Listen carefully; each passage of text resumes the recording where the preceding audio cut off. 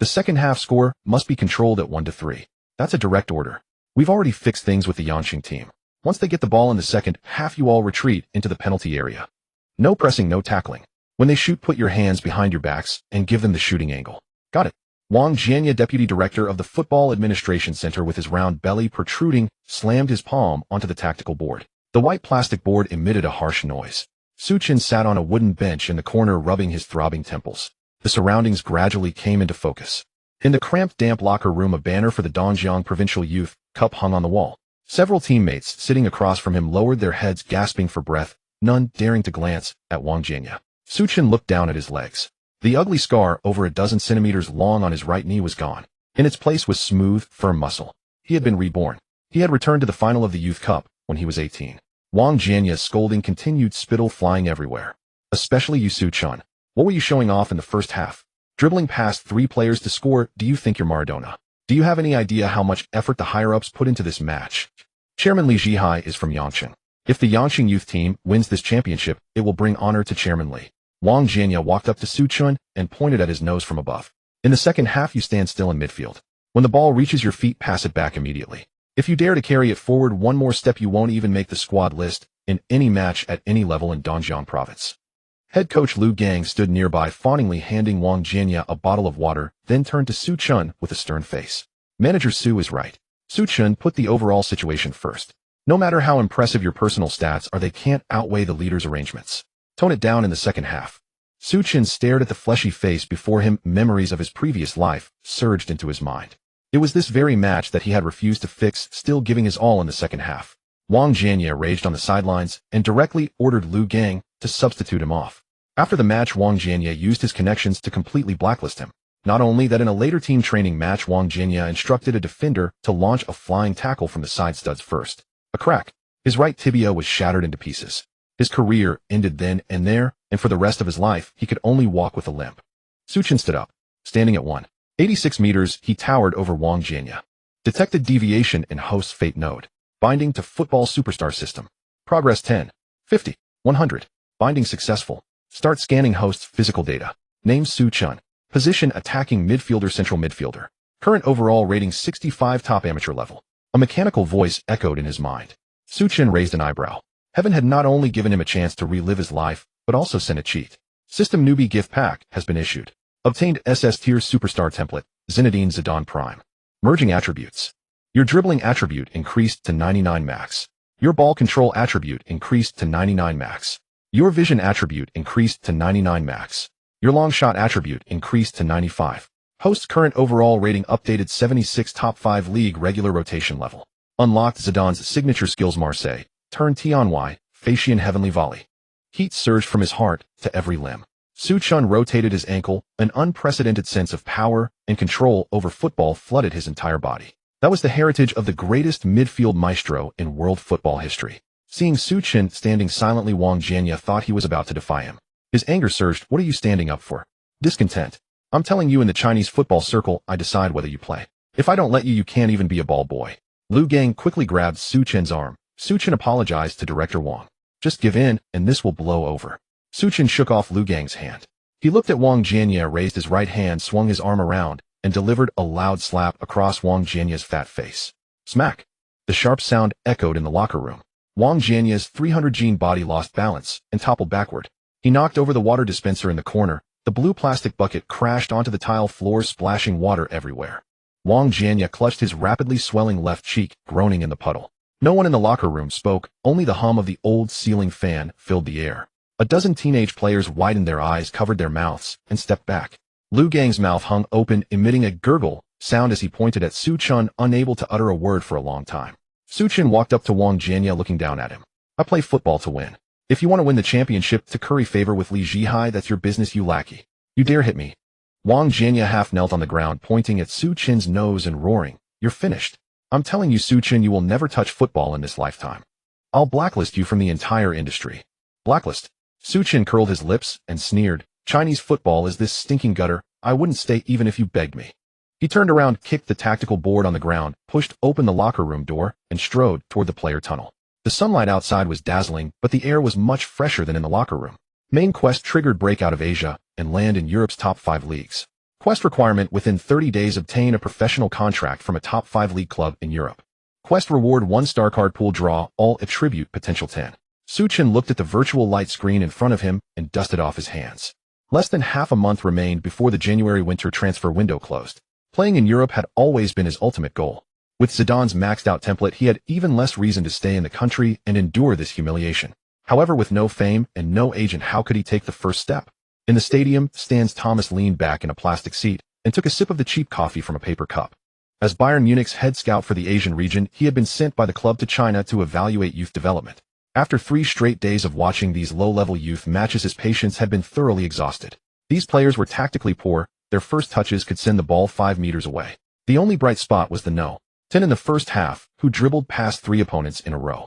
Unfortunately, a player like that, even if he went to Europe, would at best be a substitute in a third-tier league. Thomas shook his head, stuffed the documents into his briefcase, and got up to leave early. Suddenly, a harsh broadcast blared through the stadium. Wang Jianya, clutching his swollen cheek, snatched the microphone from the rostrum and shouted furiously to the entire stadium, "All security guards get here. Detain Suchin immediately. This man is completely undisciplined.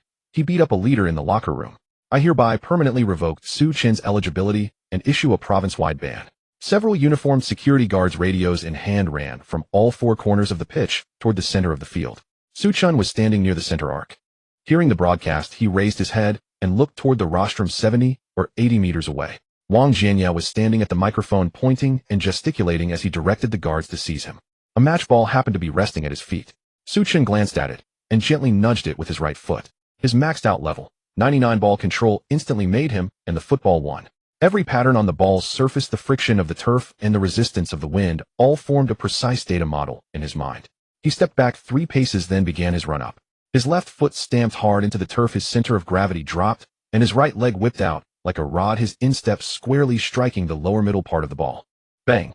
A huge muffled impact. The ball left the ground, becoming a white blur that shot straight into the sky. This was no ordinary clearance. It was Zinedine Zidane's world-renowned move, the celestial flying immortal.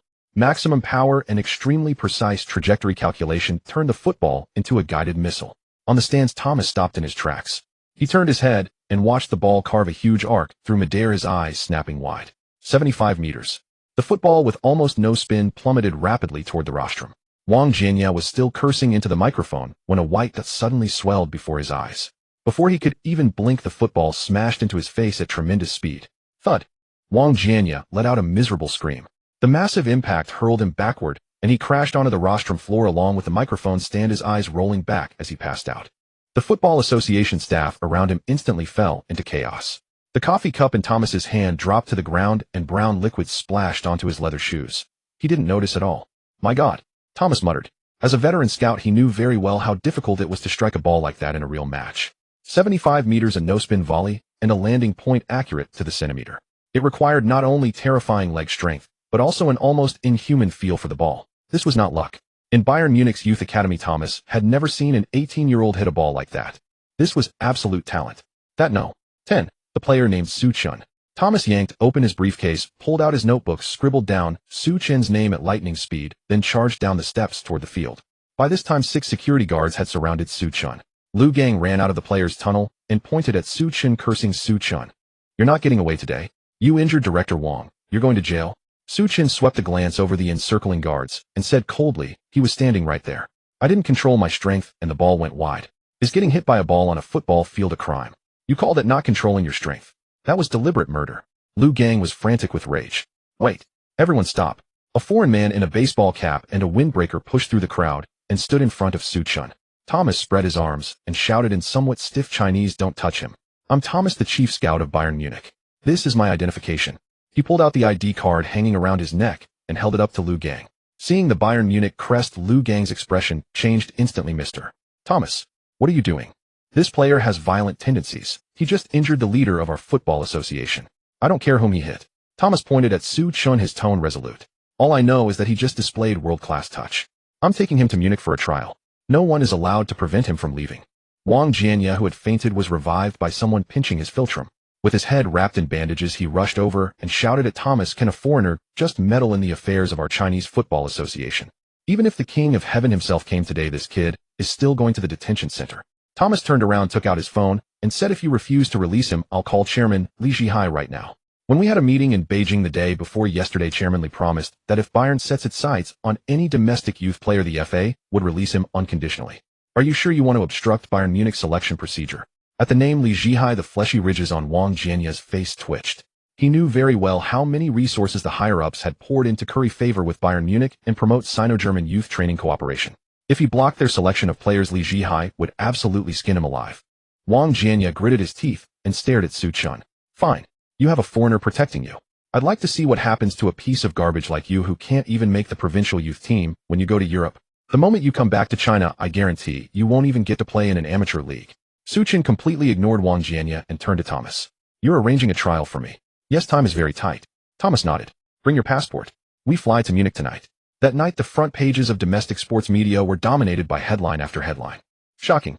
Another scandal erupts at the Provincial Youth Cup final. An unruly player openly assaults a football association leader. Poor skills but quite a temper. An in-depth expose of young player Su Chin's violent history. The Football Management Center issues a total ban. Chinese football has absolutely no use for this cancer. Below the news, netizens were all cursing. I've said all along that the people playing football in this country are a bunch of thugs. The FA did a great job this time. Trash like this must be banned. I heard he even sucked up to a Bayern scout and ran off to Germany to lie low. Don't go abroad and make a fool of us, okay? On an international flight at an altitude of 100 meters, Su Chun turned off his phone. He leaned back in his business class seat, sneering at the online abuse. Just electronic pets yapping. Once he had turned the back lines of Europe's top clubs into empty streets at dawn on the Allianz Arena pitch, these people would naturally shut their mouths. Thomas handed him a dossier. Su Chun, things in Munich aren't looking good. Schmidt, the head coach of the U19 youth team, is extremely stubborn. He only trusts players from European youth development systems and has a very low opinion of Asian players. You need to be mentally prepared. The trial won't be easy. Su Chun took the dossier, flipped through 2 pages, then casually tossed it onto the tray table. As long as you give me a ball, you don't have to worry about the rest. After a grueling flight lasting over a dozen hours, the plane touched down smoothly at Munich International Airport, in Germany, a neighboring country of Britain. It was already January 27th, leaving only the final 4 days before the European football winter transfer window slammed shut.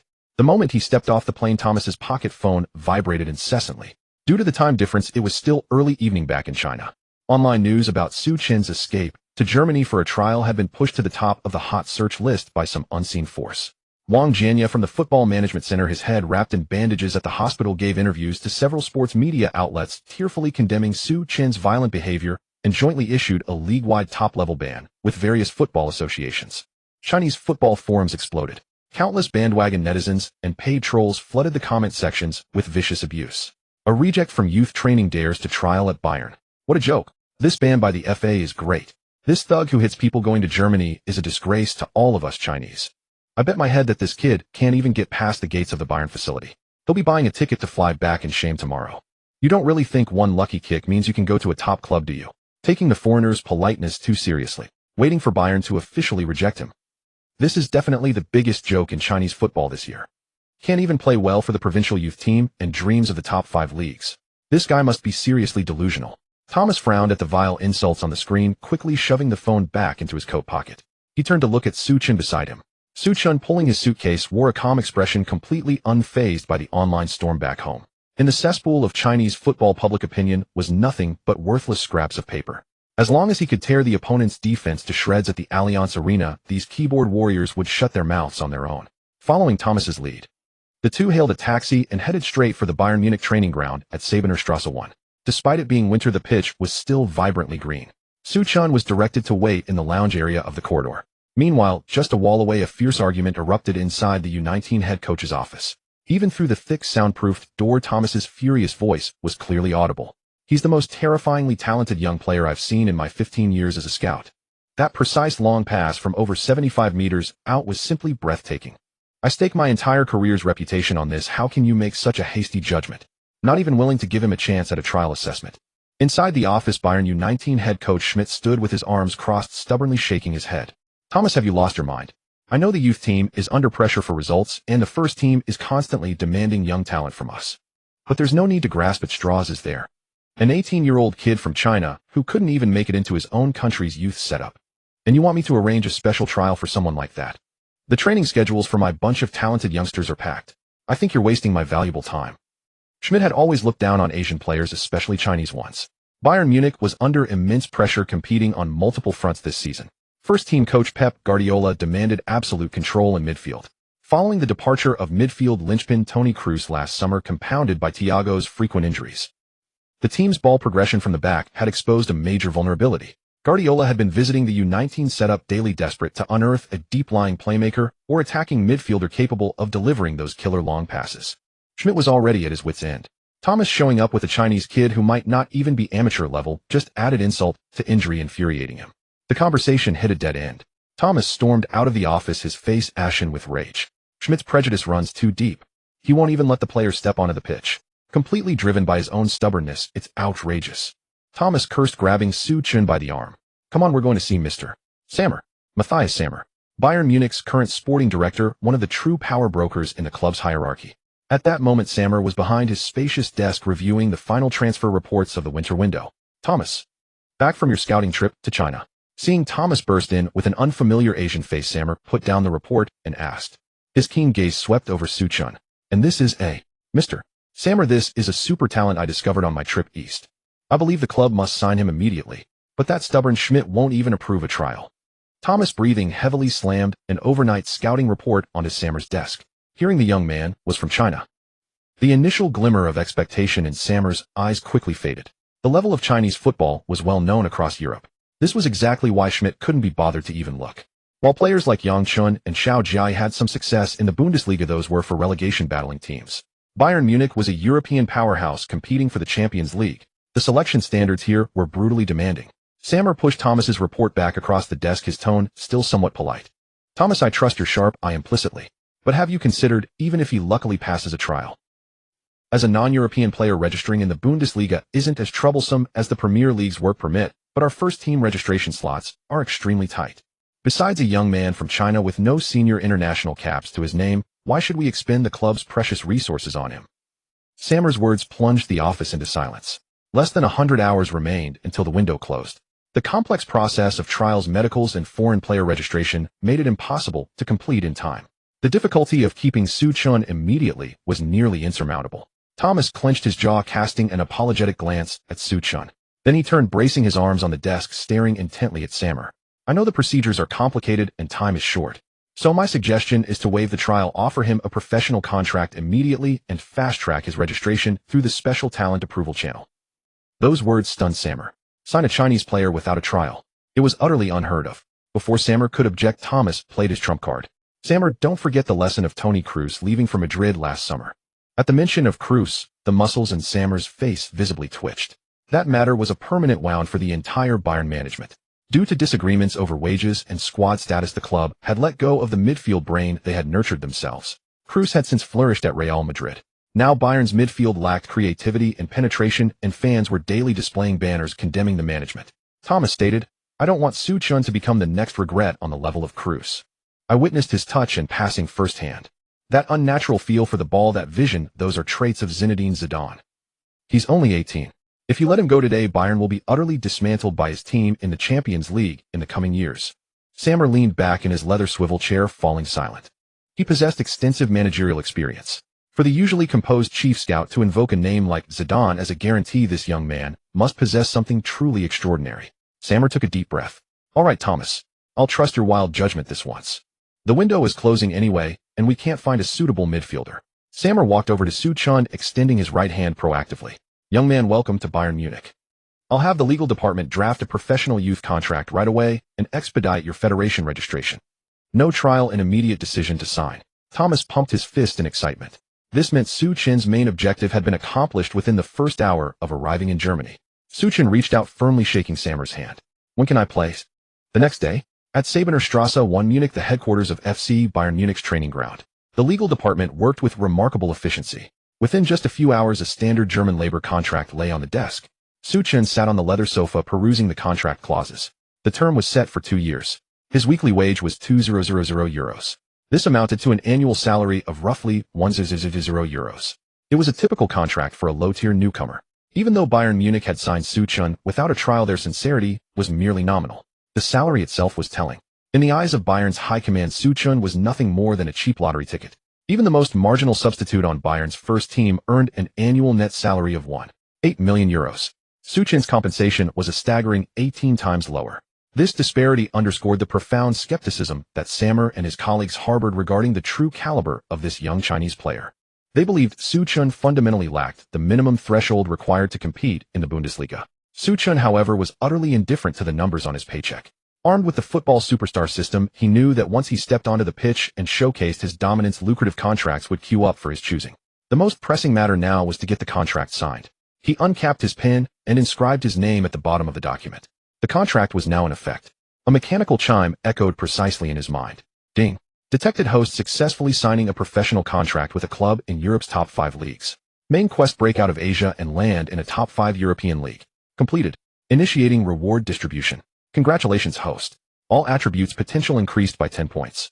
The growth rate of all currently non-maxed attributes has been significantly accelerated. Congratulations, host. You have received one chance to draw from the star player card pool. Would you like to draw now? Suchin focused his mind. Draw. On the virtual light screen, countless cards representing football legends began to tumble rapidly. 3 seconds later, a radiant golden light flashed. Draw successful. Obtained S-rank skill card N'Golo Kante's Deathly Embrace. Skill description: possesses the defensive coverage and tackling anticipation of a historical top-tier defensive midfielder. When facing a player in possession, tackle success rate increases by 40 and stamina consumption decreases by 20. Suchin's eyes lit up. The Zidane template had granted him unparalleled ball control, playmaking, and long-range striking ability. However, in terms of defensive interceptions, Zizou was not renowned for his ferocity. Kante's godly defensive skill directly filled the void in his midfield's physicality. With one for attack and one for defense, it was a perfect closed loop. Suchin closed the contract and looked up. News of this signing wasn't just reported within Bayern's internal structure, it was also transmitted back to China through the football transfer system. The Chinese internet immediately erupted. On the Bundesliga forum of the famous football site Hupu, a post about Suchin signing with Bayern was instantly propelled to the top of the trending list. The comment section was a chaotic mess. Holy shit. He actually signed. Are Bayern's executives brain dead? Don't get excited, look at the salary, it's only €100,000. This is just a signing to wipe the water cooler. He's a glorified water boy. This is definitely a marketing stunt to break into the Chinese market. They bought themselves a mascot. Director Wang Jianya was still posting videos from the hospital this morning, saying this cancer Suchin would just bring shame to the Chinese people abroad. I bet a year's salary he can't even get a game for the youth team. A waste who couldn't even hold on to the ball in a provincial match. Going to Bayern. Just wait until the foreigners send him back. Inside the Bayern office. Sporting director Sammer put away the contract, a professional smile on his face. Suchin welcome officially to Bayern. As planned, report to the U19 team tomorrow morning. Coach Schmidt will arrange your daily training. Suchin remained seated. Mr. Sammer, I asked yesterday when I would get to play. I meant official first-team professional matches. Sammer's smile faded. Thomas, the head of scouting, quickly tried to smooth things over. So you need to understand the DFB's registration rules. While the Bundesliga's foreign player restrictions are relatively lenient, the quota for non-EU players in each first-team squad is strictly capped. Currently, Bayern's first-team registration list is full. You have no international A-match appearances, so you can't use the DFB's fast-track special approval channel. The only way is to train with the youth team and wait until the end of the second half of the season. Then during the summer transfer window, we can work to free up a registration slot for you under the special talent clause. Sammer folded his hands on the desk. Thomas has made it clear. You need to be patient for 6 months. During this time, get familiar with the European pace of play in the U19s. Suchin looked Sammer straight in the eye and refused point blank. No, I don't need to play games in the youth team. If I just wanted an easy life, I would tear up this contract right now. I want to play real professional football. His forceful words echoed in the spacious office. Sammer frowned. This kid was far too arrogant. He'd just been handed a minimum wage contract, didn't even know which way the doors of Bayern swung, and yet he dared to think he could challenge the Bundesliga directly. At that moment, the office door swung open. Bayern Munich's CEO Karl-Heinz Rummenigge strode in. He had overheard Suchin's bold declaration from the hallway. Rummenigge pulled out a chair and sat down, sizing up this audacious young Chinese man. Ambition is a good thing. But rules are rules. A non-EU slot can't be conjured out of thin air. Rummenigge paused, then shifted his tone. However, if you absolutely must play immediately, there is indeed another workaround. Thomas was stunned. Mr. Rummenigge, you mean? Alone? Rummenigge said in a deep voice. The Bundesliga first-team rules are tight, but the second division's regulations are much more lenient. We could loan you to a 2. Bundesliga club. The special quota application for the 2. Bundesliga can be approved in just 2 days. You could play out the rest of the season there. Thomas looked troubled. This is too difficult. The 2. Bundesliga is known as a meat grinder. The defending is brutal, and the physicality is immense. Many talented technical midfielders have gone there and been chopped down with serious injuries within weeks. Su is only 18 and new to Europe. He might not be able to handle that kind of rough style of play. Rummenigge ignored Thomas and stared intently at Su Chun. Thomas is right. Going to the 2. Bundesliga as a newcomer is a trial by fire. Furthermore, we would need to see you deliver a dominant performance there. You must become the absolute core of the team and lead them to good results. Only then could Bayern potentially petition the DFB for a special hearing next season to force your promotion into the first team. If you can't do it, or if you get your leg broken, then once your 2-year minimum contract expires, Bayern will terminate you immediately. The office fell into absolute silence. Thomas kept signaling Su Chun, trying to tell him not to agree to this crazy gamble. In the European youth development system, an Asian player, coming from outside the system to be a firefighter in the 2. Bundesliga had a survival rate of nearly 0. Su Chun's expression remained calm. He stood up and rolled his shoulders. With Kanté's deathly embrace and Zidane's max-level ball control, he would run those brutish thugs ragged in the meat grinder of the 2. Bundesliga. Bring me the loan contract. Su Chun was decisive. A flicker of approval crossed Rummenigge's eyes. This kid's fighting spirit was far beyond his years. Thomas showed him the VfL Bochum file. Thomas sighed, helplessly pulled a document from his briefcase and handed it to Su Chun. The winter transfer window closes in 3 days. Only VfL Bochum from the 2. Bundesliga has sent us an urgent request for a loaned midfielder. But their situation is dire. Su Chun quickly flipped through the file. The 2. Bundesliga has 18 teams. With the season at its halfway point, Bochum was in 17th place with 14 points. They were deep in the relegation zone. They were a full 6 points adrift from 15th place, which marked the safe zone. They hadn't won in their last 5 league matches, and the team's morale was at rock bottom. Not only were the forwards failing to score, but the midfield's organization was also an absolute mess. Bochum's head coach was on the verge of being sacked. With no money for transfers, the club could only scrounge for free loans of young players hoping to get lucky. Where you're headed is a mess, Thomas said grimly. There's no strong teammate to play off, and no one will protect you. Su Chun closed the file. The worse the team, the more it highlighted the value of a true core. At Bayern, surrounded by superstars, he would have to fight for every touch of the ball. At Bochum, he would have absolute freedom to attack and orchestrate. I accept. Bochum is a city in North Rhine-Westphalia, Germany. Thomas drove the rental car off the highway. Su, I need to emphasize the situation in Bochum to you once more. Thomas gripped the steering wheel with both hands and glanced at Su Chun. They're currently second from the bottom in the 2. Bundesliga, and the club's atmosphere is terrible. Head coach Peter's position is precarious. He desperately needs a player who can deliver results immediately. You have no European League experience, and your physical stats aren't outstanding. You'll definitely face scrutiny when you arrive. The intensity in the 2. Bundesliga is high, and the referees allow a lot of physical play. Those defenders won't go easy on you just because you're young. You must be mentally prepared and avoid getting into physical confrontations with them. Moreover, the dressing room at Bochum is chaotic. The older players are usually not friendly to newly arrived loanees. Su Chun leaned back in his seat, gazing out the window, unconcerned by Thomas's worries. Zidane's superstar template granted him elite ball control and vision. The Kanté's death web skill he had drawn yesterday gave him defensive anticipation. In a league like the 2. Bundesliga, which emphasizes physical confrontation, a midfielder with his tactical awareness and technique would be utterly dominant. Meanwhile, back in China, Su Chun's latest developments sparked discussions in the domestic sports circle. A prominent sports influencer posted an expose video on social media. The video was titled, "Kicked Out by Bayern Domestic Outcast, Su Chun Demoted to Relegation Zone in 2. Bundesliga." In the video, Wang Jianya, the deputy director of the Football Management Center, his head wrapped in bandages, sat on a hospital bed for an interview. Wang Jianya slapped his thigh as he spoke to the camera. I said it long ago, how could those top European clubs ever fancy a thug with no sporting ethics? Bayern Munich's higher-ups were fooled by their own scouts. They bring him to Germany, and upon closer inspection his true colors are immediately revealed. What genius! It's all fabricated hype. Now they've packed him off to the 2. Bundesliga to fight relegation. You can't make a silk purse out of a sow's ear. Wang Jianya grew more agitated. Let me state clearly on behalf of the Football Association, even if he can't make it abroad, no domestic team will ever take him in. The soil of Chinese football cannot tolerate such a cancer. Every player produced by our domestic youth system is disciplined and well-behaved. But Su Chun has to be the exception, clashing with coaches and even resorting to violence. People like him only bring shame to Chinese football abroad. I heard that Bochum is so poor they can't even pay wages. Going to a place like that without even a translator, let's see how he survives. I bet within a month he'll be crying to come back home. And when he does, the Football Association will definitely not grant him registration to play. Wang Jianya's remarks ignited a firestorm of online commentary. Major sports forums were sharing the video. After the interview was released, netizens in the live stream went into a frenzy. Bullet comments flooded the screen. Knew this would happen. Yesterday, everyone was hyping this overseas prospect. Look who's laughing now. Going to Bayern was just a publicity stunt to warm the bench. Now he can't even do that, exiled to the 2. Bundesliga as a substitute. A relegation battling team in the 2.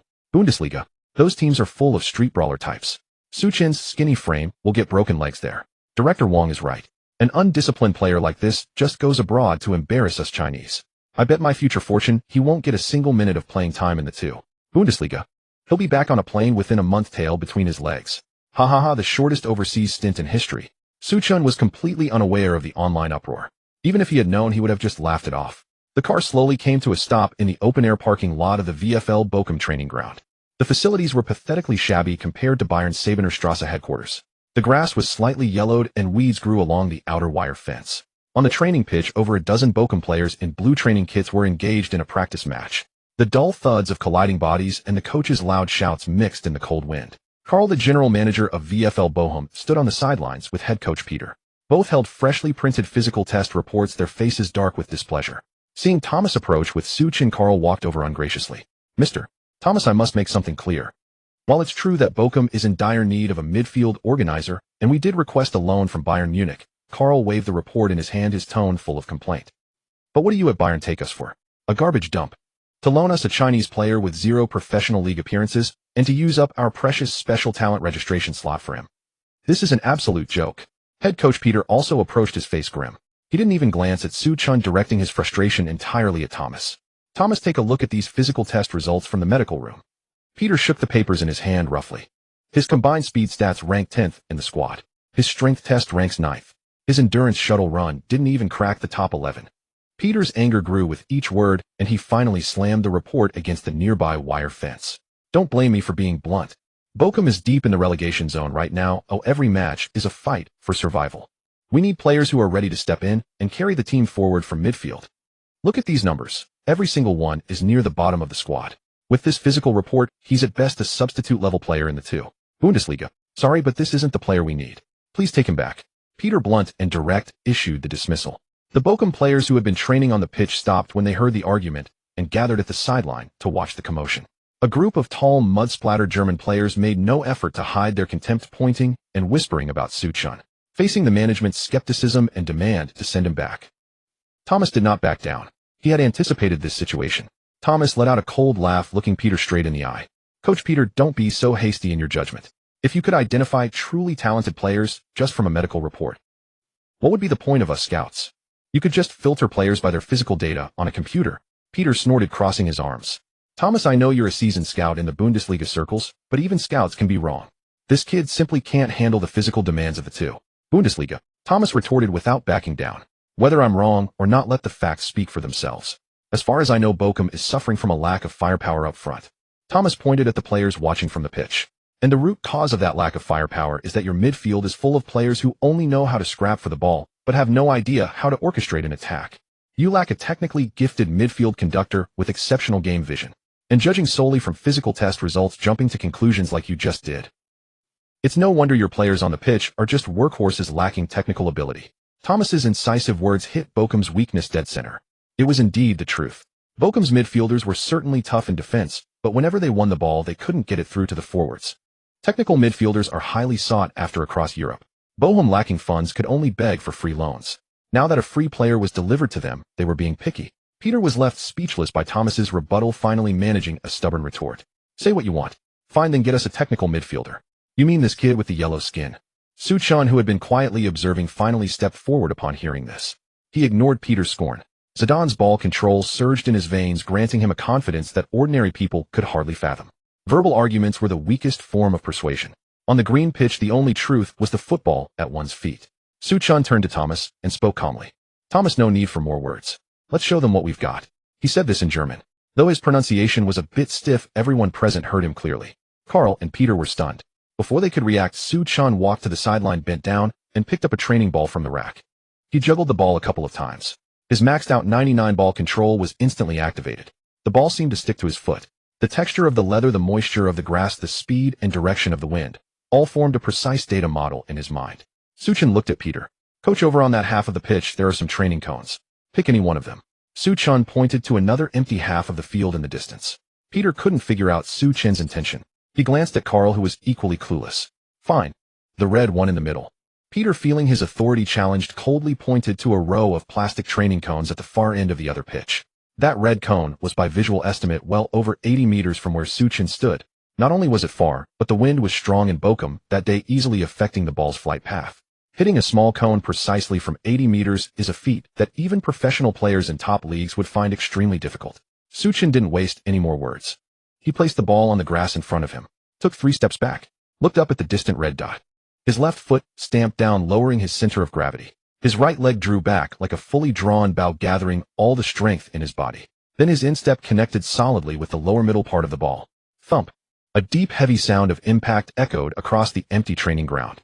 The ball, with a strong upward trajectory, launched into the air. It traced a huge arc in the sky, soaring over the halfway line over the penalty area. There was no unnecessary spin. It flew straight and true, descending rapidly toward its target. All sound on the pitch vanished in that instant. Ding! A crisp clatter echoed from 80 meters away. The red cone that Peter had randomly pointed out was struck on the top by the falling ball and toppled over. The surrounding blue cones remained standing. A deathly silence fell. Carl instinctively reached up to support his jaw, which felt like it was about to hit the ground. He stiffly turned his neck and exchanged a bewildered look with Peter. Before Carl could ask, Peter provided the answer he was looking for. At least 80 meters. That had to be at least 80 meters. Both of them involuntarily glanced at Su Chen as if looking at a monster. Pinpoint accuracy from over 80 meters away. If he said he'd hit the middle cone, he hit the middle cone and nothing else. What incredible long pass precision. This combination of long-range striking technique and freakish accuracy was exactly the super midfield brain Bochum had been searching for. If he could deliver passes like that to the forwards, Bochum strikers starved of service would be getting one-on-one chances with ease. Meanwhile, Thomas stood by, still wearing a confident smile. He knew this would be the outcome. Coach Peter, manager Carl. Thomas broke the silence. So what do you think? Regarding this deal, shall we still sign him right now? Peter shouted vigorously, slapping the still stunned Carl on the back, afraid that if they delayed even a second, Bayern Munich might change their minds about loaning Su Chen. Carl snapped back to reality, fumbling for his phone, his fingers trembling as he dialed his assistant. Hello? Bring down the prepared loan agreement immediately. Hurry. Yes. Right now? A trial. What trial? A talented player approved by Bayern Munich without a trial, and you think you need to test him? Bring it over now. This rapid about-face left the watching Bochum players utterly dumbfounded. But none of them dared to utter a single word of mockery now. In competitive sports, ability commands respect. Su Chen's kick had completely won over these tough German players who relied on their physicality. Within 10 minutes, a Bochum assistant jogged over with the official loan contract. After showcasing his incredible long passing ability, the loan agreement between Blackburn and Bayern Munich was signed smoothly. The loan period was until the end of the season. Head coach Peter, who had previously criticized Su Chen's medical report, now looked at Su Chen with a constant smile in his eyes, treating him like a precious gem. Ding. Detected host completing a temporary event challenge. Successfully impressed the VfL Bochum management. Received special reward. Your stamina attribute has increased by 5 points. Current overall rating updated to 77, average starter level for top 5 leagues. Mission named the starting point of the road to stardom. Mission objective: make your professional debut in the 2. Bundesliga. Mission reward: 1 treasure chest draw opportunity. The weather in Bochum was even more bleak and cold than in Munich. Thomas parked the sedan beneath a gray apartment building. This was the temporary accommodation that Bochum Club had arranged for Su Chen. The environment was far from ideal. After all, Bochum was mired in the 2. Bundesliga relegation zone, and the club's finances were in complete disarray. The fact that they could spare a free single apartment was already out of deference to Bayern Munich. Thomas helped Su Chen carry his luggage upstairs. Standing at the door, Thomas patted Su Chen on the shoulder. Coach Peter said over the phone that he's granting you 2 extra days of rest. You can use this time to explore the city, buy some daily necessities, and get over your jet lag. By the weekend league match, you'll be in the squad. Su Chen nodded and took the keys. Thank Mr. Sammer for me. Tell him he will soon be glad he made the right decision. Thomas smiled, turned, and headed downstairs. Su Chen pushed open the apartment door. The room was small. A single bed, an old wardrobe, and peeling paint on the walls. The radiator emitted a faint hum. Though the conditions were Spartan, it was no issue for him at all. As long as he could play football, he wouldn't care even if he had to live under a bridge. Su Chen pushed his suitcase to the corner and sat directly on the edge of the bed. The familiar mechanical prompt sound rang out on time in his mind. Ding. Congratulations, host, on completing the temporary event challenge. They impressed the Bochum management. Mission has been settled. Special reward: obtained stamina 5. Opportunity to draw a treasure chest obtained. Su Chen focused his mind and summoned the system panel. A virtual screen of light materialized before his eyes. In the center of the main page, a gleaming golden treasure chest icon was highly conspicuous. Through his exploration over the past few days, Su Chun had become intimately familiar with all the system's functions. By completing tasks issued by the system, one could obtain rewards of varying levels. The system chests came in 4 distinct tiers: fine grade, superior grade, epic grade, and legendary grade chests. As was evident from the names, the higher the tier, the more extraordinary the contents. However, on the current system interface, only the fine grade chest icon was illuminated and tangible. The superior, epic, and legendary chest icons were all grayed out locked. Draw now. Su Chun gave the command without any hesitation. The chest on the panel began to spin rapidly. A flash of golden light burst forth. Ding. Congratulations, host. You obtained a fine grade chest X1. Ding. Congratulations, host. You have unlocked the eligibility to obtain superior grade chests. As the prompt sound faded, the gray icon of the superior grade chest shed its color, turning a bright blue. Next time a mission was completed, there would be a chance to draw an even higher tier chest. System noticed the more chests the host draws, the higher the probability of obtaining higher tier chests. Su Chun tapped into the system's built-in personal inventory. He selected the newly acquired fine grade chest. Open. The lid sprang open and 3 beams of light in different colors flew out, directly diving into Su Chun's body. Congratulations, host. You obtained 100 euros in cash. Congratulations, host. You obtained top-tier German language proficiency. Congratulations, host. You obtained an item superior grade chest clue card. Su Chun let out a long breath. A surge of warmth rushed into his brain. A massive amount of German vocabulary, grammatical structures, and slang usage was etched deep into his memory. He walked over to the old television in the room and pressed the power button. The screen was playing a local German sports news channel. The anchor's speech was extremely fast. 10 minutes ago, listening to this would have been like comprehending an alien language. But now every syllable entering his ears could be instantly converted into clear Chinese definitions. This was native-level foreign language ability. For a player going abroad, this was absolutely a god-tier reward. Countless Chinese players had endured great hardships to reach Europe. But due to language barriers, they couldn't understand the coach's tactical instructions. They couldn't contribute in the locker room and were ostracized by local players. Ultimately, they could only return home in disgrace. Su Chun picked up the remote control and read a segment of the news broadcast along with the TV anchor. His pronunciation was clear and accurate, his accent remarkably authentic. With this ability, his tactical integration into the Bochum team would be greatly accelerated. With the language issue resolved, Su Chun picked up his phone from the bedside. The screen lit up and a bank deposit notification popped up. Dear customer, 100,000,000 euros has just been credited to your overseas account. Current balance, 100,000 euros. That was equivalent to 7 or 800,000 RMB. Bayern's basic salary contract gave him a weekly wage of only 2,000 euros. Having just arrived in Germany, he needed to buy training gear, improve his nutritional diet, and hire a personal physiotherapist. Expenses were everywhere. This money completely solved his immediate financial woes.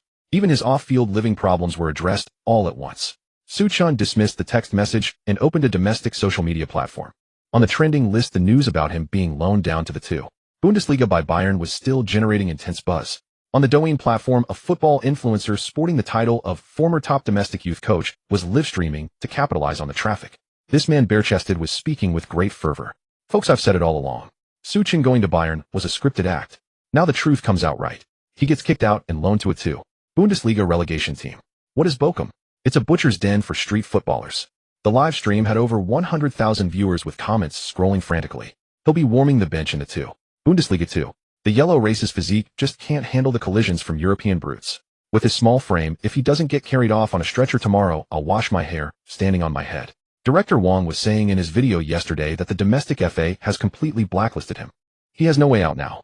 He might as well buy a ticket and crawl back home. He's just embarrassing himself and shaming all domestic players abroad. Waiting for Su Chun's debut disaster. I've got my HD screen recorder ready for the laughs. Su Chun watched the dense barrage of malicious comments on the screen. Expressionless, he pressed the power button and tossed the phone aside. This was the current state of Chinese football. A bunch of keyboard warriors who don't play and corrupt administrators have turned the sport into a cesspool. Getting angry at these people was a pure waste of time. Under the spotlight of European leagues, scoring goals and providing assists to slap their faces was the most direct form of retaliation. Su Chun redirected his focus back to the system. A golden card lay quietly in his personal inventory.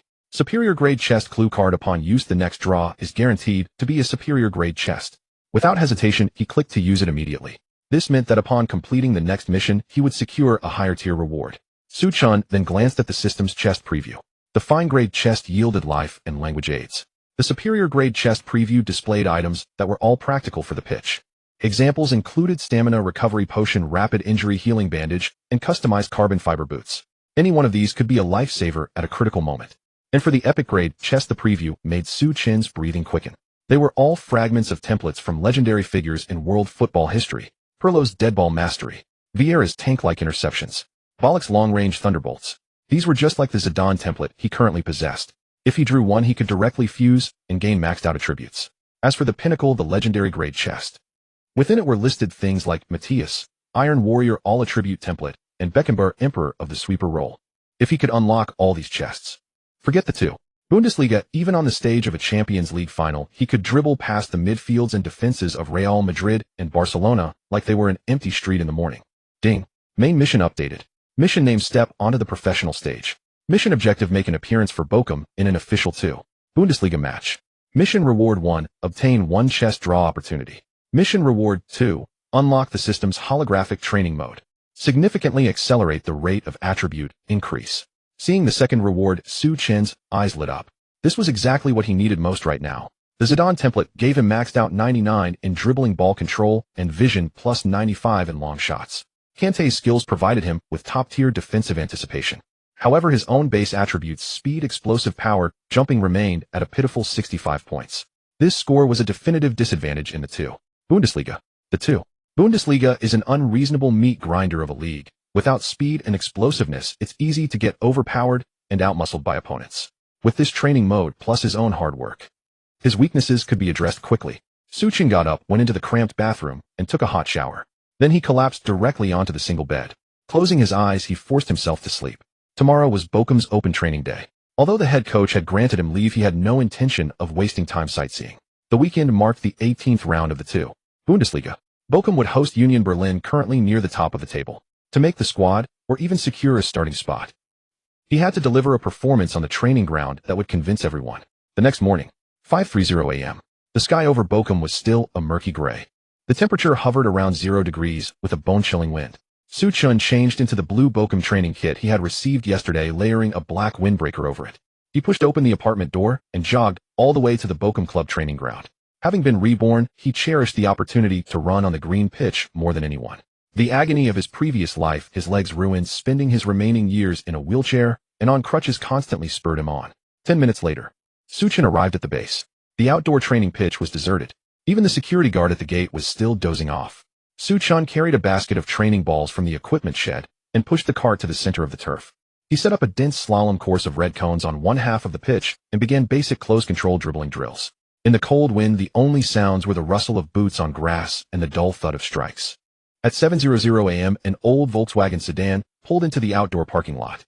Bochum's head coach Peter, sporting heavy dark circles under his eyes and holding a stack of tactical notes, pushed open the car door and stepped out. Peter had been losing hair in clumps from worry these past few days. The team was on a losing streak. The strikers had scored fewer than 10 goals combined in half a season. The club's higher-ups had issued him an ultimatum yesterday. If they lost the weekend home game against Union Berlin, he could directly go and collect his severance pay. The counterattack strategy wasn't working. The midfield, a bunch of brutes, could only blindly hoof the ball clear. The entire tactical system was in shambles. Peter side-locked the car and walked towards the training ground gate. Thump, thump, thump. Through the chain-link fence, Peter suddenly heard a series of rhythmic strikes on the ball. He froze, stopping in his tracks. It was just past 7. The team's official training time was 9. Which of these players who clocked out on time and complained about even a minute of overtime would voluntarily come for extra practice? Peter peered through the fence. When he clearly saw the figure in the blue training kit on the pitch, he was rooted to the spot. It was that young Chinese loanee, Su Chin. Yesterday at the signing, Peter had already witnessed Su Chin's stunning inch-perfect 80-meter pass. He had originally planned to let the kid rest for 2 days to recover his stamina, then maybe let him get a feel for the pace in next week's DFB Pokal match. He hadn't expected him to be immediately involved in a high-intensity league battle like this weekend's. But on the pitch right now, Su Chin was weaving through the dense cones at high speed. With the Zidane template active, his maxed-out 99 dribbling and ball control were on full display. The ball seemed glued to his instep.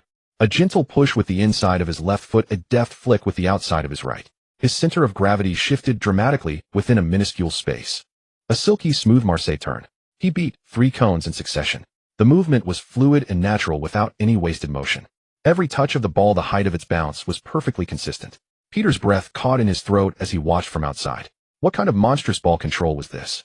If yesterday's long pass was a sign of natural talent, then this display of short passing penetration and close-quarters control was completely at the level of a starting attacking midfielder for a top European club. What struck Peter most was Su Chen's diligence.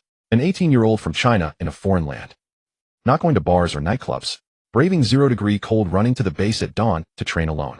That self-discipline was the most formidable weapon of all. Peter gripped the tactics board in his hand tightly. For the weekend match against Union Berlin, if he placed this Chinese player in the attacking midfield role, maybe he could truly unlock Bochum's paralyzed attacking network. Peter took a deep breath, pushed open the chain-link gate, and strode inside. Huff huff. Drenched in sweat, Su Chen finally halted his movements, casually wiping the perspiration from his brow with the hem of his training jersey. He turned and saw Peter, the head coach of Bochum, standing unnoticed at the edge of the field. "Good morning, Coach Peter." Su Chen stopped the ball and raised a hand in greeting. Flawless, fluent German flowed from his lips. Peter was stunned on the spot, his eyes wide as saucers.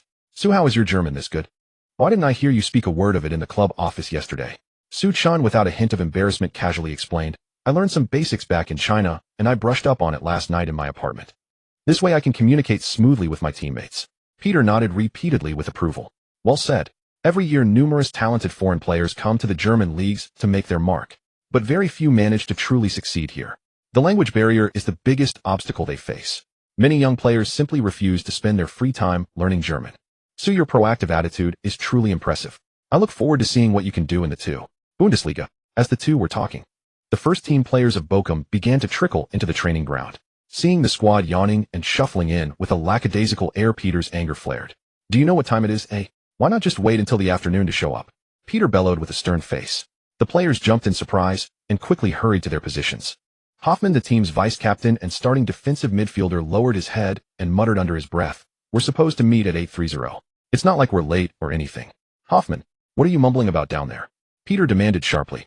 Hoffmann coughed dryly and replied loudly, "I said good morning, coach."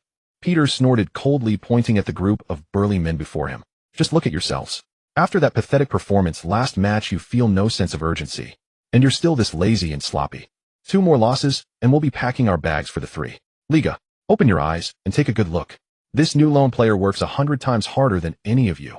Peter's speech successfully drew the entire team's attention to Su Chen. The tall, robust German players all sized up the young man with the Eastern face.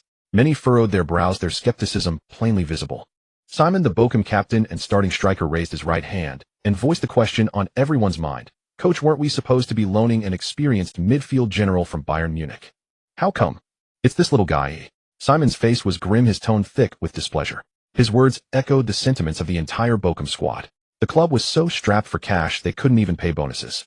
When they heard a midfielder was coming on loan from Bundesliga giants Bayern, everyone expected a seasoned, powerful addition. They were counting on him to carry the team to survival in the second half of the season. But management had brought in an 18-year-old Asian face. Was this really a professional player from Bayern Munich? Peter cleared his throat and announced to the team, "Everyone, this is Su Chen from China, a player Bayern just signed. Don't let his age fool you, his long passing ability is exceptional." Hearing that Su Chen was from China and a newly signed rookie, the Bochum players exchanged glances, unable to hide their disappointment. Some even shook their heads outright. Captain Simon spread his hands and protested in frustration.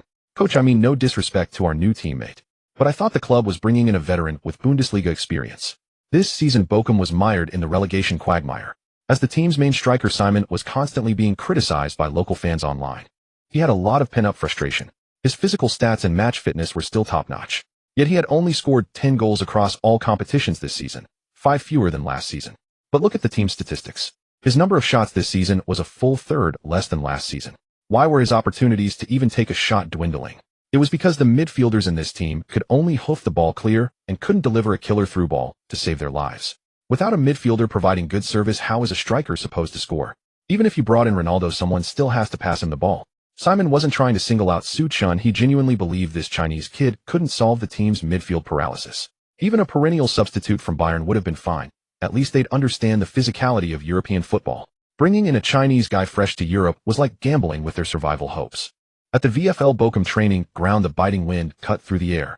All the first-team players stood on the pitch, their gazes unabashedly fixed on Su Chen. Simon, the team's striker and captain, threw his hands wide in protest. "Coach, this is no joke. We're playing Union Berlin this weekend. We need players who can make an immediate impact to avoid relegation. This Chinese guy has no professional match experience. You're putting him in the starting 11. Vice-Captain Hoffmann chimed in. His physique won't last 10 minutes in the Bundesliga. They'll tear him apart. We need warriors ready to fight. Bayern shoved him onto us just to get him some playing time on our dime.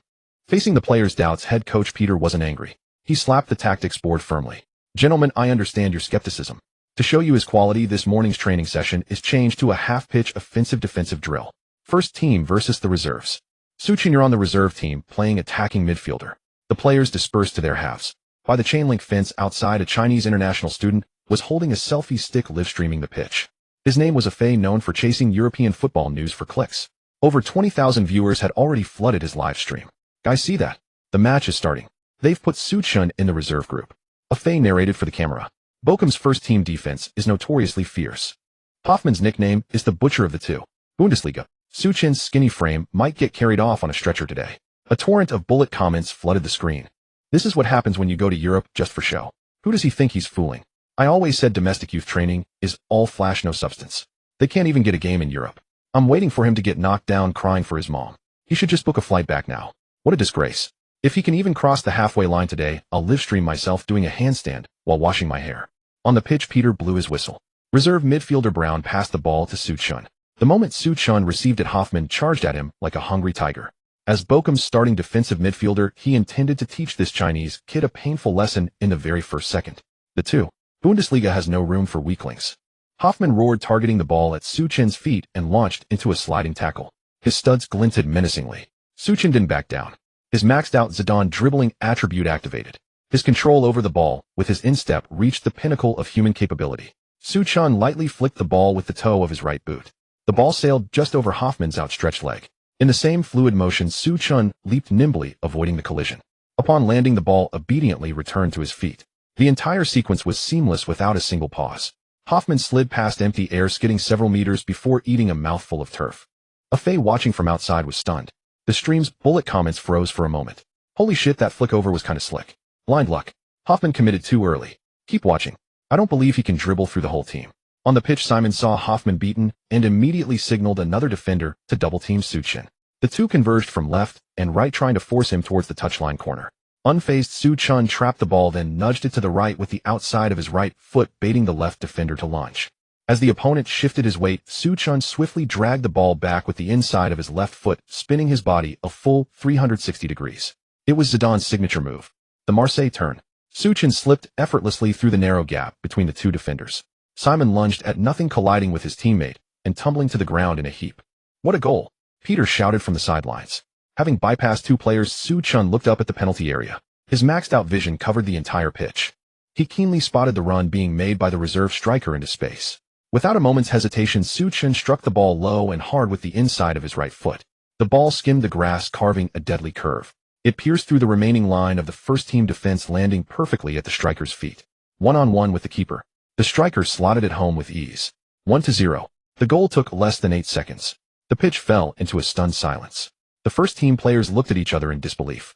One time could be luck, but beating two players and delivering a killer assist was beyond mere luck. For the next 20 minutes, the drill turned into a complete rout. Whenever the ball was at Suchin's feet, the first team simply couldn't get it back. His canty-like, death-grip defensive skill turned him into an impenetrable wall at the back. Simon attempted to dribble past him 3 times, but each time Suchin read the move, cut off the passing lane, and intercepted the ball with ease. 4-0. Peter blew the final whistle. Peter walked to the center of the pitch, beaming. So do you still think he doesn't deserve to start this weekend? Simon gritted his teeth, wiping sweat from his brow. Coach's close control is undeniably brilliant. But in the Bundesliga, the second half often comes down to long balls and aerial duels. We need a long passer who can split a defense with one kick. Peter turned to Hoffmann. Hoffmann, do you share Simon's view? Hoffmann nodded. His short passing is beyond question, but he hasn't really shown his long passing accuracy yet. Peter looked around at the group. Simon, haven't you been complaining about the lack of a good long passer in the squad? The best long passer is standing right in front of you. Simon frowned skeptical. Peter continued, remember the target game? The players began to murmur. The target game was Bochum's brutal test of long passing accuracy. A plastic equipment basket was placed far away, and players had to try and kick the ball into it. Hoffmann raised his hand and shouted, Coach, I hold that record. 42 meters. It took me over 100 tries to succeed just once. You think he can break my record? Peter pointed to a spot 50 meters away. If anyone can kick the ball into that basket from 50 meters out, their weekly fitness training is cut in half. I've said that before, right? The players nodded in agreement, but nobody had ever managed it. Suchin walked over to Peter and spoke in fluent pure German. No need to move it closer to 50 meters. Suchin's voice was calm. Hoffman was taken aback. This Chinese guy's German was more authentic than a local's. He hadn't said a single word in the office yesterday. Simon sneered. 50 meters is too close for you. Anyone can talk big. Suchin raised his hand, pointing to the far end of the complex. It was the goal line of the adjacent training pitch. Let's use that red plastic basket over there. No need to bother bringing it closer. The scene erupted in commotion. Brown stammered, Sue. That basket is 105 meters away. And there's a level 3 crosswind today. Hoffman's eyes widened. Kid, you're insanely arrogant. Kicking a ball into a half-meter-wide basket from over 100 meters. If you can do that, I'll call you boss from now on. Back at the live stream, a Faye zoomed in on the distant red equipment basket. A 100-meter target shot. He's lost his mind. Even pro goalkeepers can't kick it that accurately. What a show-off. Get ready to watch him fail. If he makes this, I'll eat my phone screen. Back in the center of the field, Suchin took 2 steps back. Coach, please pass me the ball at your feet.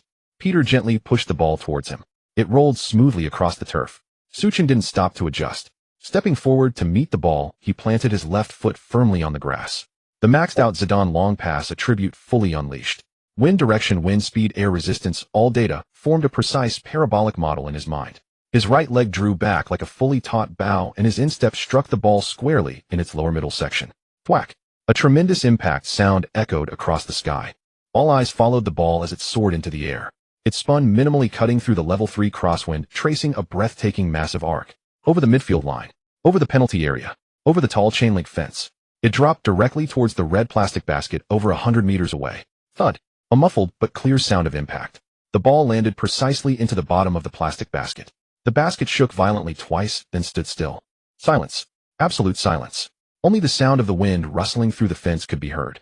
Every Bochum player stood frozen, as if under a spell. Brown clutched his head, eyes wide as saucers. Hoffman's mouth hung open wide enough to fit an apple. He swallowed hard. Is this really? Hoffman stammered to himself. Simon, who had mocked Suchin moments earlier, was completely dumbfounded. He rubbed his eyes, unable to process what he was seeing. 100 meters. No adjustment. Scored on the first touch. What kind of godly footwork was this? In the live stream room, Afei's mouth was agape, speechless for a long moment. The bullet comments went blank for a full 5 seconds. Then they flooded the screen. Holy shit. Holy shit. Is that a guided missile, or what? No one else on Earth has that kind of accuracy. Hey, where's the guy who said he'd eat his phone screen? Come out and show us. 100-meter blind sniper shot. This is true art. Wang Jianya is definitely going to have a heart attack when he sees this video. Simon was the first to react. He rushed over and grabbed Suchin by the shoulders, shaking him excitedly, his words tumbling out incoherently. Master. You're definitely a passing master. With you feeding me the ball from behind, I'll score 20 goals this season. Hoffman walked over, face red, and gave a thumbs up. Suchin, I was out of line earlier. I'll keep my word. From now on, you're the boss of the midfield. The Chinese core of the 2. Bundesliga. From 100 meters away. A single pass. Right on target. The entire Bochum team stared at the football resting silently in the red plastic basket, not daring to breathe. What kind of divine footwork was this? If they hadn't seen it with their own eyes, they would never have believed that an 18-year-old Chinese youth could display such inhuman precision. Coach, this.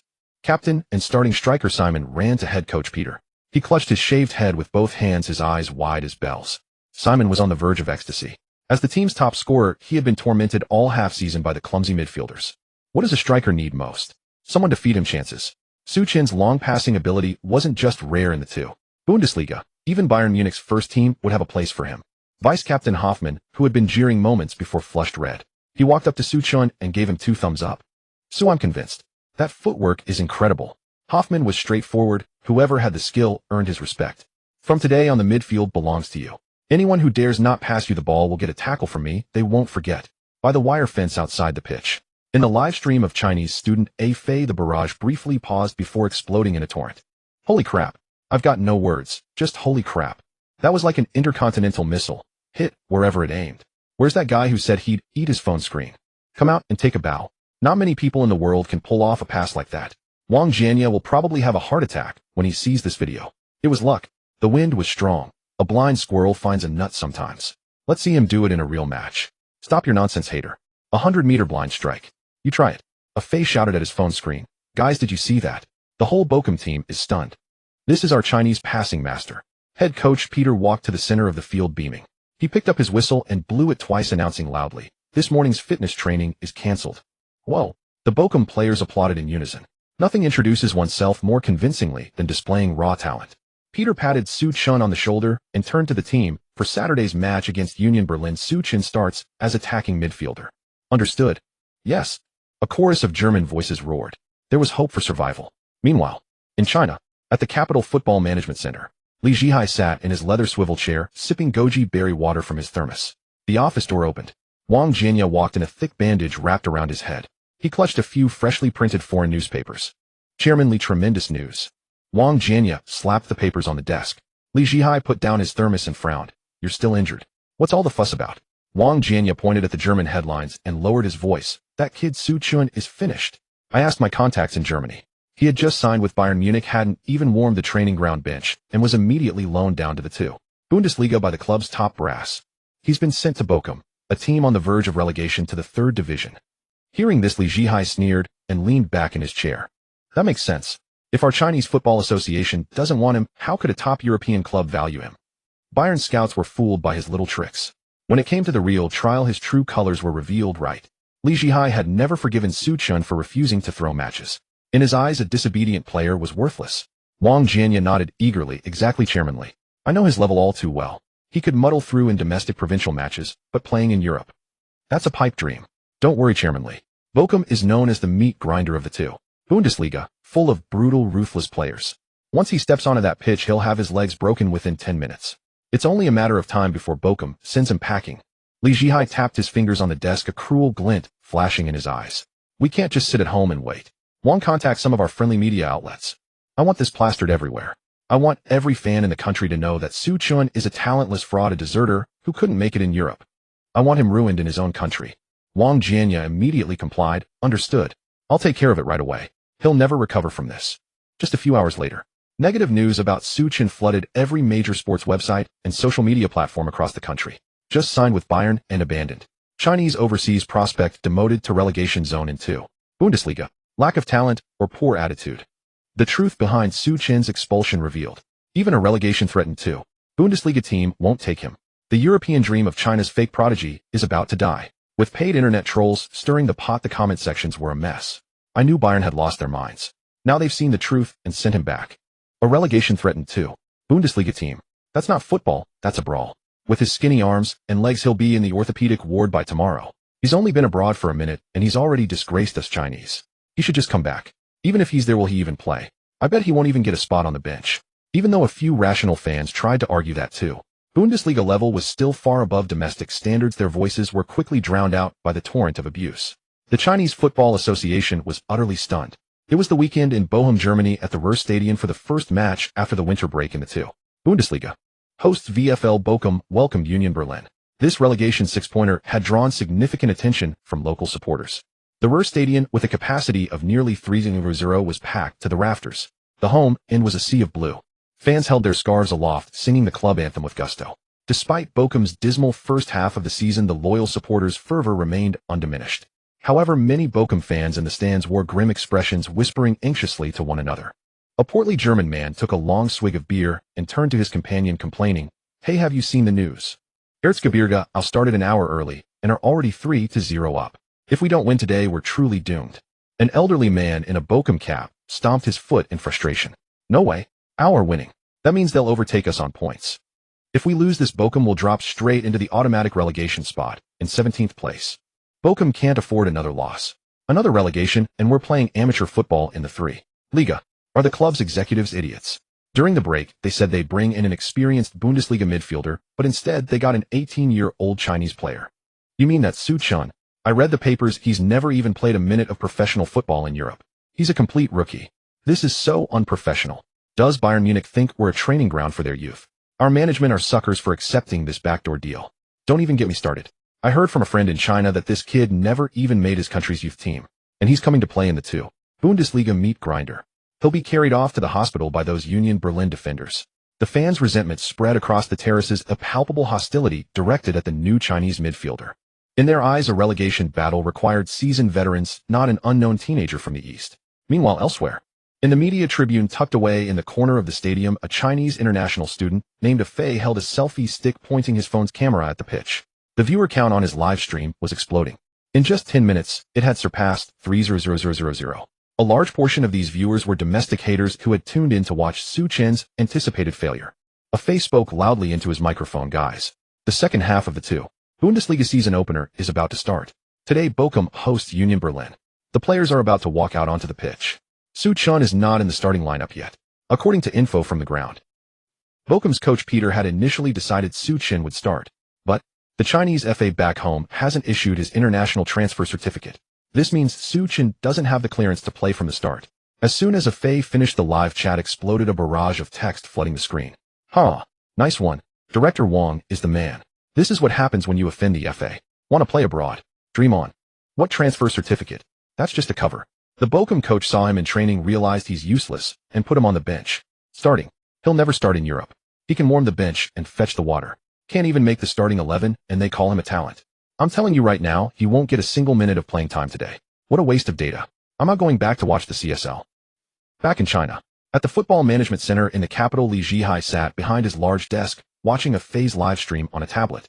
He took a sip of tea from his purple clay pot, a smug look on his face. Beside him, Wang Jianya, his head wrapped in bandages, grinned, his chubby cheeks jiggling. Chairman Li, your strategy to cut off their supply is brilliant. Wang Jianya gave an exaggerated thumbs up. We don't stamp the paperwork, we don't issue the ITC. Even if Bayern Munich's top brass wants to promote him, they have to follow FIFA's rules. Without the paperwork, no matter how short-handed Bochum is, they can't risk playing him illegally. Li Zhihai put down his teacup with a cold snort. This reckless kid Su Chen thinks he can conquer the world by running off to Germany. If I stall his paperwork for just 2 weeks, he'll lose all trust at Bochum. Then the coach gets annoyed and sends him to the youth team, or cancels the loan altogether. Wang, are the internet trolls ready? Wang Jianya nodded eagerly. Don't worry. I've hired over a dozen click farms. The narrative is spreading across the web. If he doesn't play today, or plays badly, we'll release press releases portraying him as a fraud and a phony. We'll ruin his reputation in China for good. The scene cuts back to Germany. In the Bochum home team's locker room, the atmosphere was tense. Head coach Peter slammed his hand on the tactics board. Those bastards. They're deliberately trying to destroy a talent. Peter shouted at general manager Carl. Carl, it's 10 minutes to kick off, and you're telling me Su's paperwork still hasn't arrived. I spent 3 days building a new midfield penetration tactic around Su Chen, and now you want me to change the plan at the last minute. Carl wiped the sweat from his brow. Coach, I filed an appeal directly with FIFA through the German FA, but FIFA's procedures take time. The Chinese side just won't reply to emails or send faxes. There's nothing we can do right now. The starting lineup must be submitted. We'll have to start Brown instead. Su Chen will be on the bench. The moment the fax arrives, we can make the substitution. Su Chen, sitting calmly on the wooden bench, spoke up. Coach, it's fine. Su Chen's voice was steady. Let Brown start. You guys can tire them out first. When I get on, I'll deliver the finishing blow. Hearing this, Captain Simon walked over and patted him on the shoulder. So you're right. Those bureaucrats back home are trying to mess with your head. Don't fall for it. We'll hold the fort up front. Vice Captain Hoffman stood up, clapping his hands together. Listen up, guys. Su can't play today, so we fight like we did in the first half of the season. Everyone gives it their all.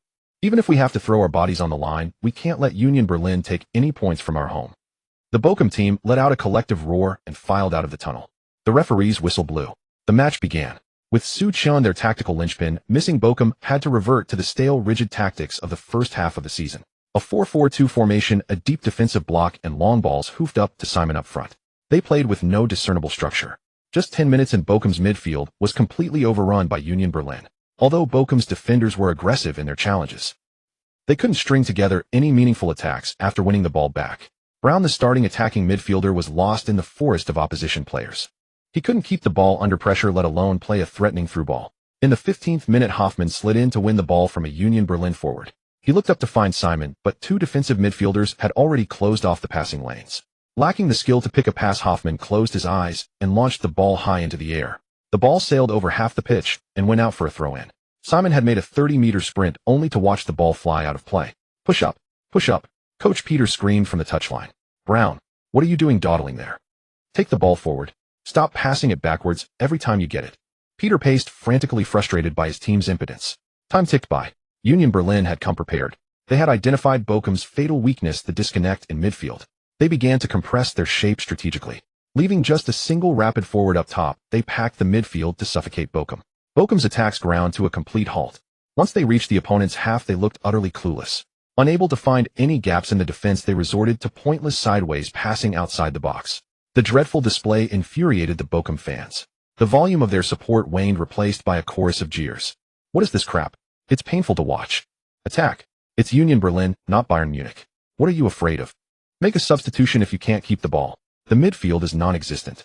If we don't win this, we're going down. A draw is useless. The fans' anger echoed around the Ruhrstadion.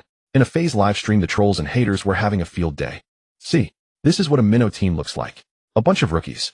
That waste Su Chun will get tackled into the stands before he even touches the ball. No one can save this team's tactics. Su Chun is lucky he's not playing today. He would have been the scapegoat. I've always said Chinese youth development is trash. Good on the Chinese FA for banning him. Bochum are dead today. If they win, I'll eat my hat.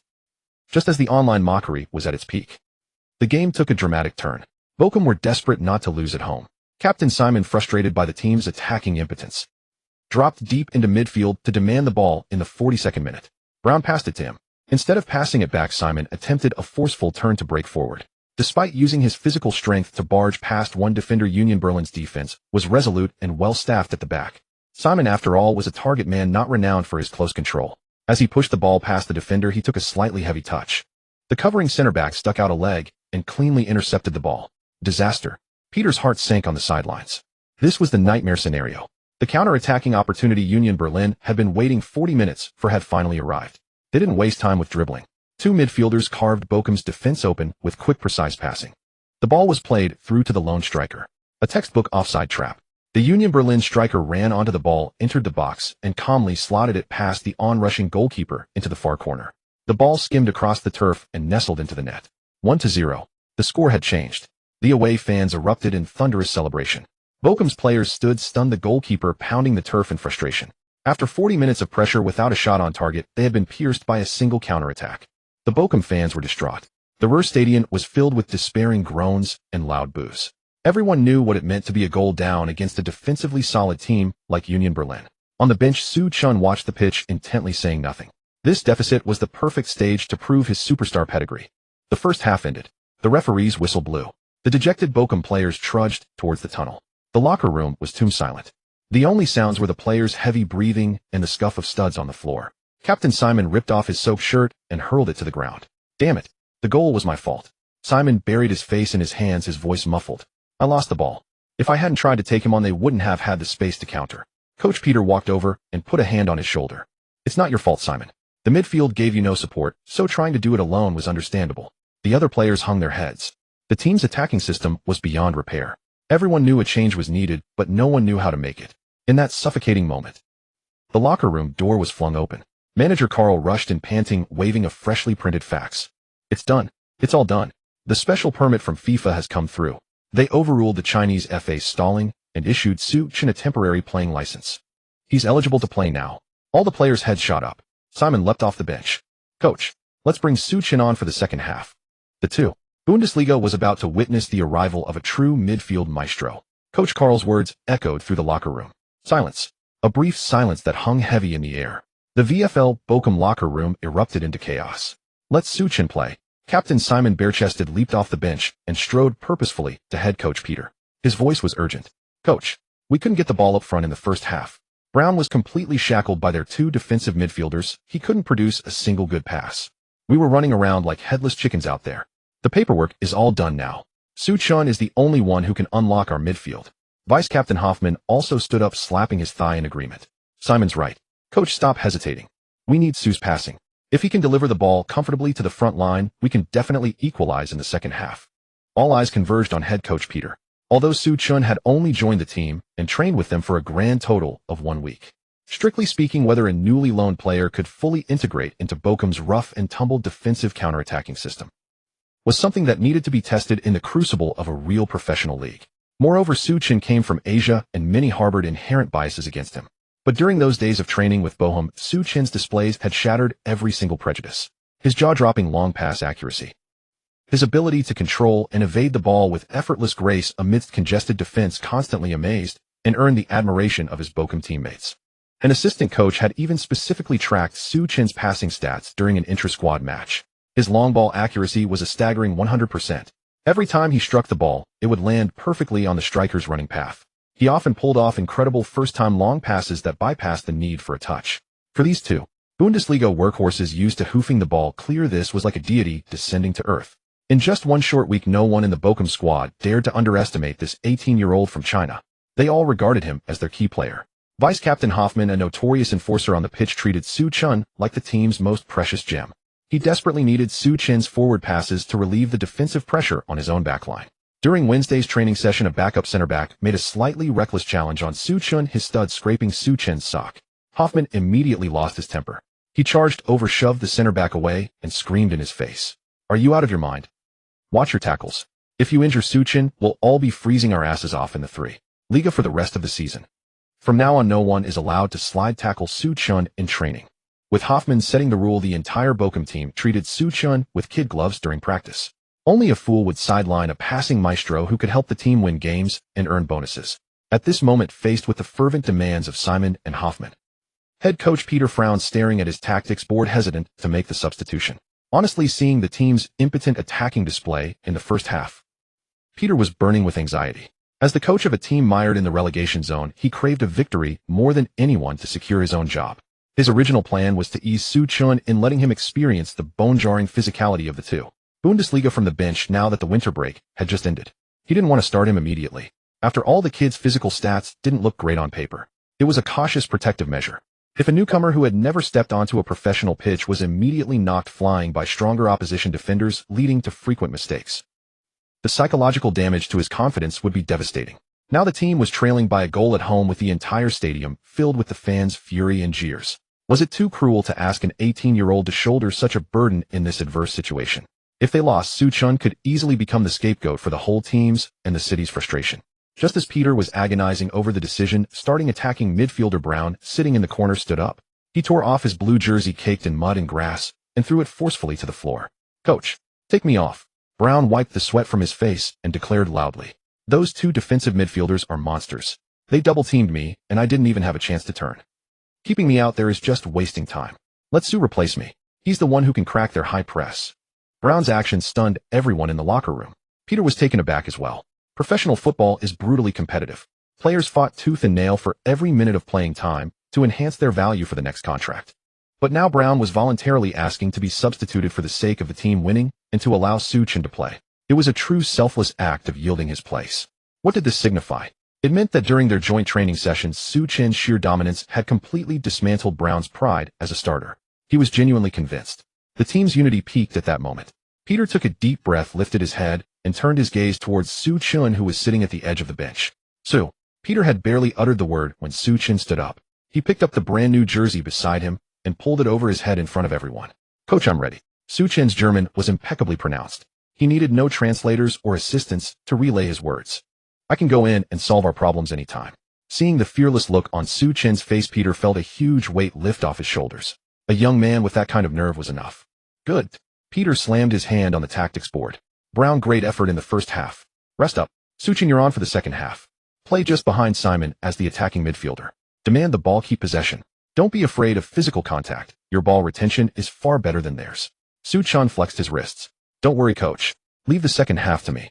The bell signaling the end of the halftime break rang through the tunnel. The entire Bochum squad, high on morale, pushed open the door and charged towards the pitch. Meanwhile, back in China at the Beijing Football Administration Center, the door to Li Zhihai's office was pushed open forcefully. Wang Jianya barged in without even knocking. His face was grim. "Chairman Li, we have a problem." Wang Jianya walked to the desk and tapped the screen of his tablet. "I just got word. FIFA used some kind of emergency fast-track process. They bypassed our association's signature and stamp and issued Su Chin a temporary transfer permit." Li Zhihai was just lifting his teacup for a sip, but his hand froze mid-air upon hearing this. A few drops of tea splashed onto the expensive wooden desk. He slammed the cup down, his face darkening completely. "Is FIFA meddling in our affairs?" Wang Jianya grabbed a tissue to wipe the desk, nodding in agreement. "Exactly. It's a blatant disregard for the Chinese Football Association. What's more troublesome now is that the live feed from Germany shows Bochum is making a substitution for the second half. That kid Su Chun is already standing on the sidelines ready to come on." Li Zhihai remained silent for a few seconds, his face cold. Then he let out a sneer. "Playing good? I was worried he'd stay hidden like a coward. And nobody who couldn't even make it in a local amateur sports school back home actually thinks he can handle the German league. Bochum is down a goal, and the opposition's defense is like an iron wall. Him going on now? He's just going to make a fool of himself." Li Zhihai pointed at Wang Jianya, assigning tasks. "Contact those internet troll farms immediately. Tell them to step up their game. Flood the live streams and sports forums with negative comments. The moment he makes a mistake or gets dispossessed, clip it and by trending topics to push it to the top of all social media. I want his debut to become a massive joke in Chinese football circles. Make sure he doesn't even have the face to come back and beg for a living. Wang Jianya nodded vigorously, his plump face creased with a gleeful smile. Understood. I'll get on it right away. I guarantee he'll be disgraced. The scene cuts back to Germany. Stadion Bochum. The second half was about to begin. The fourth official on the sideline raised the electronic substitution board. The red number indicated the player going off, the green number the player coming on. Bochum substitution. Number 10, Su Chen replaces number 23 Brown. Seeing this change, a significant stir rippled through the 3,000 Bochum fans in the stands. What's going on? Why is Brown coming off for a complete unknown? Are you blind? That's the Chinese guy just loaned from Bayern Munich. What the hell? He's only 18, right? In a crucial relegation six-pointer, they're throwing him on up front. We're doomed. Old man Peter must be throwing in the towel. Can Chinese people even play football? This is a farce. Against Union Berlin's midfield meat grinder, this kid won't even be able to control the ball. I want a refund. This damn match is unwatchable. The whistle for the second half resounded through the Ruhrstadion. Amidst the somewhat hesitant announcement over the stadium's public address system, Su Chen, donning the number 10 jersey of VfL Bochum, stepped onto the verdant pitch. He was greeted by the undisguised jeers and catcalls of 30,000 Bochum supporters. To these fervent German fans, sending an inexperienced Chinese youth onto the field in a do-or-die relegation battle while trailing by a goal was tantamount to waving the white flag. Meanwhile, in AFA's livestream, the online viewership had surged past 400,000. A large contingent of domestic haters, spurred on by paid trolls, were in a frenzy. This kid actually dares to go on. He's got some nerve. I've got my recording ready, waiting to see him get carried off to the hospital by those German brutes. The intensity in the two Bundesliga is 10 times that of the domestic league. His frail frame will shatter on first contact.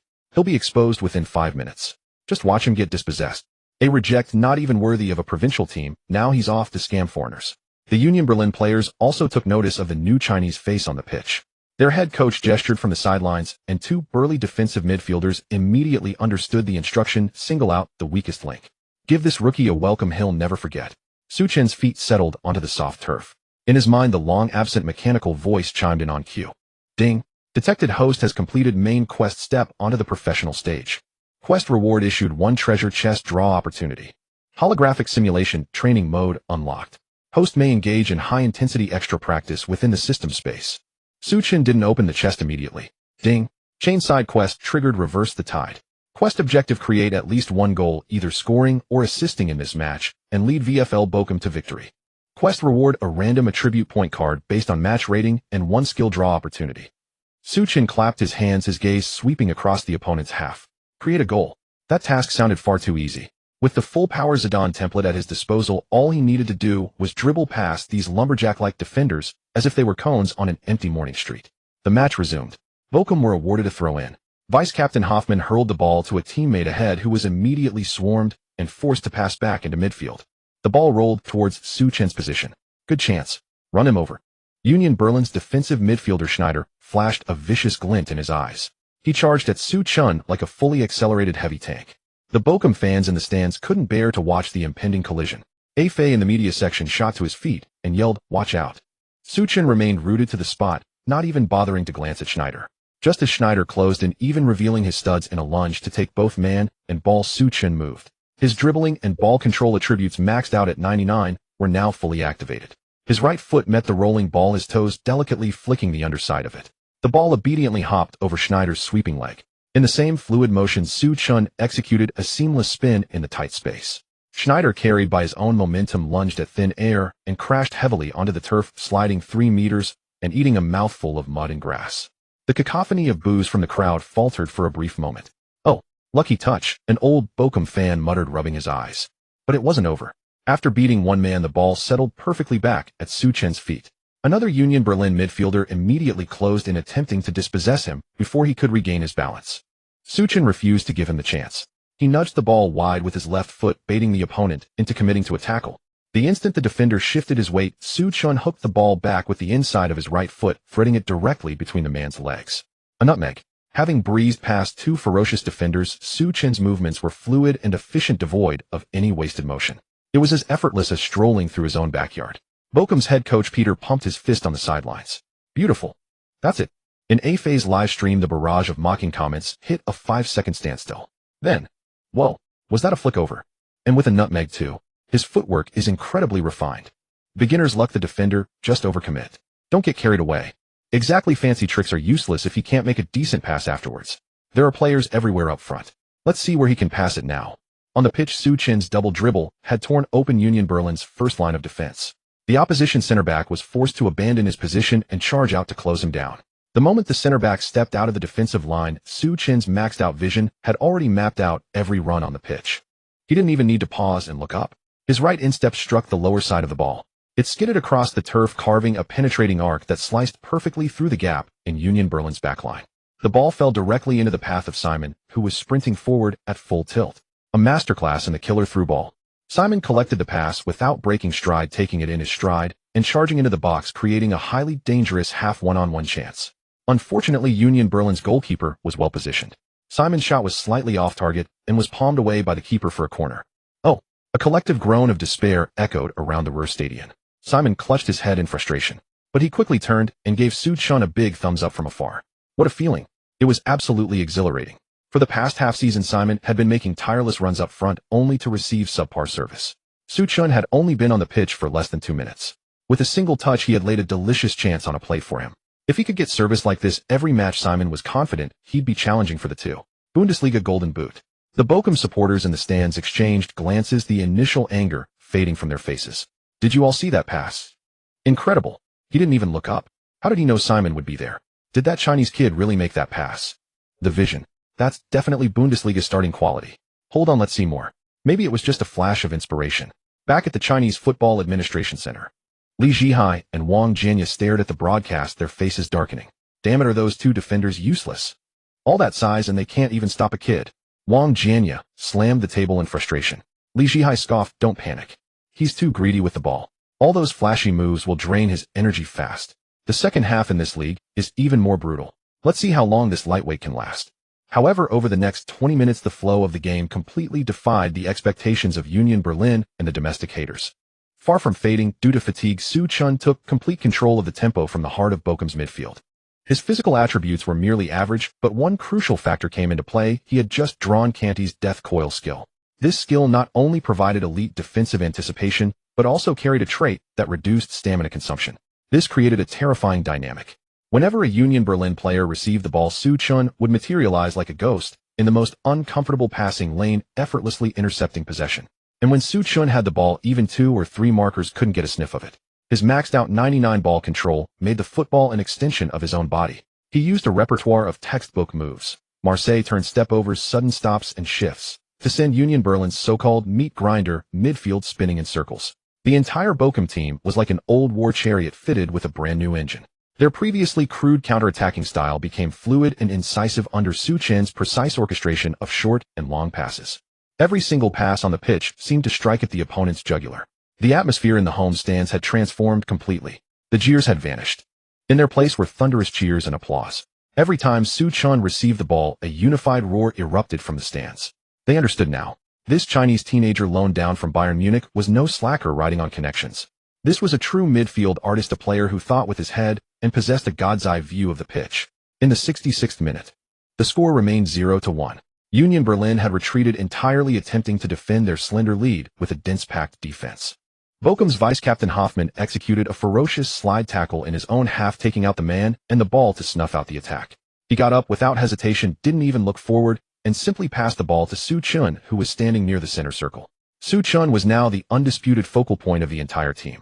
Give the ball to Su Chin was the absolute consensus reached in the dressing room. Su Chin trapped the ball perfectly with his right foot. He lifted his head and surveyed the opposition half. Union Berlin's defensive line was pushed up dangerously high, attempting to spring an offside trap. Suddenly, Su Chin raised his right arm and waved it in the air. Up front, Captain Simon had been watching Su Chin closely. The moment he saw the raised hand, his eyes lit up. In yesterday's training session, this gesture had meant only one thing: get ready to fly. Simon ignored the defender marking him.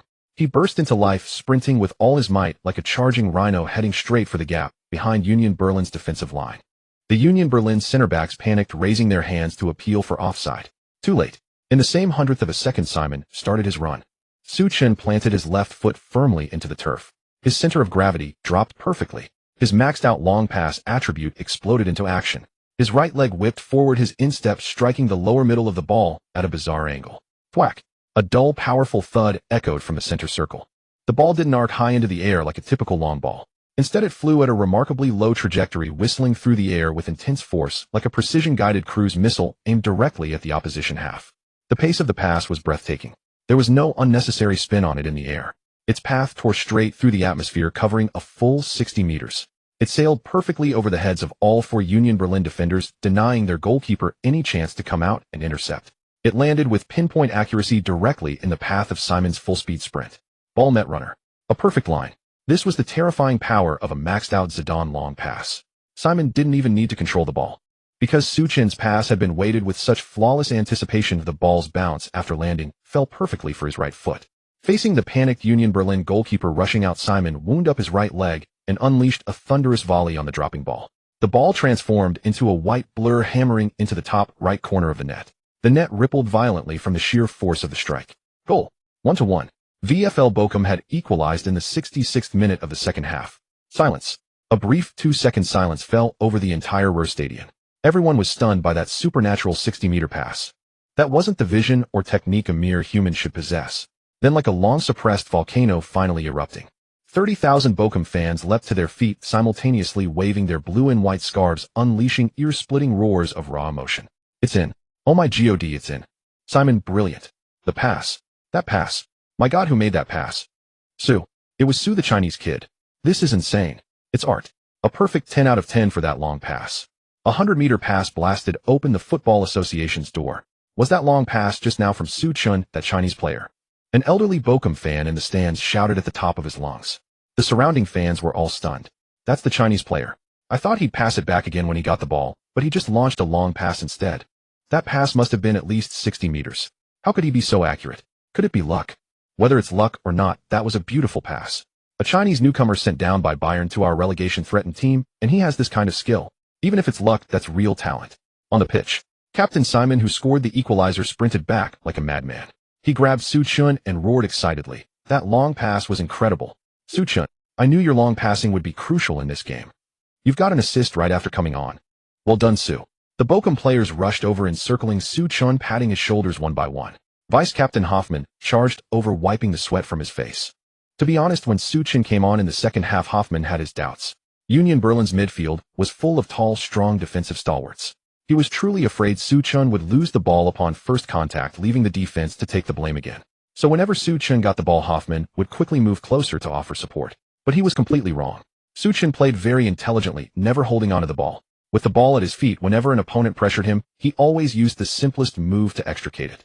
That calm, masterful demeanor was nothing like a rookie playing his first European professional league match. Hoffmann was thoroughly convinced. With the ball given to Su Chun, Bochum had the soul of their attack. Meanwhile, in the media section, A Fei held his selfie stick, his face flushed with excitement. Guys, you all saw that. A 60-meter assist straight away. A wonder pass. The bullet comments in his live stream were scrolling frantically. The paid trolls who had been spamming insults were momentarily silenced by this goal. But soon new haters emerged. That's definitely a fluke. The wind blew it there. What skill is that? Scoring one lucky goal, and you're calling him a master. Let's see him do it again. Exactly, Union Berlin just got caught off guard. Wait until they break his legs. Back in China, at the Football Management Center office in the capital, smack. Li Zhihai slammed his hand on the solid wood desk, splashing water from the teacup across the surface. Are those defenders blind? Why are they standing so far up, intentionally leaving space for their forward? Li Zhihai pointed at the screen and cursed loudly. Wang Jianya quickly grabbed tissues to wipe the desk, chiming in. Chairman Li, don't be upset. The kid just got lucky. Look at that ball from that distance. Who could claim they meant to put it exactly there? The defensive intensity in the two Bundesliga is high. The opposing coach will surely assign someone to mark him tightly. He'll be exposed soon enough. At the Ruhrstadion in Germany, the match resumed. Union Berlin, having conceded the equalizer, was fueled by anger. Their coach roared from the sidelines, pointing at Su Chun, signaling his defensive midfielder to stick to him like glue. Whenever Su Chun gets the ball, get physical immediately. Even a foul is better than letting him pass comfortably. In the 78th minute, Union Berlin made a mistake in attack. Hoffmann intercepted the ball, and without hesitation played a ground pass to Su Chun near the center circle. As Su Chun prepared to receive it, two Union Berlin defensive midfielders closed in from both sides. They came in ferociously, showing no mercy. The Bochum fans in the stands gasped. This kind of double-team tackle often leads to losing the ball. Su Chun remained unfazed. He gently trapped the ball with his right foot. Just as the two opponents were about to collide with him, Su Chun used the inside of his left foot to drag the ball behind his body. He then pivoted his body in one fluid motion. Zidane's max-level dribbling skill. He squeezed through the narrow gap between the two players. The defenders, unable to stop their momentum, crashed into each other and tumbled to the ground. Su Chun looked up. The entire field opened up before him. Captain Simon, seeing Su Chun intercept the ball, had already started making a run towards the opponent's half. But Union Berlin's center back had learned his lesson this time, sticking tightly to Simon's side ready to intercept. Su Chun struck the ball with the inside of his right foot. Thud. A muffled sound. The ball skimmed the grass, curving low and fast, bypassing Union Berlin's center back. It landed perfectly at Simon's feet. The weight of the pass was absolutely perfect. Simon didn't need to break stride, charging straight into the penalty area with the ball. Facing the on-rushing goalkeeper, Simon coolly slotted the ball into the far corner with his right foot. The ball nestled into the net. 2-1. Bochum had taken the lead. What a goal. Oh my god. We're ahead. It's that kid again. The pass from that Chinese guy. Beautiful. This isn't luck. That's a world-class through ball. The entire Ruhrstadion erupted. 30,000 Bochum fans were jumping wildly in the stands, the roar so loud it rattled the roof. This time everyone saw it clearly. Su Chun's pass was pure skill. From receiving the ball and shaking off his markers to passing to Simon, the whole process was fluid and seamless. It definitely wasn't luck. And that low-driven through ball allowed Simon to receive it perfectly, creating a one-on-one with the keeper. His kind of pinpoint passing precision was far above the average standard of the two. Bundesliga. I'm convinced. I'm truly convinced. The old fan who had insulted Su Chun earlier shouted, his face flushed red. He's definitely a passing master. Bayern Munich has given us a gem. In a phase live stream, the online viewer count broke 700. The screen was filled with thumbs-up emojis. Where are those who said it was luck?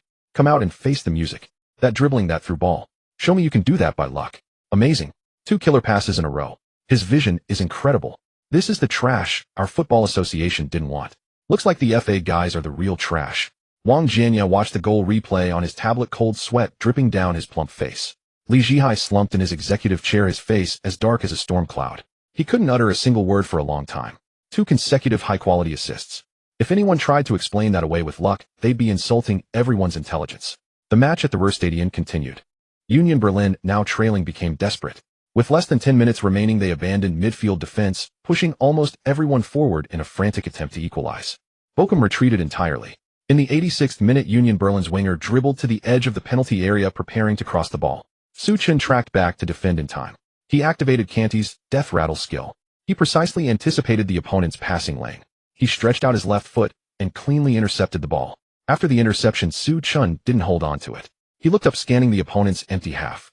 Simon was tightly marked by 2 defenders with no space to receive the ball. Su Chun struck the bottom of the ball with the outside of his right foot. Thud. The ball launched into the air. It traced a massive outward curving arc in the sky. It sailed over half the pitch. The eyes of the entire stadium followed the ball. Where was it going?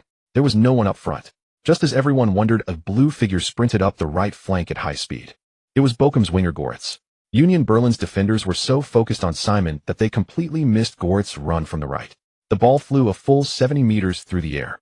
It landed precisely in Goretz's running path. Control, adjust, shoot. It was a fluid one-motion strike. The ball rocketed into the top corner. 3-1. Bochum had sealed the victory. After scoring, Goretz sprinted half the pitch like a madman. He launched himself onto Su Chun, tackling him to the turf. Boss, that pass was amazing. Goretz roared. The whole team piled on, crushing Su Chun at the bottom in a wild celebration. 3 assists in a single match, and all of them were world-class long passes, achieved in just the 45 minutes of the second half. That's absolute dominance. The referee blew the final whistle. Thanks to Su Chun's 3 assists, Bochum successfully overturned their opponents. They secured the most crucial victory in their relegation battle. With 3 points in hand, Bochum temporarily climbed out of the relegation zone. Immediately after the match, Bochum's head coach Peter stormed onto the pitch. He grabbed Su Chun in a big hug, patting his back excitedly. Su Chun, your performance was nothing short of miraculous. You are 100 times better than I ever imagined.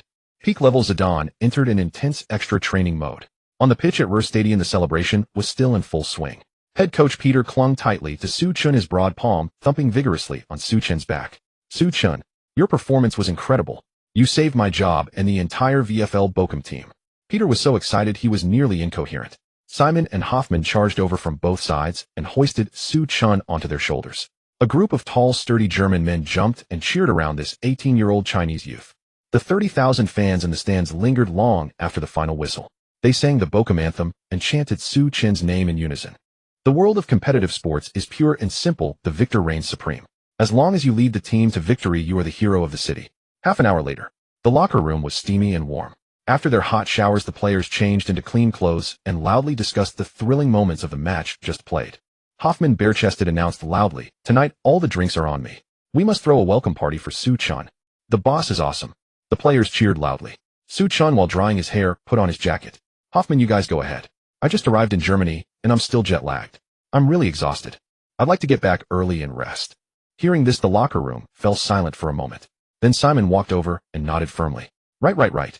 Su-chan just played a high-intensity match today. He needs rest. We can't disturb the team's brain. We'll bring him along next time." At this moment, Su-chan was a precious treasure in their eyes, akin to a giant panda. No one dared to force him to do anything. Su-chan greeted his teammates, slung his sports bag over his shoulder, and pushed open the locker room door. Declining media interviews, he took a taxi directly back to the single apartment arranged by the club. The night over Bochum was deep. A cold wind howled outside the apartment. The heating inside the room was blasting. Su-chan tossed his backpack onto the old sofa and collapsed face up onto the single bed. As soon as he closed his eyes, the familiar mechanical notification sounds rang in his mind. Ding. Detected host has completed main mission step onto the professional stage. Mission objective: represent VfL Bochum in an official match. Completed dispensing mission rewards. Congratulations, host has earned one chance to open a treasure chest. Congratulations, host has received reward. Holographic simulation training mode unlocked. The first phase of missions was successfully concluded. Before Su-chan could catch his breath, a new notification followed. Ding. Detected host has completed chainside mission reversing fate. Mission objective in this match: create at least one goal, either a goal or an assist, and lead VfL Bochum to victory. Completed total of 3 assists, dispensing mission rewards. Congratulations, host has received bonus reward 1 fine grade treasure chest. Su-chan looked at the prompts on the virtual screen, his spirits lifted. Earlier when he had opened a chest, he had used that fine grade chest clue card. This meant that the draw chance from the main mission was also guaranteed to yield a fine grade chest, plus the one directly rewarded from the side mission. This time he was getting 2 blue fine grade chests. Su-chan rubbed his hands together without any hesitation. Open both fine grade chests now. On the virtual screen, 2 chests gleaming with blue light shook violently, their lids popping open simultaneously. Several dazzling orbs of light flew out and went straight into the system's personal storage. Congratulations, host has received reward stamina recovery potion X2. Congratulations, host has received reward custom headband X1. Congratulations, host has received item epic grade chest clue fragment X1. A bountiful harvest. Su-chan sat up, opened his storage, and examined these novel items one by one. Stamina recovery potion, one-time consumable. Upon use, the host's currently depleted stamina is instantly restored to peak normal levels. Su-chan's eyes lit up. This was definitely a lifesaver on the pitch. His current stamina attribute was a pitiful 69 points. In that match just played, although he only played the second half's 45 minutes. The physical intensity of the two Bundesliga was extremely high. The 2 defensive midfielders from Union Berlin made several fierce challenges, causing him to expend a great deal of energy in the duels. By the time the match ended, he could already feel the soreness in his legs. If he had started and played the full 90 minutes with his current stamina reserves, he would definitely be unable to run by the latter part of the second half. Once stamina hits rock bottom, technical movements become distorted, and no matter how high his ball control attribute, it's useless. With these 2 potions, it's like having 2 backup batteries. In a grueling battle against a strong opponent, he could rely on stamina to outlast them. Su-chan turned his attention to the next item. Custom headband equipment type item. Upon equipping, the host's acceleration attribute is forcibly increased by 1 point. This setting was interesting. Su-chan noticed that a new personal equipment page had appeared in the system interface. It had multiple empty slots for head, hands, legs, feet, and more. This was exactly like the equipment system in video games. The headband was a black virtual band. He didn't need to actually wear it in the real world. He only needed to click equip in the system. A flash of light. The headband settled neatly into the head equipment slot. Su-chan pulled up his personal stats panel to check. Acceleration attribute 69 increased to 70. Although it was only a measly 1 point, every little bit helps. If he could later unlock legendary tier boots or top tier shin guards and fill all equipment slots, the cumulative stat bonuses would be a terrifying number. The last item was a fragment shimmering with purple light. Epic grade treasure chest clue fragment. Collect 3 fragments of the same type to synthesize a complete epic grade treasure chest clue. The next chest obtained will definitely be a purple epic grade chest. Seeing this, Su-chan's heartbeat quickened. An epic grade chest. According to previous system previews, epic grade chests contain template fragments of legendary football stars from world football history. Pirlo's trademark curving free kick, Bollock's thunderous shots. Any one of them could dominate the green pitch. He was already a third of the way there. Completing a few more missions would get him the rest. After inventorying all the spoils, Su Chun took a deep breath and turned his gaze to the very bottom of the main interface. A brand new massive building icon appeared there. Holographic Simulation Training Mode. He had been waiting for this feature for a long time. Although the Zidane template granted by his golden finger was impressive, his own basic attributes were still too poor. In the fiercely competitive world of European football, relying solely on technique to avoid being physically overpowered was far from enough. Enter Training Mode. Su Chun issued the command. A brilliant white light flashed before his eyes. The image of his single apartment twisted and vanished. The next second, Su Chun's feet touched the ground, and he found himself inside a magnificent enclosed indoor football stadium. The lush green turf emitted a pleasant earthy scent. Overhead, powerful high-beam floodlights illuminated the entire field as bright as day. The feel of the turf under his feet, the temperature of the surrounding air, all of it was incredibly realistic. Welcome, host, to the holographic consciousness training space. The mechanical voice echoed across the empty stadium. Within this space, completing designated specialized training subjects will directly increase corresponding physical attributes. Note 1. All training conducted within the consciousness space does not consume the host's real-world energy. Upon exiting the space, the host's physical body will not feel fatigued. Note 2. The host's daily training data in the real world will be synchronized in real time and converted into the system's training progress. Additionally, a 20 data bonus will be applied. Hearing these two rules, Su Chun slapped his thigh. Wow, these rules were incredibly user-friendly. Real-world club training even came with a 20 bonus.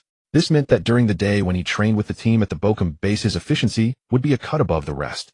Then at night, when he slept, his consciousness could enter this space to continue extra training while his body rested in bed, no downtime at all.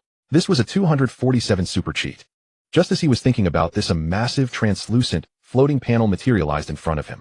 Host's beginner training subjects have been loaded. Today's goal: 1. Dribble around the field 10 laps. Completion reward: dribbling attribute 1 point.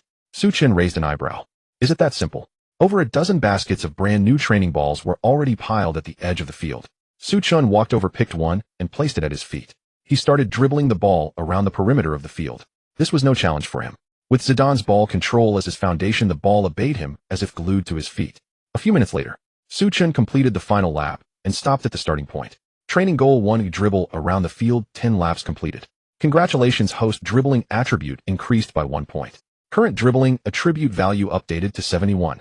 A faint warmth flowed through the muscles of his legs. Su Chun could clearly feel that his control over the distance between his feet and the ball had become slightly more precise. Immediate results. This was far better than months of hard training in the real world. Su Chun clenched his fists in excitement.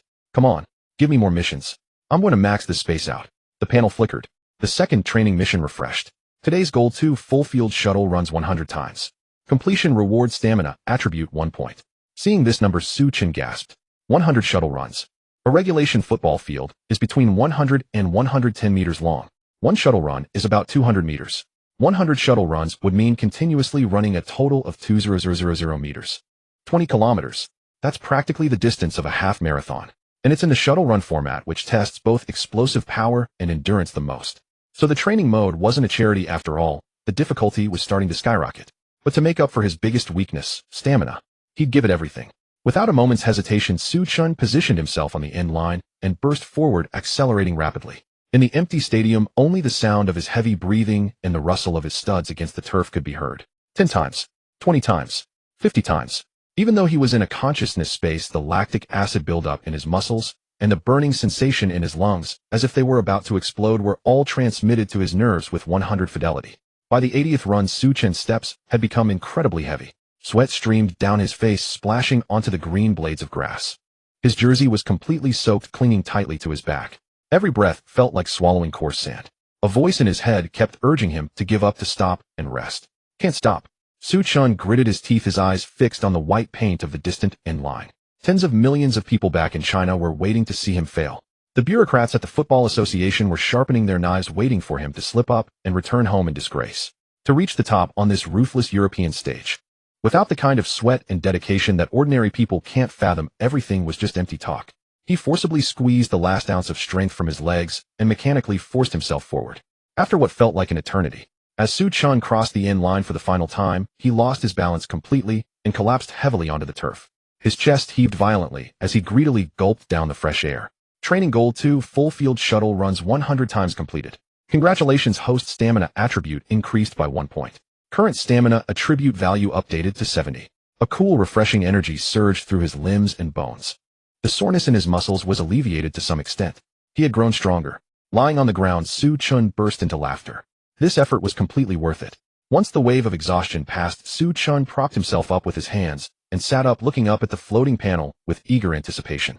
He wondered what attribute the third mission would reward. The panel flashed red. New text appeared. Today's goal 3, alternate left and right foot single leg juggling 1000 times. Drops do not reset the count, they accumulate. Completion reward ball control attribute 1 point. After reading the number clearly, Su Chun was stunned. How many? 1000 times. A shiver ran down Su Chun's spine. This is treating a person like a machine. Even at 2 juggles per second, that's only 120 per minute. At best you'd get just over 700 in an hour. 100 juggles, even without a single drop, would require non-stop juggling for over 10 hours. Su Chun finally understood the system's game plan. There was no such thing as a free lunch. As the base value of his attributes increased, the cost and time required to earn a single attribute point through training would grow exponentially. The path must be walked step by step. All the foreigners laughed until tears streamed down their faces. Bang! Bang! Within the vast holographic training arena, the monotonous sound of striking a ball echoed endlessly. Su Chun's eyes were locked onto the football at his feet, his insteps alternately flicking it upward. The ball obediently bounced back and forth at knee height. 100,000 alternating foot juggling challenge. This was not merely a test of physical endurance, but a horrifying ordeal for mental stamina. Monotonous, tedious, repeating the same motion tens of thousands of times could push a man's willpower to the brink of collapse. Sweat dripped furiously from his chin, splashing onto the green turf. Su Chun's blue training vest was soaked through clinging heavily to his back. 63,000. 71,000. 85,000. Even with the impeccable ball control of the Zidane template as a safety net, the ball wouldn't easily fall. But his base muscles had long since reached their limit. Both thighs ached unbearably and the muscles in his calves trembled uncontrollably. Every exertion of his ankles was accompanied by a piercing needle-like sting. Su Chun gritted his teeth, stubbornly pushing through the immense fatigue to lift his legs again. Back in China, the haters waiting to see him make a fool of himself and the arrogant bureaucrats in the Football Association were just itching for him to fail. To secure a foothold in the brutally competitive European football scene, this bit of hardship was nothing. He didn't know how long had passed. When his right foot lifted the ball for the final time, the translucent number floating above his head finally ticked over to 100,000. The ball rolled to a stop nearby. Su Chun's legs gave way, and he collapsed onto the turf, lying flat on his back, greedily gulping down fresh air. His chest heaved violently. Training goal 3, alternate foot juggling 100,000 times completed. Congratulations, host. Baseball control attribute increased by 1 point. Current baseball control attribute updated to 72. Note an increase in base attributes will significantly reduce the host's stamina consumption rate when using a star template in actual combat. A wave of cool energy immediately flooded his limbs and bones. The previous tearing muscle soreness receded significantly. Su Chun cracked a smile. Hard work pays off. He closed his eyes and chose to exit the training mode. On the single bed in the real world, Su Chun turned over and fell into a deep, peaceful sleep. The hellish training in his consciousness had no effect on his physical rest. While Su Chun slept soundly back in China within the towering building of the Capital Football Management Center. Crash. A priceless purple clay teapot was hurled viciously against the floor tiles, shattering into dozens of pieces. Brown tea splashed everywhere. Li Jihai's hands pressed firmly on the wide solid wood desk, his chest heaving violently with rapid breaths. His eyes were wide as saucers, fixed on the video playing on the screen before him. It was the highlight reel of the Bochum vs Union Berlin match. In the footage, the Chinese youth wearing the number 10 jersey delivered a 60-meter awe-inspiring long pass from amidst a swarm of defenders. The football soared across more than half the pitch, landing perfectly at the striker's feet. What the hell is this? Li Jihai pointed at the screen and roared, spittle flying across the desk. Didn't you say all the Bochum players were brutes? Didn't you say the kid would be stretchered off to the hospital within 10 minutes of coming on? 3 assists in 1/2. You call that garbage? Wang Jianya, cowering in the corner, shrank his neck, cold sweat dripping down his plump face. He didn't dare to wipe it. Chairmanly, this is just bizarre. Wang Jianya stammered. Those Union Berlin defensive midfielders must have had something bad to eat yesterday. Their defense was as soft as butter. Those passes were definitely just lucky flukes made with his eyes closed. Flukes. Do you think every football fan in the world is blind? Li Jihai grabbed a stack of newspapers from the desk and hurled them at Wang Jianya's head. Look at the public opinion online yourself. Wang Jianya hastily caught the printed screenshots. On the sports forum and major short video platforms, the top 5 trending topics were all dominated by Su Chun. The views on a phase live stream recording had already surpassed 10 million. The comment sections previously flooded with insults by the FA's paid trolls had completely reversed. Real fans were blown away by Su Chin's artistic long passes. 3 godly assists. Whoever dares to say that was luck again, I'll gouge your eyes out and stomp on them. This vision and footwork our domestic midfielders couldn't produce in a lifetime. Su Chin is a beast. The Chinese FA is truly blind to ban such a top-tier midfield core. Wang Jianya, you big idiot, come out and take your punishment. Weren't you saying he'd be warming the bench? Now he's the savior. Watching these overwhelmingly one-sided comments, Wang Jianya's heart sank to rock bottom.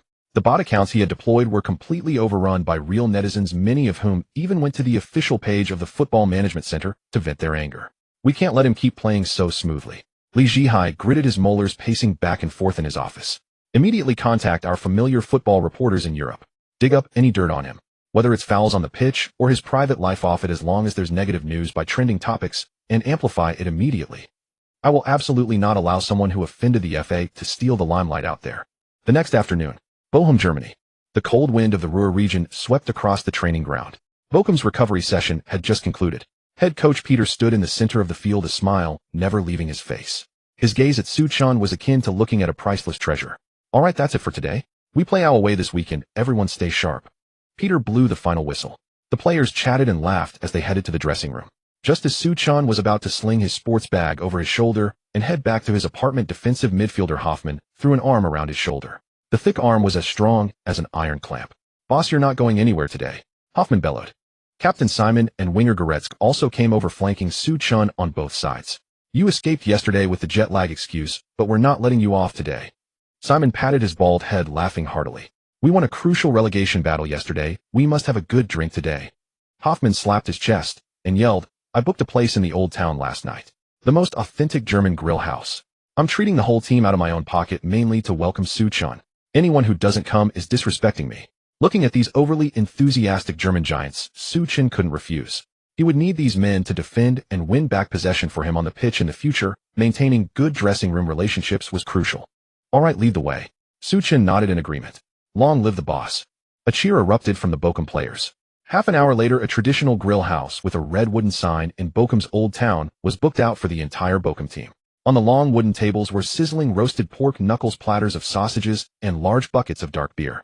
The greasy aroma of meat mingled with the scent of malt, whetting everyone's appetite. After a few beers, the group of men completely loosened up. The atmosphere at the table was lively. Simon raised his pint glass towards Su Chin and declared, This toast is for Su Chin. Those 3 assists yesterday fed me so well. I swear I've never seen such precise through balls in my life. That's right. This toast is for our brain. Everyone raised their glasses, clinking them together, foam splashing. Hoffman swallowed a large chunk of sausage, wiped the grease from his lips, and said with deep emotion, Yesterday was the boss's debut in the 2. Bundesliga. A hat-trick of assists in one half. That stat is just absurd. I remember my first 2 Bundesliga game. I wasn't on for 20 minutes before I broke the opposing winger's leg, got a red card, and slunk off the pitch. The coach chewed me out for a whole month. This remark drew a roar of laughter from the entire table. Substitute attacking midfielder Braun chimed in, That's nothing. When I was first promoted to the first team 2 years ago, I was so nervous in my first match.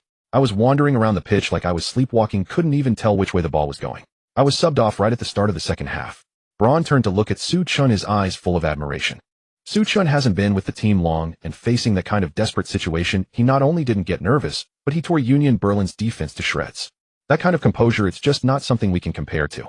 Su Chin, holding a glass of sparkling water, listened to their chatter with a smile. He had no interest in alcohol. The discipline of a professional player forbade him from touching it.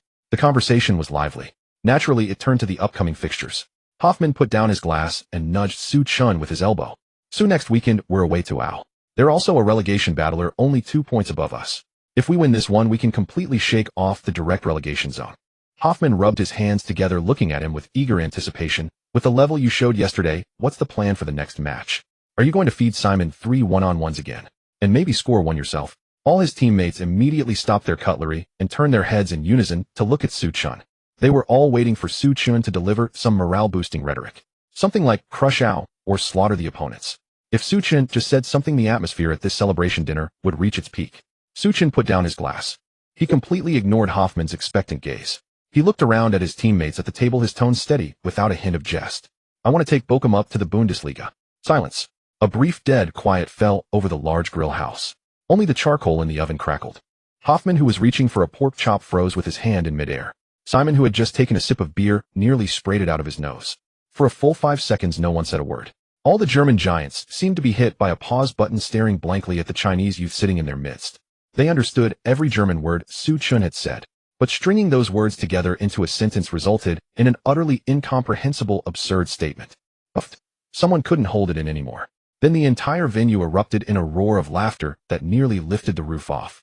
Ha ha ha, I'm dying. Oh, my stomach. Su Chun, that was a masterfully told joke. You're something else. When it comes to livening up the mood, I, Simon, salute you. Hoffman laughed until tears streamed down his face. He pounded the table, shaking his head. Boss, you're a genius at football. Didn't expect you to be a genius at stand-up too. Get promoted to the Bundesliga. What a wild idea. Clearly, no one in the entire Bochum team took the statement seriously. They all thought Su Chun was deliberately exaggerating, cracking some dark pre-match humor. Take Bochum up to the Bundesliga. In this room, even the most wild dreamer wouldn't include that in their sleep material. It was a fantasy that defied common sense. The two Bundesliga consists of 18 teams. Each season entails a grueling 34-round campaign. Currently, the season was exactly at its halfway point with 18 rounds played. Bochum's record stood at 4 wins, 5 draws, and 9 losses. After earning 3 points, their total stood precariously at 17. They ranked 15th in the league table. They were just 2 points above the third-from-bottom relegation playoff spot. The promotion rules in the two Bundesliga are brutally harsh. The top 2 teams gain automatic promotion to the Bundesliga. The third-place team must face the 16th-place team from the Bundesliga in a tense 2-legged playoff. Looking at the final 2 Bundesliga standings from previous years reveals the sheer impossibility of the task. To secure a top 2 finish and an automatic promotion spot, a team typically needs a terrifying total of 60 points or more by the season's end. This means for Bochum to achieve a miraculous comeback and earn promotion in the remaining 16 rounds, they would need to secure at least 43 points from their remaining matches. Translated into results, that means 14 wins and 2 draws. Is that possible? It was an utterly impossible myth. In the century-long history of the two Bundesliga, such an absurd event had never occurred. A rotten team having lost their shirts in the first half of the season and teetering on the brink of relegation, suddenly becoming divinely inspired in the second half of the season, stringing together a shocking series of super wins, and then marching proudly onto the Bundesliga stage. Even the worst sports movie director wouldn't dare to write a script like that. Inside the barbecue restaurant, the roaring laughter showed no signs of subsiding. The players of VfL Bochum were doubled over in mirth, with Hoffman even laughing until tears streamed down his face. He extended his thick, muscular arm and clapped Su Chun vigorously on the shoulder. So you're something else. If you ever get tired of the pitch, I'll definitely recommend you to a comedy club. The top 2 in the two Bundesliga get promoted directly, but the third-place team has to fight for their lives in a playoff. And here we are sitting in 4th from the bottom. That's easily the most hilarious pre-match pep talk I've heard all year. Watching these German titans, who clearly treated his words as a stand-up routine, Su Chun remained unfazed. His expression was calm. He picked up the sparkling water in front of him, took a sip, and made no move to explain or argue. In the world of competitive sports, any bold claim without the backing of results is nothing but a complete joke. Only by grinding opponents into the turf and toppling the high flyers on the table would these roughnecks understand what a true dimensionality reduction strike looks like. Time flew by, and the weekend arrived. VfL Bochum faced their second league opponent of the second half of the season, FC Erzgebirge. After a week of intensive close training, Su Chun's position in the team was as solid as a rock. His max-level dribbling and terrifying game awareness displayed on the training ground had completely won over head coach Peter. Not only that, but Su Chun's on-field chemistry with his teammates skyrocketed, especially with captain Simon and defensive midfielder Hoffman. These two had become Su Chun's devoted bodyguards. On match day, when head coach Peter announced the starting lineup in the locker room, there was no surprise. Su Chun had secured the starting attacking midfielder position. This filled the entire Bochum team with confidence. As the players geared up in the tunnel, they all offered words of encouragement to Su Chun. Su Chun, we're counting on you for this one. Boss, as soon as I win the ball back, I'll look for you first. Hoffman shouted, clenching his fists. Su Chun, I'm waiting for you to serve up those assists. The passes you gave me on the training ground this week still feel amazing when I think about them. Simon rubbed his bald head, his eyes burning with predatory hunger for goals. In the last match, Simon had directly benefited from 2 of Su Chun's assists. He didn't dare hope for such luck again, but if Su Chun could provide him with one good pass, he could tear the opposition's defense apart. This was an away game for Bochum. Their opponents were fellow relegation battlers FC Erzgebirge. The venue was the Sparkassen Erzgebirge Stadion's fortress.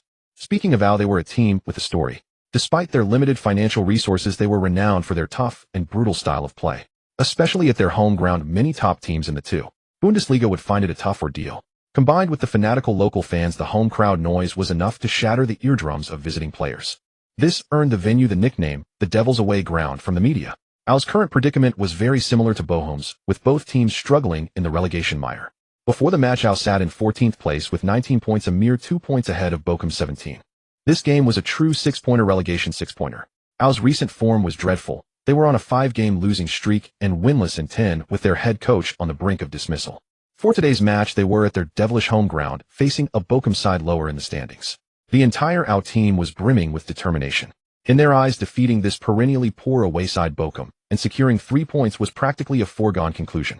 Al's coach even boasted to the media before the game. He declared they would completely annihilate Bochum at home to kickstart their survival campaign. As the players from both teams followed the referee from the tunnel onto the pitch, a deafening roar swept in from all directions. The Bochum players were astonished to see in the away section. The number of traveling Bochum fans was several times larger than in the first half of the season. The sea of blue and white jerseys formed a striking spectacle in the vast away end. After all, Bochum's dismal away record in the first half of the season had long since sapped the patience of many fans for long-distance travel. Braving the winter chill to drive to another city just to watch your team lose and get beaten was hardly a pleasant experience. But the previous match against Union Berlin, where Bochum overturned a deficit to win 3-1 at home, and the emergence of a young Chinese prodigy with long passes like cruise missiles had ignited intense interest among the fans. Today, countless Bochum fans had spontaneously organized convoys traveling in force to Al Stadium just to catch a glimpse of the 18-year-old Chinese maestro in action. As the 11 Bochum starters took their positions, a visible stir went through the Bochum fan section. Many stood up waving their scarves. Look, there he is, the Chinese guy in the number 10 shirt. He came off the bench last game and got a hat trick of assists in just one half. I drove 3 hours today just to see him play. I remember his name. It's Su Chun. Did I pronounce that right? The fans chattered excitedly. He was a sub last game, but he's starting today. The coach must have high hopes for him. He's our only winter signing. The fate of our second half of the season rests on his legs. An older diehard Bochum fan adjusted his cap. Easy there, boys. Don't get your hopes up too high. Getting 3 assists in one half is a combination of form and luck. Union Berlin had a shocker that day. Their defense was all over the place. Today is a Devil's Away ground. Those out defenders played dirty. Don't expect too much from a newcomer. If he can handle the pressure and get just 1 assist today, I'd call that a huge success. The old fan's words drew nods of agreement from those around him. Everyone understood that a performance like that was an anomaly. As a new signing, if he could perform normally away from home and not be intimidated by the physicality, that would already be a passable starting debut. Meanwhile, over by the media area, Chinese overseas student Afei was holding a selfie stick pointing his camera at the pitch. The live stream's online viewership had already surpassed 8,000. The entire Chinese internet's attention was focused on this too. Bundesliga relegation battle. Guys, the match is about to start. Su Chun is starting. Afei shouted into his microphone. The live chat was scrolling by like a waterfall filled with paid trolls and haters. Finally starting. I've waited a week for him to be exposed. Last game was them going easy. Check Al's foul stats today. Best in the league. With his small frame, he's definitely getting tackled into the dirt today. People are hyping him up over 1 hat trick of assists. If he even gets 1 assist today, I'll drink my own bathwater. Upside down. Back in China at the Football Management Center in the capital, Wang Jinya stood before a large desk, smiling obsequiously at Li Zhihai, who sat in the executive chair. Chairman Li, rest assured. Today is Al's devilish home ground. I've got all our troll accounts ready. The scripts for various video platforms are all written. The moment this kid gets dispossessed or knocked over, wheel by the trending searches and push it everywhere.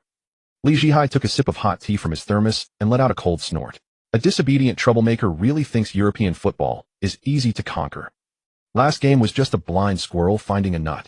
Today, if he makes a fool of himself, the doors of the Football Association will be welded shut for him forever. Back at the stadium in the Ruhr region, the referee checked his watch and blew his whistle. The match had officially begun. Al kicked off first.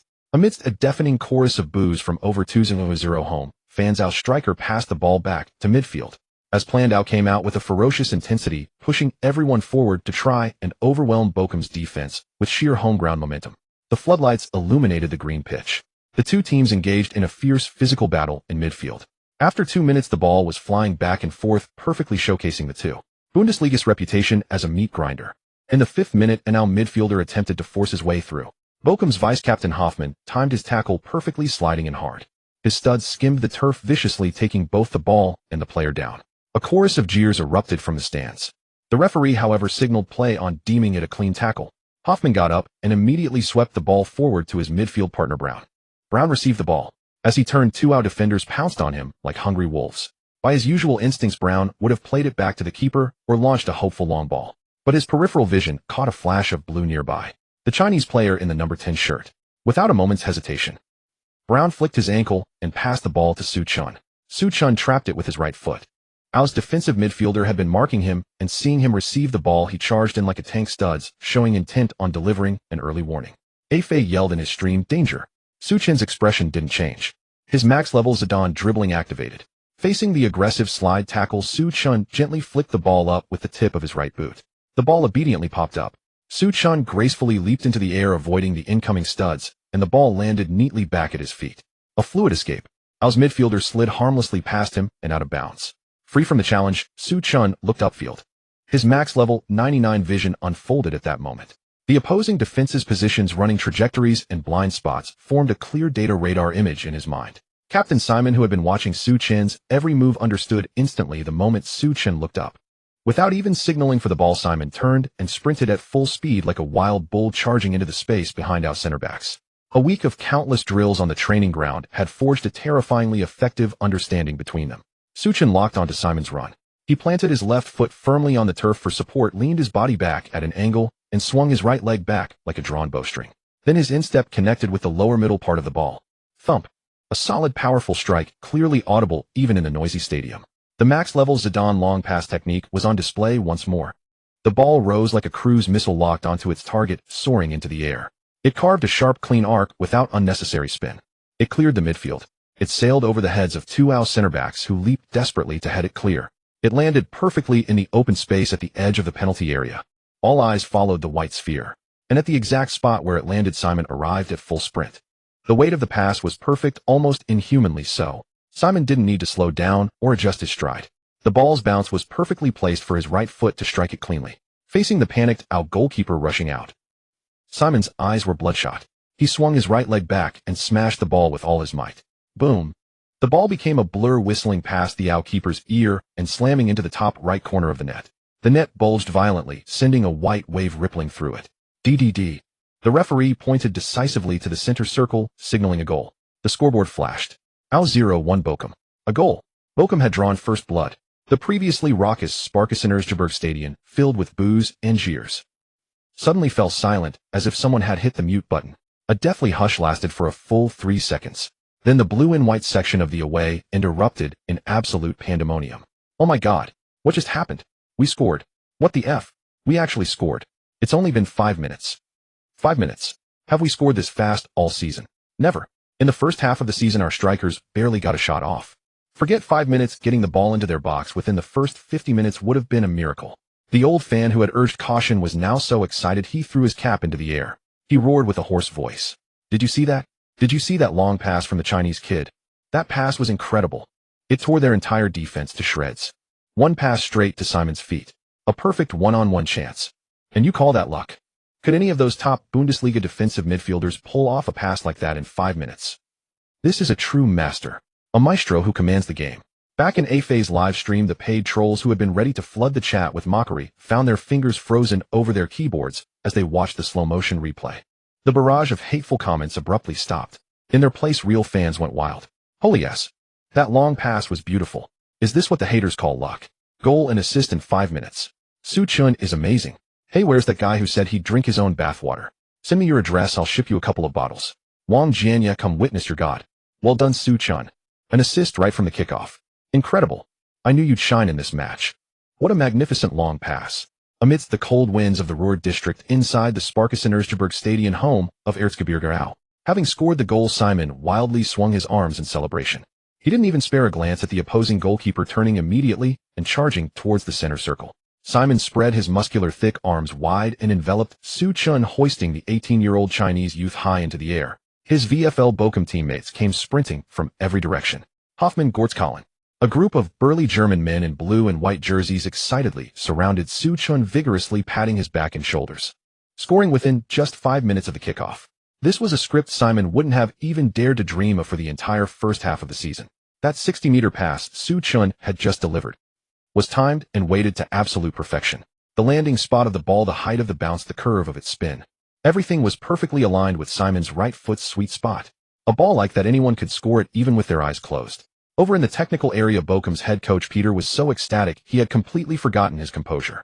He shed his heavy winter coat, wildly pumping his fists and bellowing with joy on the touchline. Well done. Well done. That's exactly how we should play.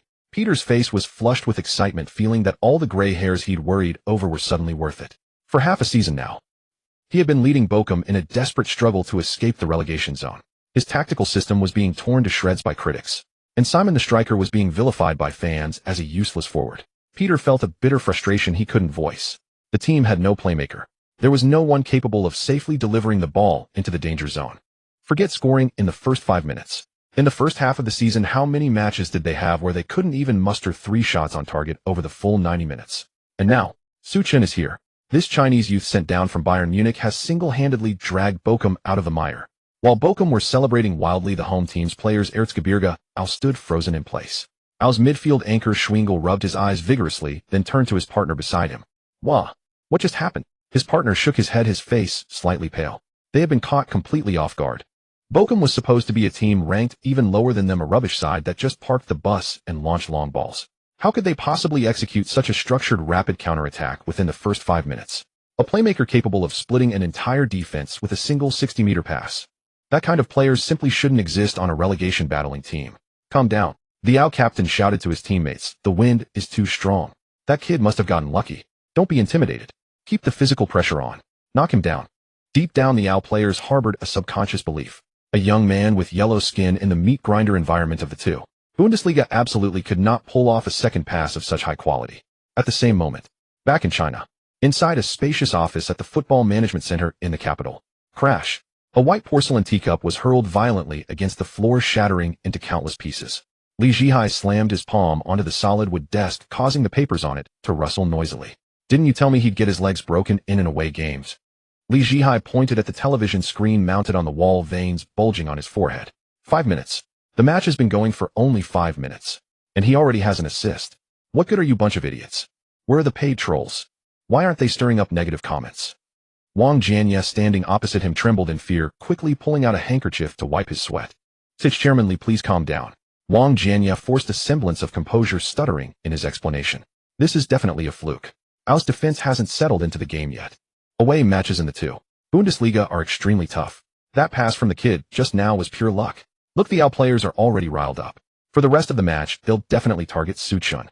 That kid won't last much longer. Li Zhihai gritted his teeth, his eyes fixed on the replay on the screen.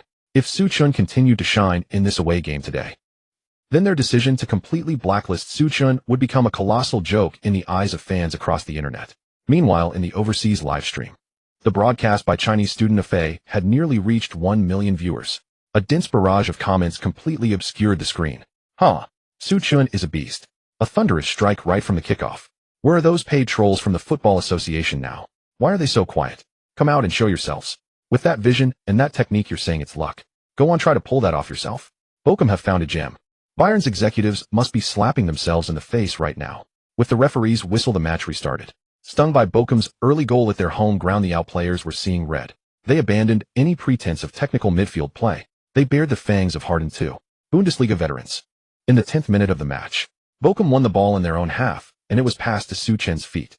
The moment Su Chen touched the ball, 2 towering Au midfielders, each weighing over 90 kilos, charged at him from left and right like 2 bulldozers at full throttle. Studs were showing the challenge was malicious. It was clearly an attempt to take the man out. Boss, watch out. Hoffman yelled from a distance. Su Chen's expression remained calm. His maxed-out Zidane dribbling attribute was now in full effect. He casually nudged the ball with his right foot, moving it half a meter laterally across the turf. Then in the split second before the 2 defenders could crash into him, Su Chen gently flicked the ball with the tip of his left toe. It was the opening move of a Marseille turn variation. Using the momentum from the flick, he executed a flawlessly fluid spin in an incredibly tight space. The 2 Au brutes, carried by their immense momentum, lunged at thin air and collided heavily with each other, both tumbling onto the turf.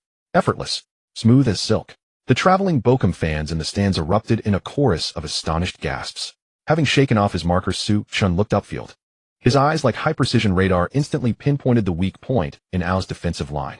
Meanwhile, Simon was no longer waiting in his position. The moment he saw Su Chen receive the ball and turn, Simon didn't hesitate. He took off, sprinting furiously into the vast open space down the left flank. He raised his right arm high, demanding the ball desperately. By now Simon had a near-blind faith in Su Chen's long passing. Su Chen's strike was decisive with no hesitation. His left foot planted firmly, his right instep driving through the ball. Thud. The ball skimmed across the turf, carving a penetrating low flat trajectory. It sliced straight through the gap between Ao's three midfielders. It bypassed the fullback tracking back. Like a surface-to-surface missile flying low, it landed perfectly in the path of Simon's sprint. Simon receives the ball. He charges into the penalty area with huge strides. Facing the on-rushing goalkeeper, Simon feints to create an angle, and with his right foot, he calmly slots the ball into the far corner. The ball rolled rapidly across the turf, grazing the inside of the post and nestling into the back of the net. 2-0. The score was changed again. The referee's whistle sounded, and the clock on the big screen conspicuously displayed 15th minute. Just 15 minutes into the match, Bochum were leading by 2 goals. Unable to contain his sheer joy after scoring, Simon dropped to his knees, sliding 3 meters across the turf, and roared at the sky. He scrambled to his feet and sprinted towards Su Chen. My God, that pass was so perfect. So perfect. Simon grabbed Su Chen's neck, embracing him tightly, babbling incoherently in his excitement. You're a magician, Su Chen. Before the half was even over, Su Chen had provided 2 stunning assists, completely dismantling Ao's defense. The entire Sparkassen Stadion was stunned into silence by this terrifying efficiency. All 20,000 home fans sat motionless in their seats, faces blank with disbelief. Is this really Bochum, the team ranked 15th? Does this Chinese kid have a built-in scope on his feet? Over in the away section, the few thousand Bochum fans had descended into absolute frenzied celebration. Oh, goal. Beautiful. Another long pass from Su Chen. Incredible. Su Chen is the greatest signing in Bochum's 100-year history. This long ball ability. This vision. 2 assists in 15 minutes. He's treating Ao's defense like an empty street in the early morning. Simon must be stuffed full from all these chances. A brace. Ha. And both goals were orchestrated by Su Chen from deep. Long balls to the striker. That's our ultimate weapon for the second half of the season. I could cry. When was the last time Bochum led by 2 goals at halftime in an away game? I can't even remember. Definitely not in the last 3 years. On the sidelines, Coach Peter was so overjoyed he grabbed his assistant coach and spun him around twice. Leading by 2 goals at halftime. This was the most comfortable game he had ever coached at Bochum. Back online in a phase live stream. The viewer count had surpassed 1.5 million. All the haters were completely silenced by the ironclad facts. The troll accounts bought by the Football Association were utterly overrun and destroyed by furious genuine fans. The halftime whistle blew. The entire Bochum team walked back to the dressing room laughing and chatting. In contrast, the Ao players trudged off, heads hung low, the tunnel shrouded in a deathly gloom. As soon as the door to the away dressing room closed, Coach Peter fixed his gaze on Su Chen as if he were looking at a priceless treasure. Everyone, your first half performance was outstanding. Peter's voice echoed in the room. We're 2 goals up. We absolutely must capitalize on this dream start. Su Chen's performance was evident for all to see. Peter turned, beginning to assign the non-negotiable tasks for the second half. Hoffman, as our defensive midfielder, you must help share the defensive burden for Su Chen in the second half. The opposition will be desperate and come at us. We need to protect Su Chen. And the rest of the defense, when you get the ball, don't hesitate. Get it to Su Chen immediately. Captain Simon, bare-chested, sat nearby, nodding vigorously. He stood up, acting as Su Chen's #1 hype man. The coach is absolutely right. Especially you, Colin. Simon pointed his finger at Colin, the main center back, and spoke loudly. In the first half, you had several interceptions where you held onto the ball and dribbled around in our own half. You almost got us countered. If you win the ball again in the second half, just find Su Chen's position immediately. No unnecessary touches. Colin, a 1.9-meter tall brute, who usually had a fiery temper in the dressing room, didn't dare utter a single word of protest against Simon's scolding today. He nodded his head obediently. Captain, don't worry. In the second half, as soon as I get the ball, even if I have to close my eyes, I'll pass it to Su. Now that the team finally had an attacking core like this, the advantage of a 2-goal halftime lead meant everyone was in line for a hefty win bonus. With real money and the fight for survival on the line, anyone who dared to hold Su Chen back would be an enemy of the entire team. When passing to Su Chen, it must be quick. As long as there's space around him, the ball has to get there. Simon continued to emphasize loudly. This half-season, he had felt more miserable than a dog up front. Today was the only time he had been served such a delicious meal. He was almost ready to build a shrine for Su Chen. We must maintain this high intensity. Peter slapped the tactics board emphatically. Let's get one more in the second half. Kill the game off completely. Do you have the confidence? Yes. The roar from the entire Bochum team nearly lifted the roof off the away dressing room. Peter nodded with satisfaction. In his 2 years coaching Bochum, he had never seen this ragtag team display such a dominant, fearless mentality. And the catalyst for this entire transformation was the quiet Chinese youth sitting in the corner calmly sipping his water. The 15-minute halftime break passed quickly. The whistle for the second half echoed across the Erzgebirge Stadion. As the OW players emerged from the tunnel, palpable ferocity was etched on every face. The head coach had unleashed a torrent of fury in the dressing room. Trailing by 2 goals was an utterly unacceptable humiliation for OW, especially on their intimidating home turf. As soon as play resumed, Suchun immediately sensed a seismic shift in the game's dynamics. OW's defensive setup had completely transformed. Gone was the zonal marking from the first half. Instead, they had deployed a dedicated man marker to shadow him relentlessly across the entire pitch. Tasked with this duty was OW's midfield enforcer, the man nicknamed the Wild Boar Schweinsteiger. Standing at 188 centimeters and weighing 88 kilograms, Schweinsteiger was a veritable brick wall of flesh and bone. He was a quintessential beast midfielder, his stock in trade being unapologetic physicality. The moment Suchun stepped over the halfway line, Schweinsteiger lashed onto him like an inescapable piece of sticky toffee. Thud! A pass came from the Bochum defense. Just as the ball arrowed towards Suchun, Schweinsteiger launched his frame from the side, and behind, slamming his robust shoulder brutally into Suchun's back. The impact was immense.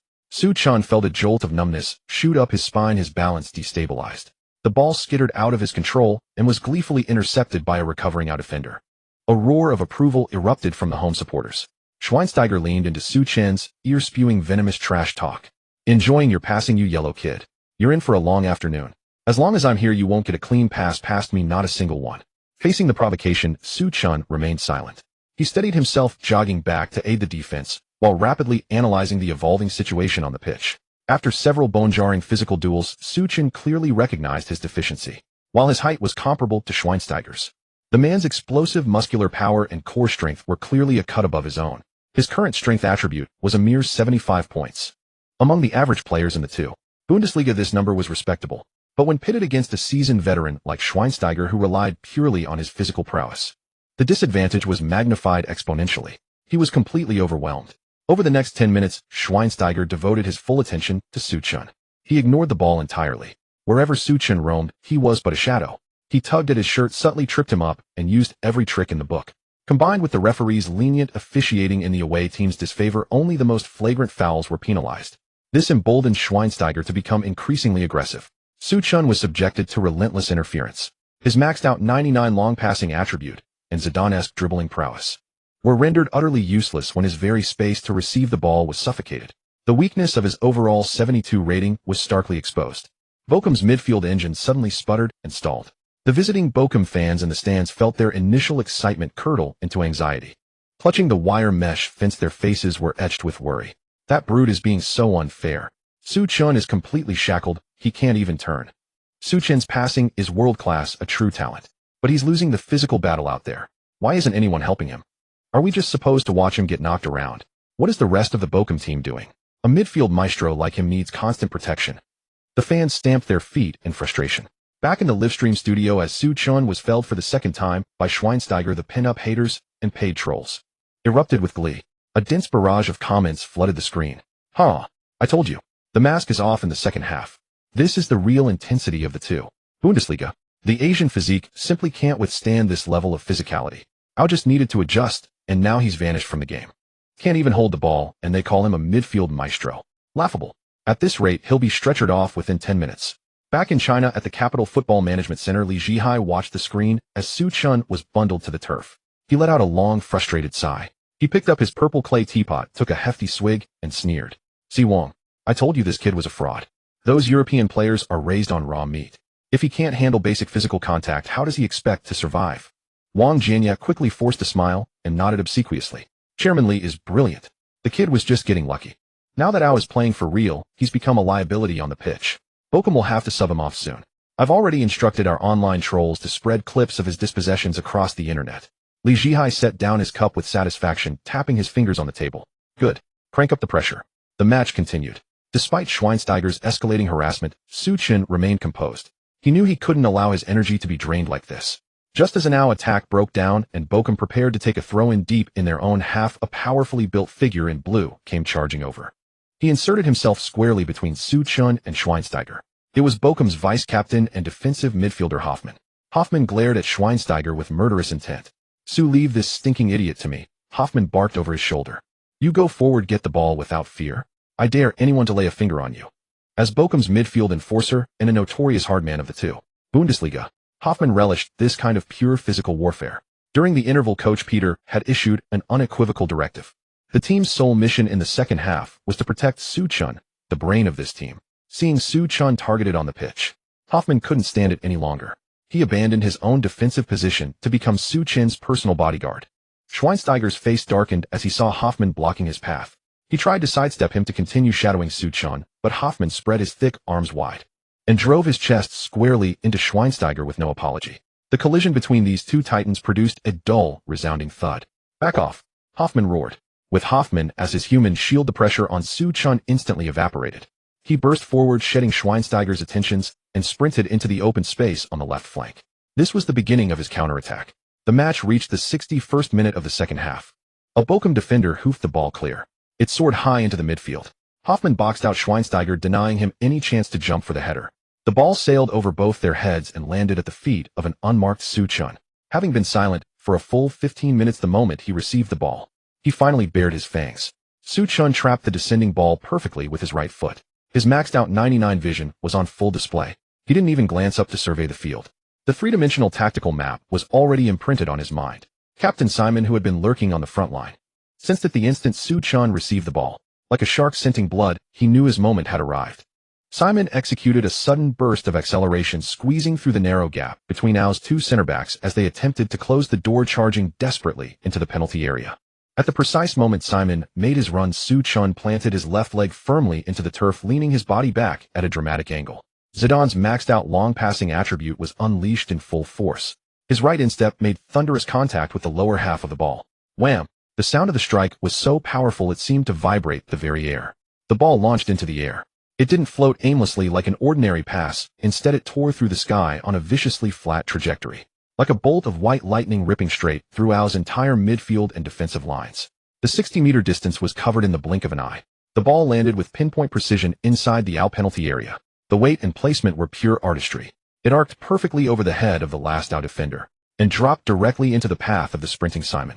Simon was in a frenzy now. He didn't need to slow down or trap the ball. As the ball bounced up from the turf, Simon, using his forward momentum, swung his right leg. A thunderous volley. The shot carried every ounce of Simon's power. The ball transformed into a cannonball, grazing the Ao goalkeeper's outstretched fingers and smashing violently into the top corner of the net. The net bulged dramatically. The referee's sharp whistle blew immediately, his arm pointing decisively to the center circle. Goal. 3-0. Bochum, playing away, had taken a 3-goal lead. The entire Erzgebirge Stadion was plunged into a deafening silence that lasted a full 5 seconds. Everyone was stunned. Then the away section erupted in a cacophony of pure joy. Bochum fans went berserk, screaming at the top of their lungs. "Oh, goal. Another one. Incredible. Su Chun is incredible. 3-0. We're beating Ao 3-0 away from home. Oh my God. Pinch me, tell me I'm not dreaming. Is this really our Bochum team that just hoofs it long? This season we haven't won a single game by 2 goals, let alone 3. What kind of celestial being is Su Chun?" That pass was so accurate. 15 minutes of silence. He was just toying with them. Give him the ball, and he'll strike a fatal blow. In a phased livestream, genuine fan comments exploded like a volcanic eruption, obliterating the troll's sour remarks. Where are the haters now? Come out and face the music. Who was it that said he couldn't hold the ball? Open your damn eyes and look. 3-0. A complete massacre on the road. 2 games in a row. A hat-trick of assists in each. I just checked. Su Chun has broken a record. Holy crap. What record? In the entire 100-year history of the two Bundesliga, no player has ever achieved an assist hat-trick in 2 consecutive matches. Su Chun is the first. He's the first in history. This comment sent the entire stream into overdrive. The first in history. This was a miracle created by an 18-year-old Chinese youth on the professional European stage. On the pitch, Simon, who had just scored the 3rd goal, was in a state of utter delirium. A hat-trick. It was the first hat-trick of his entire professional career. If it hadn't been for Su Chun's 3 passes that traversed over half the pitch, landing on a silver platter, he could have run until his legs fell off and never scored 3 goals in a single match. Simon sprinted like a madman towards the midfield and launched himself into Su Chun, wrapping him in a massive bear hug. "Su Chun, you are my God," Simon shouted, spittle flying in his excitement. That pass was beautiful. Absolutely perfect. Su Chun patted Simon on the back, replying with a smile. "Simon, that volley was the perfect finish." Before they could finish their exchange, Hoffman, Goretzka, and the rest of the team came sprinting over. They howled with joy, piling onto both Su Chun and Simon, dragging them down onto the turf. One by one, they joined the pile, engaging in a frantic celebratory dogpile. This team, perennial relegation battlers, desperately needed a cathartic, resounding victory to release their pent-up frustration. Simon, buried at the very bottom, yelled out in mock agony. "Hey, get off. You're breaking my ribs. I can't breathe. Su-chan is under me too." Hearing that Su-chan was at the bottom of the pile, Hoffman, who was about to join, was startled. He quickly started pulling and dragging his teammates off. "Get off. All of you get off now," Hoffman bellowed. "You idiots, how dare you pile on Su-chan? If the captain gets hurt, he can go to the hospital for a checkup. But if you break Su-chan, who's going to give you those winning passes and bonuses?" The celebration in the away locker room lasted for over half an hour. After taking hot showers, the entire Bochum team changed into their matching team jackets. Chatting and laughing, they lined up and boarded the team bus bound for Bochum. The bus pulled away, heading towards the highway shrouded in the night. The atmosphere inside was so electric it felt like it might blow the roof off. Captain Simon sat in a front seat, clutching the match ball emblazoned with the 2 Bundesliga logo tightly to his chest. Following the unwritten rule of European professional football, if a player scores a hat-trick, 3 goals in a single match, he earns the right to take that game's ball home and display it in his trophy cabinet as a memento. This was the first hat-trick of Simon's career. He held the ball, running his hands over its surface, his grin so wide you could see his back teeth. "Hey, brothers." Simon suddenly stood up, holding the ball aloft with one hand, and shouted towards the back of the bus. "What a game today. When we get back, it's the most expensive grill house in the old town. Everyone eats and drinks whatever they want. My treat." The bus fell silent for a second, then erupted into a cacophony of whistles and cheers. "Captain, you're way too generous. Hoffman treated us last weekend after the win, and now you're buying out the whole place today."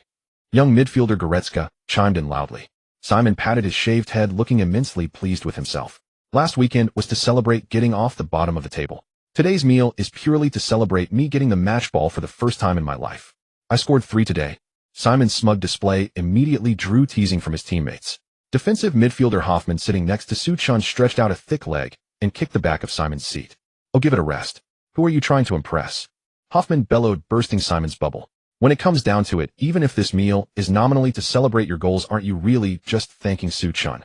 Without those 3 perfect long balls from Su-chan served right to your feet, how could you have scored 3? Hoffman's words got a huge laugh from the big men in the bus. "Exactly. Hoffman's right. With those long balls today, even my grandma could have stretched out a leg and scored. The captain just got lucky being in the right place at the front. If I'd been the striker, I could have scored a hat-trick too." The teammates joked amongst themselves. Simon wasn't angry in the slightest. In fact, he laughed heartily. He walked straight to the middle of the bus, stopping beside Su-chan's seat. "You bastards are absolutely right." Simon grabbed Su-chan's hand and admitted openly to everyone on the bus. "I know my own limits better than anyone. Those 3 goals today were pure tap-ins, no skill involved at all. Su-chan's passing is the real genius." At this, Simon's smile faded a bit, and his tone turned serious. "Actually, strictly speaking, I wasted several of his chances today.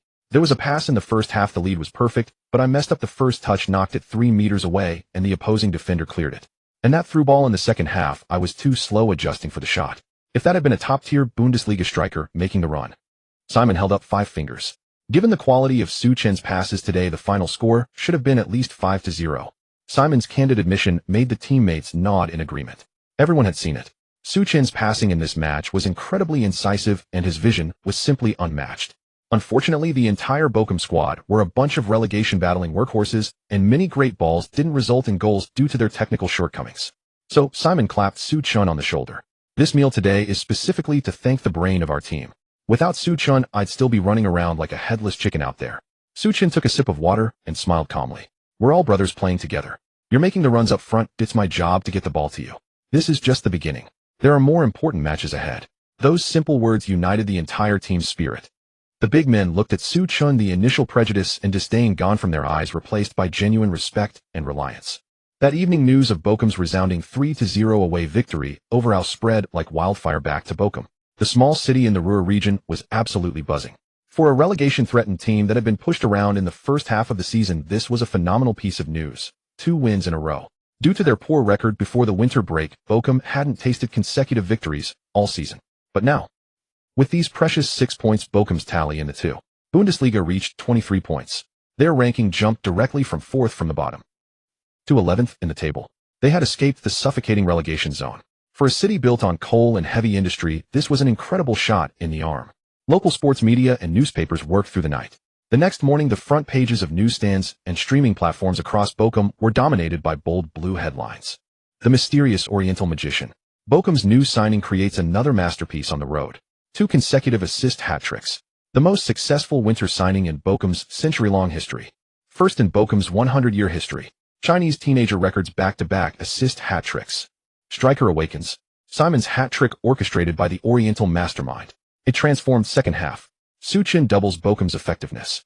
Coach Peter admits after the match Su Chen is the best midfielder I've ever seen. Without a doubt. One long ball tears apart the defense. Use this Chinese player well, and promotion is not a dream for Bochum. The media frenzy pushed Su Chen's popularity to its peak. Although national heavyweights like Kicker and Bill didn't devote much space to this too. Bundesliga match. In the eyes of those major media outlets, the title race between Bayern Munich and Borussia Dortmund in the Bundesliga was the real headline grabber. A relegation battle in the two. Bundesliga might merit a brief scoreline in the corner. Besides, AO and Union Berlin were just mid to lower table teams in the second division. Experts at those big outlets felt that impressive stats against such opposition were inflated. However, in the corners the big media ignored. The fans in the small city of Bochum had already gone completely wild for Su Chen. Many die-hard long-time Bochum supporters had been so disgusted by the team's dreadful first half and the mindless long ball tactics that they had stopped buying season tickets and vowed never to watch Bochum play again to avoid the frustration.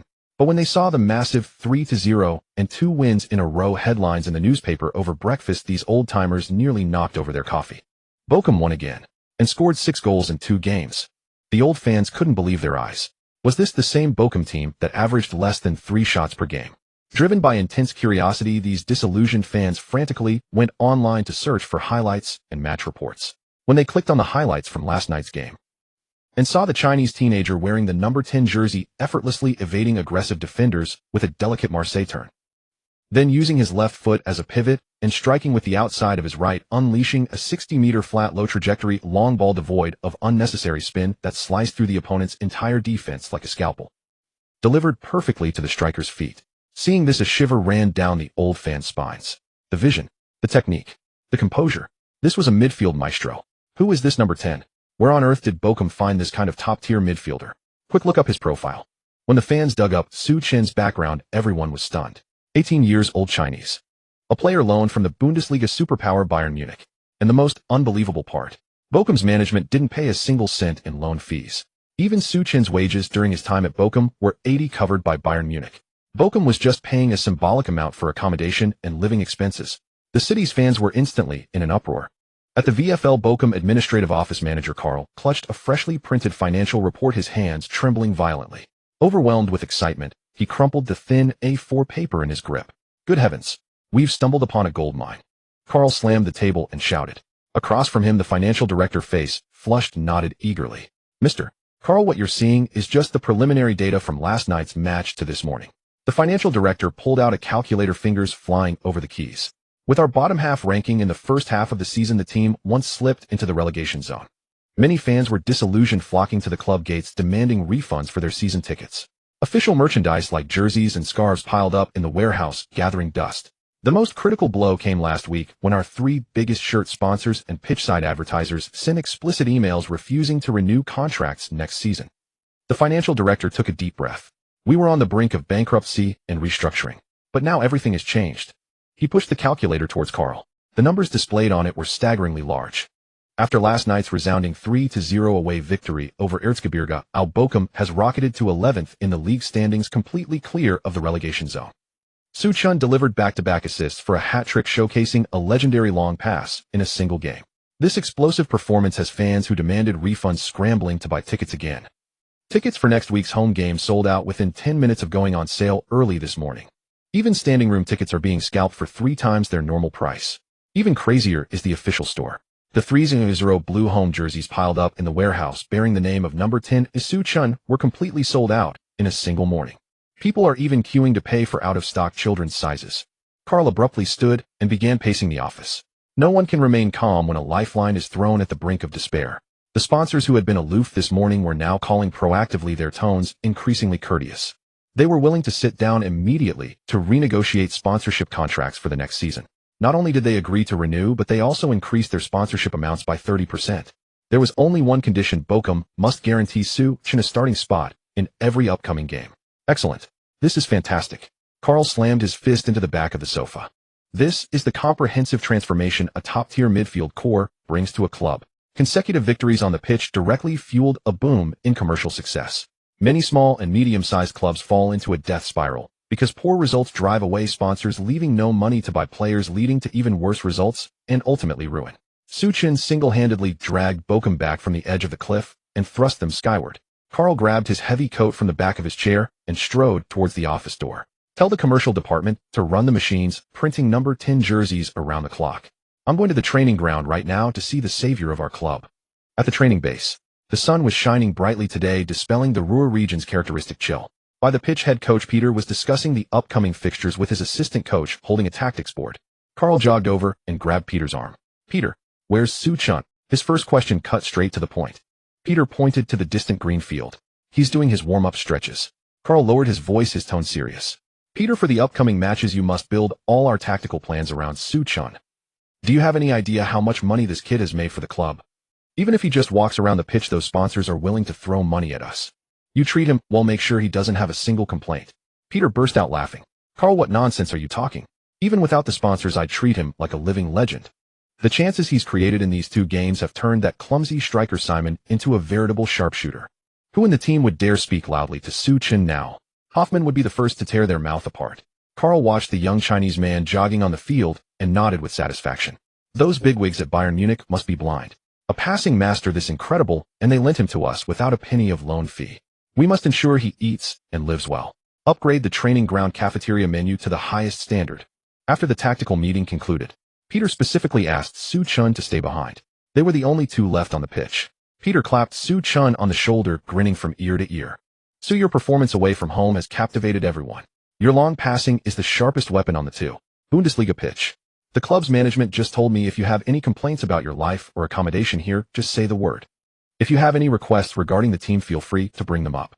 Suchun wiped the sweat from his forehead. This was exactly what he was waiting for. In their regular daily training, Bochum's regimen was quite traditional, consisting mainly of fitness laps, half-pitch scrimmages, and defensive positioning drills. This was a standard procedure for ordinary players. But for Suchun, it was far too inefficient. The system's holographic training mode, when mirrored in real-world practice, offered a massive 20% data boost. He needed to use the actual training ground to aggressively complete the demanding tasks the system refreshed. This required significant freedom, not being constantly bound by the team's collective tactical drills. Coach, Suchun stated his request without hesitation. Besides the essential tactical practice sessions, I want complete autonomy over my personal training time. I won't participate in the standard intra-squad scrimmages. I'll follow my own plan to train my body and footwork.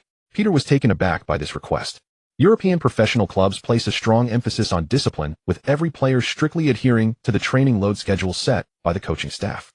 Even star players at Bayern Munich cannot arbitrarily skip team practice for individual sessions. But, facing this genius who could rack up 3 assists in just half a game, Peter's mindset quickly shifted. This was a master with maxed-out game intelligence and freakish ball control. The ideas in his head were definitely beyond the comprehension of Bochum's 2 Bundesliga coaches. Forcing him to train defense with the rest of the squad would be a waste of his talent. No problem. Peter nodded vigorously in agreement. This training ground is open for you anytime you need it. Training equipment, assistant coaches, even the medical team, all will be at your disposal for your individual plan. Train your way. I just need you to keep delivering those killer passes on the weekend. Privileges secured. Over the next 3 days, every player at Bochum witnessed what true hellish training looked like. It completely shattered their preconceptions about Chinese players.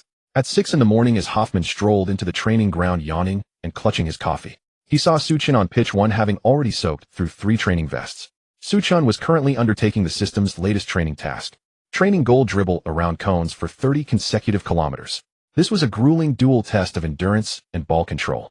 A standard 30-kilometer run is a huge strain for any professional. But to do it while maintaining control of the ball at your feet, weaving through closely packed obstacles, is another level entirely. It demanded precise ankle movements at all times.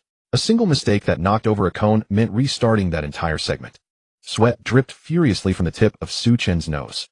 His thigh muscles, strained from prolonged tension, trembled uncontrollably. Yet his steps never faltered. He nudged the ball alternately with the inside and outside of his feet, his body swaying rhythmically from side to side. His sense of distance and control over the ball was pushed to the absolute physical limit. The Bochum players passing by were utterly stunned. Simon stood at the sideline, holding a bottle of water, his mouth agape. My God, how long has he been running? I asked the gatekeeper. Suchun arrived at 4:30 a.m. Goretz swallowed hard. So this is what a true master looks like. His talent is 100 times greater than ours, and he trains 200 times harder. Now I understand why I'm playing in the Bundesliga. With that attitude, he deserves to start in a top 5 league. Amid the exclamations of the onlookers, Zidane stamped his foot on the ball, ending his final slalom run. He collapsed onto the grass in a starfish position, his chest heaving violently. In his mind, a crisp mechanical voice sounded right on cue. Training goal: dribble around cones for 30 kilometers. Completed. Ding. Host dribbling attribute has increased. Current dribbling attribute updated to 71. A warm current surged into his legs, immediately alleviating most of the searing soreness. Zidane grinned. Awesome. As long as the progress bar filled, his physical capabilities received an immediate tangible enhancement. This confidence in training, without fear of breaking his body, was his greatest trump card. On the real-world pitch, there's an ironclad truth: training hard doesn't necessarily make you stronger. It could even ruin your career. The professional football world is never short of maniacs who spend all their time on the training ground. But blindly overtraining and excessive exertion only accelerate meniscus, wherein keep muscles in a state of chronic fatigue, ultimately leading to stress fractures or ligament tears. Those less gifted players, no matter how diligent, can be completely broken by injury. But Zidane was different. He had the perfect integration and support of the system's training space. As long as a task was deemed complete, all muscle fatigue and minor injuries were forcibly repaired by this mysterious energy. Moreover, his progress was visibly quantified. If he trained, he was guaranteed to get stronger. This completely defied the physiological laws of carbon-based life forms. Over the next 3 days, Zidane tirelessly immersed himself in training. Having just finished the dribbling drill, he immediately started another hellish challenge. Training goal: take 3,000 shots from outside the penalty area. Thud, thud, thud. The dull thuds of strikes echoed over the training ground for the entire afternoon. 3 different goalkeepers rotated as his practice partners, all ending up with cramped arms, collapsing on the goal line and waving their hands in surrender. Zidane stood at the edge of the box, facing a small mountain of balls, unleashing powerful shots one after another. Inside foot curlers, outside foot screamers, and vicious volleys. Every strike pushed the limits of his calf muscles. 3,000 powerful shots. As the final ball smashed into the top right corner of the net, the system's notification sounded once more. Training goal: take 3,000 shots. Completed. Ding. Host shooting attribute has increased. Current shooting attribute updated to 67. Zidane walked to the sideline, grabbed a towel, and wiped his face. He sat cross-legged on the grass and called up his latest personal attribute panel in his mind. After this period of intense grinding, combined with the previous 1-0 keepy uppy challenge and various other hellish training, his base stats had finally seen a noticeable improvement. Current host attribute panel: passing, short 75, long 99, max vision 99, max integrated ball control 73, dribbling 71, reaction 69, shooting shot 67, long shot 68, header 71, physical strength 75, jumping 70, stamina 70, set pieces accuracy 69, curve 65, penalty 70, speed burst top speed 70, acceleration 70, agility 65, defending tackling 62, intercepting 65, sliding tackle 63, current overall rating 72, starter level for a secondary European league. Looking at these numbers, Zidane did the math. His long passing and vision were maxed out thanks to the integration of Zidane's prime template. This was his absolute weapon to dominate matches on the pitch right now. But his other foundational attributes were still far behind, especially speed, strength, and defense. Against top-tier, beastly center backs in the Bundesliga or even the Champions League, they wouldn't give him any space to pass, simply overpowering him with sheer sprint speed and muscle. The road ahead was long. Luckily, he now had the privilege and all 24 hours of the day at his disposal, grinding stats on the pitch during the day and continuing in the holographic space while sleeping at night. He was determined to forge his body into a perfect hexagonal monster with no weaknesses. Just as Zidane was about to get up and head for a shower, the virtual light screen before him flickered violently. A blinding golden light exploded in the center of the panel. Even the system notification in his mind became unusually high-pitched. Ding. Detected that host's basic ball control attribute has reached a node threshold. Congratulations, host. A hidden ultimate challenge mission has been triggered. Chain mission stage 3 released, solo run. Zidane froze, his eyes locked onto the floating light screen. The previous 2 missions had gifted him Zidane's template and Kante's signature defensive anticipation skill. What treasure would this one yield? Mission objective in the upcoming official match: without relying on long pass assists, use individual dribbling to beat at least 3 opposing defenders in a row and score a goal yourself. Mission time limit 72 hours. Next league match away to Karlsruhe SC. Seeing this demanding requirement of dribbling past players to score, it was essentially asking him to abandon his strongest weapon, the long-range pass, and transform into a forward engaging in physical combat. Zidane raised an eyebrow, finding it tricky. His gaze immediately dropped to the golden reward section at the bottom of the mission. The few lines of flashing text sent a rush of excitement straight to his brain. Ultimate Mission Reward unlocks Stage 1 progress of the SS Grade Superstar Template Ronaldo Prime. Additional reward, instantly acquire the alien's signature, move the Elastico max level. Suchin read those words clearly. He couldn't hold it in anymore, a broad grin spreading across his face as he laughed out loud. That was the most terrifying number 9 striker in world football history. Ronaldo the alien. The monster who combined dribbling speed and explosive power to an inhuman degree. His signature Elastico could send defenders into a spin with physics-defying changes of direction at full sprint, leaving goalkeepers concussed. If he acquired this skill and Ronaldo's template progress, he would no longer just be a classic playmaker orchestrating from behind. He would become a razor-sharp blade capable of taking on an entire defense line with the ball at his feet, tearing the heart out of any opponent. Defenders trying to close him down to stop his long passes. He would simply use Ronaldo's pace and the Elastico to run them over. Suchin laughed out loud as he read the ultimate mission reward displayed on the virtual light screen. Ronaldo the alien. The most terrifying number 9 striker in the history of world football. A monster who combined dribbling speed and explosive power to an inhuman degree. His max-level pendulum dribbling was a nightmare for countless defenders. In the next match against Karlsruhe, dribble past 3 defenders consecutively and score a goal. Suchin read the mission requirements aloud. This challenge couldn't have come at a better time. He had delivered a stunning hat-trick of assists in 2 consecutive matches. The outside world must have formed a fixed perception by now that Bochum's number 10 was merely a long pass distributor. If they marked his passing lanes tightly, they could neutralize Bochum's attack. Karlsruhe's coaching staff would undoubtedly devise the same tactics. If he suddenly abandoned his signature long-range passing in the match and switched to the most primitive, forceful ball-carrying advances, the opposing defense would completely collapse. Suchin closed the system panel and headed to the locker room showers. Cold water cascaded over his tired muscles. His mind was consumed with anticipation for the next game. At the same time, the lights in the Bochum head coach's office were still on. Coach Peter sat at his desk, the computer screen before him replaying footage of Bochum's previous 2 matches. 6 goals in total, all stemming from Suchin's long pass orchestration.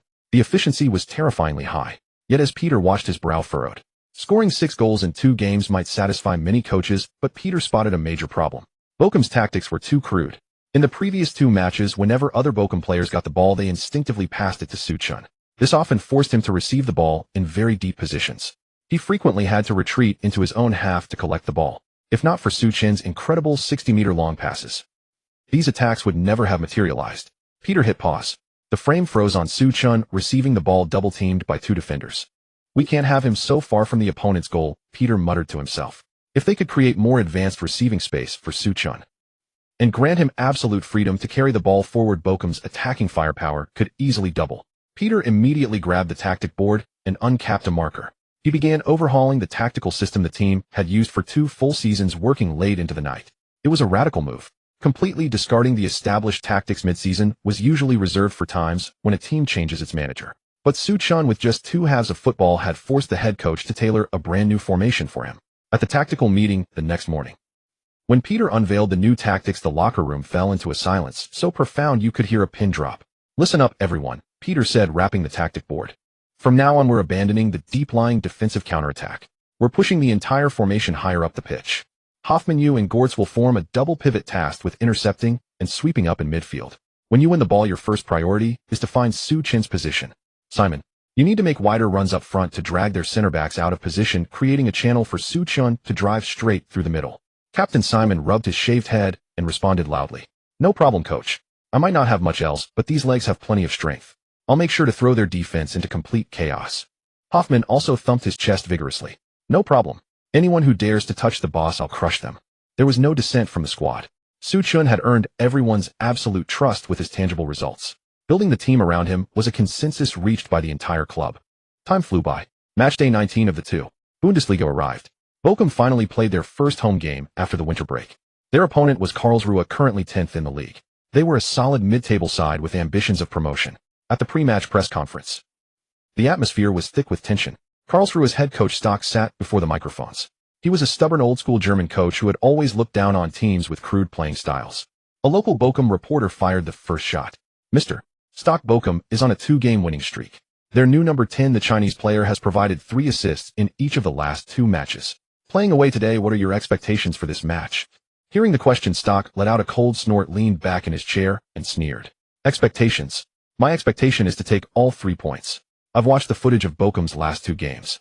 All I saw was 2 relegation-bound teams pecking at wood. Their winning streak is just luck, catching opponents on a day their defenses were asleep. His words were scathing, dismissing Bochum entirely. The reporters pressed on. How would you assess Bochum's new Chinese signing Su Chun? Stock curled his lip. Just a rookie who hasn't played many professional games. The two. Bundesliga isn't a place where you can survive on a few lucky long passes. Once we cut off his support in front, he'll be running around like a headless chicken. We're a top 10 team. Today we'll teach Bochum what real tactical discipline and high-pressing defense looks like. Stock's arrogant remarks spread rapidly through the media, igniting the hype for the match. Back in China at the Football Management Center in the capital, Wang Jianya burst into the office clutching a stack of printed screenshots from foreign news websites. Chairman Li, great news. Wang Jianya slammed the screenshots onto the desk. Bochum is playing Karlsruhe tonight. They're a tough top 10 side. Their coach has already declared he's going to shut Su Chun down. Li Zhihai took a sip of tea from his thermos, nodding with a cold smile. I told you this kid wouldn't last. It's normal for someone to have a brief flash of form in a low-level league like the two. Bundesliga. Once a solid mid-table team like Karlsruhe gets serious, his skinny frame won't withstand the high press. Wang Jianya quickly chimed in. My network of paid troll accounts is fully assembled. We also have people monitoring A-Phase livestream. The moment Su Chun loses the ball or gets knocked down on the pitch, we'll grab screenshots, write articles, and push them to the top of the trending lists. We'll completely ruin his reputation back home. Li Zhihai set his cup down with satisfaction. Watch closely. Tonight is when his true colors will be revealed. Back in the Ruhr region of Germany, night had fallen. The atmosphere outside Ewood Park was buzzing. As Bochum's home ground, it hadn't been this lively in a long time. Street vendors pushing carts of grilled sausages and beer were overwhelmed with business. Tens of thousands of fans queued up for entry, all wearing the team's blue and white jerseys. As the team bus slowly entered the stadium tunnel, the players inside looked out at the dense crowds, startled by the sheer scale. Good Lord, look at the crowd today, exclaimed young midfielder Gortz, his eyes wide as he pressed against the window. I just saw several fans who couldn't get tickets waving wads of cash at scalpers. Captain Simon grinned broadly, patting Su Chun on the shoulder. Boss, this is all for you. I've been here for 3 years, and we'd be lucky to half fill the place on a normal day. Today it's absolutely packed. Through the window, Su Chun could clearly see countless banners in the crowd, many bearing his name written in clumsy Chinese characters. Large groups of fans were also wildly waving Bochum jerseys with the number 10 on the back. The city's football passion, stifled for half a season, had been completely ignited by his spectacular long passes. In the locker room, manager Karl had come by to boost morale. His face was beaming, his suit and tie perfectly straight. Boys, every box is sold out tonight. The sponsors are all up there watching you. Win this game and your bonuses are doubled. The team erupted in thunderous cheers. Coach Peter slapped the tactic board, delivering his final impassioned speech. Karlsruhe's coach says we're lucky. He says you're all a bunch of clueless idiots. How are we going to answer him? Simon kicked the locker door. We're going to smash them. Excellent. Get out there. Peter waved his hand. In the player tunnel, Su Chun lined up with his teammates, ready to take the field. The noise grew louder. The moment he stepped onto the lush green pitch, a tidal wave of cheers swept down from the stands on all sides. Over 30,000 home fans rose to their feet, turning the stands into a sea of blue and white waves. Countless large flags fluttered in the air. The stadium announcer's voice boomed over the PA system. Ladies and gentlemen, let's welcome our number 10, the core of the team, the midfield maestro from the east. Su Chun. The entire crowd of 30,000 roared along. Su, Su, Su. The overwhelming pressure and intimidation of such public adulation would be enough to weaken the knees of any newcomer. But Su Chun remained expressionless, his gaze fixed on the opposing half as he flexed his ankles. He had conquered away grounds in the last 2 games. Today he was finally playing on his own turf. Beside the commentary booth, the Chinese student Afei had long since set up his streaming equipment. The online viewership in his channel had already surpassed 2 million. Dense bullet comments completely covered the screen. It's starting. Bochum's home debut. Karlsruhe is no pushover, their top 10. Look at Bochum's formation. Su Chun is playing so high up. This means Bochum is going on the attack. Waiting to see Su Chun deliver another 60-meter assist. Where are the trolls? Come out and face the music. I'd like to see what excuses you can come up with today. In the previous 2 matches, Su Chun's divine assist had already made him a hero in the hearts of Bochum fans. Not only that, Su Chun had also reignited the long-dormant flames within the Bochum supporters. For this home league match, tickets were sold out within hours of going on sale. Many fans who hadn't witnessed Su Chun's long-past mastery live in the first 2 games flooded into Ewood Park for this match. They all wanted to see what Su Chun, the magical player who had delivered assist hat-tricks in 2 consecutive matches, would showcase today. The passionate support from the Bochum fans invigorated the entire home team. Before the match even began, every starting player wore an expression of excitement. Beep. The referee's whistle signaled the start of the match. Karlsruhe SC kicked off. Their formation was pushed extremely high, and they immediately displayed aggressive pressing. This was entirely the pre-match plan of their coach Storch. Storch believed Bochum relied solely on Su Chen's passing. He thought that if they cut off Su Chen's passing lanes, Bochum would become headless chickens. Just 3 minutes into the match, a Karlsruher midfielder advanced with the ball. Bochum's double pivot Hoffmann and Jarretts rushed in from both sides, executing a fierce closing tackle that forcibly dispossessed the opponent. Pass it to Su Chen. Captain Simon shouted from the front. Hoffmann didn't hesitate, playing a low flat pass to Su Chen at the center circle arc. Su Chen trapped the ball firmly with his right foot. A Karlsruher defensive midfielder immediately closed him down. This midfielder didn't try to tackle, but instead blocked the passing angle to Simon up front. They expected Su Chen to attempt another long pass. But Su Chen had a system-issued task on his mind: solo run, no long pass assist, dribble past 3 players consecutively, and score. Su Chen suddenly cut the ball with his right foot. Pushing off forcefully with his left foot, he accelerated abruptly, ignoring his teammates up front, and charged directly towards Karlsruher's half with the ball. This sight stunned the 3,000 fans in the stadium. Afe shouted from the commentary booth, "He didn't pass long. Su Chen is dribbling forward himself." The Karlsruher defenders panicked. The closely marking midfielder immediately stuck out his right leg, attempting to clear the ball. Su Chen's footwork was incredibly fast. He gently nudged the ball with the inside of his left foot, rolling it past the opponent's studs. He twisted his body, leaving the midfielder trailing behind him. Having beaten the first defender, Karlsruher's main center back saw Su Chen dribbling directly into the dangerous 30-meter zone. Alarmed, he immediately signaled the fullback. The two formed a formidable wall, charging in from left and right. If Su Chen dared to continue, he would be sandwiched and brought down. Su Chen was swift on his feet. Facing the closing tackle, he pulled the ball back with his right foot. Then he powerfully flicked the bottom of the ball with his left heel. Thud! The ball lofted into the air, squeezing through the narrow gap between the two defenders. Su Chen, leveraging his remarkable body flexibility, slipped past the fullback's side. A nutmeg, beating the second and third defenders. The task condition was completely fulfilled. Having torn through the entire defense, Su Chen was now one-on-one against the goalkeeper. Karlsruher's goalkeeper roared, charging off his line, spreading his arms wide to close down the angle. Su Chen ignored the keeper's movement entirely. Planting his left foot, he locked his right ankle. Meeting the rolling ball, he unleashed a ferocious, powerful drive with all his might. The ball skimmed low across the turf, grazing the inside of the left post and slamming into the back of the net. The net rippled. The referee pointed to the center circle, signaling the goal. Just 4 minutes into the match, Bochum led Karlsruhe 1-0. The stadium fell silent for a second, then erupted in a thunderous roar. Su Chen stood near the byline, taking a deep breath. The crisp system notification sounded in his mind right on time. Ding! Chain Quest Stage 3 solo run completed. Congratulations, host has unlocked the SS level superstar template. Ronaldo peak, phase 1 progress. Congratulations, host has obtained Ronaldo's signature godly skill, the pendulum dribble max level. A surge of muscle memory flooded his body. Su Chen clenched his fists, feeling the terrifying explosive power in his legs. Ronaldo's top-tier talent granted him a qualitative leap in physical prowess. The match continued. In the 21st minute of the first half, Karlsruher's entire team was thrown into disarray by Su Chen's unreasonable solo goal. The ball once again found Su Chen's feet, this time in a slightly deeper midfield position. Having learned their lesson, Karlsruher's defensive strategy drastically shifted. 2 midfielders and a fullback. 3 players immediately converged on Su Chen.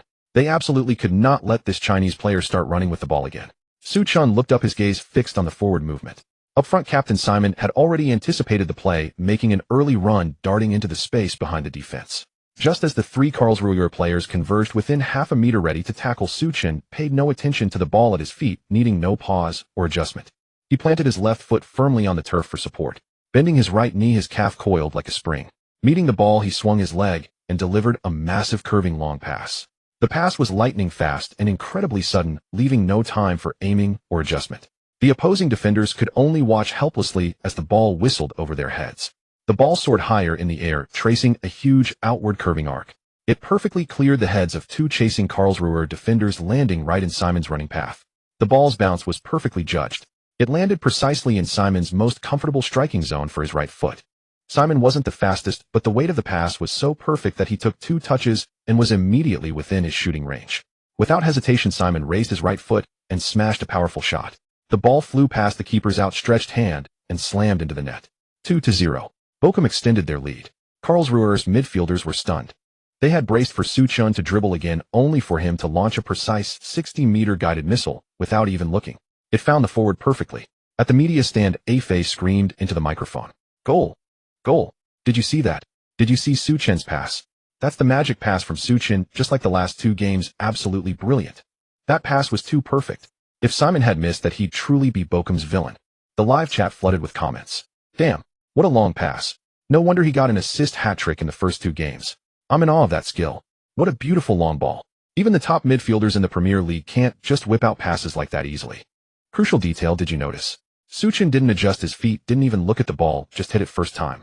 What do you call a long pass genius? Storch come out and witness the god. Meanwhile, Karlsruher's coach Storch stood on the sidelines dumbfounded. That pass was definitely over 60 meters, and its accuracy was absurd. Behind Storch, his assistant coach holding a tablet swallowed hard. Coach, I heard this player had an assist hat-trick in the previous 2 games. And all of them were long pass assists like that. Looking at it now, his long passing ability is indeed extraordinary. Hearing this, Storch turned around with a bewildered look. Assist hat-tricks. In 2 consecutive games. Meaning he has 6 assists in 2 matches. Storch's mind was completely blown.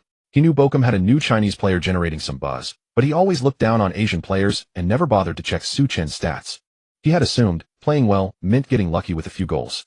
Now he realized this wasn't just playing well, it was a masterclass, a dominant performance of godly proportions.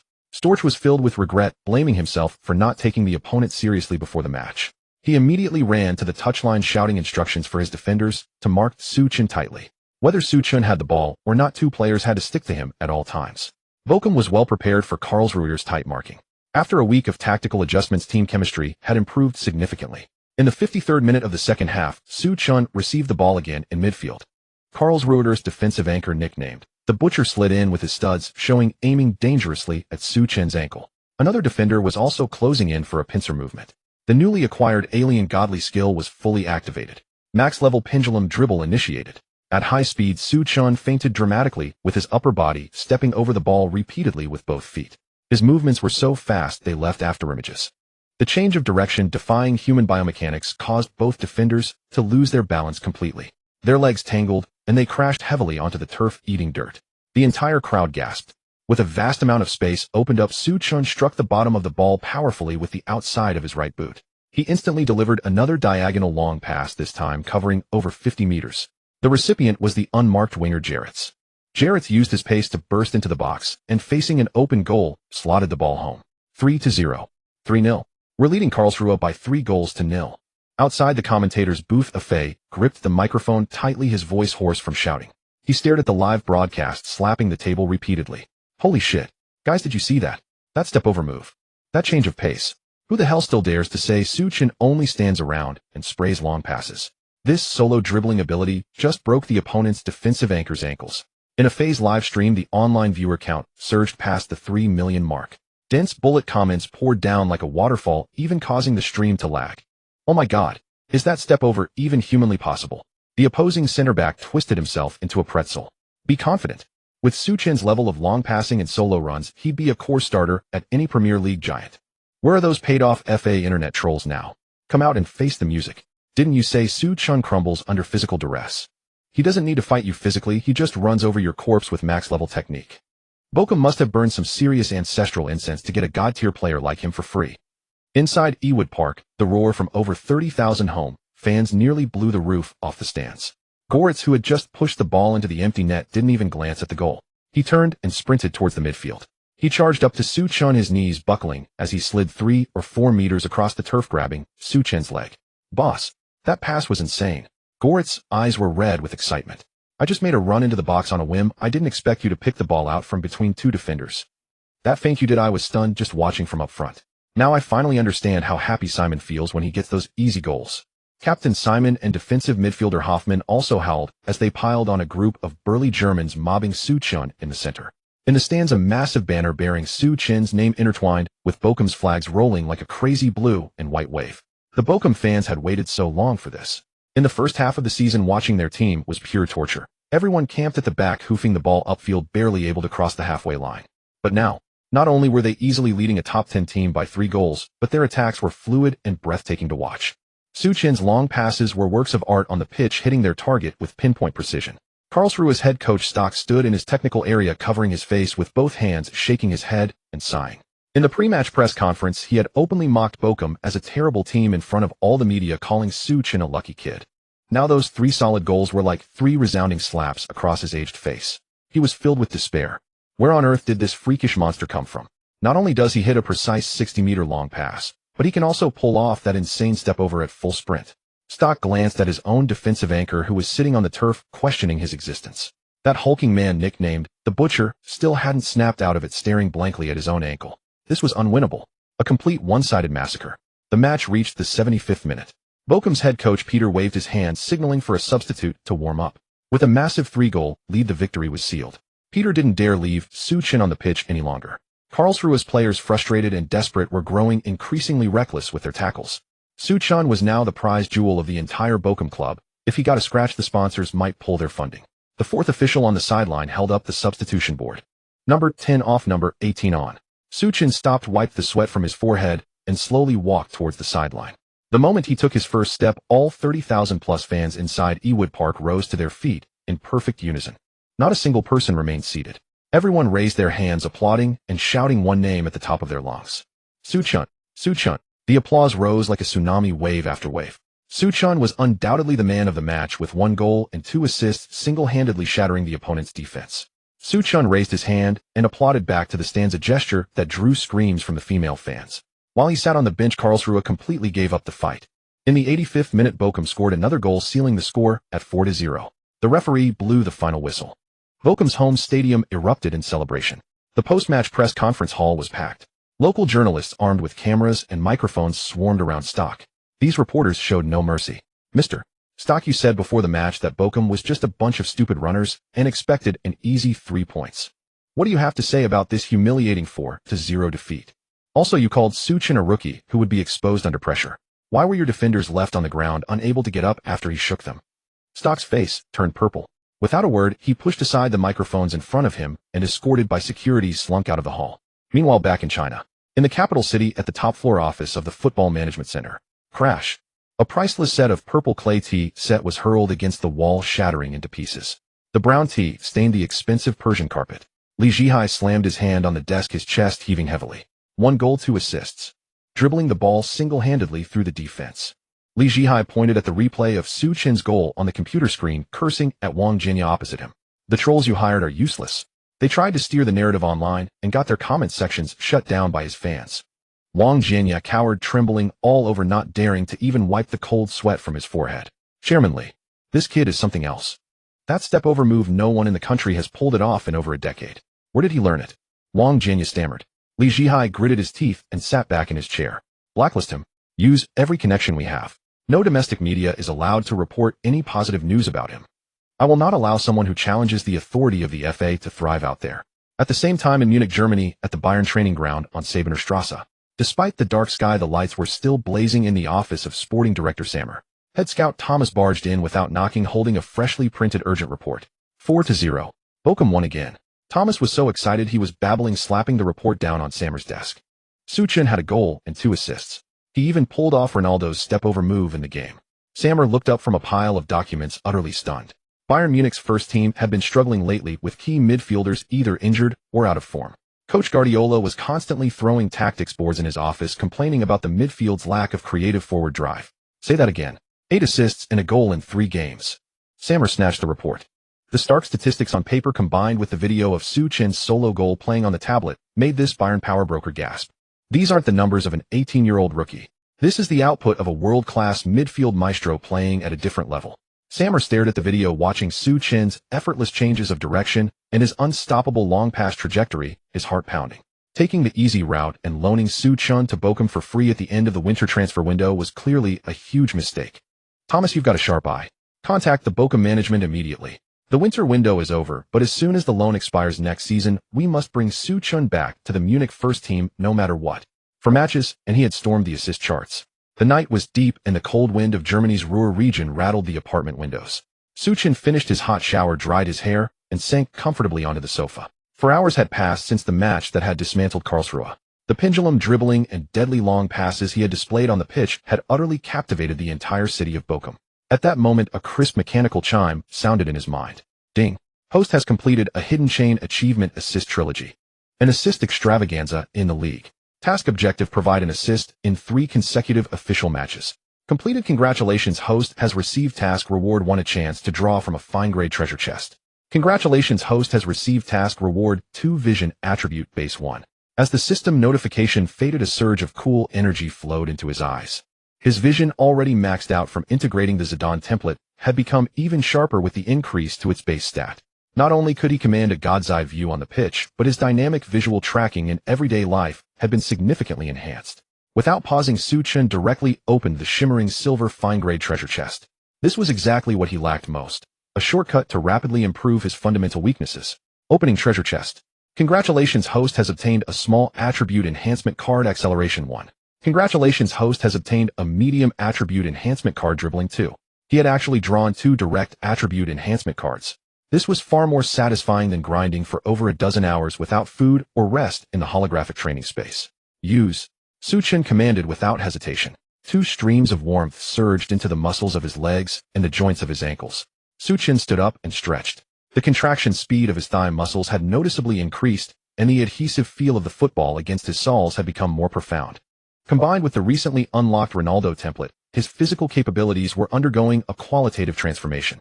Ding. Attribute fusion complete. Your acceleration attribute has been raised to 71. Your dribbling attribute has been raised to 73. Your overall individual rating has been updated 73 top-tier level for European second-tier leagues, rotation player level for top 5 leagues. Looking at the latest overall rating on the holographic screen, Su Chen let out a long breath. He had finally broken through to 73. Although it was just a 1-point increase from 72, the accumulation required to improve stats becomes increasingly daunting as one progresses.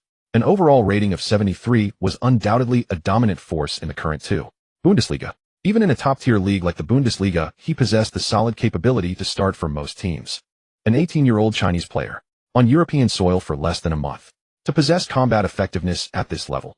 If this news were to reach China, it would be enough to make those bureaucrats at the Football Association's jaws drop in disbelief. After all, Chinese football currently couldn't even produce a player capable of warming the bench in a second-tier league within the top 5 European leagues. He was the sole hope for his entire nation.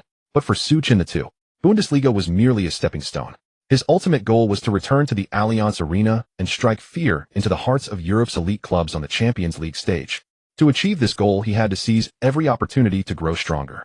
The next morning, dawn was just beginning to break over the city of Bochum.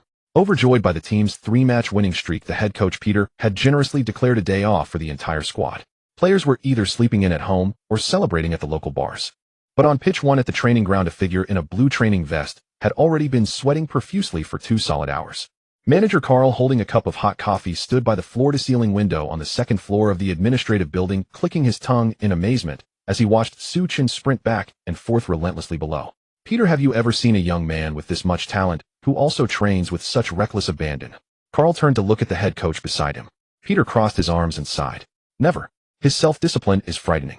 I've already instructed the medical team to ensure he gets the best ice baths and muscle recovery sessions after every training session. He's our only hope for promotion to the Bundesliga right now. We absolutely cannot let him burn out. The 2 men exchanged glances, both seeing the relief in the other's eyes. What a steal it had been, snatching him away from Bayern Munich for free. Time flew by. On the weekend, the 20th round of the Bundesliga commenced. Bochum continued their homestand at Ruhrstadion, hosting Sandhausen, who were sitting in 5th from last place. Although the opponent wasn't strong, Ruhrstadion was packed to the rafters again today. Over 40,000 fans crammed the stands, leaving no empty seats. Outside, scalp tickets were going for 5 times their normal price. The whole city wanted to see with their own eyes what tricks the Chinese maestro, who had racked up 8 assists in 3 matches, would conjure up this time. In the player tunnel, the Sandhausen players wore grim expressions. They had watched the footage of Bochum's previous match against Karlsruhe. That number 10 wasn't just lethal with his passing, his dribbling was as unstoppable as an alien's. Beep. The referee's whistle signaled the official start of the match. Sandhausen immediately parked the bus. All 10 outfield players retreated into their own half, with 5 midfielders forming an impenetrable wall just above the center circle. Their tactics for today were clear: defend for their lives. If they could just prevent Su Chen from getting any comfortable space to pass, they could steal a point away from home. For the first 20 minutes, the 2 teams were locked in a stalemate. Sandhausen's 2 defensive midfielders stuck to Su Chen like glue, following his every move. The hearts of the home fans were in their mouths. A Fei, commentating from his broadcast booth on the sideline, exclaimed, "Sandhausen's defense is just filthy. It's a complete scorched earth tactic. Su Chen is finding it incredibly hard to receive the ball." The live chat was scrolling frantically. Greta Park bus is the worst counter to long balls. There's no space to run in behind. The double teaming is too tight. The moment Su Chen touches the ball, 3 players swarm him. Looks like this is heading for a draw today. On the pitch, the match reached the 31st minute. Bochum's defensive midfielder Hoffmann won the ball in his own half and played a direct pass to Su Chun, who was positioned near the center circle. Su Chun controlled the ball with his right foot, shielding it with his back to goal. The two Sandhausen defensive midfielders converged from both sides, and a center back stepped up in front, forming an iron triangle around him. "Pass it back, boss," Simon shouted from afar. Su Chun didn't pass. The explosive power granted by the Ronaldo template ignited at that very moment. He yanked the ball backwards with his right foot, sinking his center of gravity rapidly. Then, using the toe of his left foot, he flicked the underside of the ball with force. The ball soared into the air, sailing over the head of the midfielder behind him. Using his incredible flexibility, Su Chun spun on the spot, squeezing through the narrow gap between the two defenders' shoulders. A nutmeg, breaking through a triple team. A thunderous roar of astonishment erupted from the 30,000-plus fans in the stadium. Having broken through the defense, Su Chun faced 30 meters of open space and surged forward with long, powerful strides. His speed was so fast it was unlike any traditional attacking midfielder. The remaining two Sandhausen center-backs panicked, rushing forward to close him down. Su Chun didn't slow down, feinting heavily from side to side with his body. The sheer pressure of his max-level pendulum dribbling caused the left center-back to slip and fall flat on his backside. Just as the other center-back was about to make contact, Su Chun, without even looking at the runs ahead, planted his left foot and delivered a highly disguised curling pass with the inside of his right foot. The pass had no telltale backswing. The ball skimmed the grass, tracing a bizarre in-swinging arc that bypassed the entire defensive line, finding the vast expanse of space on the left side of the penalty area. Captain Simon had just arrived there, having timed his run to perfection. He didn't even need to control it. Meeting the ball first time, Simon wound up his right leg and unleashed a thunderous strike. Boom! The ball rocketed into the back of the net like a cannonball, nestling perfectly into the top corner. 1-0. Bochum had broken the deadlock. The stadium was silent for half a second before a tidal wave of noise erupted like a volcanic explosion. After scoring, Simon sprinted manically towards Su Chun and tackled him to the ground. "My God, how on earth did you pick that ball out of that crowd?" Simon roared. But this was just the beginning.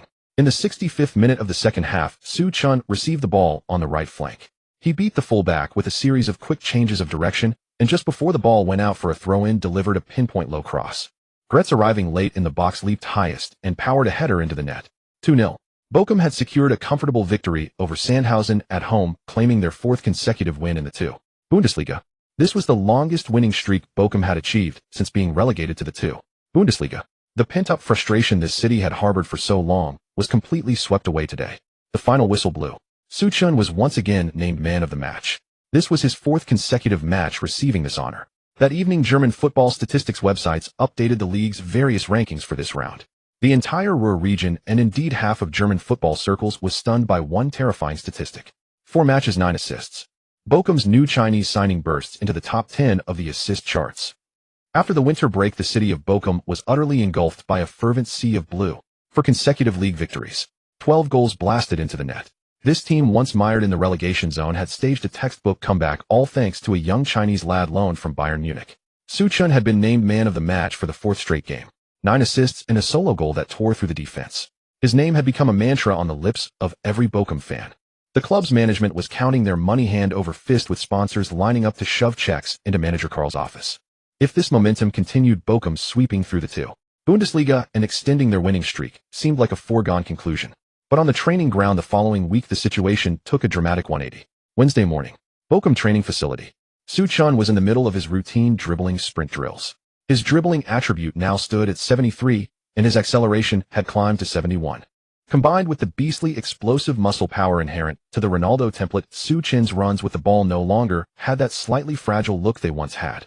Every touch was solid, the frequency of his outside foot touches astonishingly rapid. But then, as he finished a set of 30-meter sprints and stopped to drink some water, he keenly sensed the shift in the atmosphere.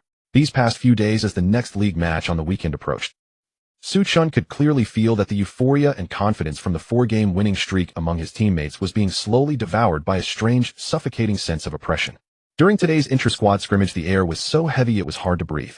Usually these German lads were rowdy and loud, Hoffmann always barking orders, Simon cracking dirty jokes. But today the entire field was dead silent. The only sound was the dull thud of the ball on the turf. Everyone was running with heads down, burdened by their thoughts. Passes and receptions were riddled with errors. The young midfielder Goretzka passed the ball out of bounds twice in a row without even raising a hand in apology. Hoffmann, the defensive midfielder who was usually the biggest joker, was as quiet as a mouse today. Facing a ball from the practice squad, he froze for half a second and got it nicked away. Su Chun wiped his sweat and tossed his water bottle onto the grass. He walked over and grabbed the captain Simon. Simon, what the hell is going on with you guys today? You all look lifeless, like you've lost your spirits. We just won 4 in a row. The whole city is waiting for our match next weekend. Who are you trying to impress with these gloomy faces? Simon stopped, looked up at Su Chun, and let out a heavy sigh. He rubbed his bald head, his face grim.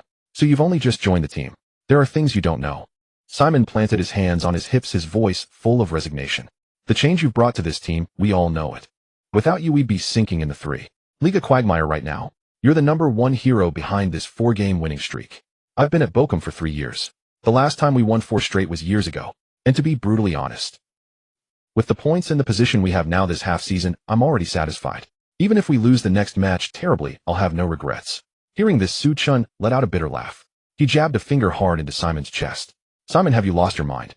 You sound like you're making your last will and testament. What do you mean satisfied? What do you mean no regrets? So what if we've won 4 in a row? Even if we win 14, we can't stop. Surrendering before the battle in professional football, are you German players that soft? Su Chun's rebuke was direct and unforgiving. The surrounding teammates heard it and stopped in their tracks, silently gathering around. They exchanged glances, but no one dared to retort. Just then head coach Peter approached from the sideline. He held his tactics board, his expression equally grim. Peter had long noticed the team's poor state today. He also knew exactly why they had become so timid. It was all because of their opponent this weekend. The current leaders of the 2 Bundesliga, the absolute juggernaut RB Leipzig. For every other team in the league, RB Leipzig was an anomaly that broke the rules, backed by the massive Red Bull conglomerate. They wielded their financial might in the transfer market, buying up top-tier players who could start in the Bundesliga. Their training facilities, coaching staff, even medical support were all top-tier in Europe. RB Leipzig was a full 10 points clear at the top of the 2 Bundesliga table. This was a Bundesliga powerhouse in disguise. They were playing on a completely different level in the 2nd division, dismantling other teams with ease. The source of Bochum's deep psychological trauma was the nightmare encounter in the first half of the season. 3 months ago, Bochum hosted RB Leipzig on their own turf. The result? Bochum was brutally slaughtered at home. After 90 minutes, the score was a humiliating 0-4. The most despairing part for Simon Hoffmann and the rest was that Bochum managed only a single pathetic shot on goal that day, and it missed. They had just 20% possession. They couldn't even cross the halfway line. Leipzig's midfielders were built like moving brick walls. Their speed was freakish. They used suffocating high-pressing tactics to pin Bochum in their own penalty area, relentlessly tormenting them.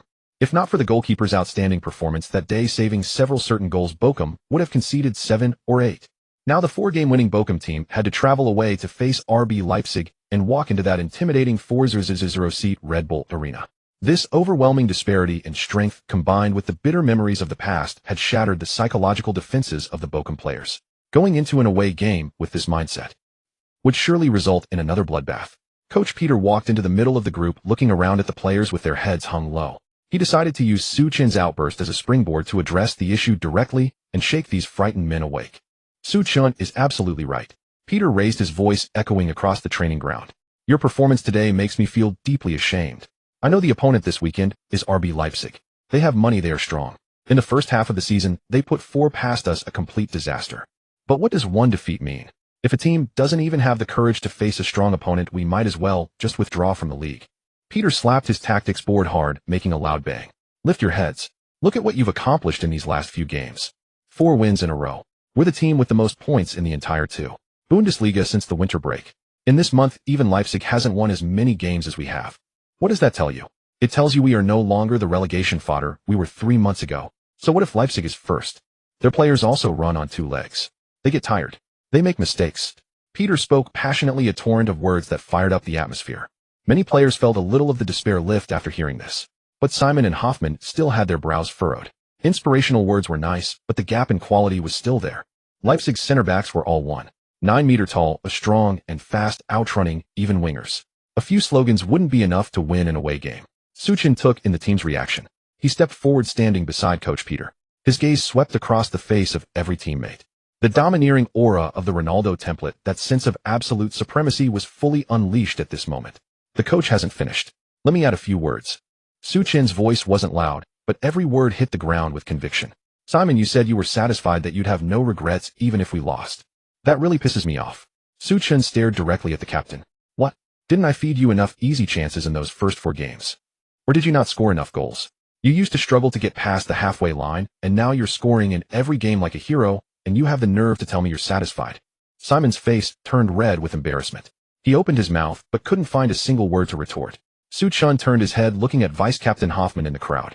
Hoffman wears that fierce aggression you show on the pitch that look like you want to destroy your opponent. You hear the name Leipzig, and your legs turn to jelly.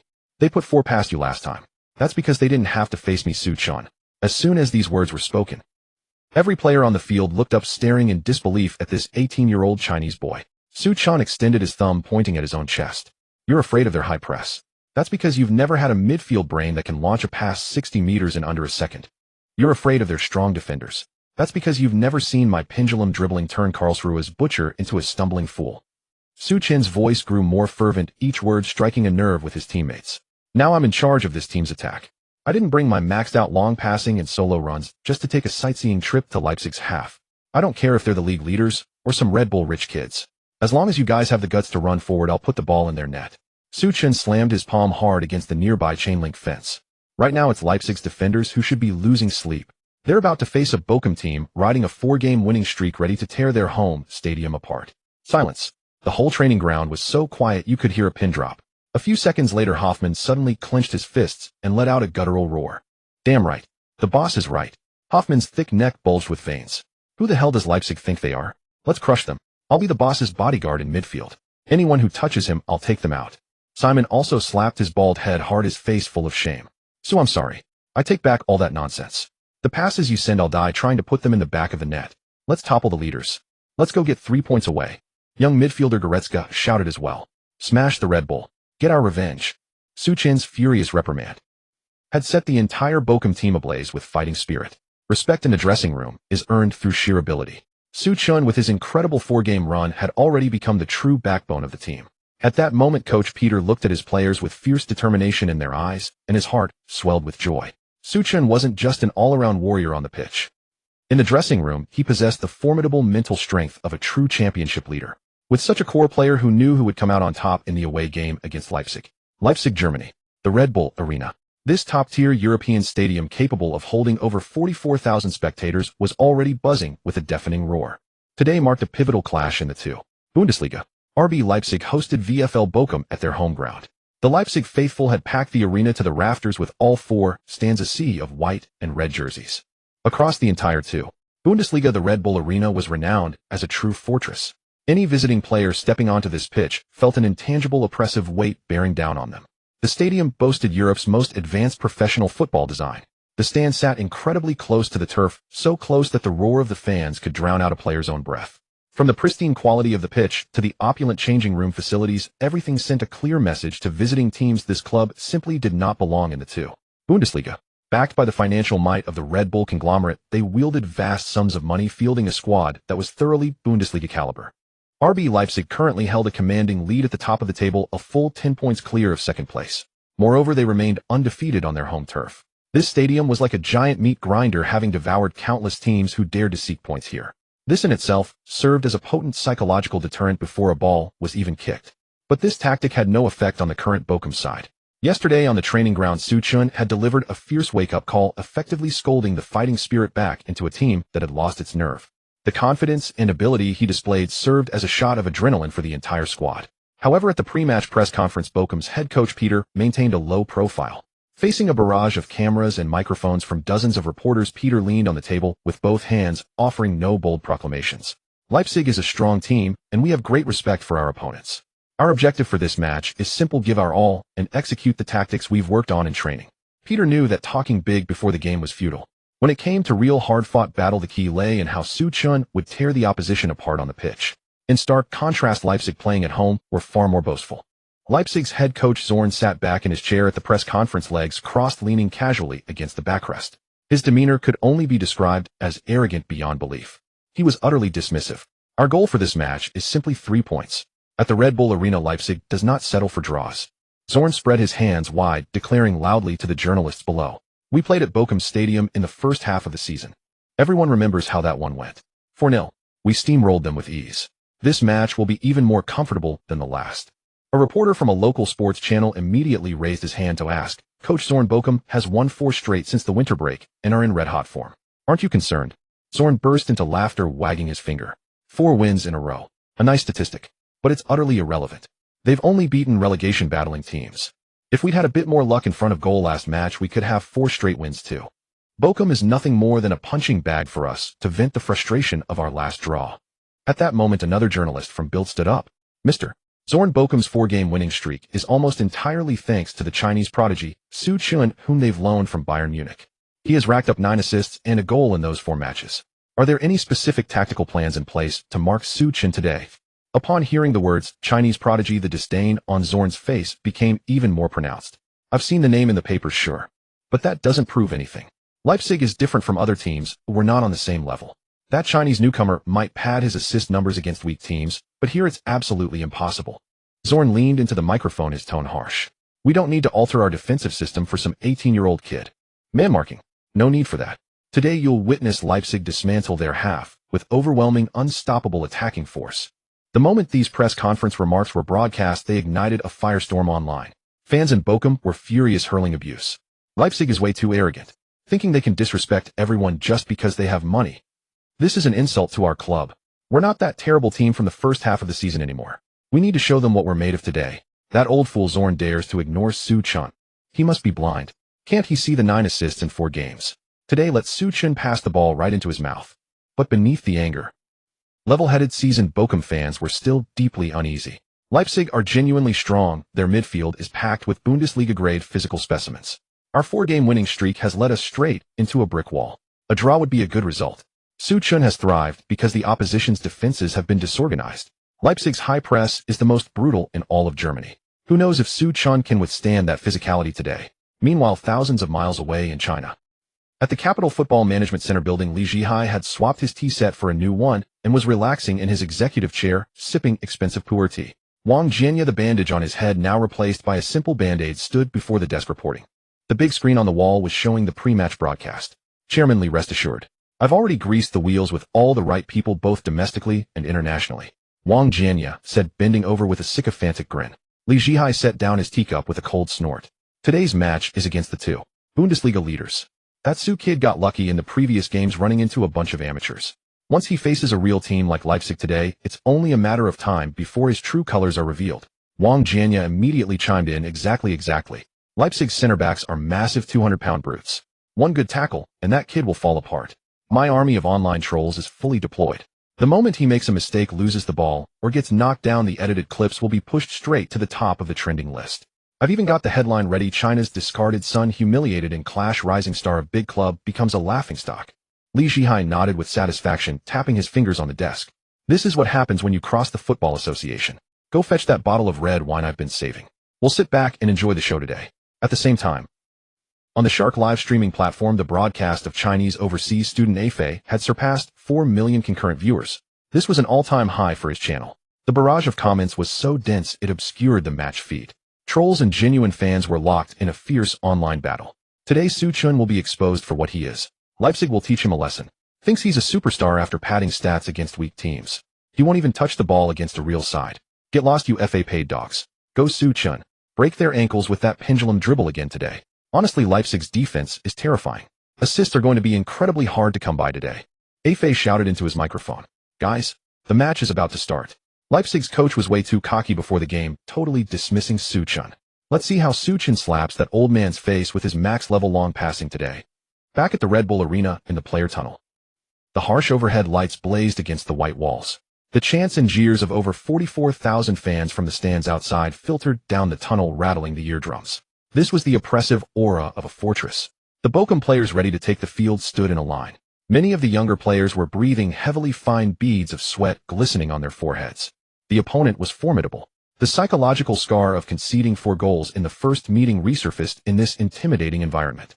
Even though Su Chun had ignited their fighting spirit on the training ground yesterday, this instinctive tension was hard to suppress when facing the stark reality of the battlefield. Su Chun stood at the very front of the line. His expression was calm, even chatting and laughing with Captain Simon behind him. He bent down leisurely, retied his boot laces, then straightened up and rolled his ankles. There was not a single trace of stage fright in his demeanor. This was Su Chun's nature. Fear was a concept foreign to his very core. With the maxed-out ball control of Zidane and the terrifying explosive physicality granted by the first stage of the Ronaldo template, he possessed more than enough confidence to bulldoze through anything. The stronger the opponent, the more fiercely the desire for a challenge burned within him. His mind was focused on a single thought: silencing those 44,000 Red Bull fans with goals and assists. Simon had originally clenched his fists, palms slick with sweat. But seeing Su Chen's composed and relaxed demeanor, his own heartbeat gradually steadied. Su Chen was now the backbone of the entire Bochum team. As long as their core playmaker remained unfazed, they, the executors, had their direction. Simon clapped his hands hard, his booming voice echoing through the tunnel. All right, lads. Snap out of it. Listen to that noise out there. Leipzig don't think we're worth a damn. Su Chen was right yesterday. We're not here for a sightseeing trip. We're here for 3 points. If you make the runs, Su Chen's passes will land right on your boots. Vice-Captain Hoffman, behind him, also roared at the top of his lungs. Let's fight. Even if I have to die in the center circle today, I won't let them get near Su Chen easily. Young midfielder Goretz also shouted, let's fight. Let's avenge that 0-4 defeat. The morale in the tunnel was pushed to its absolute peak once more. A fierce glint burned in every player's eyes.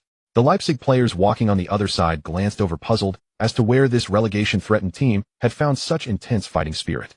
The stands of the Red Bull Arena were a sea of red and white. The thunderous jeers from tens of thousands of home fans drowned out the stadium's public address system.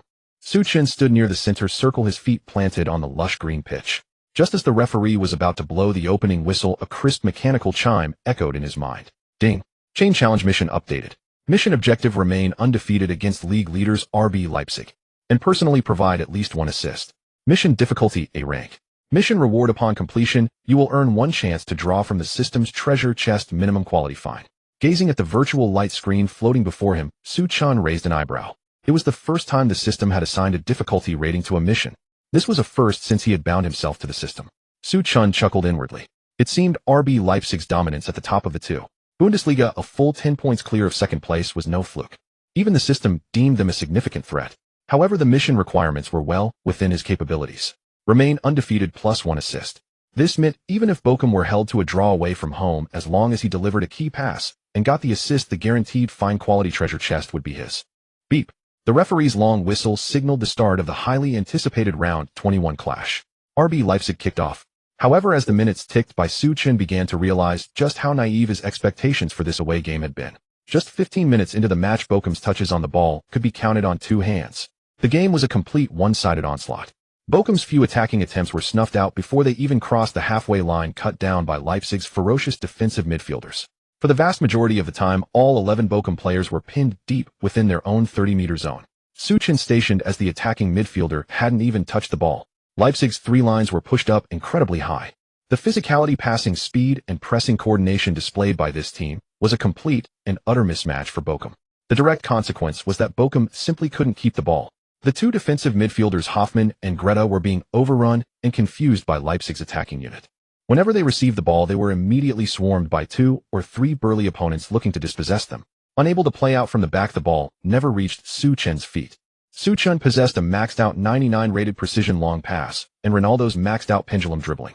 But if you can't even get the ball, all that freakish technique is useless. On the sidelines, Bochum's head coach Peter was hopping mad with anxiety. He clutched at his hair with both hands, his face a mask of worry. Peter had mentally prepared himself for a tough game. He knew RB Leipzig, with their financial backing, would launch an aggressive attack from the first whistle at home. But he never dreamed their attacking firepower could be this terrifying. In the opening 15 minutes, the ball hadn't even crossed into Leipzig's half. Bochum's entire defensive line had retreated into their own box, with the goalkeeper making save after save. Several clear-cut chances were only barely cleared by defenders throwing their bodies on the line. At this rate, conceding a goal was only a matter of time. The Bochum fans, who had made the long trip to support their team, had arrived with high hopes for a team that had just achieved a miraculous 4-game winning streak. They were expecting Su Chen to continue his devastating form and avenge the humiliating 0-4 defeat from the first half of the season. But the harsh reality in front of them was like a bucket of ice water being thrown over their heads. A sense of despair quickly spread through the Bochum fan section. Oh my God, we're being dominated again. We're almost 20 minutes in, and Su Chen hasn't even touched the ball. He's completely isolated. The gap in quality is just too big. Leipzig's players are faster and stronger than ours. It's like men against boys. It's over. The defense can't hold out for the whole half. We're in for another massacre today. Over at the home team's bench, Leipzig's head coach Zorn stood in an immaculate suit, arms crossed, a smile he couldn't hide plastered across his face. He turned to his assistant coach and pointed at the beleaguered Bochum players on the pitch. Everything happening on the field was unfolding exactly as he had diagrammed on his tactical board. His arrogant pre-match press conference remarks had drawn criticism. People thought he was being too cocky. But Zorn knew deep down he wasn't targeting Bochum specifically. He simply looked down on every team in the Bundesliga, because he held a hand of cards strong enough to compete in the Bundesliga. Leading the line was a tall, powerful white striker named Kevin Poulsen. This prolific hitman had spent 4 full seasons at Bundesliga powerhouse Bayer Leverkusen. Last summer, the Red Bull Group splashed out a record transfer fee to pry him away to the lower division. This season, in 25 appearances, Poulsen had already smashed in 18 goals. This superhuman scoring rate struck fear into the hearts of every defender in the Bundesliga. In midfield, the blonde defensive anchor Van Rievelde was an even bigger pedigree. He had been a 5-year starter for Schalke 04 in the Bundesliga. Since arriving in Leipzig, he had become the absolute hub of their attack and defense. In 24 matches, he had recorded 4 goals and 11 assists. With him sweeping and intercepting in midfield, Bochum's Hoffmann looked like a mere amateur. As for the defense, that bald center-back Jeffrey was a top-tier defender from Fiorentina in Serie A.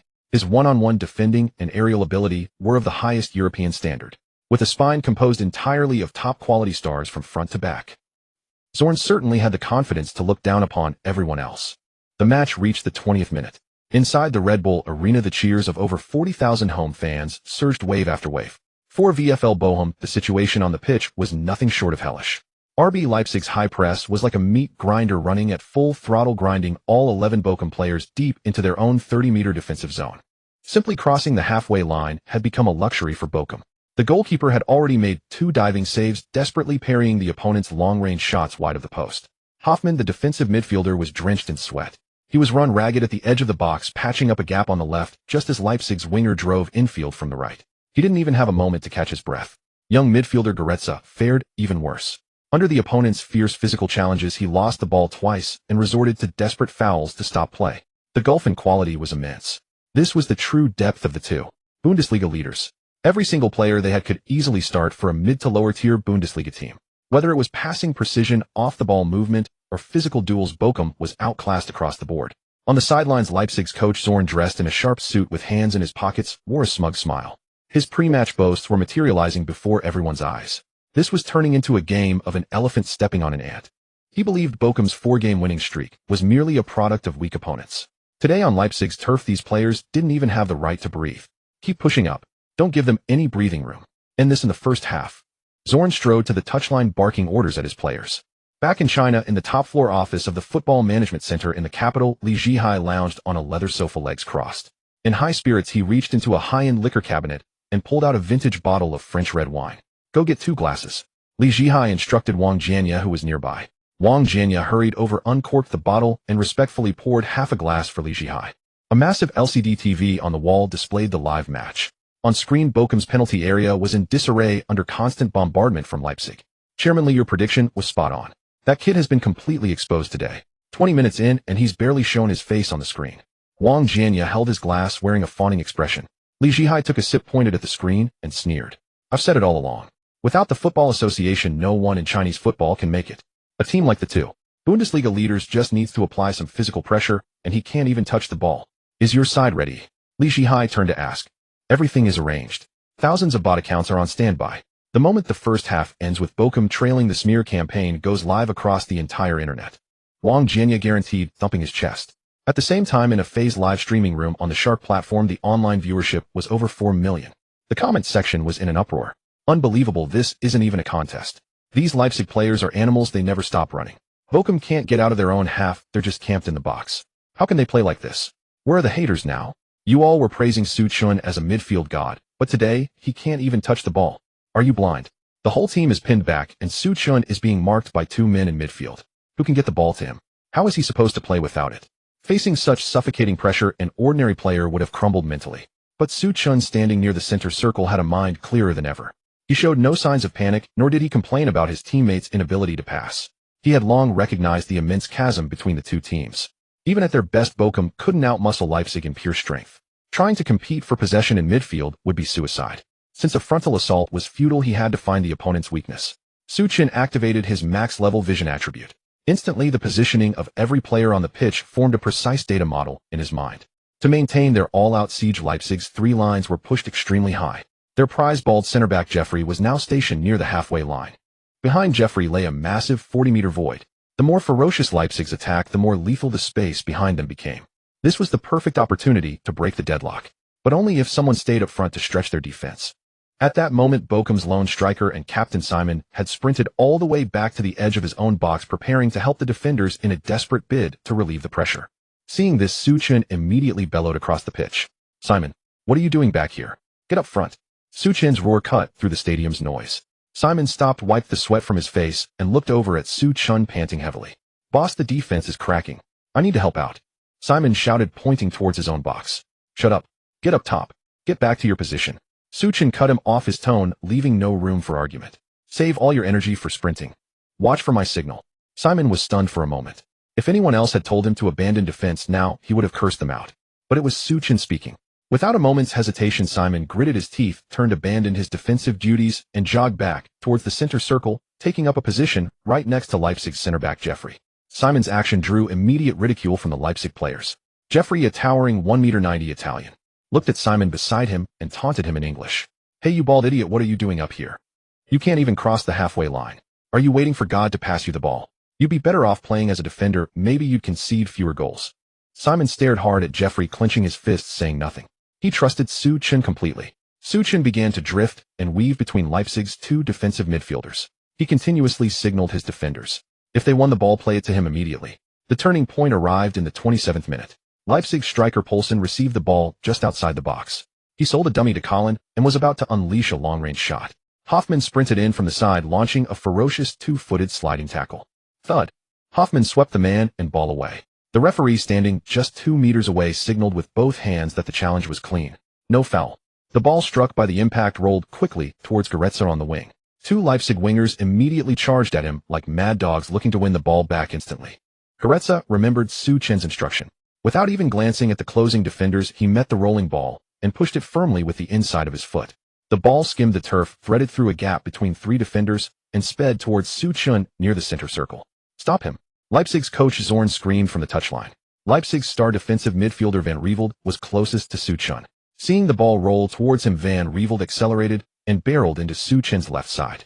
His intention was simple: use his 100-kilo frame to smash the frail Chinese kid to the ground. In the Bundesliga, such collisions were rarely called as fouls. The two were about to collide. Suchun didn't evade. He planted his right leg like a steel pillar into the turf. The explosive muscular power granted by the first-stage Ronaldo template surged through him. He lowered his center of gravity, braced his left shoulder, and met Van Rieveld's charge head-on. Bang! Two bodies slammed together violently. The crowd expected Suchun to be sent flying, but the result shocked everyone.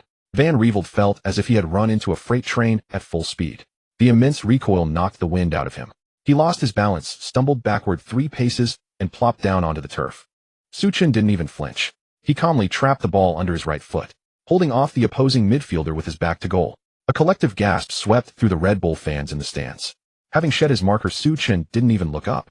His max-level vision had already locked onto Simon's position. He raised his left hand. Simon, who had been watching Suchun's every move, exploded into a sprint the instant he saw the arm go up. Ignoring Jeffrey beside him, he turned and bolted towards the Leipzig goal with all his might. Jeffrey was stunned. He couldn't fathom what the Bochum captain was doing. The next second, Suchun planted his left foot, leaned back, and struck the lower half of the ball with his right laces. Boom! A crack louder than the crowd's din echoed. The ball left the turf, launched like a cruise missile, soaring over half the pitch. The long pass carried no unnecessary spin. It arced in a perfect parabola, sailing directly over Leipzig's entire pushed-up defensive line. Precision-guided, the ball traveled at tremendous speed. By the time Jeffrey realized the danger and turned to chase, it was far too late. Simon was already at the top of the Leipzig penalty area.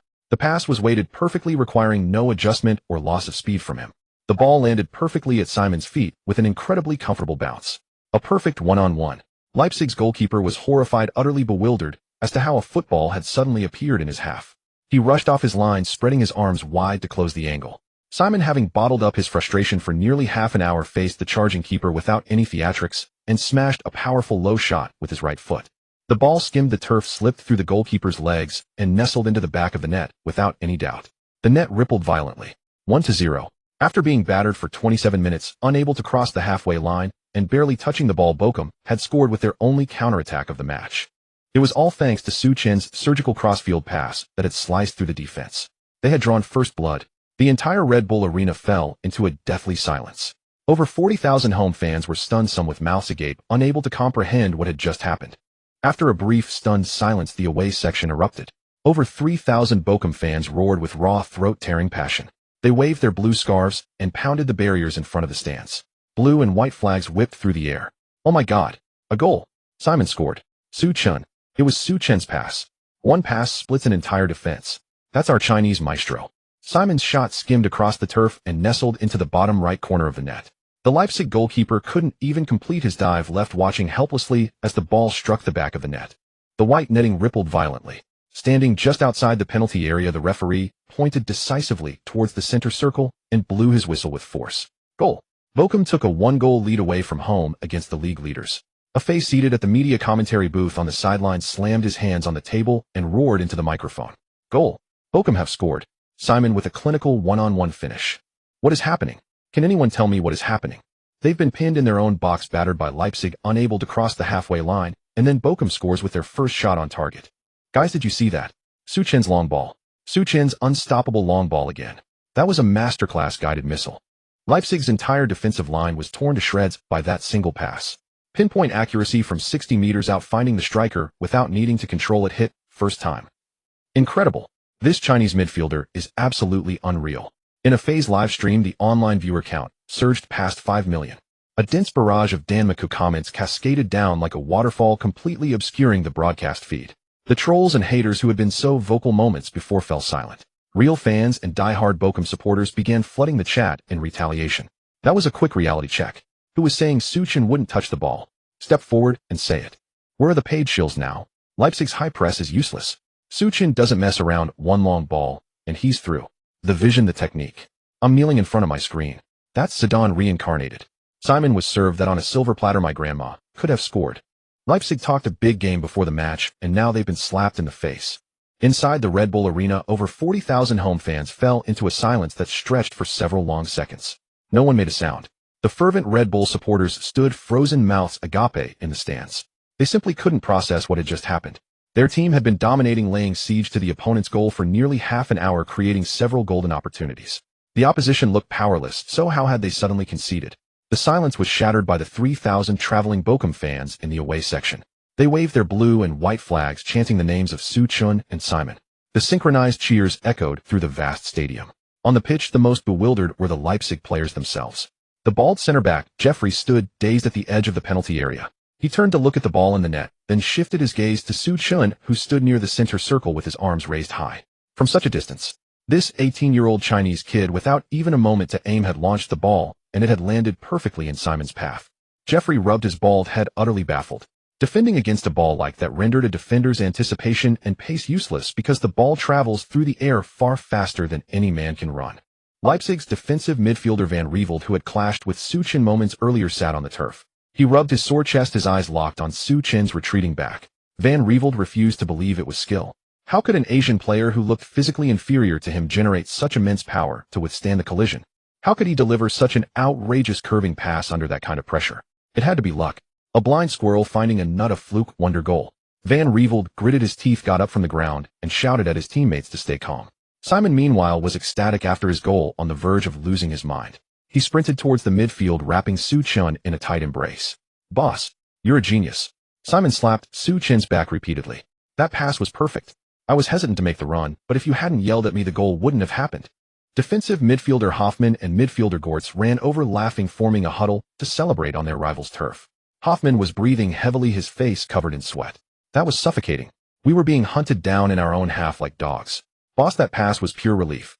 Su Chen patted his teammates on the shoulders, his expression calm. Don't get too excited yet. The game has just begun. They'll come back at us with everything they've got. The defense needs to hold firm, and as soon as we win the ball, get it to me immediately. On the sidelines, Bochum's head coach Peter had leaped with joy at the goal. He was waving his suit jacket in the air, embracing his assistant coach tightly. Peter had carried a heavy burden into this match. Leipzig were top of the table, their overall quality a class above Bochum's. After enduring the early onslaught, Peter had even braced for a heavy defeat. But Su Chen almost single-handedly had pulled Bochum back from the brink. Brilliant. This is what a tactical cornerstone is worth, Peter shouted. On the other side, Leipzig's coaching staff looked on. Head coach Zorn's face was ashen. The boasts he had made before the game had now become a resounding slap in his face. Zorn had coached in the Bundesliga for years and had seen many dramatic moments. He could tell that the long pass just played was flawless in its power, trajectory, and lead. This wasn't something luck could explain. How could a passing maestro of this caliber be hidden in the Bundesliga? Just who is this Chinese kid? Zorn turned and shouted at his assistant coach. Why didn't you give me his detailed profile before the match? Find out everything right now. I want to know what he's done since joining Bochum. The assistant coach, sweating profusely, hurriedly grabbed a tablet and opened the official 2. Bundesliga statistics website. His fingers slid rapidly across the screen. He found Bochum's squad list and tapped on Su Chen's stats panel. As the numbers appeared on the screen, the assistant coach's eyes widened, and he stood frozen, unable to utter a word. Have you found it? What's taking you so long? Zorn snatched the tablet and looked down. The screen clearly displayed Su Chen's league statistics. Appearances 4. Goals 1. Assists 9. Zorn was stunned. He rubbed his eyes and looked at the numbers again to be sure. There was no mistake. For matches, 9 assists. A terrifying efficiency of over 2 assists per game. Zorn felt a dull buzz in his head. These were official stats. An 18-year-old Chinese player just 4 games into his 2. Bundesliga career had racked up this many assists. He had already surpassed the season totals of most midfielders in the entire league. Zorn stared intently at the tablet screen in his hands. The words on it were unmistakable. For appearances, 1 goal, 9 assists. Counting the solo goal Simon had just scored, that was exactly the 10th assist. Zorn's head throbbed. Refusing to believe it, he brought the tablet closer to his face. He swiped the screen vigorously. This was the official data website of the 2. Bundesliga. Hard, undeniable statistics. An assist rate of over 2 per game. What was this? In an entire Bundesliga 2 season, the top assister might just scrape together a dozen or so. This kid from China had matched a season's work in just 4 games. Zorn turned his head, eyes wide, staring at Su Chen on the pitch, who was embracing his teammates. He had never considered this Easterner a threat.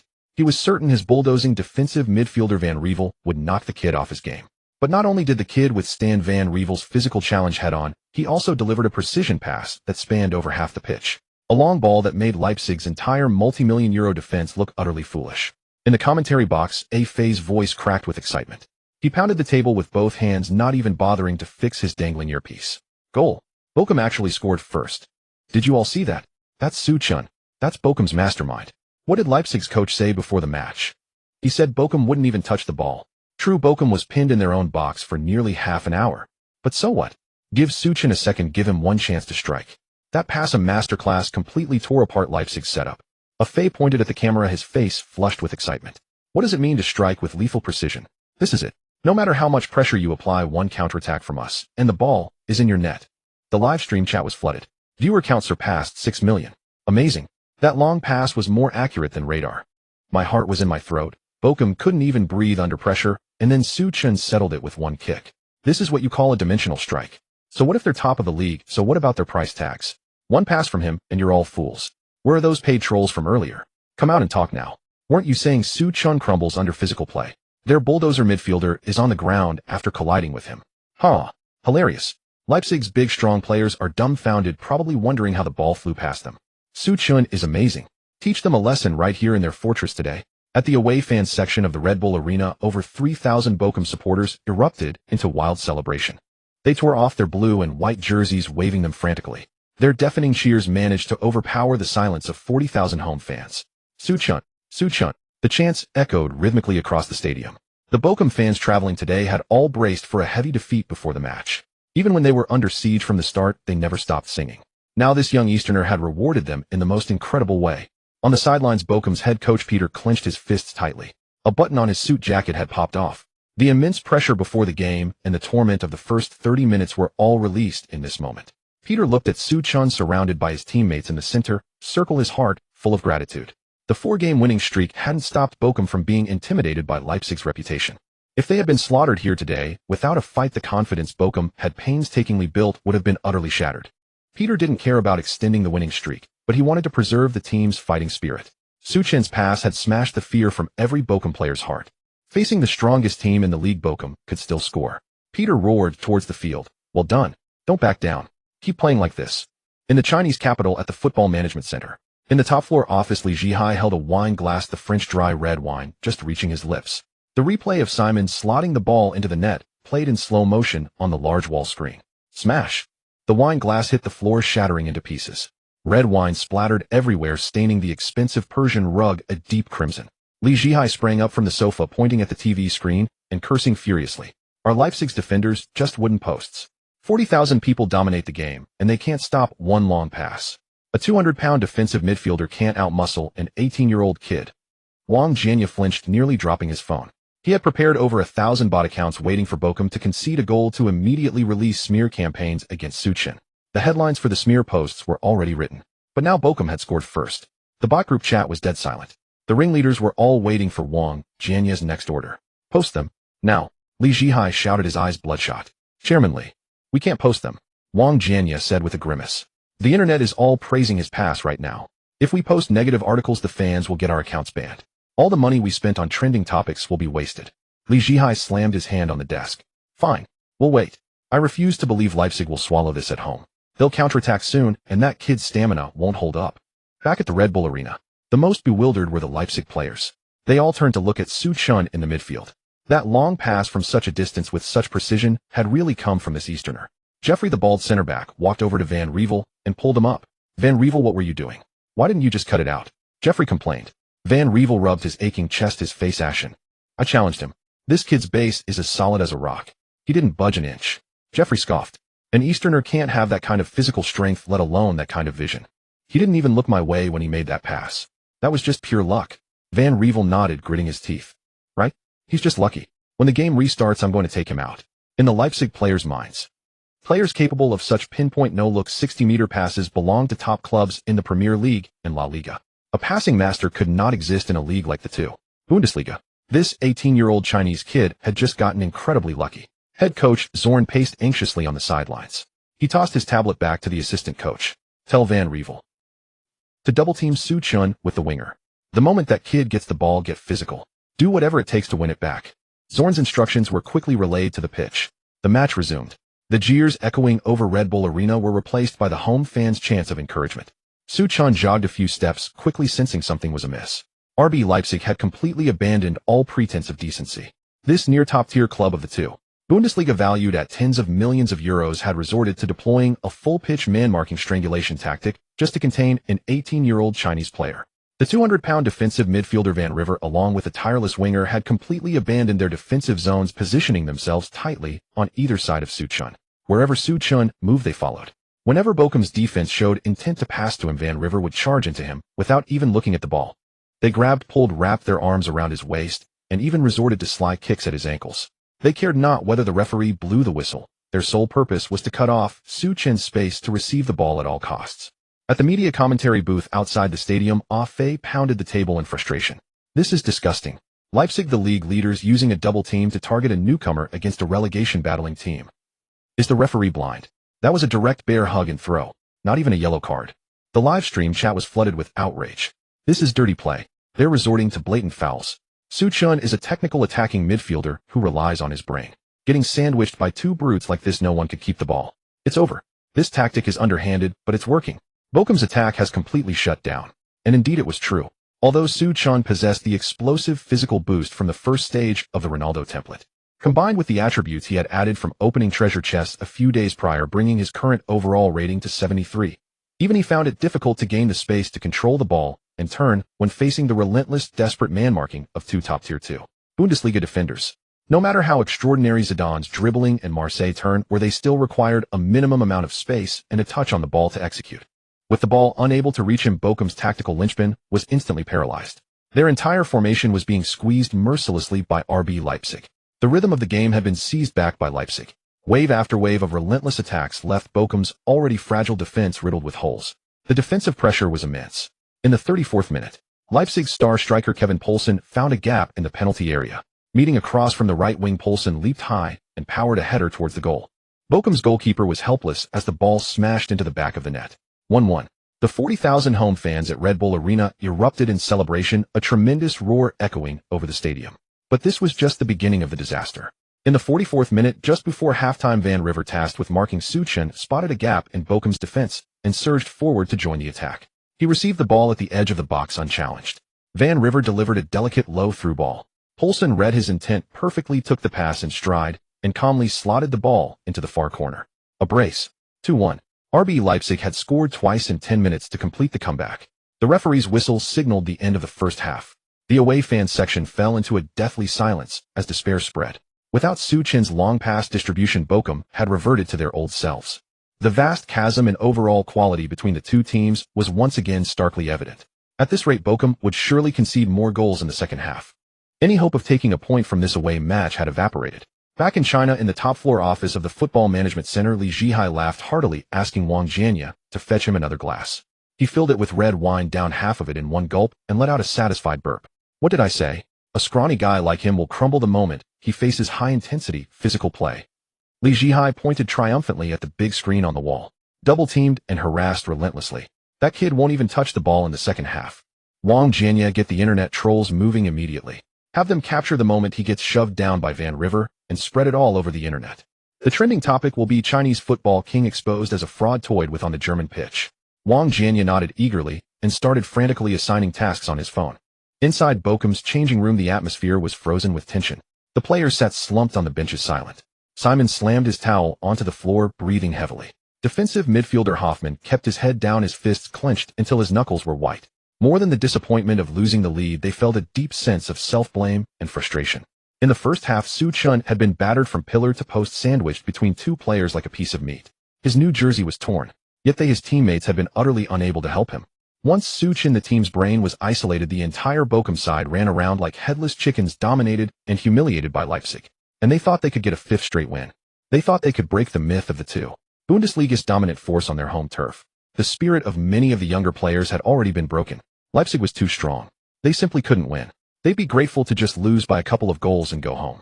All mute. We're down by a single goal at halftime. Is the sky falling? A cold, clear voice sounded from the corner of the changing room. Su Chun stood up.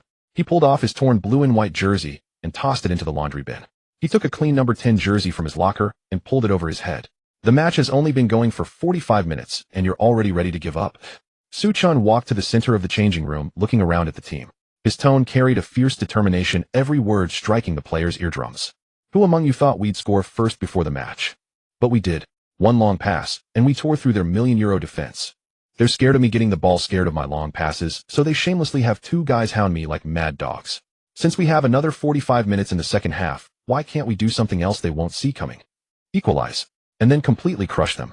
Su Chun pointed at the floor, enunciating every word. I'm 18 years old, taking kicks from two 200-pound brutes without flinching, and you lot seasoned veterans of several years are already going soft. The blunt, straightforward tirade was unflinching. Simon looked up. Goretzka looked up. All the Bochum players turned to look at the 18-year-old Chinese youth. They were astonished to find no trace of discouragement or retreat on Su Chun's face despite being behind. There was only a fierce, unwavering focus, a burning need to win. As a reincarnator, Su Chun had tasted the bitterness of a broken leg and being frozen out in his past life. He had even dared to slap those corrupt old officials in the Chinese FA who thought they were untouchable. So what was a little double team from a Bundesliga relegation battler? As long as he was standing on the pitch, the only thought in his mind was winning.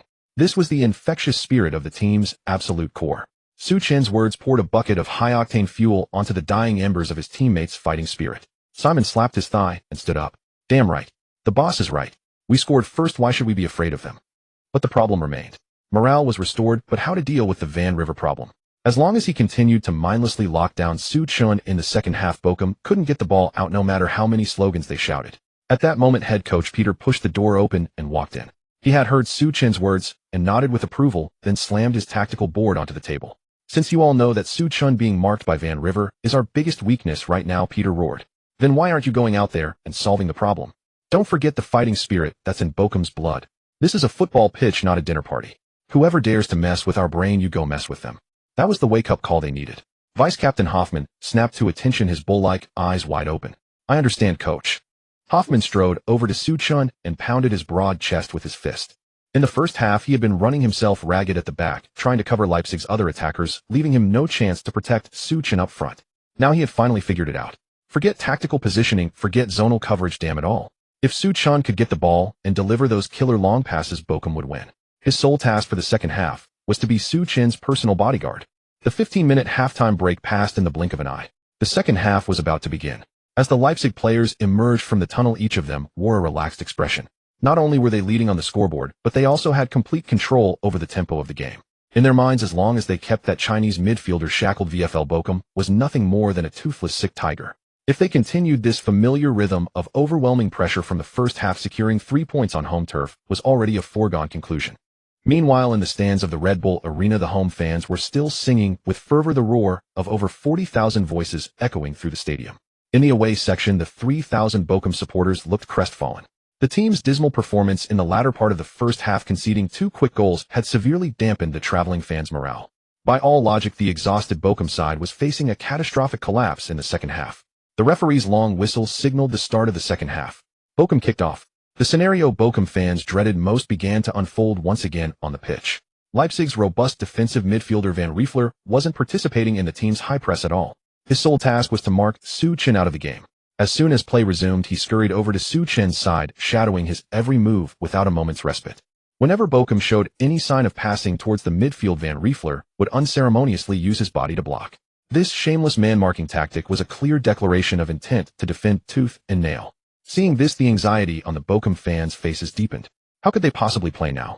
With Leipzig defending this aggressively, Su Chen would struggle to find any comfortable passing opportunities in the second half. If Su Chen was neutralized, Bochum's lifeline would be extinguished. At this moment, Van Riefler felt a surge of immense satisfaction. When Bochum's defenders were passing the ball around the back, preparing to send it to Su Chen in the center circle, Van Riefler accelerated, pressing tightly against him, using his 200-pound frame to smother Su Chen's space to receive the ball. At the same time, he deliberately turned his head, leaned close to Su Chen's ear, and viciously spewed trash talk. "Chinese kid, feeling those bones ache from my hits in the first half. You've got a decent long pass, but under my constant shadowing, you're no different from a useless piece of trash right now. Think you'll get the ball in the second half? Dream on. You guys are leaving this stadium on a stretcher today." After taunting Su Chen, Van Riefler couldn't help but flash a cocky grin. He was brimming with confidence, having completed his defensive duties flawlessly and even contributing an assist just before halftime. The title of man of the match in this highly anticipated clash was surely his for the taking. Just as Van Riefler prepared to deliver a sneaky kick to completely dispossess the ball, a guttural roar erupted from his side. "If you want to mess with our boss, you'll have to go through me first." Before Van Riefler could react, he felt like a raging bull had charged into him from the flank. A massive figure in a blue shirt, completely ignoring the ball on the turf, slammed hard into his ribs. Thud! A muffled sound of colliding muscles echoed across the pitch. Van Riefler felt an immense force completely upend his center of gravity. His 200-pound frame lost all balance, tumbling awkwardly across the grass twice before coming to a stop. The man who had flattened Van Riefler was none other than Bochum's vice-captain and midfield enforcer Hoffmann. Hoffmann had sworn a blood oath in the locker room to do nothing but serve as Su Chen's personal bodyguard for the entire second half. Hoffmann's physicality was renowned throughout the Bundesliga for its sheer ruthlessness. Compared to Van Riefler, he was not only his equal, but even surpassed him in raw impact force. Add to that Hoffmann's naturally aggressive playing style. Having built his career on doing the dirty work, his mastery over the force of his challenges was nothing short of masterful. That crushing hit just now sent Van Riefler flying 2 meters away cleanly. There was no extra pushing or shoving from his hands. It was purely a shoulder-to-shoulder legal challenge. The referee standing nearby blew his whistle to signal play on, showing no intention of calling a foul. Hoffmann's ferocious collision had directly rescued Su Chen. With Van Riefler taken out of the equation, a clear 5-meter radius of space opened up around Su Chen. Finally, he had ample time and space to pass and observe. Su Chen cushioned the ball with his toe. The lower body strength from the Ronaldo template surged into his right leg. Faced with this hard-earned open view, the peak Zidane's ball sense boiled in his blood. Without a moment's hesitation, Su Chen struck the bottom of the ball with the outside of his right boot. A devastatingly accurate long pass skimming over the turf tore through the air towards Leipzig's half. Captain Simon, leading the line, was once again the beneficiary of Su Chen's transcendent delivery. Simon made a blazing run in behind the ball, landing perfectly in his path, as if it had eyes. Unfortunately, Leipzig's bald center-back Jeffrey reacted swiftly, risking a yellow card with a desperate sliding tackle. He managed to deflect the ball out for a corner just before Simon could pull the trigger. Bochum had missed a golden opportunity to equalize. On the sidelines, Leipzig's manager Zorn shot up from his seat. Shaken, he turned and screamed at the fourth official, protesting Hoffmann's challenge as a foul. But the referee paid him no mind. Back in China, at the top floor of the Capital Football Management Center building, Li Jihai was lounging in his executive chair, smugly anticipating Su Chen being kicked out of the game in the second half. However, the big screen displayed a slow-motion replay of Hoffmann turning into a bulldozer and flattening the defender. Li Jihai's hand twitched, and his newly acquired goblet smashed onto the desk. Red wine splashed all over his white shirt. "What the hell is this, football or American football?" Li Jihai yelled in fury, yanking at his tie. "Are Leipzig's players made of paper? 2 men can't handle a kid, and now they can't even deal with a bodyguard. A bunch of incompetents." On the Shark live streaming platform, a phase broadcast room saw its online viewership surpass 6 million. The bullet comments were set ablaze by that brutal collision. "Holy crap. It's heating up, guys. Bochum finally showed some steel. Hoffmann is a real man. That's a dedicated bodyguard with a blade. You mess with our midfield brain, I'll take you out. That's the treatment for the locker room leader. The whole team is dying to protect Suchin's possession. Leipzig's dirty tricks have been broken. The referee isn't calling it, so how can they double team now? As long as Suchin gets the ball, those long passes will eventually riddle Leipzig's goal. On the pitch, a shaken Van Riefler scrambled to his feet, rubbing his sore shoulder. He glared at Hoffmann, who was not far away, and suddenly noticed something that sent a chill down his spine. Hoffmann was now positioned extremely close to Suchin. They were practically within 2 meters of each other, inseparable. As the game continued, Van Riefler realized with growing despair that Hoffmann had completely abandoned his own defensive duties. Whenever Suchin had the ball, Hoffmann would immediately position himself between Suchin and any approaching defender. If Van Riefler dared to get close, he would be brutally shoved aside by Hoffmann's body. At this point, Hoffmann was like a heavy armored shield constantly operating around Suchin. Under Hoffmann's reckless self-sacrificing protection, Van Riefler's marking efficiency on Suchin plummeted to 0. With the pest gone, Suchin had ample space to unleash his long-passing mastery to the fullest. The next 20 minutes of the match turned into a nightmare for Leipzig's defense. Whenever Bochum won the ball in the back and gave it to Suchin, Suchin didn't need to dribble forward. A single touch was like a precision-guided intercontinental missile. Whether it was 30 or 60 meters, the ball would always land perfectly in the blind spots of Leipzig's defenders. Leipzig's players were run ragged by these swirling long passes, their energy draining at an alarming rate. Bald center back Jeffrey was gasping for air, his legs feeling as heavy as lead. In the 75th minute of the second half, the cheering from the 40,000 home fans at the Red Bull Arena had dwindled significantly. They were stunned by Bochum's relentless tactics in this half. In the center circle, a misplaced back pass from Leipzig striker Poulsen was intercepted by Bochum midfielder Goretzka. Goretzka immediately laid it off to Suchin. Van Riefler gritted his teeth, preparing for one last desperate tackle. Hoffmann had already locked onto him, sidestepping to block his path like a wall. Their powerful bodies collided once more. Van Riefler was held in place by Hoffmann's iron arm, completely immobilized. Suchin looked up. His deep eyes scanned all the data in the final third. Through the vision of peak Zidane, he spotted a massive 10-meter gap in the left channel of Leipzig's defense, weakened by fatigue. And ahead of that gap, Captain Simon was already sprinting at full tilt. Their synergy had reached its peak in the previous match. The moment Suchin prepared to strike the ball, Simon had already anticipated the run. Suchin planted his left foot firmly on the turf, leaning his body into a powerfully explosive angle. He wrapped his right instep around the bottom of the ball and unleashed a mighty strike. Thud! The ball, carrying immense backspin, traced an exaggerated crescent arc through the night sky of the Red Bull Arena. The pass sailed directly over the heads of Leipzig's 2 center backs, dropping with pinpoint precision into that fatal gap. Simon didn't even need to look back. He knew the ball would arrive on time. Just as Simon burst into the penalty area, the ball landed perfectly in front of his preferred foot, bouncing up to a height that matched his striking stride flawlessly. It was a pass filled with deadly intent. Leipzig's goalkeeper charged wildly off his line, spreading his arms to block the angle. Simon channeled all the frustration and anger from the entire half into his right foot. Meeting the dropping ball, he unleashed a thunderous volley. The ball turned into a flash of white light, grazing the goalkeeper's fingertips and smashing violently into the top right corner of the net. The sheer force of the impact stretched the net taut. Tweet. The referee pointed to the center circle, signaling the goal. The score was now 2-2. Bochum had clawed back 2 goals on the road, dragging the 2 Bundesliga leaders down from the clouds and into the mud. Afei went absolutely ballistic in his live stream, kicking over the trash can beside him. Goal. It's level. Guys, the score is level. What a strike. What a beautiful long pass. A godlike goal. Unstoppable. Suchin's long balls have come through again. This is a brain in a league of its own. Give Suchin a chance to pass, and he will never ever disappoint. To come back in this game, Hoffmann deserves the ultimate credit. This bodyguard tactic is genius. A comeback against the odds. Scoring twice in this fortress, who dares call Bochum a relegation team now? Bochum's players were ecstatic. Simon sprinted to the corner flag and executed a dramatic sliding knee celebration. Hoffmann ran over to Suchin laughing and scooped him up, spinning him around twice. Boss, that felt amazing. These soft Leipzig pansies can't handle you anymore. Hoffmann roared. Suchin patted Hoffmann on the shoulder, his gaze drifting towards the scoreboard in the distance. 2-2.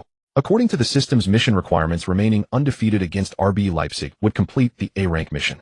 The current score was already enough to secure the guaranteed reward of a fine-quality chest. But Suchin's innate competitive fire refused to let him stop there. What was a draw? If you're going to fight, you crush the arrogant league leaders under your feet and return home with all 3 points. Since the system had granted him Ronaldo's signature pendulum dribble and explosive pace, how could he truly dominate his opponents with just passing?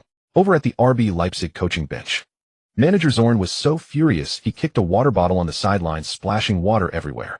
He was hopping mad on the touchline, berating his defenders as useless. Push forward. There are still 10 minutes left. Getting a draw at home is a disgrace. I want a full-scale attack.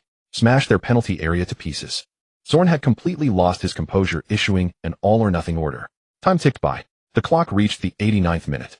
RB Leipzig had completely abandoned midfield defense, with all 10 outfield players pushed into Bochum's half, launching a final barrage on their penalty area. A high-quality cross flew towards the Bochum box. Leipzig striker Poulsen prepared to head it towards goal. Suchan, hovering on the periphery, felt the death rattle skill of Kanté activate instantly in his mind.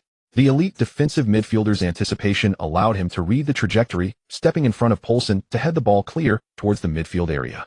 Leipzig's back line was now left with only the bald center-back Jeffrey as the last man. Vast expanses of green turf were completely empty. The ball hit the ground. Suchan landed without a pause, his thigh muscles bulging.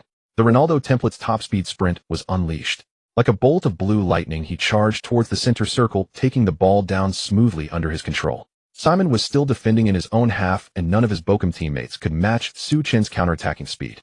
This was a solo run across nearly the entire pitch. With bloodshot eyes, Leipzig's center-back Jeffrey gritted his teeth and sprinted towards Suchan, determined to haul him down with a foul in the center circle. Suchan quickly nudged the ball with his toe. Facing the ferociously charging Jeffrey, he showed no signs of slowing down. He dropped his center of gravity dramatically. The peak Ronaldo's signature move was about to unleash carnage in the fortress. On the pitch of the Red Bull Arena, a cold wind howled. Suchan, dribbling at breakneck speed, had already pushed his pace to the absolute limit. The explosive lower body power granted by the first stage template of Ronaldo made his sprint across the turf resemble that of a frenzied cheetah.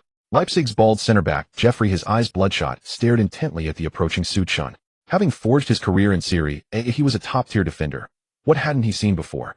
But today he had encountered an unreasonable monster.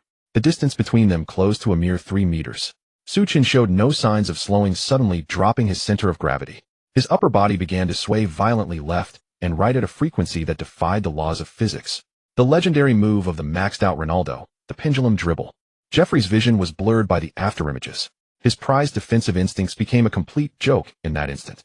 His brain issued the command to defend left, but his body's inertia was fooled by Suchan's feint to the right. With a faint crack, Jeffrey's 200-gene frame lost all balance. His legs twisted awkwardly beneath him, and he crashed heavily onto the turf, face planting into a mouthful of mud. Suchan casually nudged the ball with his instep, stepping over the fallen Jeffrey with nonchalant ease to surge straight into the dangerous 30-meter zone. An open path lay ahead, but just then a ferocious figure flashed out from the diagonal behind. Leipzig's robust defensive midfielder Van Revel, his eyes red, sprinted back like a mad dog. He wasn't going for the ball at all. He flashed his studs and launched a brutal slide tackle from behind, aimed directly at Suchan's standing leg. Bang! Suchan, along with the ball, was sent flying by the vicious challenge, tumbling several meters across the turf. A sharp blast from the referee's whistle pierced the stadium's din. The head referee sprinted over and immediately pulled a red card from his breast pocket, holding it high. A clear-cut red card for a dangerous challenge from behind. Bochum's captain Simon and his protector Hoffman sprinted half the length of the pitch, rushing over to grab Van Revel by the throat. Players from both sides immediately clashed, the tension reaching a boiling point. In the commentary booth, Afe ripped off his headphones and screamed hoarsely into the microphone. Red card. Leipzig is down to 10 men. Did you all see that? That pendulum dribble. Jeffrey was completely bamboozled, split right open. That butcher Van Revel panicked. If he hadn't fouled, Suchan would have been clean through on goal. This is Leipzig's last shred of dignity. They're being forced to resort to cynical fouls just to survive right here in their own fortress by an 18-year-old kid from China. The over 7 million viewers in the live stream exploded. Too dirty. Can't win fairly, so you resort to tackling. Shameless the two. Bundesliga leaders. That pendulum dribble was insane. I've only seen that kind of skill in videos from 10 years ago. Where are the paid trolls from the Football Association? Come out and show yourselves. Your masters are being torn to shreds. For a split second, the 40,000 home fans inside the Red Bull Arena fell utterly silent. The arrogant, swaggering aura from the kickoff had long been shattered into pieces by Suchan's relentless, unstoppable dribbling. Over at the touchline on the coach's bench, Leipzig's head coach Zorn stared grimly at the chaos on the field, his face pale, his hands clammy with cold sweat. Van Revel's red card just now had been tacitly approved by him. If Suchan had gotten past that challenge, Leipzig would have suffered a last-minute defeat at home. This match was too suffocating, too terrifying. Zorn's mind involuntarily replayed the events of the last few dozen minutes of the second half. When that Bochum defensive midfielder named Hoffman stuck to Van Revel like an immovable brick wall, a sense of extreme foreboding had crept into Zorn's heart. That premonition soon turned into brutal reality.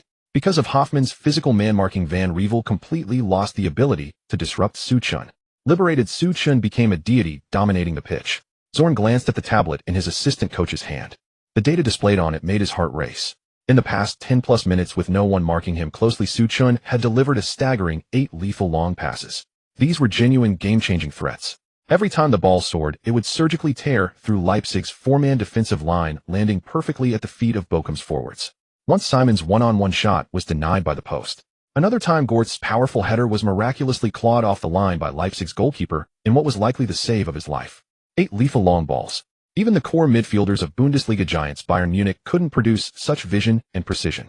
This Chinese player had turned their fortress into his personal passing exhibition within 10 minutes. If Bochum's forwards had been a bit more clinical, Leipzig's goal would have been breached countless times by now. Zorn glanced at the time on the big screen. 90 minutes played with 3.5 minutes of stoppage time added. Zorn swallowed hard, abandoning any pretense of leader's pride. He stormed to the touchline, making downward pressing gestures with his hands, screaming furiously at his players. Drop back. Everyone drop back. No more attacking. Defend the box. Mark that Chinese kid, hold on to the draw. Hearing these instructions, the traveling Bochum fans in the stands erupted in thunderous mockery. The mighty giant of the two Bundesliga on their own turf had been beaten into abandoning attack and resorting to defensive shell just to salvage a point. For Bochum, a team whose squad value was a fraction of their opponents, this was already an epic, overwhelming victory. Even the Bochum players on the pitch felt a subtle shift in their mentality. The young Gortz rested his hands on his knees, gasping for air. He looked up at the scoreboard, 2-2. Can't believe we're getting a point from this. Gortz wiped the sweat from his brow. Captain Simon also slowed his jogging pace, his legs aching. Scoring twice in this meat grinder of a stadium was already more than satisfying. With the opponents retreating en masse, Bochum lacked the energy to siege a packed defense. Everyone was tacitly waiting for the final whistle. Except for one person. Su Chun rubbed his bruised calf, rising from the turf. His stamina was also drained to its absolute limit. Ronaldo's explosive power and the pendulum dribble were incredibly taxing on his 18-year-old body. His thigh muscles twitched intermittently, but his eyes remained fixed on the opposing goal. In Su Chun's dictionary, the phrase, "quit while you're ahead," simply didn't exist. As long as the referee's whistle hadn't sounded, a draw was equivalent to defeat. He strode to the center circle, clapping his hands, forcefully roaring at his slightly complacent teammates. Move. What are you standing around for? They're scared. We've scared the league leaders. There's still a minute left. Get into their half. We're taking all 3 points today. This roar was like a shot of adrenaline injected directly into the hearts of the Bochum players. The veins bulged on Hoffman's thick neck. He pounded his chest violently, letting out a bison-like bellow. If the boss says go, then we go and smash them. Simon, who had been hoping to catch his breath, bit the tip of his tongue, using the pain to jolt his nerves, and dragged his heavy legs forward, charging once more towards the Leipzig penalty area. 60 seconds remained in stoppage time. Leipzig Red Bull had possession. They showed no intention of passing forward, with their defenders casually passing the ball amongst themselves near the halfway line, trying to run down the clock. Zorn watched his watch on the touchline, anxiously praying for the referee to blow the whistle. Just as a Leipzig fullback prepared to pass the ball square to his goalkeeper, a blue and white figure charged forward recklessly. It was Hoffman. This defensive stalwart, completely disregarding his exhausted state, launched a super long sliding tackle from over 10 meters away, sweeping towards the Leipzig defender, ball and all. The startled fullback, panicking, had no time to control the ball. He instinctively swung his right foot and hoofed the ball blindly high into the air. Cleared. Referee, blow the whistle. Leipzig fans prayed in despair from the stands. The ball was kicked extremely high, spinning erratically as it soared towards the night sky above the center circle.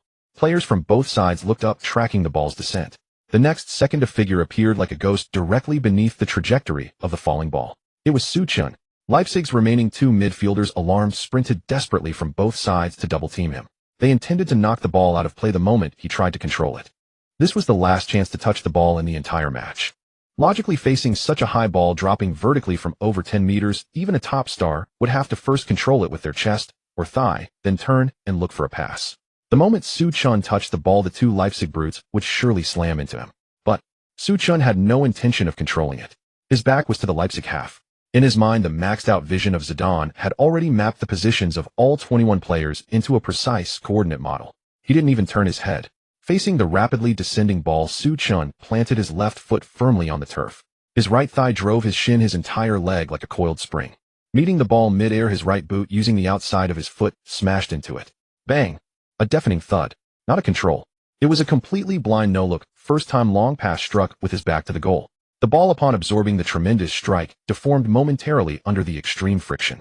Then the ball transformed into a dazzling streak of white light skimming over the heads of Leipzig's two defenders, tearing through the frigid night air of the Red Bull Arena. The ball, traveling at immense speed with a devilish outward curve, arrowed towards the deepest part of the Leipzig defense. Zorn's jaw dropped on the sidelines. 40,000 Red Bull fans forgot to breathe. Afe's eyes bulged in the broadcast studio. Everyone's gaze followed the unbelievable trajectory of that long pass fixated on the Leipzig penalty area. Bang! Was that a long pass? A blind first-time volleyed pass forward while facing away from the goal. Inside the Red Bull Arena, over 40,000 Leipzig home fans all had their mouths agape.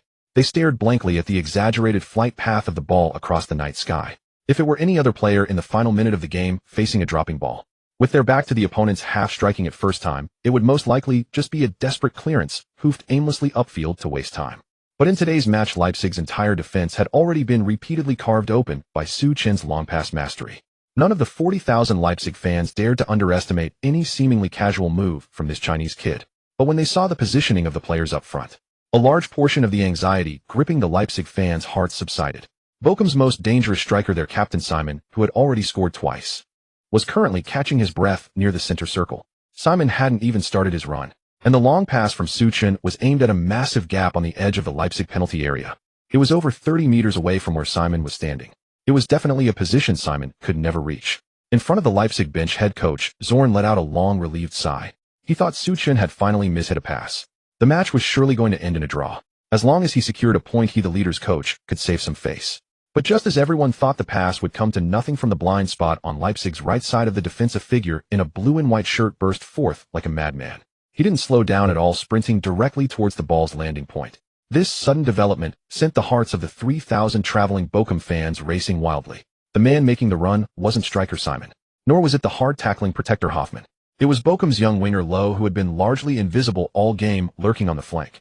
Entering the final stages of stoppage time, Leipzig's outfield players had long assumed the game was over. Combined with the psychological hint of defending deep for a draw, their entire defensive line's vigilance had completely collapsed. Who could have predicted that Su Chen, in the dying seconds with his back to most of the pitch, would unleash such an unreasonable blind long pass? Loh's acceleration was explosive. He beat the Leipzig fullback to the ball, controlling it perfectly with his chest. With a big touch forward, he burst directly into the Leipzig penalty area. The entire Red Bull Arena fell into a deathly silence.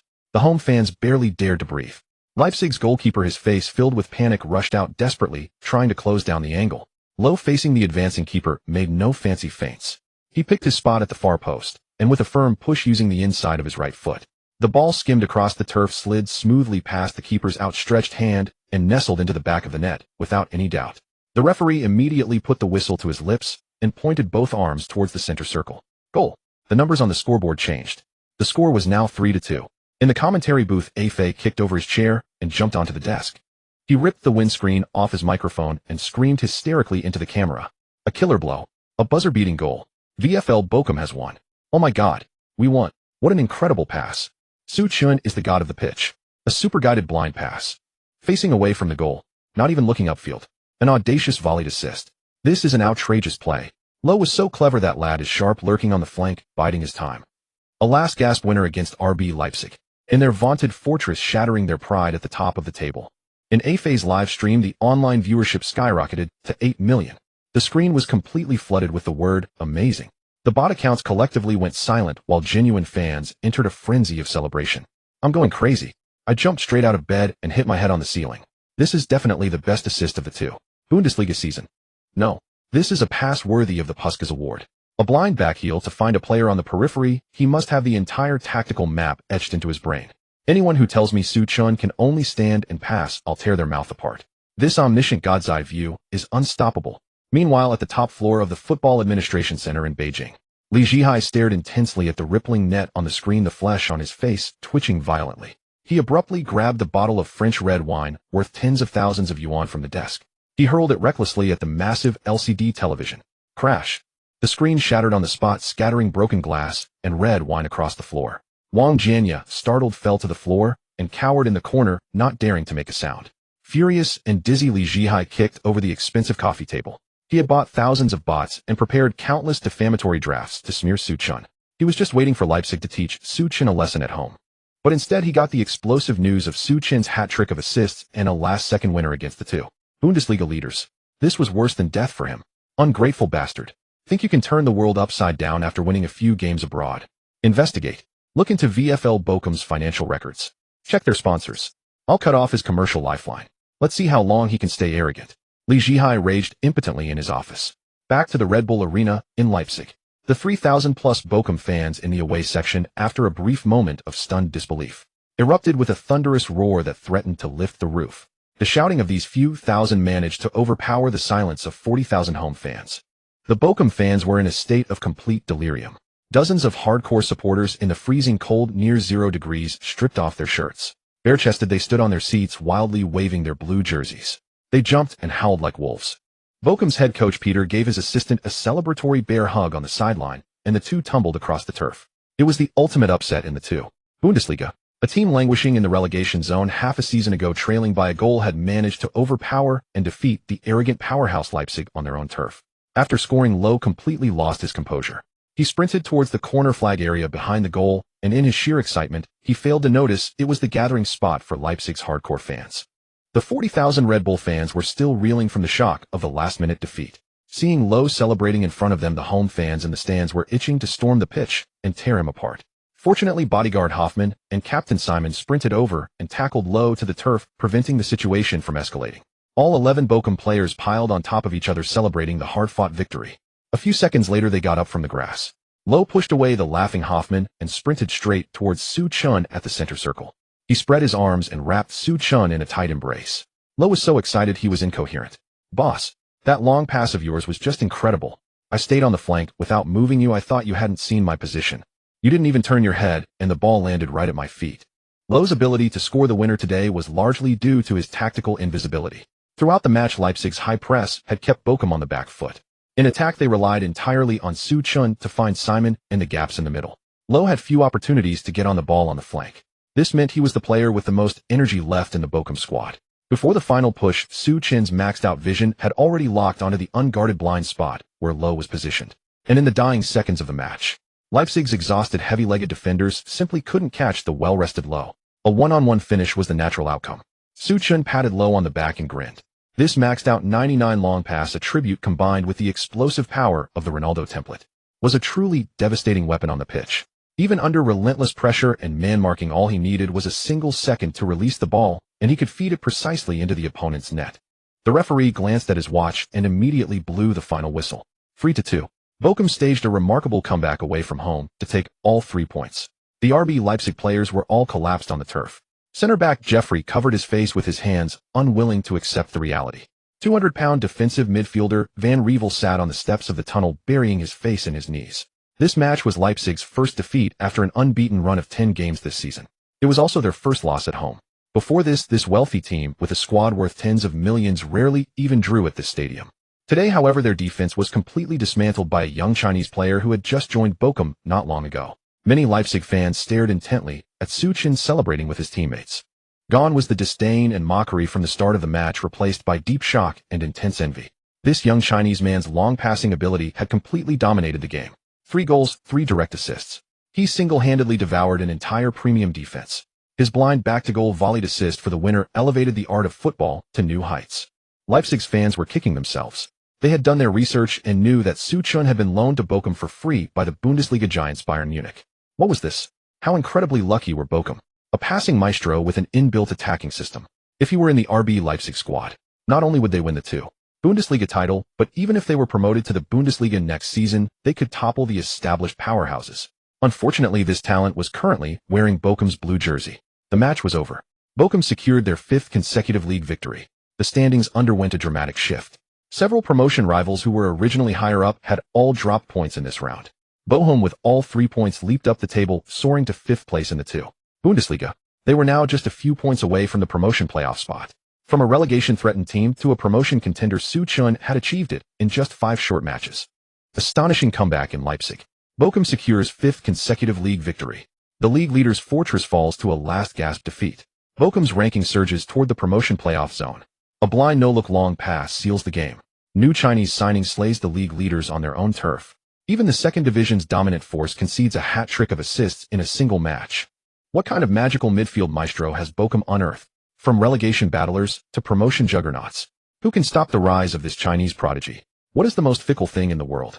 The media undoubtedly ranks at the very top, just before the match between Bochum and RB Leipzig.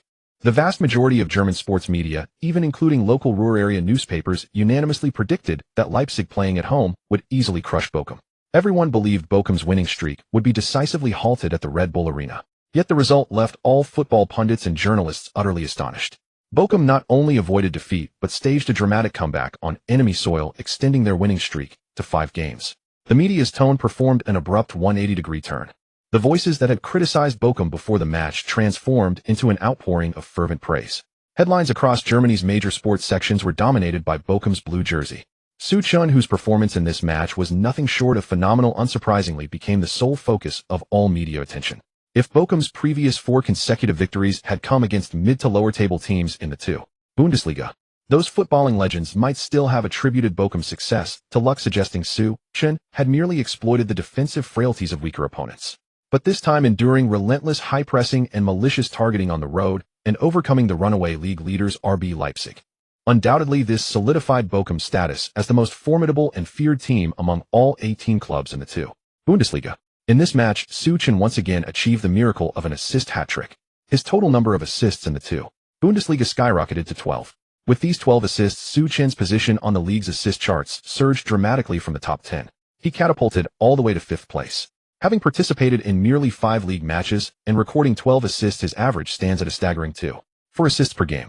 Both professional German football analysts and ordinary fans in the stands were left utterly astounded by such an incredible statistic. What does an average of 2.4 assists per game signify? It implies that as long as Suchun stands within the center circle, he can guarantee at least 2 clear-cut scoring opportunities for Bochum. A team starting each match with a 2-goal advantage makes winning almost effortless. This explains how Bochum has managed to charge forward, relentlessly securing an unbelievable 5-match winning streak. This sensational news of dominating in a foreign league quickly spread across the internet back to China. In the top-floor office of the Beijing Football Management Center, Li Zhihai stared at his phone filled with reports about Suchun's match-winning performance against Leipzig. In a fit of rage, he swept all the documents from his desk onto the floor. Last night, he had prepared thousands of paid internet troll accounts waiting for Suchun to be injured by Leipzig's robust defensive midfielder, ready to launch a wave of defamatory posts across the web. However, Suchun not only remained unscathed, but shattered Leipzig's home field myth with a single no-look pass. Wang Jianya stood nearby, his head bowed, not daring to utter a word. Have the trending topics been taken down yet? Li Zhihai roared, his eyes bloodshot. Wang Jianya wore a pained expression, swallowing hard. Chairman Li, we can't remove them. The real fans back home who stayed up to watch the game have gone wild. They're spontaneously celebrating on forums everywhere. This morning, 5 of the top 10 trending topics are about Suchun's no-look pass. The trolls we hired get their accounts banned the moment they show their faces overwhelmed by the backlash from these fans. Now everyone online is cursing the Football Association, saying that expelling a talent who can be the core player in a European second-tier league is the greatest shame in Chinese football.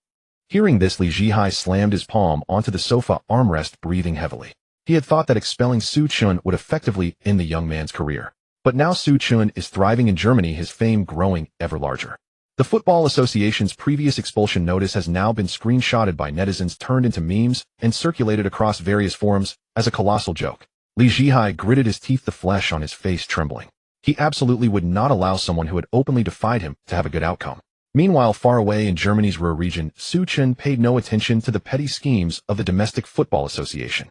Beyond leading his team to a superb 5-game winning streak, Suchun also received the first official recognition of his professional career. In the 2. Bundesliga's official monthly award, Suchun was named the league's player of the month for February with an absolutely overwhelming number of votes. He didn't even have a competitor who could pose a threat. Winning the award was utterly without suspense, leaving the entire league convinced of its merit. Furthermore, Suchun inadvertently set a new record in the 2. Bundesliga's century-long history. He became the first rookie in the history of the 2. Bundesliga to win the Player of the Month award in his very first month of professional play. He was also the first Chinese person to receive this honor. Faced with this achievement, the fans in Bochum were even more excited and thrilled than Suchun himself. The comments under Bochum's official social media account surpassed 100,000. February's best player. This is fantastic. Suchun absolutely deserves this trophy. Leading the team to a perfect record in February, providing 12 assists and scoring a solo goal. Those stats would win awards in the Bundesliga. No one is more deserving of this award than our number 10 core. This is Suchun's first individual honor since joining Bochum. Congratulations to our Oriental brain. Thank heaven Suchun is only 18 this year. To win such a major award after just a few professional matches, his talent is overflowing. This award couldn't have come at a better time. Zidane is the current city hero of Bochum. Whoever dares to mess with him will have to deal with all of us fans first. In fact, even when Bochum was on their 4-game winning streak, Zidane, as the tactical linchpin driving the team's success, was already the strongest contender for the February Player of the Month award. After leading the team to withstand immense pressure and snatch a last-gasp victory over the league leaders last night, the award completely lost its suspense, becoming a foregone conclusion for Zidane. The next morning at Bochum's training ground, the early sunlight bathed the first-team pitch.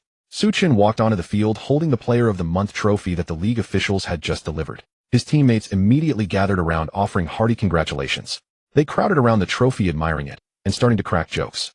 Vice-captain Hoffmann, who had engaged in fierce physical battles on the pitch yesterday and even knocked over the opposing defensive midfielder, had after the last match become Zidane's most fervent admirer. Hoffmann shouted in his booming voice, "The boss winning the February Player of the Month is absolutely well-deserved, not a shred of doubt about it. But lads, today, I want to speak up for another man on our team. Based on the stats, he genuinely has the ability to challenge for this monthly award as well." Hearing Hoffmann say this, the surrounding Bochum players suddenly became curious. Everyone knew deep down, like a mirror reflecting the truth, that Bochum's miraculous 5-game winning streak was overwhelmingly due to Zidane. He was the absolute primary contributor, single-handedly dragging the team forward.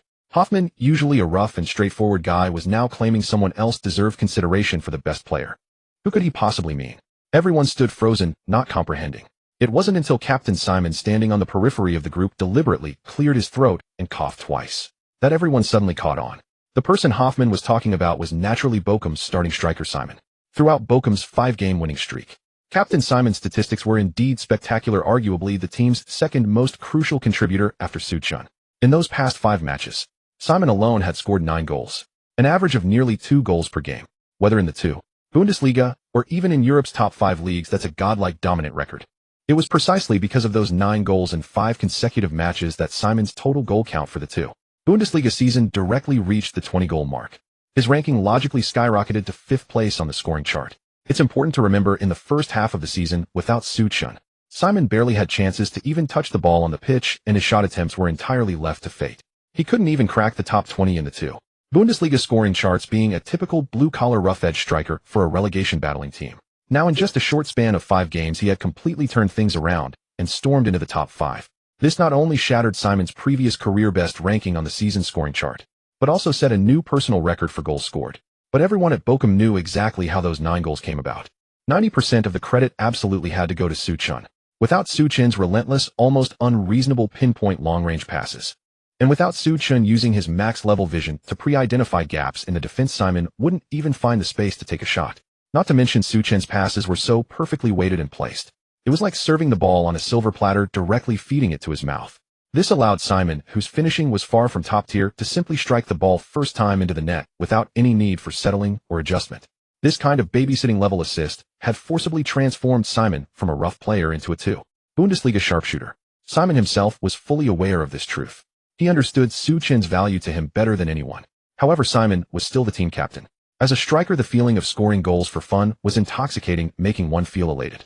Deep down, he had a bit of pride. Although he didn't say it out loud, he still hoped that while his teammates were marveling and worshipping Zidane, they would also throw a few compliments his way. Let him, as captain, also bask in a bit of glory and satisfy his vanity.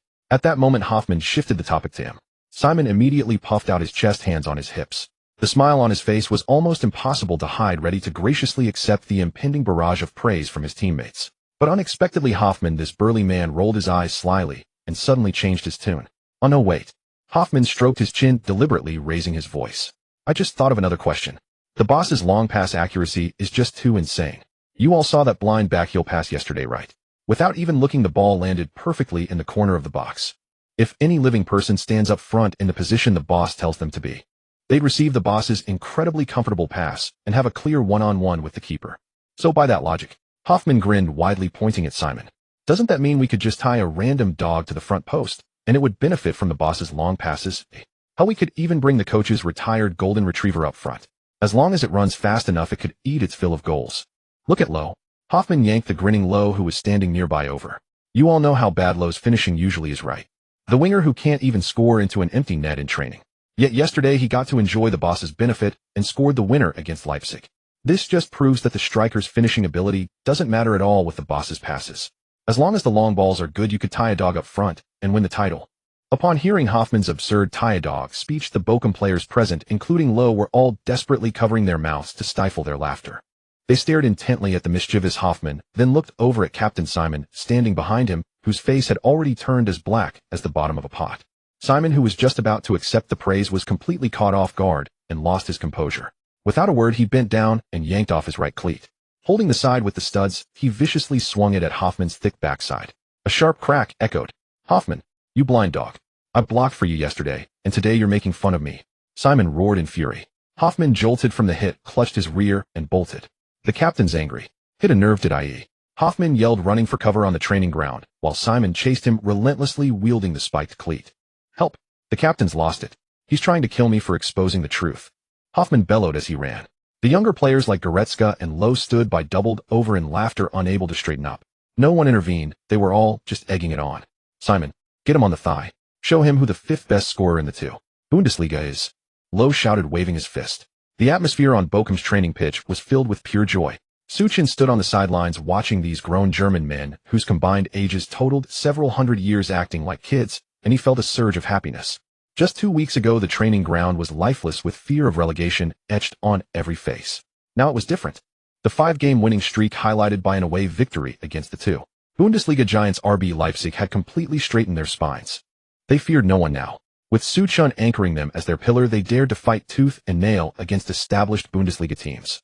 Head coach Peter approached from the direction of the office, building whistle around his neck and tactics board in hand. Seeing Peter arrive, Simon finally stopped, pointing a threatening finger at Hoffman's nose. Hoffman quickly hid his rear behind Lowe. Beep!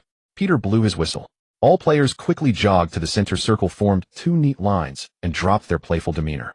Peter looked around the team, pleased with their high morale. "Lads, February's matches are all over. And we delivered a perfect record," Peter announced loudly. "All thanks to the boss for carrying us," Hoffman shouted from the line. The players burst into good-natured laughter, turning to look at Suchun at the front of the group. Suchun waved his hand, signaling for them to keep it down. Peter smiled too, but then tapped his tactics board, his expression turning serious. "But the league is a marathon. March's schedule is still treacherous. This weekend we host Union Berlin, who are 3rd in the league. This will be another tough battle. They're different from Leipzig. Union Berlin's defense is like a solid block of iron. They've conceded the fewest goals in the league. I want you to bring the same fighting spirit you had against Leipzig to this weekend's match. Don't get carried away just because of 5 wins. Do you hear me?" Peter roared. "Yes." The Bochum players replied in unison, their voices thunderous. After training concluded that afternoon, Suchun declined invitations from Hoffman and others to grab a drink at the bar and headed back alone to his apartment in the city center. The night was deep and the cold wind from the Ruhr region battered the windows. Suchun took a hot shower, dried his hair, and sank into the soft sofa. Closing his eyes, his mind replayed the thrilling match from yesterday. Playing away at RB Leipzig had indeed been the biggest challenge he'd faced since arriving in the Bundesliga. Their aggressive high press and relentless double-teaming nearly crippled Bochum's tactical hub completely. Fortunately, Hoffman acted as his bodyguard, clearing the obstacles, allowing Suchun to use his max-level Zidane-esque passing prowess to shred their expensive defense. Just as Suchun was reviewing the match details, a familiar, crisp, mechanical voice echoed from the depths of his mind. "Ding. Detected host has concluded match-day procedures. Settling hidden challenge quest. Quest objective: remain undefeated against league leaders RB Leipzig. And personally provide at least 1 assist. Quest difficulty A rank." A blue holographic screen unfolded before Suchun. Lines of data began to rapidly scroll. Seeing these prompts, Suchun immediately sat up straight. He hadn't had a chance to check the system after the Leipzig game. Now it was time to collect his spoils. This was the first A-rank difficulty quest the system had presented. Completion verification: defeated RB Leipzig, overachieved, provided 3 assists in the match, overachieved. Completion rating S. Quest rewards: 1 chance to draw a treasure chest. Guaranteed at least a fine-grade chest. Special notice: congratulations, host.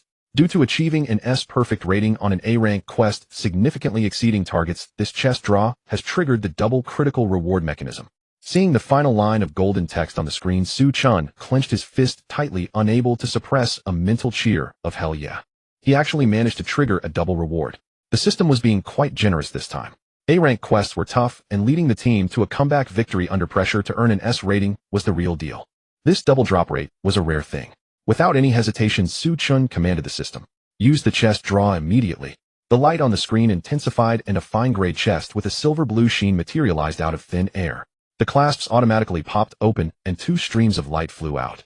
Congratulations. You obtained small attribute boost card strength enhancement potion base strength 2-1. Congratulations.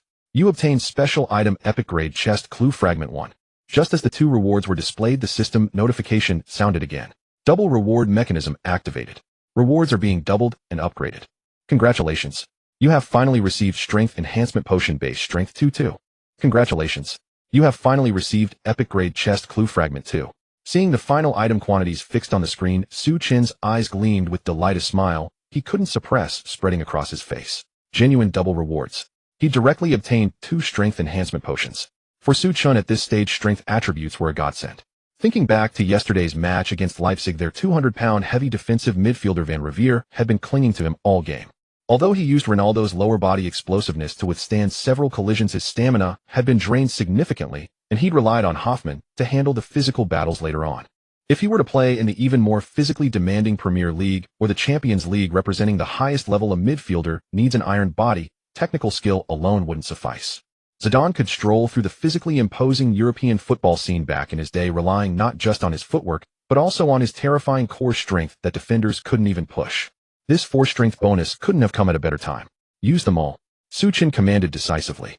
2 streams of golden warmth flowed directly through his meridians and into his body. Sitting on the sofa, Su Chen could clearly feel his entire musculature heating up. It wasn't the soreness after intense exercise, but a strange sensation of muscle fibers being broken down and reassembled at a higher density. The muscles in his core and waist became tighter. While his quadriceps didn't bulge like a bodybuilder's when he squeezed them, they felt as hard as iron. The increase in strength didn't ruin his physique's symmetry or streamline, it simply elevated his muscle density to a formidable level. Su Chen stood up and performed a few sudden stops and direction changes on the spot. Each time his feet pushed off the floor, a dull thud echoed through the room. His lower body stability was significantly stronger. He felt that even if Van Riviere charged at him full tilt now, he wouldn't budge an inch. Congratulations, host. Strength attribute has been successfully integrated and increased. Your current base strength attribute value is 79. Congratulations, host.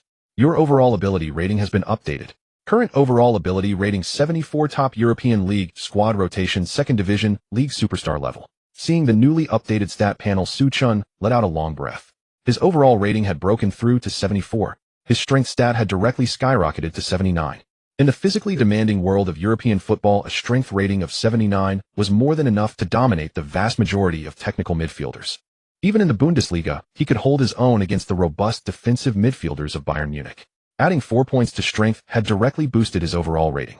This showed the immense value of those 4 key attribute points. After the initial excitement subsided, Su Chen's attention turned to the second major reward from this draw. 2 epic grade treasure chest clue fragments. The last time he had obtained a fragment was when he scored a hat-trick on his debut.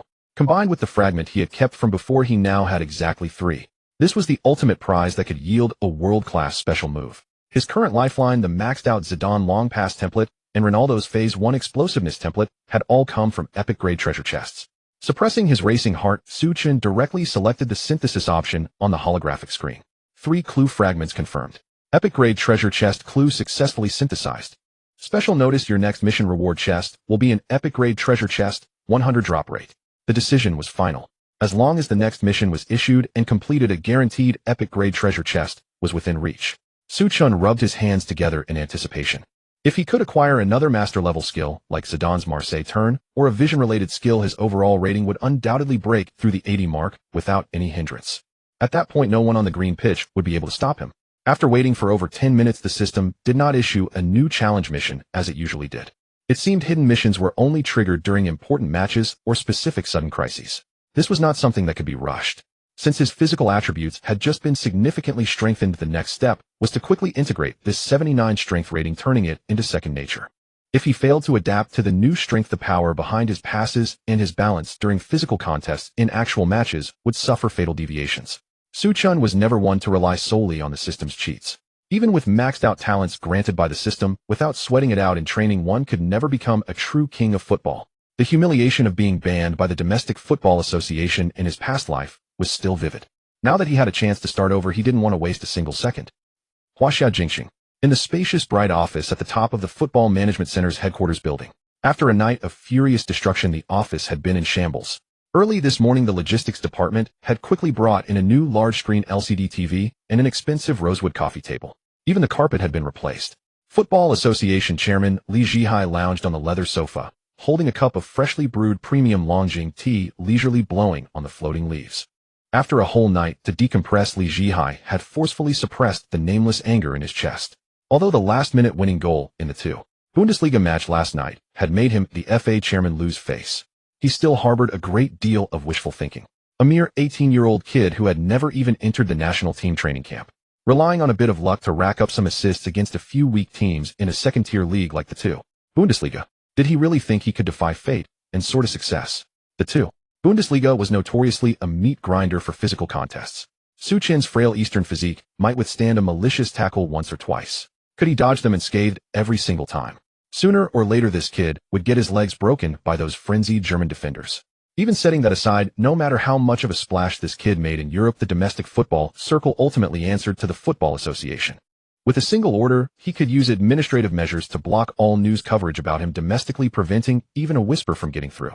After a little while, who among the forgetful domestic fans would even remember who Su Chun was? Thinking this, Li Zhihai took a sip of his hot tea, his mood becoming cheerful again. Everything was under his control. The solid wood door to the office was knocked on heavily. Wang Jianya, the leader of the men's football team, didn't even wait for a response from inside before pushing the door open and rushing in. He clutched a thick stack of printed documents. He was sweating profusely, pale-faced, with his tie crooked. He looked utterly panicked. Li Zhihai put down his teacup, frowned, and let out a cold snort. Xiao Wang, you're the leader of the men's team, but you get this flustered over a little thing. What does that look like? Did you handle the task I assigned you yesterday? Have you contacted the heads of the major domestic sports media? Tell them anyone who dares to put that kid's news on their front page will lose their access to the FA's internal press releases and interview slots. In Li Zhihai's view, this scorched earth tactic would ensure that even if Su Chun turned the world upside down abroad, it would be calm and quiet at home. Standing before the coffee table, Wang Jianya swallowed hard. The hands holding the documents were trembling uncontrollably. Chairman Li, something huge has happened. The news. We simply can't suppress it anymore.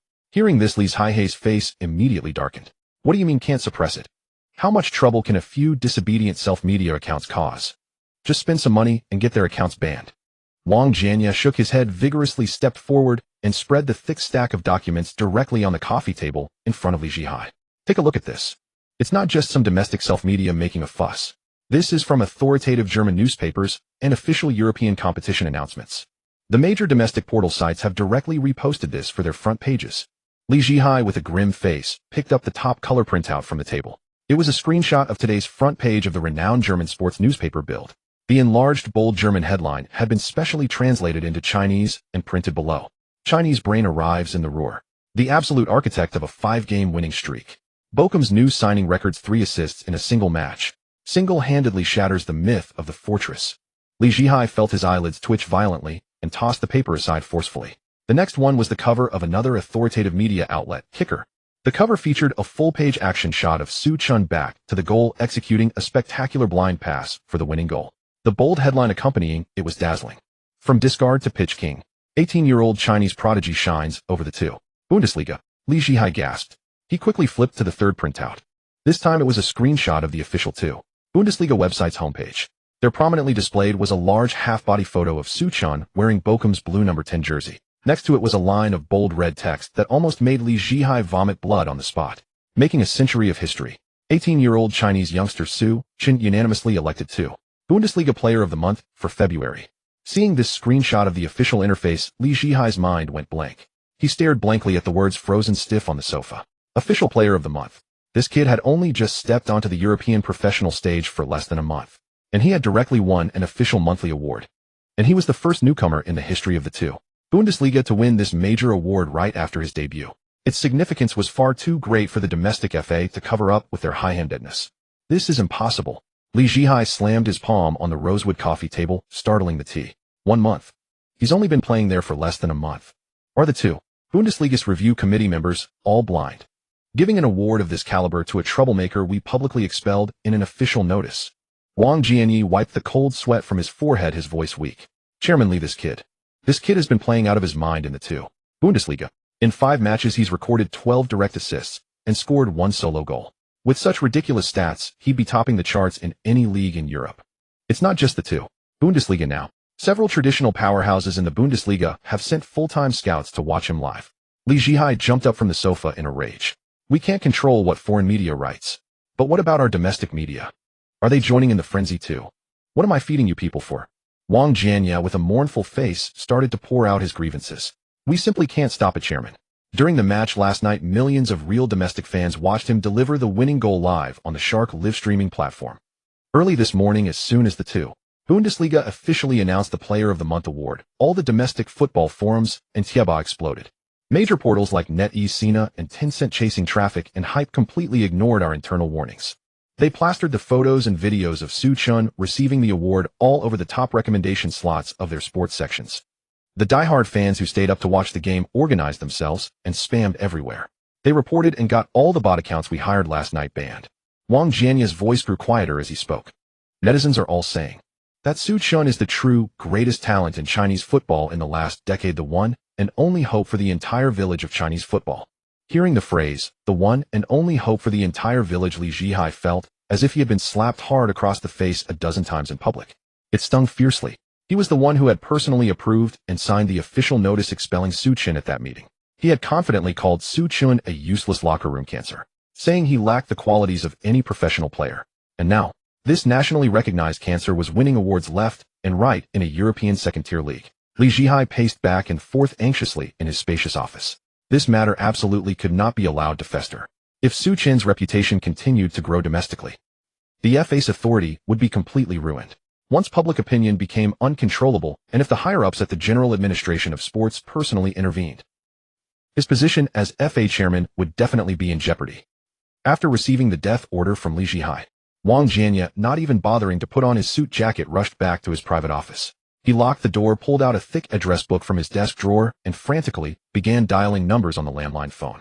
As the leader of the men's football team, he held the keys to media interview passes and the rights to distribute internal information for all major domestic sports media. It was a sharp double-edged sword. The first call was directly to the chief editor of the largest domestic sports portal site. As soon as the call connected, Wang Jianya didn't beat around the bush, his tone aggressive. Chief Editor Liu, take down that news article about VfL Bochum in the Bundesliga from your homepage right now. I don't care if it's real fan-driven popularity or a gimmick your site is using for traffic. It needs to be gone within half an hour. Chief Editor Liu on the other end of the line sounded very troubled. Leader Wang, I'm afraid that's not possible. That young man named Su Chun scored a last-second winning goal in Germany last night, and the discussion among fans is extremely heated. Comments have exceeded 100,000. If we forcefully remove the trending topic now, netizens will flood our servers with complaints until they crash. Wang Jianya sneered, tapping his fingers heavily on the desk. Chief Editor Liu, I'm not asking for your opinion, I'm conveying the FA's directive. If you don't take down this news today and block the search keywords Su Chun and VfL Bochum, then don't expect to get the exclusive broadcasting rights for the national team's World Cup qualifiers next month or the post-match exclusive interview slots with the head coach. From now on, all exclusive internal tickets from the FA are banned for your site. As soon as these words were spoken, the line fell into dead silence. Weighing the pros and cons, the hype around a discarded player playing in a second-tier league in Germany could never compare to the vast and monopolistic resources of the national team domestically. Even if the national team played terribly, it was still the largest source of traffic in the country. Chief Editor Liu gritted his teeth and conceded, fine. Leader Wang, I'll listen to you. I'll withdraw the article and delete the keywords within 10 minutes. Hanging up, Wang Jianya wiped the sweat from his forehead and immediately continued down the list. NetEase Sports, Tencent Sports, Sina Sports, plus several of the biggest self-media influencer groups in the country. For an entire morning, Wang Jianya used every means at the FA's disposal, using threats and inducements, combining hard and soft tactics. He even promised several usually difficult media organizations slots to follow the national youth team. Under the FA's powerful administrative intervention, the wave of discussion that had been boiling over on domestic internet forums because of that blind pass winning goal was forcibly cut short. All related video highlights were forcibly taken down, displaying the message, "This video contains violating content and has been deleted." All entries containing Bundesliga Bochum number 10 or Player of the Month were replaced with mundane domestic gossip news. By 2 p.m., all the latest information about Su Chun had been thoroughly cleaned from the domestic internet. Ordinary fans without the means to bypass the firewall and check foreign sites could find no useful information. The FA's coercive methods of suppression had indeed achieved their goal in the short term. At the same moment, in the towering edifice of China Central Television's headquarters in Yinjing, the office of the revered football program, World Football, hummed with the relentless clatter of keyboards. This was the nation's most watched, most authoritative, and most nostalgic flagship football show. Ma Fanshu, its newly appointed female host, sat at her desk massaging her temples with a weary hand. The topic for next week's broadcast remained undecided as the domestic football scene offered nothing to spark her interest. Lately, the sport in China was in complete disarray. From the league to the national team, there wasn't a single inspiring glimmer to rally behind. Her computer screen displayed several major domestic news portals. She refreshed the pages repeatedly, but found only trivial transfer gossip and petty squabbles. Just then, the email icon in the corner of her screen began to blink. Clicking it open, Ma Fanshu found a message from Munich, Germany. The sender was Hans, an editor for a local football publication she had met while studying at the University of Munich, with whom she often exchanged insights on European football. The subject line was impossible to ignore, emblazoned in bold English capitals. Chinese football has finally produced a monster. And you must see this footage. At the sight of those words, Ma Fanshu's weary eyes instantly lit up. She knew Hans well. This towering German was a meticulously discerning football fanatic with an incredibly high bar. Ordinary players never earned his praise. What earth-shattering feat had a Chinese player accomplished to be called a monster by him? Gripping her mouse, Ma Fanshu opened the high-definition video attached to the email. It had no commentary, only the immense chaotic roar of the Red Bull Arena. The footage began. Su Chun, wearing the blue number 10 jersey, was brought down by a brutal scissor tackle from a 200-pound defensive midfielder. The referee immediately produced a red card. As the camera captured Su Chun rising from the turf, Ma Fanshu recognized the young man. Su Chun. He was the central figure in the locker room assault scandal that had erupted across China over a month ago. The Football Association's official notice had been unequivocal, labeling him a player devoid of tactical discipline, utterly useless, and a complete cancer. He had been permanently expelled from the national youth team. At the time, Ma Fanshu had also assumed the young man's career was over. But now, seeing him wearing the number 10 jersey of a German club standing tall on the pitch, it was clear the reality was far more complex than the official statement suggested. The video continued. The scene shifted to the final minute of stoppage time. The stadium was thick with a suffocating tension. The camera tracked a ball descending from the sky. What happened next made the seasoned national broadcaster gasp in astonishment. In the frame, Su Chun, his back to the field, didn't glance behind him. His left foot was planted firmly on the turf as his right leg whipped forward like a lash. It was a completely blind no-look volley pass. The ball carved a violent, beautiful arc through the air before dropping with pinpoint precision into a dead zone in the opponent's penalty area. His teammate Lo surged forward, took a touch, and slotted the ball home. The match was over, a last-second winner. Oh my God! Ma Fanshu gasped, her hand flying to her lips. In her time at World Football, she had watched countless montages of masterful playmaking. Xavi's incisive through balls, Pirlo's sweeping long passes, Zidane's elegant Marseille turns. But this pass from the 18-year-old Chinese player, in its difficulty, its vision, and the sheer mental fortitude required in such a high-pressure moment, was in no way inferior to the elite midfielders of Europe's top 5 leagues. And then in the body of the email, Hans had attached a string of statistics that left Ma Fanshu completely stunned. Ma, your compatriot is absolutely insane. In just 5 matches, he has led this Bochum team, which was destined for relegation, to 5 consecutive victories, 12 assists, and a goal. Yesterday morning, he was unanimously voted the 2. Bundesliga Player of the Month for February. He's the first rookie in the league's century-long history to win this award. Bayern Munich's board is already discussing terminating his loan early to bring him back to the first team next season. Ma Fanshu read those lines over and over again, her heart pounding. This was undoubtedly the most perfect and unbelievable start any Chinese player abroad had made in the past 2 decades. 12 assists in 5 games. Winning the Official Player of the Month award. This was a bona fide official honor, leaving no room for fabrication. If this didn't qualify as a super talent for Chinese football, then what did? Ma Fanshu quickly switched back to her web browser. She typed keywords into the search bar: Bochum Su Chun winning goal 2. Bundesliga Player of the Month. She hit enter. As the page loaded, the results displayed. Sorry, no results found related to your search.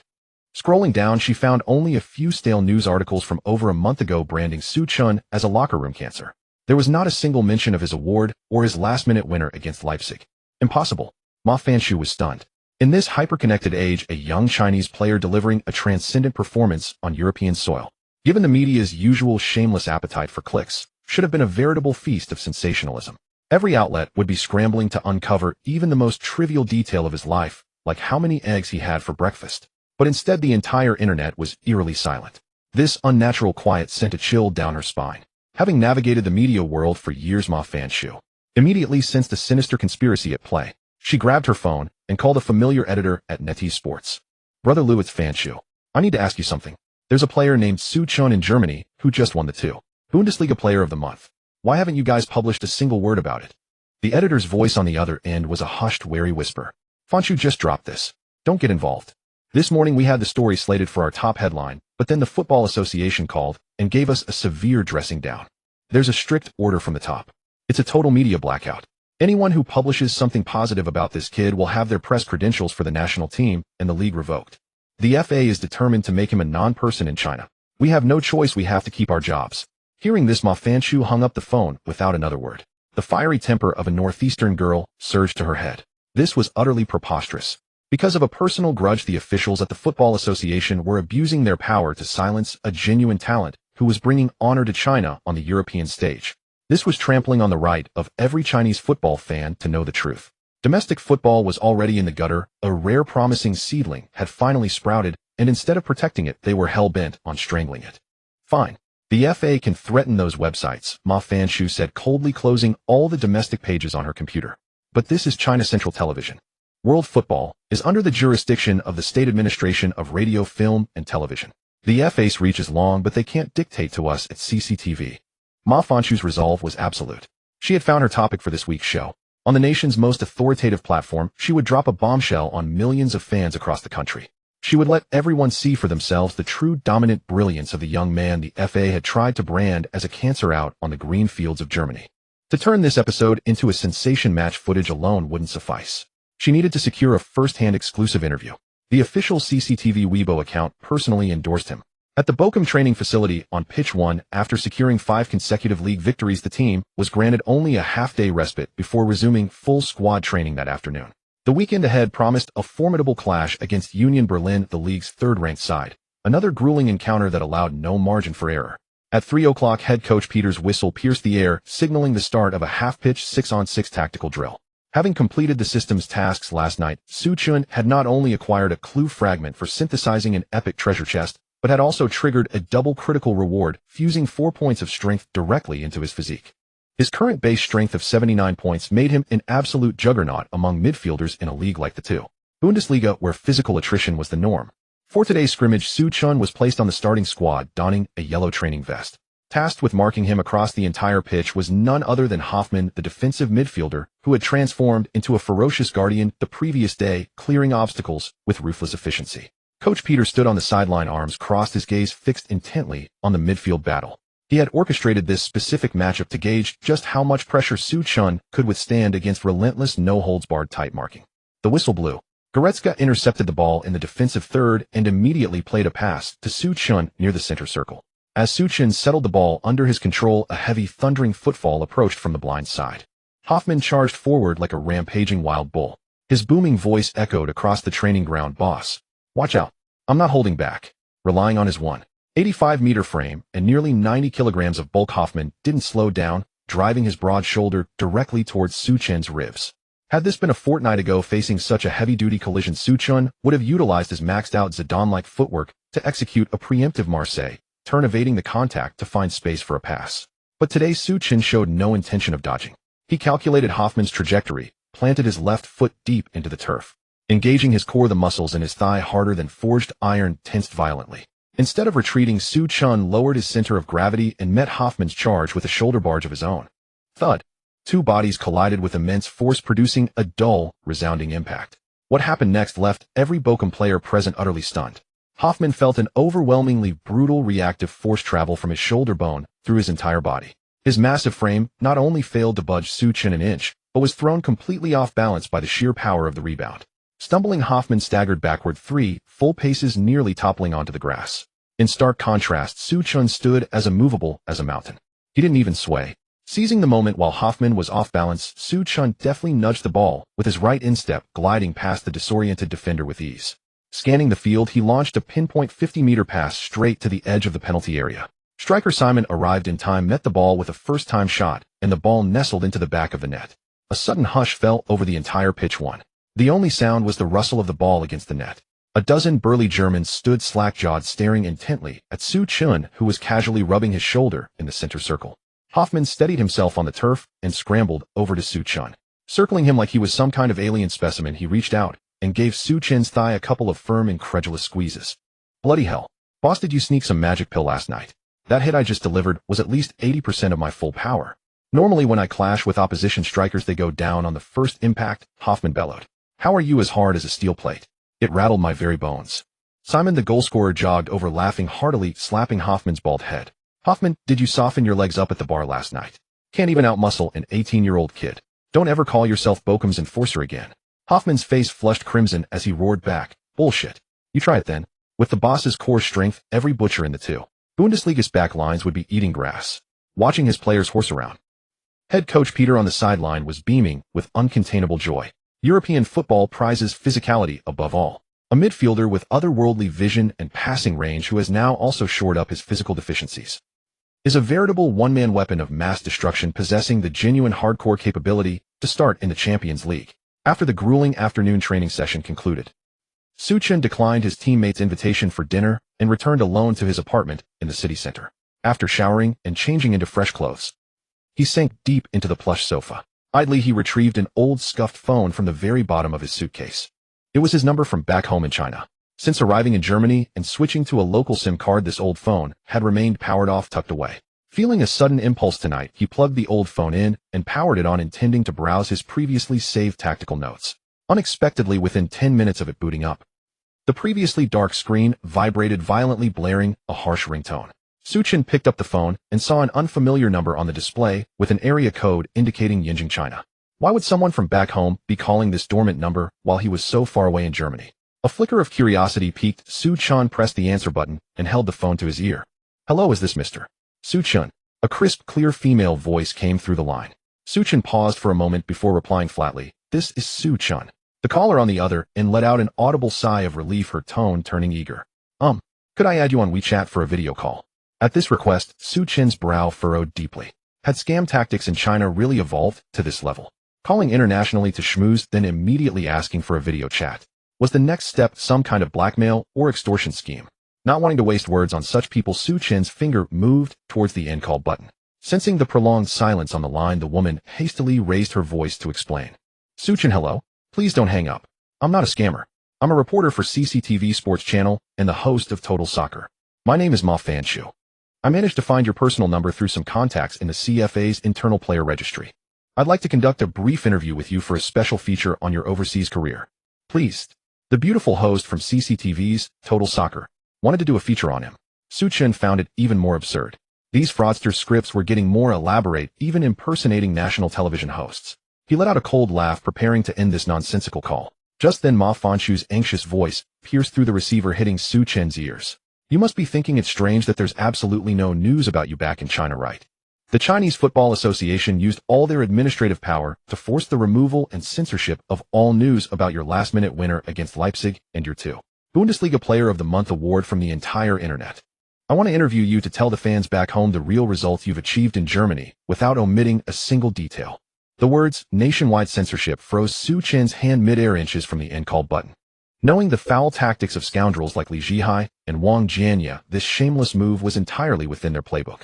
Having won an unprecedented official award in the Bundesliga, the complete silence from his homeland was deeply suspicious in itself. Ma Fanshu's words had struck a chord with Suchin, exposing the rot at the heart of the CFA and bringing the truth to light. This was something Suchin was very interested in. Add my WeChat number and send a video request. Suchin gave his concise reply and ended the call. A minute later, the prompt for a WeChat video call chimed right on time. Suchin pressed the connect button. The screen flickered and a delicate, striking face appeared on the display. Her features were refined, her hair tied back in a neat ponytail. It was indeed Ma Fanshu, the renowned CCTV host he had often seen on television broadcasts in his past life. To prove her identity, Ma Fanshu wasted no time on pleasantries. She held up the work badge hanging around her neck along with her national ID card and the journalist credential issued by the National Radio and Television Administration, pressing them all directly against the camera for Suchin to inspect clearly. Satisfied that her credentials were authentic, Suchin shifted into a more comfortable position against the sofa, his demeanor relaxing. Reporter Ma, go ahead, what would you like to know?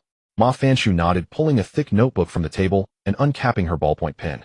After covering some routine questions which Suchin answered with composure, Ma Fanshu paused, her expression turning profoundly serious. Now the most important question. I want you to look into the camera and tell me personally, what was the real truth behind the altercation in the national youth team's locker room that caused such a scandal back home, leading to your public dismissal and nationwide notification? What followed was a deep cross-border interview lasting over 2 hours. Suchin glossed over his own achievements in leading the team to 5 straight wins in Germany. Instead, he devoted the majority of the time to detailing the thoroughly rotten ecosystem within the Chinese Football Association. Ma Fanshu listened, grinding her teeth in anger. The CFA had severed the very roots of Chinese football, yet still strutted around with arrogance. The red light on the digital recorder on the table blinked steadily, capturing every word of the conversation. After the video call ended, Ma Fanshu sat in the empty, Total Soccer program office wide awake. She meticulously transcribed the entire interview recording into text. It amounted to over 10,000 words. She was acutely aware that if this news material went through the station's standard approval process with reports being submitted level by level, the top brass at the CFA would catch wind of it immediately. They would pull every string at their disposal to kill the story before it ever saw the light of day. To strike a snake, you must hit its head. She had to catch them completely off guard. Ma Fanshu opened the web browser on her computer. She typed in the URL for Green Pitch Empire Forum, the site with the highest traffic and densest concentration of diehard fans in China. She deftly registered a brand new account using the username Torchbearer of Truth. Ma Fanshu converted the match videos her friend in Germany had sent into a series of ultra-high-definition GIFs. One showed Su Chun absorbing a collision from a 100 kilograms defensive midfielder. Another showcased his incredible blind backheel pass that led to the decisive goal. Next, she posted the official German-language announcement of the two. Bundesliga Player of the Month, accompanied by a detailed Chinese translation screenshot. Finally, she pasted the entire verbatim transcript of her in-depth interview, with Su Chun, all 10,000 words of it. The title of this sprawling post was deliberately provocative. The outcast falsely accused by the CFA, acclaimed in Europe's second tier, exposing the shocking scandal of buying a starting spot for 1-0-0 in the national youth team. Ma Fanshu slammed the enter key with finality. The 10,000-character exposé was instantly published on the front page of the Green Pitch Forum, the forum with the highest traffic and most devoted fans in China. It was already late at night, but for Chinese fans who loved European football, the night was just beginning. The post titled "The Cast-Aside Scapegoat Falsely Expelled by the FA Crowned with Unanimous Glory in Europe's Second Tier," unveiling the shocking corruption of the national youth team's paid starting spot, was published immediately, drawing a crowd of Night Owl fans. Their initial reaction to the title was to assume it was the work of a sensationalist trickster, and they prepared to enter the thread to mock the fabricating original poster. What kind of nonsense clickbait is this? Are you having a breakdown in the middle of the night? Unanimous glory in a European second division. Opie, are you still asleep? Do we even have a player of that caliber? If one of ours could even hold a spot on the bench in Europe, we'd be thanking our lucky stars. The part about buying a starting spot for 100,000 might be plausible given the FA's notorious character. But I'd sooner die than believe we have a talent achieving legendary status in Europe. Exactly, it's not April Fool's Day. Is it fun for you to troll us with these low-grade stories? Filled with disdain, a large number of fans clicked into the post's main body. As soon as the page loaded, the first few high-definition GIFs slammed into everyone's faces. The first GIF showed Su Chun with his back to the Leipzig half, facing a ball dropping from over 10 meters high. Without even a glance, he struck a no-look volleyed pass with his right foot. The ball traced an exaggerated arc, perfectly clearing the entire defensive line, landing at the feet of a teammate, making a forward run, who completed the winning goal. The second GIF showed Su Chun dribbling down the wing against a Serie A level bald center back. Su Chun's upper body feinted violently, executing a perfect Ronaldo-style elastico. He sent the 100 kilograms center back's legs tangling, sending him crashing face-first into the turf. The third GIF showed Su Chun actively engaging a Leipzig defensive midfielder in a fierce physical duel. Not only was he not knocked down, but with his formidable core strength, he repelled his opponent a full 2 meters away. After viewing these 3 GIFs, the entire Green Pitch Forum's comment section experienced a 3-minute cliff-like silence. No one posted. Everyone was stunned into silence by the Chinese teenager in the blue number 10 shirt on their screens. Only after 3 minutes did the comment section explode like a lit powder keg, refreshing at a frantic rate of dozens of posts per second. Holy crap! Who the hell is this? Is this a Chinese player? That vision and technique for a no-look volleyed pass. It's like Zidane possessed him. That elastico was absolutely incredible. I've only seen that kind of skill in videos from 10 years ago. He actually made that German defender split his legs. And the physicality. He's so strong. That defensive midfielder looked a size bigger than him, yet he got thrown back. Since when do Chinese players have this kind of physique? Hey, look at his face. Doesn't he look a bit familiar? Wait, isn't this the cancer of the national youth team that the FA publicly expelled with a red header document over a month ago? What was his name? Right? Su Chun. After being recognized by netizens, everyone's mind was blown. Hadn't the FA said Su Chun was tactically undisciplined, physically weak, and beyond redemption? The number 10 core in the video strong as an ox with vision, like he had a third eye. Was this really the same person? They continued scrolling down the post. The OP listed a series of statistics. Since joining VfL Bochum in Germany, he had played 5-2. Bundesliga matches leading the team to 5 consecutive victories. He personally created 1 goal and provided 12 assists. And just this morning, he was unanimously voted the official 2. Bundesliga Player of the Month for February. After reading this text, many rational fans immediately raised serious objections. OP, the gifts might be real, but these stats are definitely fabricated. 12 assists in 5 games. An average of 2 for assists per game. That's way too absurd. Are you sure these stats are accurate? Even for the 2.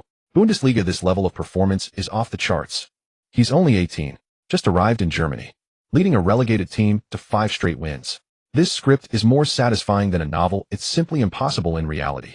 Don't get excited, guys. The OP is definitely using Photoshop to fake this.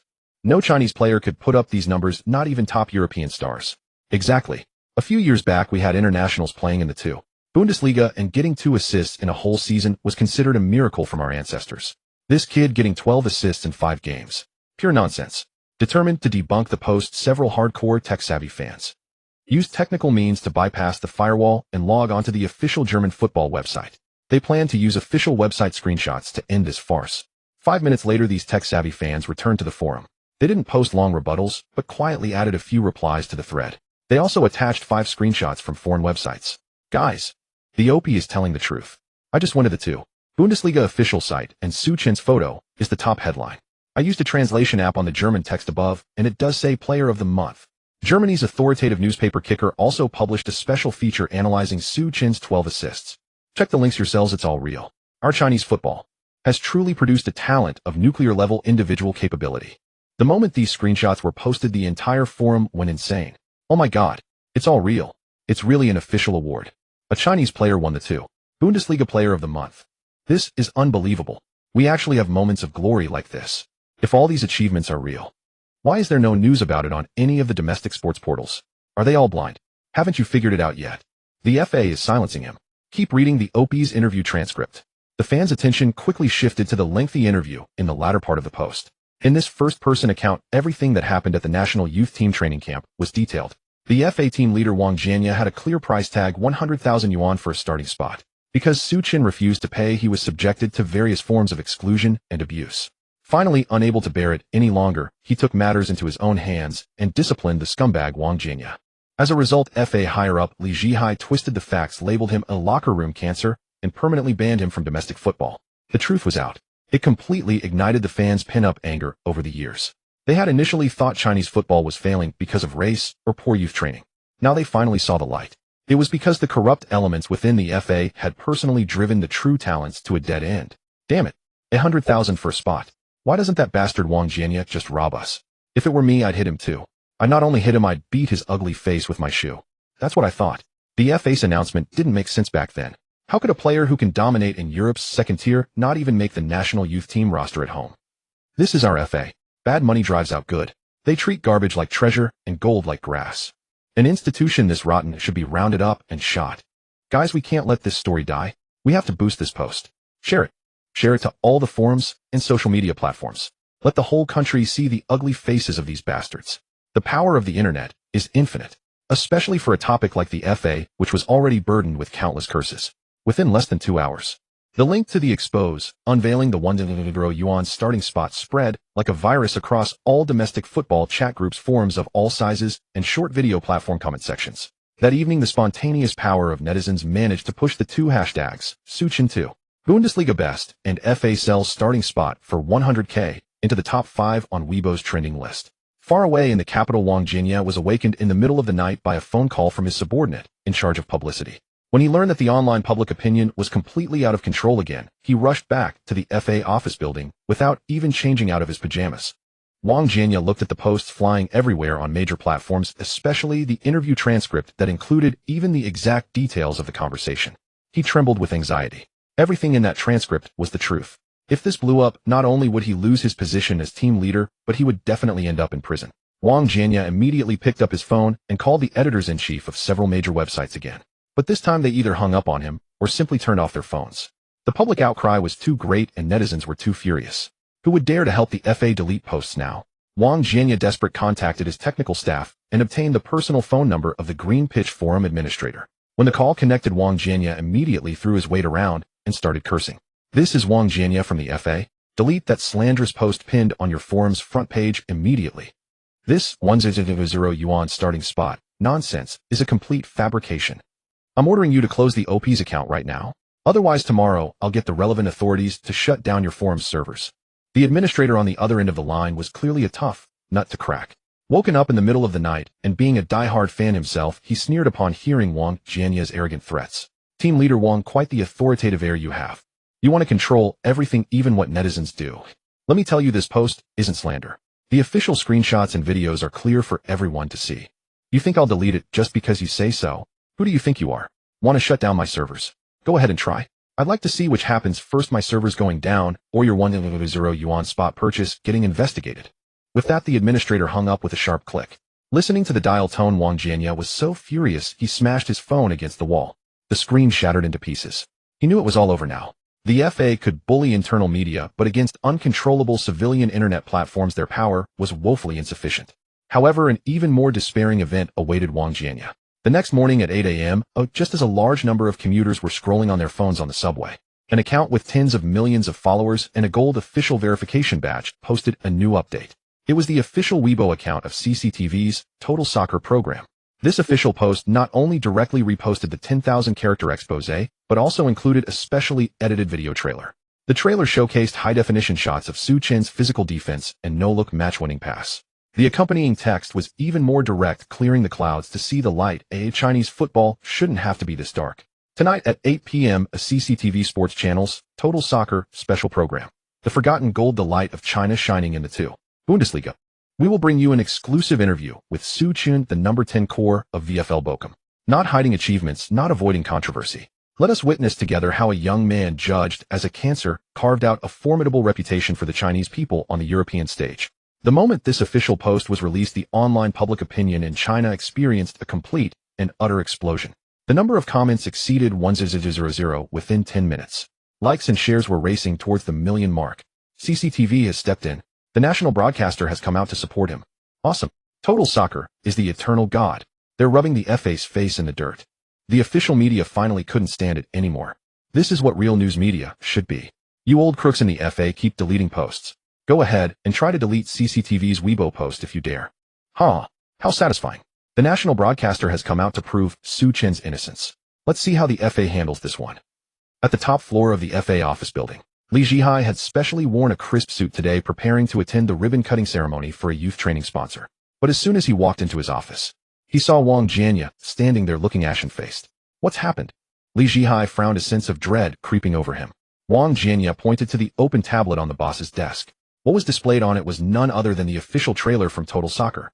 Li Zhihai walked over quickly. He looked closely, his gaze fixed on the words CCTV Sports Channel, an exclusive interview. Li Zhihai felt the room spin. His legs gave way, and he collapsed heavily into his executive chair. He had never imagined that after suppressing the domestic sports portals, a national broadcaster not under the FA's jurisdiction would jump out. He wouldn't dare to make a phone call to interfere with a CCTV program, even if he had 10 times the courage. That would be like walking straight into the line of fire. It was over. Everything was over. When the program airs at 8 p.m. tonight, tens of millions of fans across China will see it. They would not only see the awards Su Chen won in Germany, but also the severe corruption exposed in the interview. Li Zhihai could already imagine that early tomorrow morning his office phone would be ringing off the hook with calls from the General Administration of Sport. The Disciplinary Inspection Committee would also follow the leads and come knocking on his door. Chairman Li, what should we do now? Wang Jianya asked, his voice trembling with tears. What to do? How should I know what to do? Li Zhihai suddenly grabbed the teacup from his desk and hurled it violently at the door. As it shattered with a crisp sound, the door happened to be pushed open from the outside at that very moment. Several middle-aged men in black jackets with work badges on their chests stood coldly at the entrance. The leading man pulled an ID from his pocket and flashed it directly in front of Li Zhihai's eyes. Li Zhihai, Wang Jianya. We are from the Disciplinary Inspection Supervisory Group. We have received multiple real-name reports regarding the exchange of money and power for starting spots on the national youth team. Please come with us immediately to cooperate with the investigation. At the top-floor office of the Football Management Center in the capital, Li Zhihai stared blankly at the several men in black, standing at the door, his legs completely losing their strength to support him. He struggled to open his mouth, attempting to defend himself. Comrades, have you got the wrong person? I am the chairman of the Football Association. I have devoted myself wholeheartedly to Chinese football. Those posts online are nothing but slander. The leader of the disciplinary inspection team did not give him a chance to argue. He stepped forward coldly and slammed the summons document onto the rosewood coffee table. Whether it's slander or not, you can come back with us and explain. Two staff members stepped forward and firmly clamped Li Zhihai's arms from both sides. Beside him, the terrified Wang Jianya's legs gave way, and he wet his pants on the spot, collapsing to the ground, unable to be pulled up. In the end, he was dragged out by two large men. Outside the Football Management Center building, a massive crowd had already gathered. Ever since Ma Fanchu published that lengthy exposé on the Lydian forum and CCTV officially endorsed it, the atmosphere had been electric. A large number of local fans in the capital skipped work and spontaneously converged at the entrance of the Football Association building. They held up protest signs loudly demanding a clear and transparent explanation from the association. Hundreds of police officers had set up a cordon in the square outside the main gate to maintain order. As Li Zhihai and Wang Jianya were escorted out of the hall by the inspection team, the crowd of fans outside immediately erupted. A tremendous wave of sound shot straight into the sky, nearly shattering the glass of the Football Association building. They're out. Those two bastards have been arrested. Moths. Garbage. The future of Chinese football has been ruined by you people. Suppressing geniuses buying a starting spot for 100,000 yuan. You're worse than beasts. Daring to slander Su Chun behind his back, go to hell. The angry roars merged into a single deafening chorus. Li Zhihai kept his head down, wishing he could retract it into his neck. He had been an official all his life, but he had never seen such a scene of universal condemnation. Wang Jianya pressed his face tightly against the back of the escort personnel, terrified of being recognized. Just as they were about to reach the escort vehicle, a burly young fan, bursting with an unexpected surge of strength, shoved aside the outer railing. Clutching a black plastic bag, he sprinted up to Li Zhihai. I'll show you dirty tricks. The young fan roared, hurling the plastic bag directly at Li Zhihai's head with all his might. Smack! The plastic bag burst open on impact. The bright red paint packed inside splattered all over Li Zhihai's face. Thick, sticky red paint oozed down his suit collar and neckline, making him look like a skinned blood gourd. Good. Splendid. Well done. This kind of scum deserves a face wash of red paint. The fans in the outer area cheered loudly. Police officers quickly moved in to restrain the overzealous fan, while the inspection team swiftly stuffed the disheveled Li Zhihai and Wang Jianya into the car, which sped off with a press of the accelerator. The video of the Football Association executives getting splashed with red paint was captured in its entirety on a phone and spread across the internet within half an hour. Across the entire Chinese internet, football fans were reveling in the moment, a festive atmosphere spreading like wildfire through forums and discussion boards. At exactly 8 p.m. that evening, the sports channel of China Central Television began airing the special edition of World Football. While the show usually had a stable but niche viewership, tonight was different. The ratings curve spiked straight up from the very beginning, shattering the channel's 5-year historical record. Countless Chinese citizens were glued to their television sets. Some were at barbecue stalls, others in university dorms, all staring intently at the screen. The screen lit up, revealing host Ma Fanchu seated at the center of the studio in a sharp professional suit. Good evening, dear viewers. Welcome to a special edition of World Football, the forgotten gold, the shining light of Chinese football in the two. Bundesliga. Over the past month, something both heartbreaking and exhilarating has occurred in Chinese football.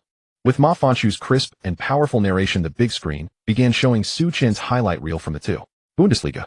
From his debut hat-trick as a substitute to the precise long pass that sliced through the defense. From standing his ground against Leipzig's heavy defensive midfielders' brutal challenge to that stunning blind backheel pass for the winning goal in stoppage time. Every shot was a high-definition close-up, unedited. The sight of over 4,000 German fans at the Red Bull Arena holding their heads in disbelief and the Bochum team mobbing Su Chun in celebration was displayed before the national audience. Then Ma Fanchu revealed the front-page headline of the just-released Kicker magazine from that morning, along with the official redhead notice from the two. Bundesliga website announcing Su Chen's unanimous selection as Player of the Month for February. Chinese fans watching on TV felt their scalps tingle and hearts race. These were undeniable facts. China truly had produced a genius midfielder who was the linchpin of a European second division team. Next, the program aired an exclusive interview video with Su Chun. Su Chun sat calmly before the camera, recounting the incident from the training camp, the 100,000 yuan bribe for a starting spot, the insults and pressure from Wang Jianya, and the eventual retaliation that led to the fight. There was no exaggeration, only facts. At the end of the program, Ma Fanchu stood up and summarized to the camera. Chinese football does not lack geniuses who can run on the green field. What we lack is the soil that allows them to play the game cleanly. Now that the truth has come to light, some of the moths at the Football Management Center have faced legal justice. And Su Chun, far away in Germany, is using his feet to win back the lost dignity of Chinese football. Let us wish Su Chun all the best as he spreads his wings on the European stage. This hour-long program became an earthquake in the Chinese football community. Su Chun's name went viral across the nation overnight. He was not just a player. He had become a symbol of unyielding resistance for everyone who held hope for Chinese football. The title of the village's only hope was firmly placed upon his head. Major media outlets jumped on the story, publishing extensive coverage of Suchin's 12 assists and his Player of the Month award. In Munich, Germany, at the headquarters of Bayern Munich's sporting director Hassan Salihamidzic sat at a large conference table holding a thick data analysis report. Seated in the meeting room were all the youth development coaches and chief scouts from Bayern's first team and reserve squad. Gentlemen, take a look at this data. Salihamidzic tossed the report onto the table, his tone severe. Suchin loaned out for free to Bundesliga side Bochum over a month ago, because we felt his physicality was too weak and he had no development value. But look at him now. He tapped the table, and the big screen played footage of Suchin colliding head-on with Hoffmann in training the previous day. In the footage, Suchin didn't yield an inch. Instead, he sent the 90-kilogram Hoffmann staggering backward. 5-2. Bundesliga matches 12 assists. Unanimously voted Player of the Month for February. And his core strength has grown exponentially in just 1 month. The scouting department assesses that his current physical condition is fully capable of holding his own in the Bundesliga. Salihamidzic turned his gaze to the head of youth development, his expression displeased. We made a very foolish decision. We handed over a genius midfielder with a master-level playmaking system. Bochum is now only a few points away from the promotion playoff spot. Once they get promoted to the Bundesliga per the loan agreement, Bochum has the priority option to buy. By then, if we want to sign him back, the cost won't be just a few €100,000. The meeting room fell into dead silence. Who could have imagined that a skinny Chinese kid who looked like a bamboo pole would experience such a nuclear fusion-like explosion after a change of scenery? Starting tomorrow, dispatch a senior scouting team to attend every Bochum match and watch him. When this season ends, no matter what it takes, I want to see Suchin wearing a Bayern Munich first-team jersey. Meanwhile, in Bochum, Suchin was oblivious to the regret of Bayern's hierarchy. Morning sunlight streamed onto his apartment balcony. After a nutritious German-style breakfast, he casually scrolled through the latest news from back home. Seeing that Li Jihai had been taken away for investigation in the broadcast of world football, he nodded with satisfaction. The pent-up frustration in his predecessor's heart had finally been completely vented. From now on, he didn't need to carry any burdens. All he had to do was unleash his talent to the fullest on this grandest stage of football. After packing his gear, Suchin drove to the Bochum training ground. Today was a crucial day. The first match of March, the 24th round of the Bundesliga, was about to kick off this weekend. On training pitch no. One head coach Peter wore a furrowed brow, sketching tactics on the board. The players gathered in a circle. The atmosphere was far from the relaxed mood of the past few days. Lads, tighten up. Peter slammed his marker on the name of their opponent on the board, Union Berlin. Union Berlin is currently third in the league, just one step away from the automatic promotion zone. This is going to be a clash of titans. They're not like RB Leipzig, a team that wins with attack. Union Berlin is a bunch of true defensive machines. They've conceded only 14 goals this season, the fewest in the entire league. Peter pointed at the formation on the board, his voice low. They play a 5-3-2 bus parking formation. All 3 center backs are over 190 meters tall with impeccable aerial ability. Their 2 fullbacks are tireless runners.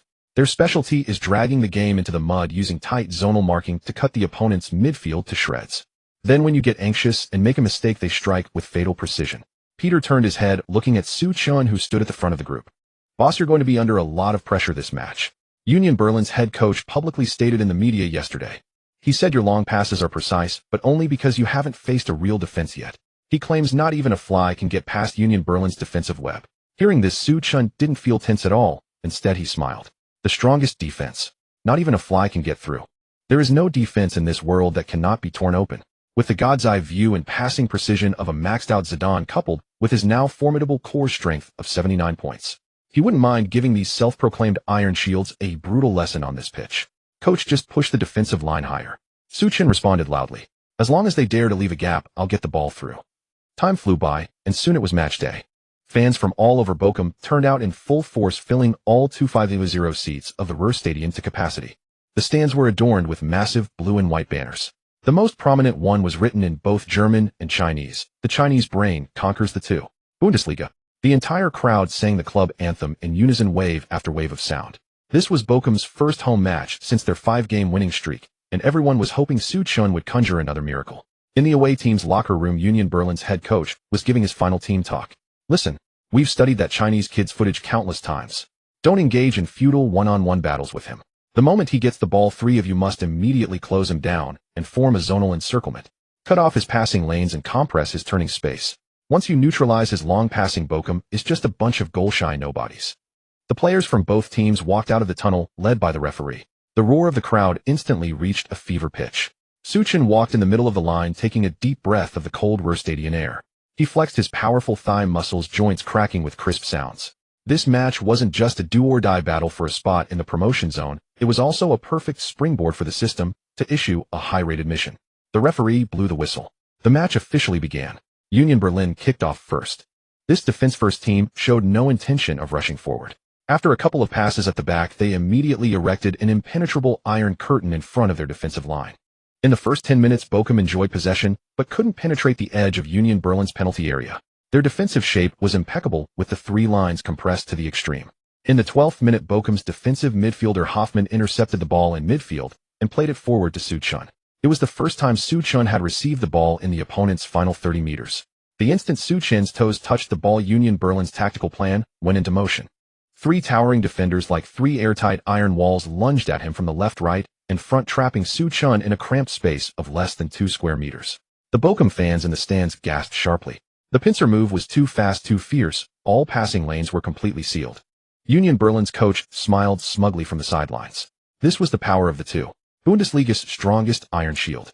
Trapped in the corner by three men, this Chinese kid didn't even have a chance to turn. Suchin, surrounded, looked up and scanned the three burly men closing in. He planted his left foot firmly on the ball and suddenly lowered his center of gravity. If the paths were blocked, then he would smash the wall down with sheer force. The maxed-out Zidane Marseille turn was ready to be unleashed. At the 12th minute, Union Berlin's suffocating tactics were in full effect. Three German giants, all over 185 meters tall, converged on Suchun from the left, right, and front simultaneously. The encirclement tightened rapidly, their towering frames completely blotting out Suchun's vision. Every passing lane was sealed off without a trace of daylight. In the stands, 2500 Bochum fans rose to their feet, hearts lodged in their throats. If Suchun, the team's brain, were dispossessed, Bochum's formation would be torn apart in an instant. On the sideline, Union Berlin's head coach let out a smug chuckle.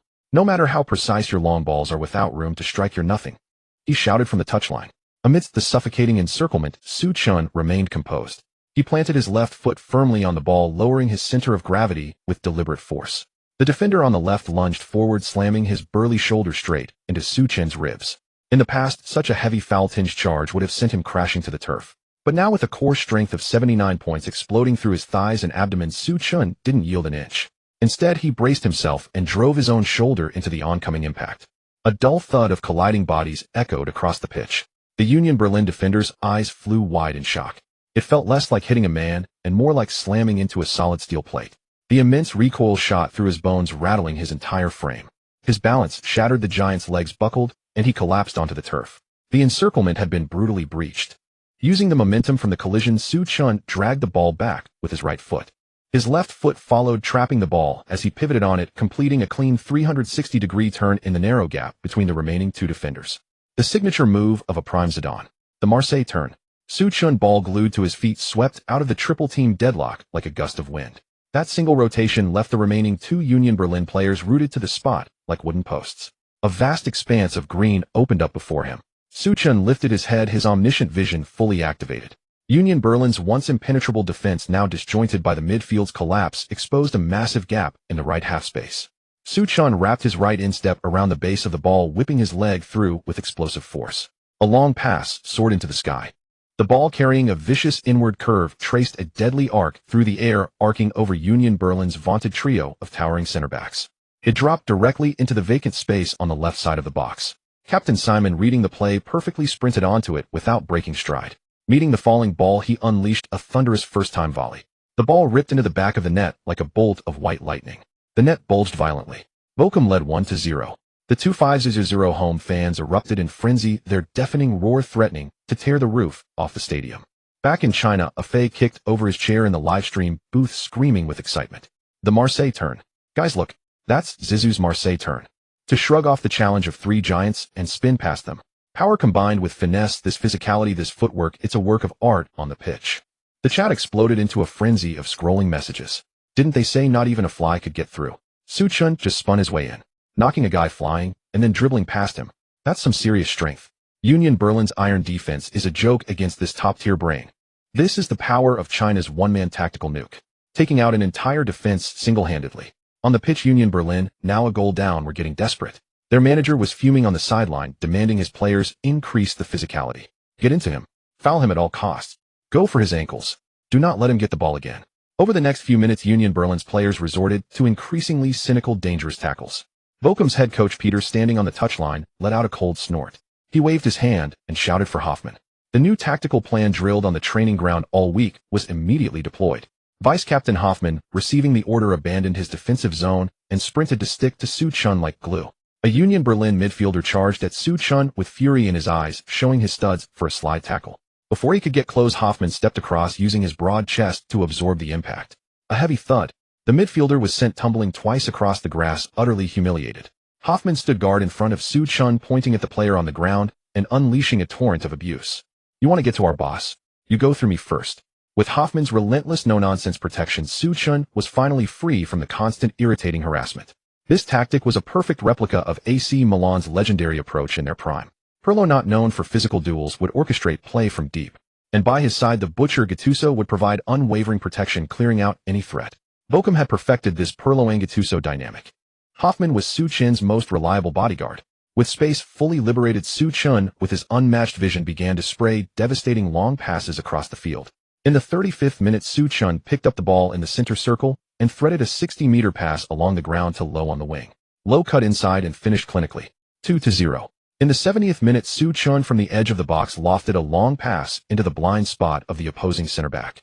Goretzka rose highest and powered a header home. 3-0. The final whistle blew. Bochum had dismantled the third-placed Union Berlin 3-0 at home, shattering their opponent's pride as the league's most formidable defense.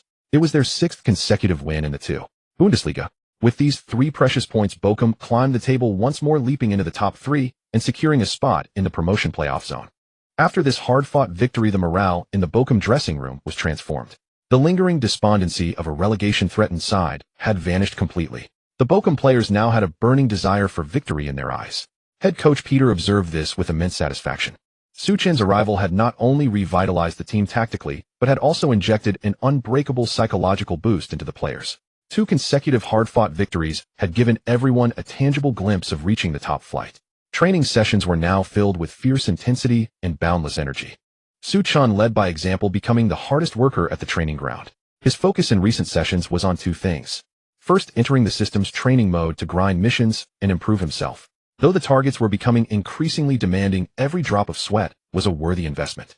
He was perfectly integrating his new 79 points of strength with his passing precision, and his mastery of Ronaldo's explosive burst was growing more refined.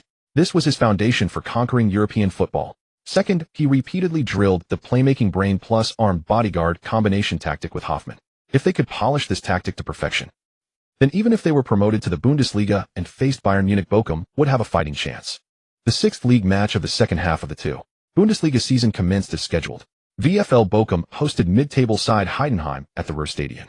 This match marked the first true competitive test for the new armed bodyguard tactic, a system head coach Peter had meticulously crafted specifically for Su Chun. Though the entire squad had trained rigorously and was brimming with confidence in the system, it had yet to face the crucible of an official match. Peter stood on the touchline, his mind restless with uncertainty, wondering if the tactic could unleash its devastating power consistently over 90 minutes. Unquestionably, the 25,000 home fans packed the stands to capacity once again, after the previous match's ruthless dismantling of Union Berlin's formidable defense. Bochum supporters were utterly astounded by the team's electrifying performances. The crowd was in a state of complete frenzy, their voices united in a thunderous rendition of the club anthem that threatened to tear the roof off the stadium. And Bochum's performance on the pitch did not disappoint the overwhelming affection from the stands. Just 10 minutes into the match, a Heidenheim midfielder moved to tightly mark Su Chun. Hoffmann, the vice-captain serving as Su Chun's dedicated bodyguard, glared fiercely and charged headlong into the opponent, his powerful shoulder sending the player sprawling 3 meters away. A clear pocket of space immediately opened up around Su Chun.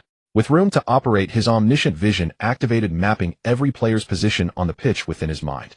He struck the base of the ball with the outside of his right foot, sending it on a dramatic outward curving trajectory that sliced precisely through the gap between Heidenheim's 2 central defenders. Captain Simon read the play perfectly, arriving in stride. He met the ball with a first-time thunderous strike, finding the back of the net. 1-0. The goal sent the Bochum faithful into a frenzy of celebration from the very first minute. As the match progressed, Bochum grew increasingly dominant, creating a complete onslaught. After the break, Bochum earned a corner kick in the attacking third. Su Chun stood over the ball, surveying the crowded penalty area.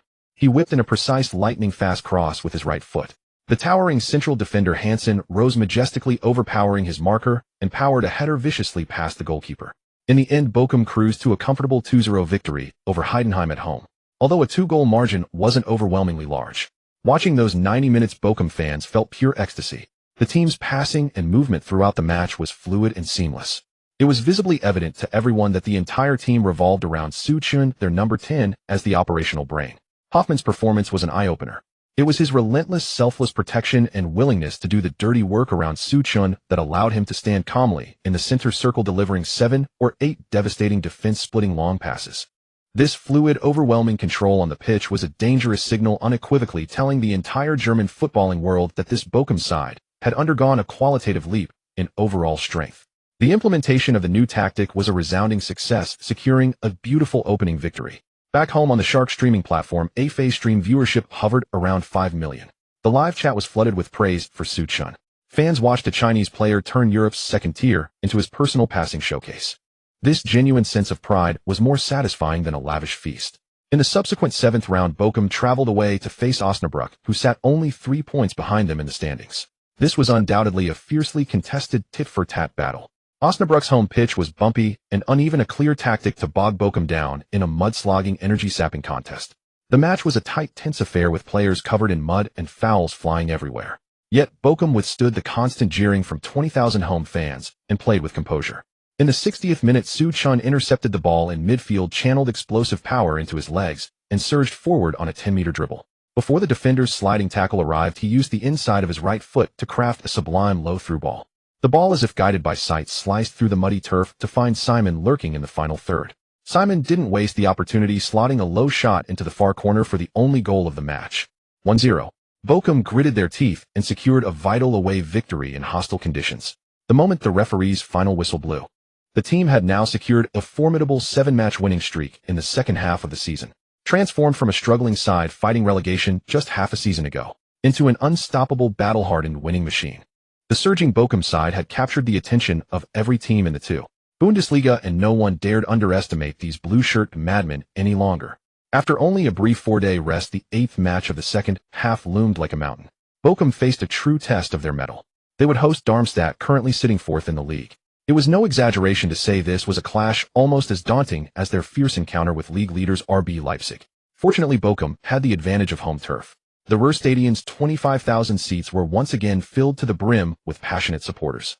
However, unlike usual, the stands were noticeably dotted with spectators wearing the jerseys of other 2 Bundesliga teams. These individuals had paid good money to be here, their intentions clear on their faces. They were simply curious. How could a team that was mired in the relegation muck half a season ago suddenly stage a miraculous resurrection in the second half? Winning matches seemed as easy as drinking water, stringing together an astonishing run of victories. These rival fans and scouts all wanted to witness firsthand whether Suchun, the 18-year-old new Chinese signing, possessed supernatural powers or some magic trick to single-handedly carry a struggling team to soar. Bochum's local fans too watched with a critical eye. Darmstadt were no pushovers. They were widely recognized as a tough nut in the 2 Bundesliga. They were also a strong contender for promotion to the Bundesliga this season. Going toe-to-toe with a heavyweight of this caliber, could Bochum replicate the dominance they showed against Union Berlin? The fans knew deep down that some of their previous victories had benefited from opponents underestimating them. This match against a well-prepared Darmstadt side would be the ultimate litmus test of Bochum's true quality. In the away team's dressing room, Darmstadt's head coach, his face grim, issued a stern directive to his players. In the first half of the season, they wouldn't have given a team like Bochum a second glance. But times had changed. Bochum was a monster that had secured 7 straight wins by trampling over strong teams. The coach circled 2 names emphatically on his tactics board. Against Suchun, Darmstadt employed the most extreme man-marking strategy for the entire match.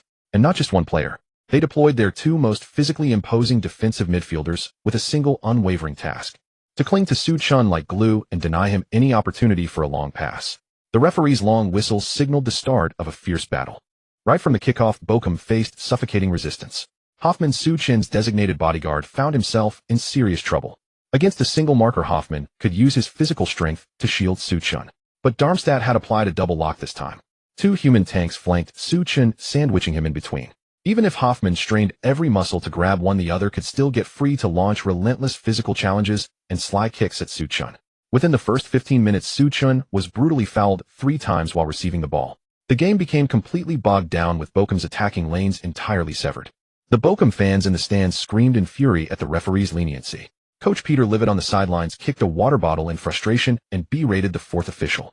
At the critical juncture, when Bochum's attacking lifeline seemed on the verge of being completely strangled, Su Chun rose from the turf, spitting out grass. He took a deep breath and proactively ran towards the opponent's half.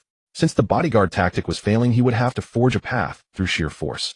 During his off-the-ball runs, and when receiving the ball, Su Chun abandoned all attempts to evade contact. As the two defenders closed in, he charged straight into them, without hesitation. Ever since completing the extremely difficult system task and successfully boosting his base strength attribute to 79 points, a bloodthirsty beast had been residing within Su Chun. This was a strength stat of 79 points. In this European second division renowned as a meat grinder of physical duels, it already met the standard of a mid to upper tier heavy tank. In previous matches with tactical support and Hoffman's protection, Su Chun had conserved energy and refrained from actively engaging in physical battles. He had his own calculations. Long passes and explosive sprints were already extremely taxing. Adding physical fights would surely lead to burnout in the second half. But now, with the team's fate hanging by a thread, Su Chun had no choice but to grit his teeth and engage the two giants in a direct confrontation. In the 28th minute, Su Chun received a pass from Goretzka in the center circle. The 188-meter-tall black defensive midfielder on his right, showing his studs charged into Su Chun's ribs, relying on his weight advantage. Su Chun planted his feet firmly on the turf. His thigh muscles tensed into hard, explosive rocks.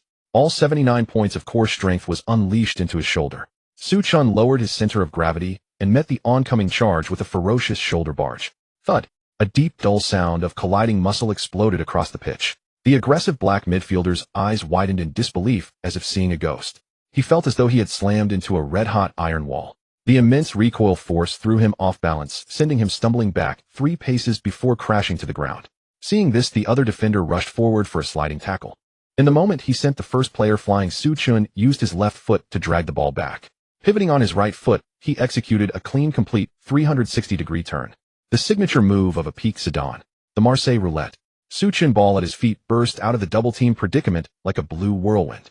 The 25,000 fans in the stands watched in stunned disbelief, then erupted in a frenzy that shook the night sky, physically smashing a man aside, followed by an incredibly graceful Marseille Roulette.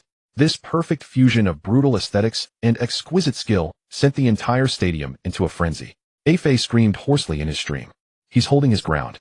Su Chun just bowled over the opponent's midfielder. This physicality is insane. The double team was a joke. Although Su Chun had forcibly torn a hole in Darmstadt's encirclement with his sheer individual brilliance, it was precisely this frequent and high-intensity physical combat that led to the crisis he had feared inevitably erupting in the second half. His 18-year-old body's energy reserves were draining rapidly from the relentless muscle clashes.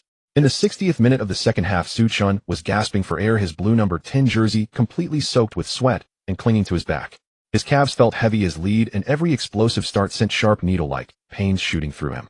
Darmstadt's defenders noticed Su Chun's energy levels flashing red. Like a pack of wolves scenting blood, they attacked with even greater ferocity. But Su Chun refused to yield. The word surrender did not exist in his vocabulary. In the 74th minute, Bochum won the ball in their own half, and Simon began a surging run forward. Su Chun stood in the center circle as the two giants closed in from either side, using hands and feet to drag him down. Su Chun clenched his jaw, squeezing the last drops of power from his explosive template. He bore the weight of the two players pulling at him, digging his left foot firmly into the turf. He lifted his head. His omniscient vision scanned the final third one last time. With the outside of his right foot, he struck the base of the ball with all his remaining might. Thwack! This long pass, delivered from the depths of adversity, was still impeccably precise. The ball transformed into a lethal white blur, skimming across the turf for 30 meters. It surgically pierced the heart of Darmstadt's entire defensive line. It landed perfectly in Simon's running path. Without breaking stride, Simon met the pass a delivery carrying the blood and sweat of his teammate and unleashed a powerful low drive. The ball flew past the goalkeeper's outstretched hands and nestled firmly into the bottom corner of the net. 1-0. Bochum had finally broken the deadlock after 74 tense minutes. On the sidelines, Bochum's coach Peter was so ecstatic he jumped onto his assistant's back. But he quickly regained his composure, his gaze fixed on Su Chun, who was bent over with his hands on his knees in the center circle. Knowing Su Chun's energy expenditure had reached a dangerously critical limit, leaving him on the pitch would pose a significant risk of injury. Seizing a stoppage in play, Peter decisively made a substitution. He brought off Su Chun and sent on a dedicated central defender. As Su Chun trudged towards the touchline on weary legs, the entire Ruhr Stadion, all 25,000 Bochum fans, rose to their feet in a spontaneous ovation. A tidal wave of applause and cheers swept across the night sky like rolling thunder. It was the highest tribute to a hero who had given his absolute all for the team. After Suchun left the pitch, Bochum immediately retreated. The formation shifted to a solid five-man defense, fully switching into defensive mode. Darmstadt launched a desperate all-out assault in the final 15 minutes. Even their goalkeeper came up into the Bochum penalty area for aerial challenges. But spurred on by the deafening, heartfelt support of the thousands in the stadium, the Bochum team stood united, throwing their bodies on the line. They held on to the 1-0 scoreline until the referee's final whistle blew. As those three sharp, clear blasts sounded, Suchun, sitting on the substitutes bench wrapped in a towel, finally let out a long, relieved breath. Victory! Bochum had secured a stunning 8-match winning streak that shook German football. This was not only the longest winning streak in the club's over 100-year history, but also a miraculous feat that no other team in the two Bundesliga had touched in nearly a decade. Suchun! Suchun! Suchun! The Ruhrstadion had transformed into a sea of blue and white joy. Thousands of fans chanted Suchun's name in perfect unison. Most stood on their plastic seats waving their scarves. They roared with maximum volume, wildly celebrating the hero who had fought with his heart and soul to secure the 3 points. Suchun, draped in a towel bearing the club crest, walked to the center of the pitch. He smiled and raised his arms, waving to the loyal fans in the stands around him. Listening to the cheers of tens of thousands, feeling the city's unreserved adoration, Suchun rubbed his aching thigh, feeling that every drop of sweat shed and every collision endured on the pitch had been absolutely worth it. After the match concluded, the entire Ruhr region of Germany, and indeed a large part of European football, was plunged into an unprecedented earthquake of shockwaves. That very evening, the official data center of the two Bundesliga released the latest comprehensive player statistics rankings for the season. On this authoritative list, publicly released across Europe, the number displayed in the assists column for Suchun, who wore the blue number 10 shirt for VfL Bochum, was a staggering figure that made one's scalp tingle at a single glance. 8 matches, a total of 16 direct assists. Add to that a solo goal scored from a long-distance run. Relying solely on those 16 terrifying assists, Suchun's ranking on the overall two Bundesliga assist chart had rocketed from several hundred places down. He had surged straight up, flooring the accelerator, and landed directly in second place on the league's assist leaderboard. What does this concept even mean? Compare him to other starting core midfielders in the two Bundesliga. They slogged through the muddy pitches for the better part of a season, playing over 20 league rounds. Those who could barely reach double digits in assists could be counted on one hand. The current top of the assist chart, a 30-year-old veteran, had only managed to scrape together 17 assists after playing 24 intense matches. And Suchun, at most, he had only used a brief span of 8 matches since arriving and debuting for Bochum. He had gone from nothing to surpassing the efforts of most midfielders over half a season. Absolute dominance, averaging 2 goals created per match. No matter which league you put this kind of data in, it was a veritable crushing display of overwhelming force. Earlier, Suchun's brilliant performances in the two Bundesliga had led Bochum to consecutive victories, although this had caused quite a stir. The media reporting on him was mostly limited to local Ruhr area newspapers or some German national sports publications. Objectively speaking, in the eyes of the mainstream European football circle, a second-tier league like the two Bundesliga was at best a muddy pit for rookies to practice and for the mediocre to battle it out. Those lofty mainstream media giants like Britain's Sky Sports and the Sun, France's L'Equipe, Spain's Marca, and others usually couldn't be bothered to even lift an eyelid, let alone waste their precious column space on coverage of a second-tier league. Or if they occasionally had the spare time, they might condescend to mention it briefly in the most inconspicuous corner of the paper, using a postage stamp-sized space. In their decades of reporting experience, they had seen far too many newcomers dominate in second-tier leagues. But once these so-called promising stars were placed in front of top-tier defenses in the Big Five leagues, they often couldn't even hold onto the ball, eventually fading into obscurity. Clearly, these arrogant media moguls initially dismissed Suchun as just another ordinary player padding his stats against weak opposition. But now the tide had decisively turned. When Suchun forcibly blasted through Darmstadt's double-team ironclad defense in such an unreasonable manner.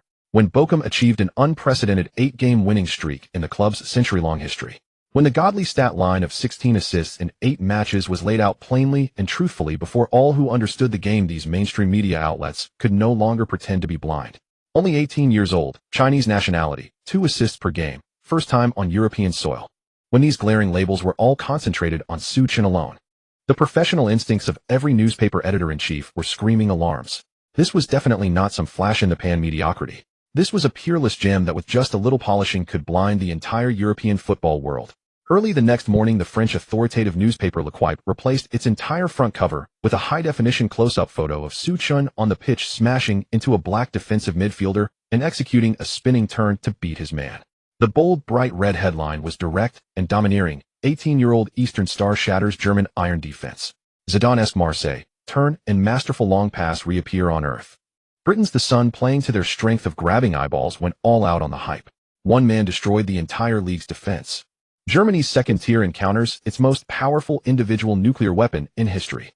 The usually rigorous Sky Sports in the UK dedicated a special half-hour video analysis program during prime time. With two retired Premier League legends seated as pundits, they dissected and analyzed all of Suchin's performances in those 8 matches frame by frame. The conclusion they finally reached plunged all the fans watching on television into a long silence. This kind of long pass accuracy with a god's eye view of the entire pitch is simply a cruise missile with eyes. Add to that his formidable core strength, which completely overwhelms midfielders at the same level. He stands his ground against the impact of heavy defensive midfielders and can still pull off such an elegant Marseille turn. We dare to bet that even if you threw him into the most physically intense Premier League right now, he could easily secure a starting spot at any top club. The news spread back to China via the internet. Millions of Chinese fans who had stayed up all night watching the games saw these established European media outlets fervently praising their compatriot.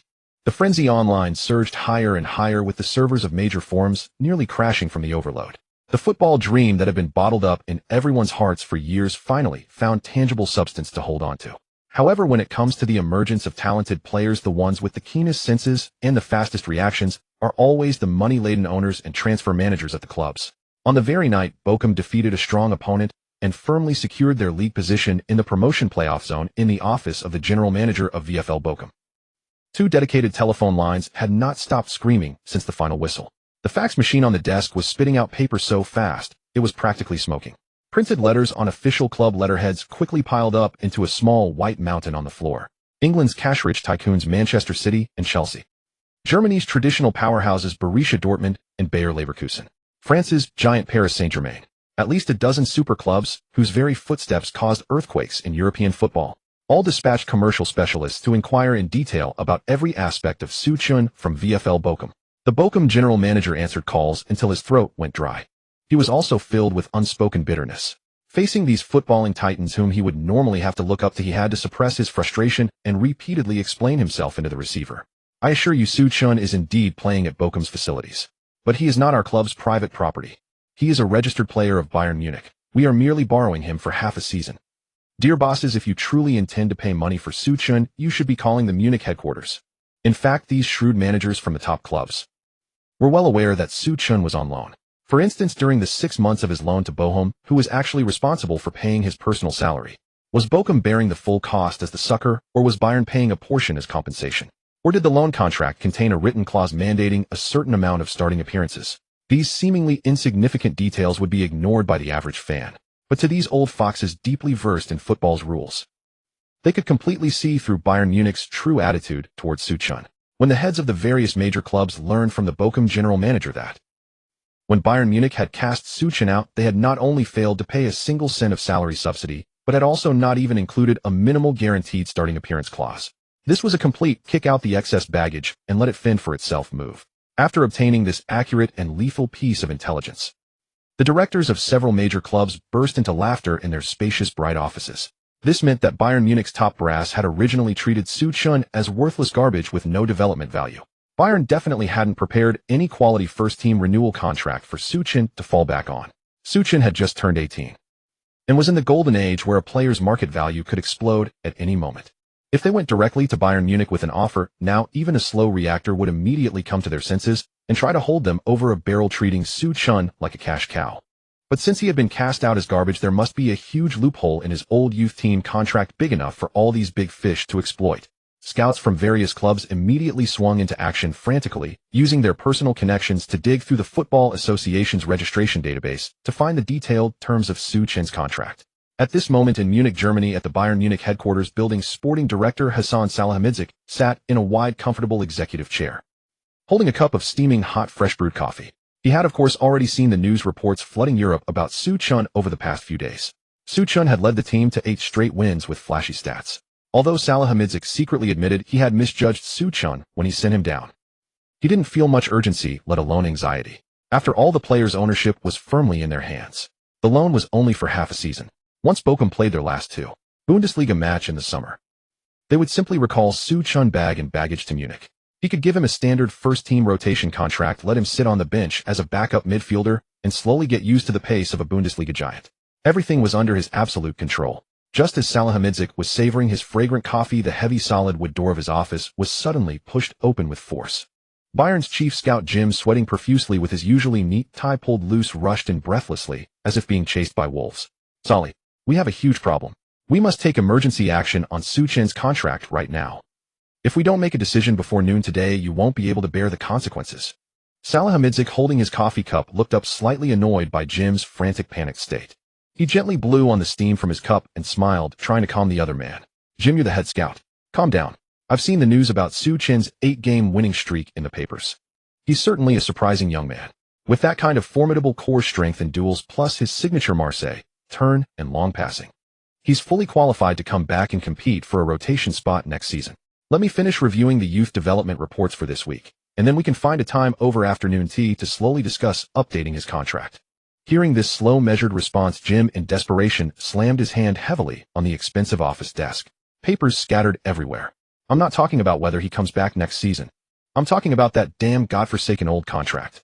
This morning, at least 7 or 8 top clubs from the Premier League and League One have already gone straight to VfL Bochum. They've found out about Su-Chen's neglected status at Bayern, and they're ready to make a move to snatch him away.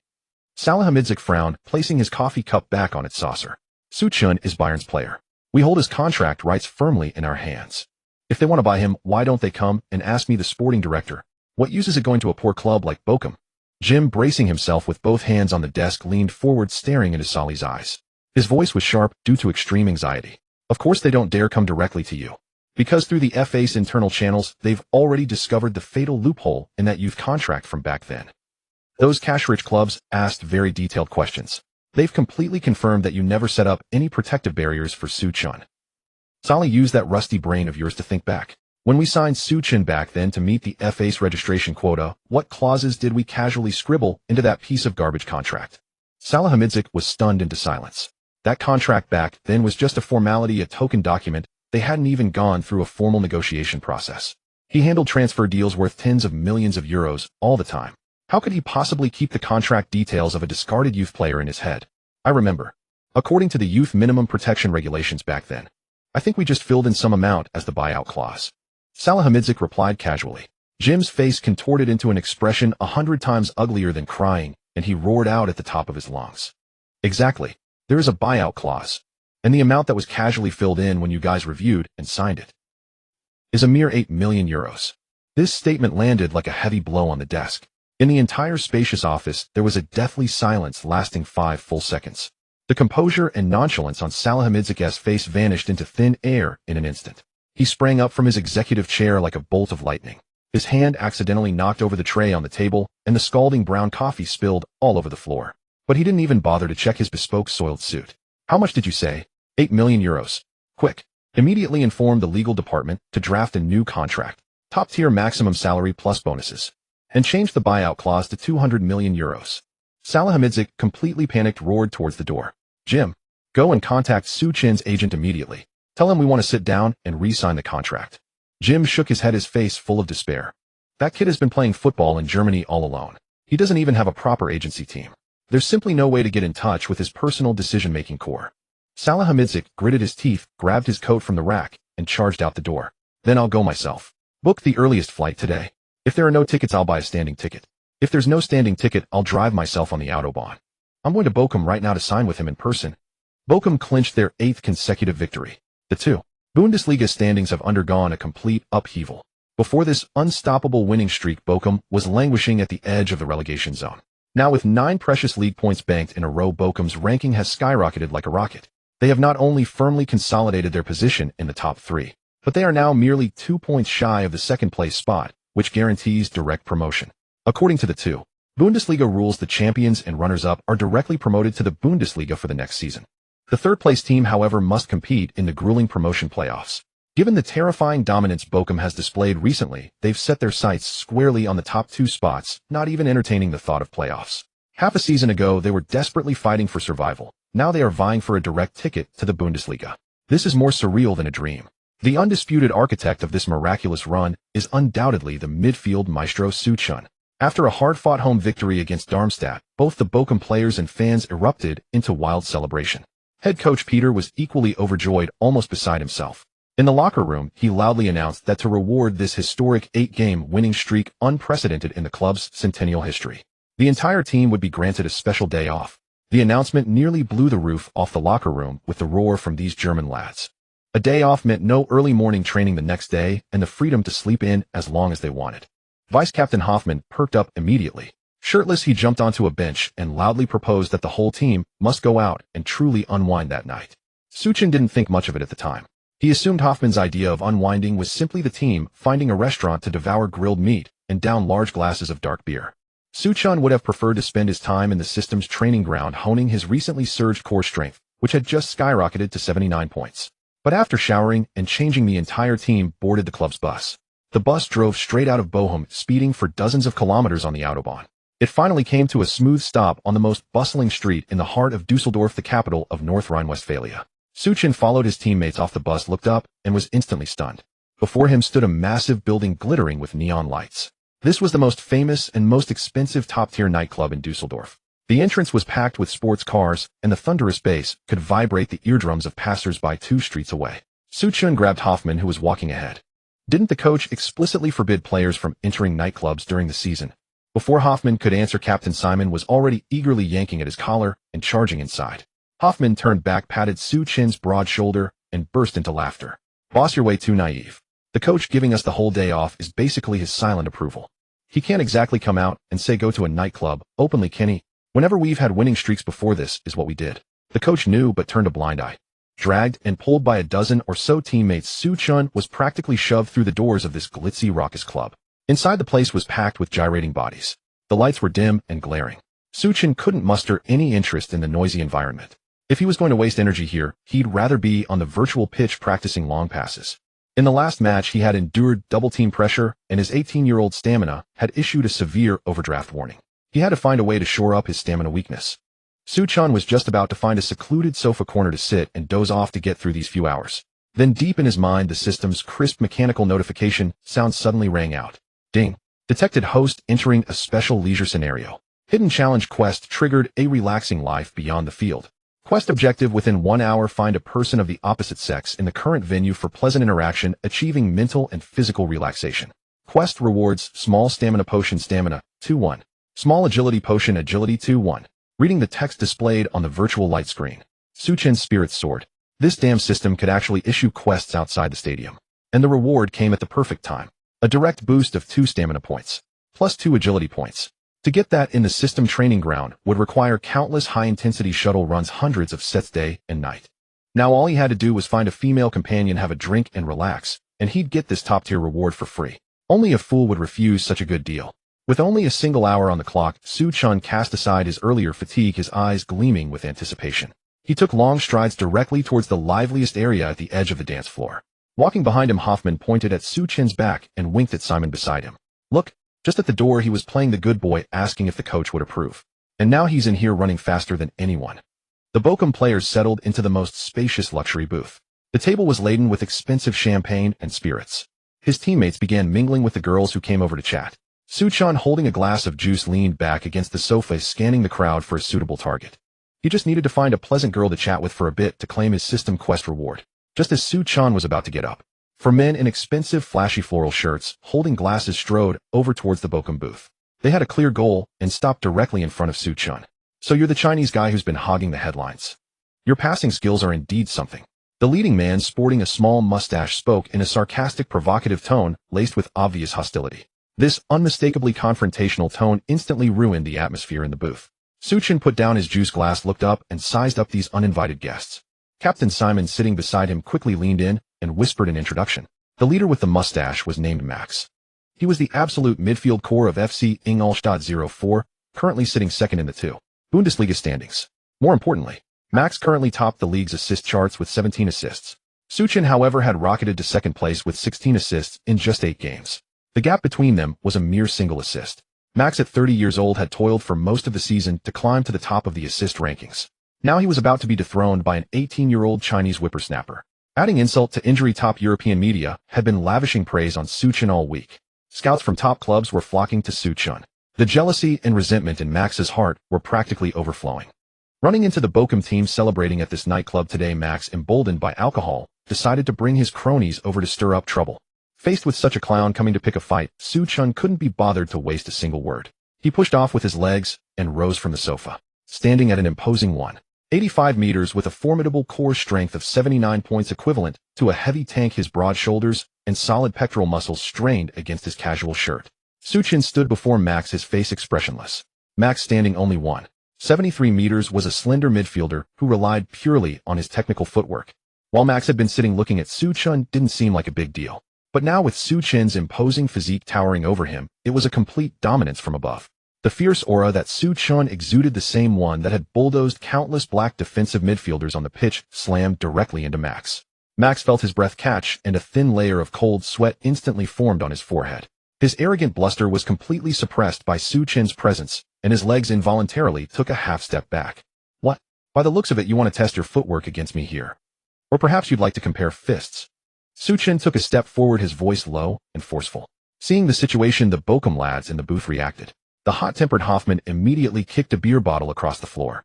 With a loud crash, Hoffman and Simon, along with over a dozen teammates built like bulls, rose to their feet in unison. These human towers surrounded Max and his four companions completely, daring to come and cause trouble for our boss. I'll throw you into the sewer on the main road right now, Hoffman yelled, pointing directly at Max's nose. Max, terrified by the show of force, turned pale. He knew very well that if a fight broke out, he and his men would be beaten to a pulp right there. If the club found out, he would be in serious trouble. You? Don't get cocky. We'll see who's better on the pitch this weekend. Earlier, Max had walked over with liquid courage to provoke a confrontation, intending merely to intimidate Suchun. He had long harbored a grudge against this young man from China. Although there was no direct personal feud between them in real life, Max was a man of exceedingly narrow disposition. Before Suchun's sudden arrival in the Bundesliga, Max wasn't just the overwhelming favorite for the season's assist crown, he was also the driving force behind Ingolstadt's firm hold on the top two spots in the standings. If this momentum continued, he was practically the guaranteed winner of the Bundesliga Player of the Season award. A flood of media coverage was singing praises for his footwork, and he was basking in all the glory single-handedly. But Suchun, bursting onto the scene like a bolt from the blue, shattered it all into pieces. He led the unheralded VfL Bochum, a team previously scraping by in the relegation zone, on a breathtaking charge, crafting a mind-boggling 8-game winning streak. What's more, Suchun racked up a staggering 16 assists in just 8 matches, catapulting himself directly to second place on the assist leaderboard. Suchun was just one solitary assist away from Max's 17. It was abundantly clear that the terrifying skill and masterclass talent Suchun displayed had utterly crushed Max into dust.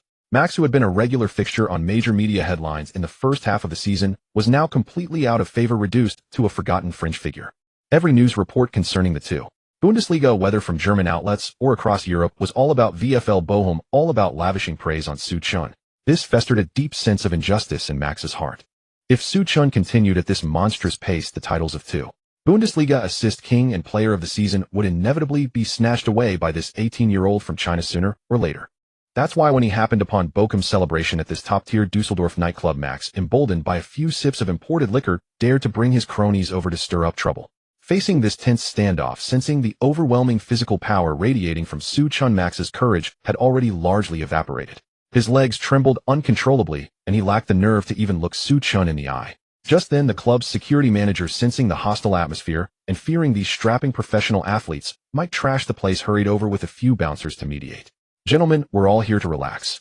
Do me a favor and keep things civil inside," the manager said with a smile, stepping between the two groups. Max seized the opportunity to back down gracefully, wiping the cold sweat from his brow. He gestured for his lackeys to retreat sheepishly to the side, completely unwilling to lock horns with Suchun any further. The altercation seemed to be fizzling out. Just then, a considerable commotion arose from the periphery of the VIP seating area. The crowd parted to the sides, revealing two striking figures. Escorted by several private bodyguards, they made their way towards the Bochum team's booth, their curiosity piqued. When the burly German players in the booth, including Suchun, who was about to take his seat, got a clear look at the approaching women, their eyes widened in astonishment. These two beauties were certainly no ordinary clubgoers. They were none other than world-renowned top-tier Hollywood actresses. Although Suchun didn't follow celebrity gossip closely, he was quite familiar with these two faces and was genuinely surprised to see them here. The one on the left with her flowing silver hair and exquisitely refined features was Emily, the actress famed worldwide for her role as the Dragon Lady in the epic hit series Blade of Power. A half step behind her stood a younger woman, taller and with a sweeter visage. She too was a core cast member of Blade of Power, known for playing the Maid of the North, Sophie. Emily's star power needed no introduction. Starting as a relative newcomer, she had skyrocketed to become one of Hollywood's most sought-after actresses, all thanks to this phenomenal hit show. Her paychecks were astronomically high, and her fanbase spanned the globe. Sophie's fame was also on a meteoric rise. In a just-wrapped Hollywood sci-fi action blockbuster, she had portrayed a hugely popular superhero character. Her market value was rapidly approaching A-list status. This Dusseldorf nightclub was, after all, the most exclusive and luxurious entertainment venue in all of North Rhine-Westphalia. It wasn't unusual to bump into German celebrities or sports stars here. However, getting the chance to see up close and personal two of Hollywood's hottest A-list actresses felt almost surreal. Word had it that the Blade of Power crew was in Germany for filming and promotional events, and the two actresses had slipped away to sample the local nightlife. Emily, teetering on her high heels, extended a slender finger and pointed towards the Bochum booth.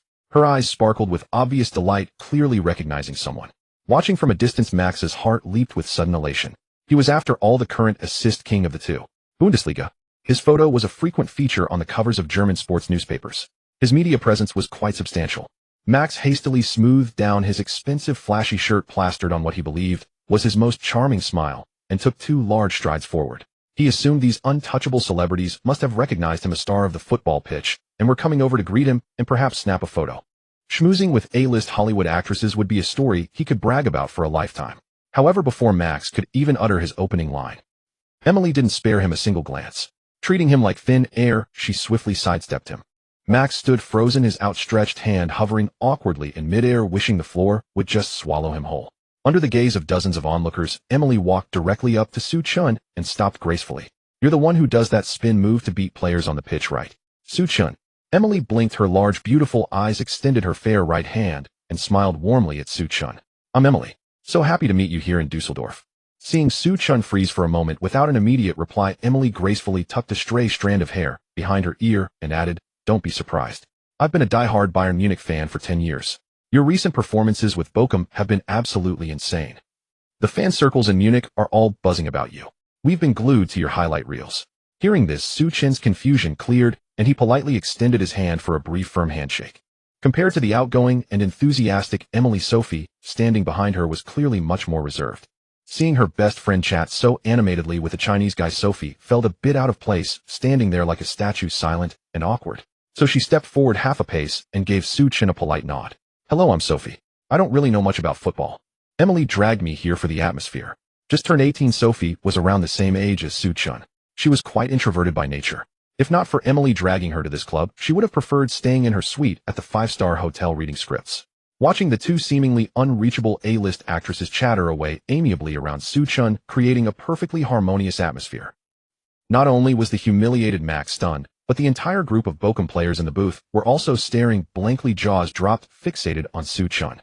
The Bochum players knew full well that even if they fought tooth and nail to win the Bundesliga title and get promoted to the Bundesliga, in the eyes of true A-list celebrities, they as lower league players were on a completely different level of fame compared to these two actresses.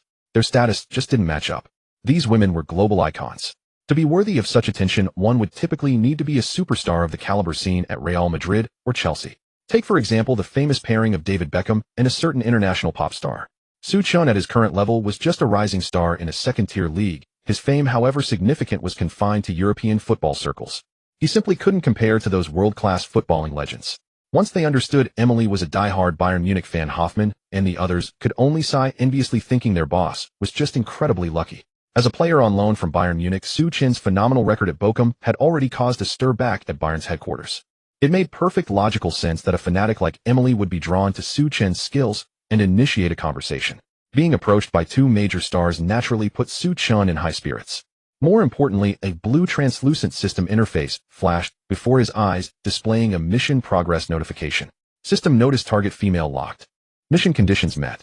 Hidden task relaxation beyond the pitch in progress. Maintain interaction until the countdown ends. The countdown on the interface began ticking away second by second.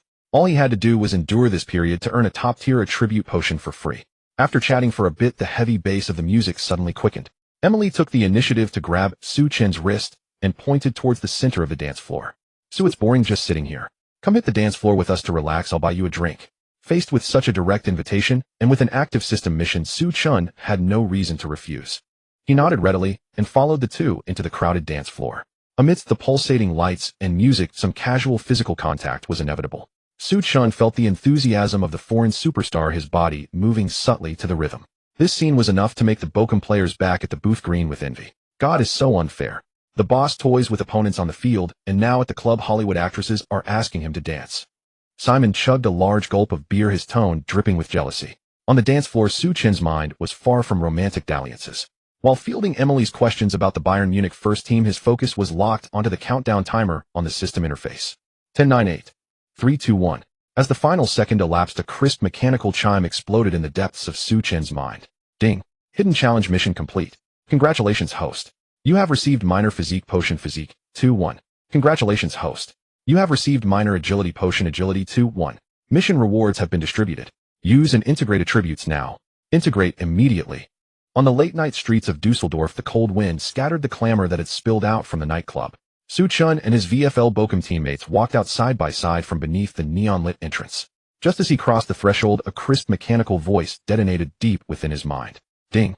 The system has detected that the host has completed a hidden challenge mission, a life of relaxation beyond the pitch. Mission rewards have been distributed, initiating fusion. Su Chun, maintaining his composure, walked at the rear of the group and issued a command to the system. Use all potion rewards immediately. The moment the words left his lips, two distinct currents of warmth surged directly into his limbs and throughout his body. The heat from the minor physique potions swiftly traveled through his lungs, heart, and legs. The fatigue that had accumulated from days of high-intensity matches and standing in the nightclub was completely swept away by this wave of warmth. His breathing became deeper and more powerful. Simultaneously, the minor agility potion transformed into a faint electric current, stimulating the nerve clusters in his calf tendons and ankles. It was a peculiar sensation. Standing on the asphalt, he felt so light that he had the illusion he could leap into the air and take flight. Seconds later, a translucent blue holographic interface materialized before Su Chen's eyes. Ding. Congratulations. The host physique attribute has been successfully integrated and increased. Current base physique stat updated to 71. Ding. Congratulations. The host agility attribute has been successfully integrated and increased. Current base agility stat updated to 67. Gazing at the new data flickering on the panel, Su Chun breathed a quiet sigh of relief, though a slight frown remained etched on his brow. While he had gotten the attributes for free and received a tangible boost, of physique score hovering just over 70 still seemed insufficient for the brutal physicality of European leagues. Su Chun was well aware of this. In the last home game against Darmstadt, facing the relentless double team of their two powerfully built black defensive midfielders, he had fought through the physical battles to provide an assist, but the energy expenditure was terrifying. By the 60th or 70th minute of the second half, his legs felt as heavy as lead, and every sprint required gritted teeth. It was only by relying on the explosive power foundation from the first stage of the Ronaldo template, coupled with sheer willpower, that he managed to hold on until the 70th minute to deliver the match-winning through ball. If he ever found himself in the extreme situation of complete exhaustion, it would be the most dangerous time for a professional player, a time when muscle pulls or career-ending leg breaks were most likely to occur. Fortunately, Su Chun checked the corner of his system inventory. Tucked away quietly were two intermediate stamina recovery potions he had previously obtained from a treasure chest. These were items that could instantly restore a large portion of stamina during a match. They were the ultimate trump card for turning the tide in crucial games, not to be used lightly unless absolutely necessary. With his base physique now at 71, he could at least guarantee a solid 75 minutes of effective play amidst the high-intensity competition in the Bundesliga. The Bochum team bus was parked at the street corner. The players chatted and laughed as they boarded, finding their seats. Just as the bus began to pull away, the atmosphere inside the bus immediately shifted. The dozen or so German men who had been so relaxed at the club now had eyes like hungry wolves, all fixed intently on Su Chun. Hoffman scurried over from the back, plopping down on the aisle floor next to Su Chun and leaning in with his broad face. "Boss, stop playing mysterious.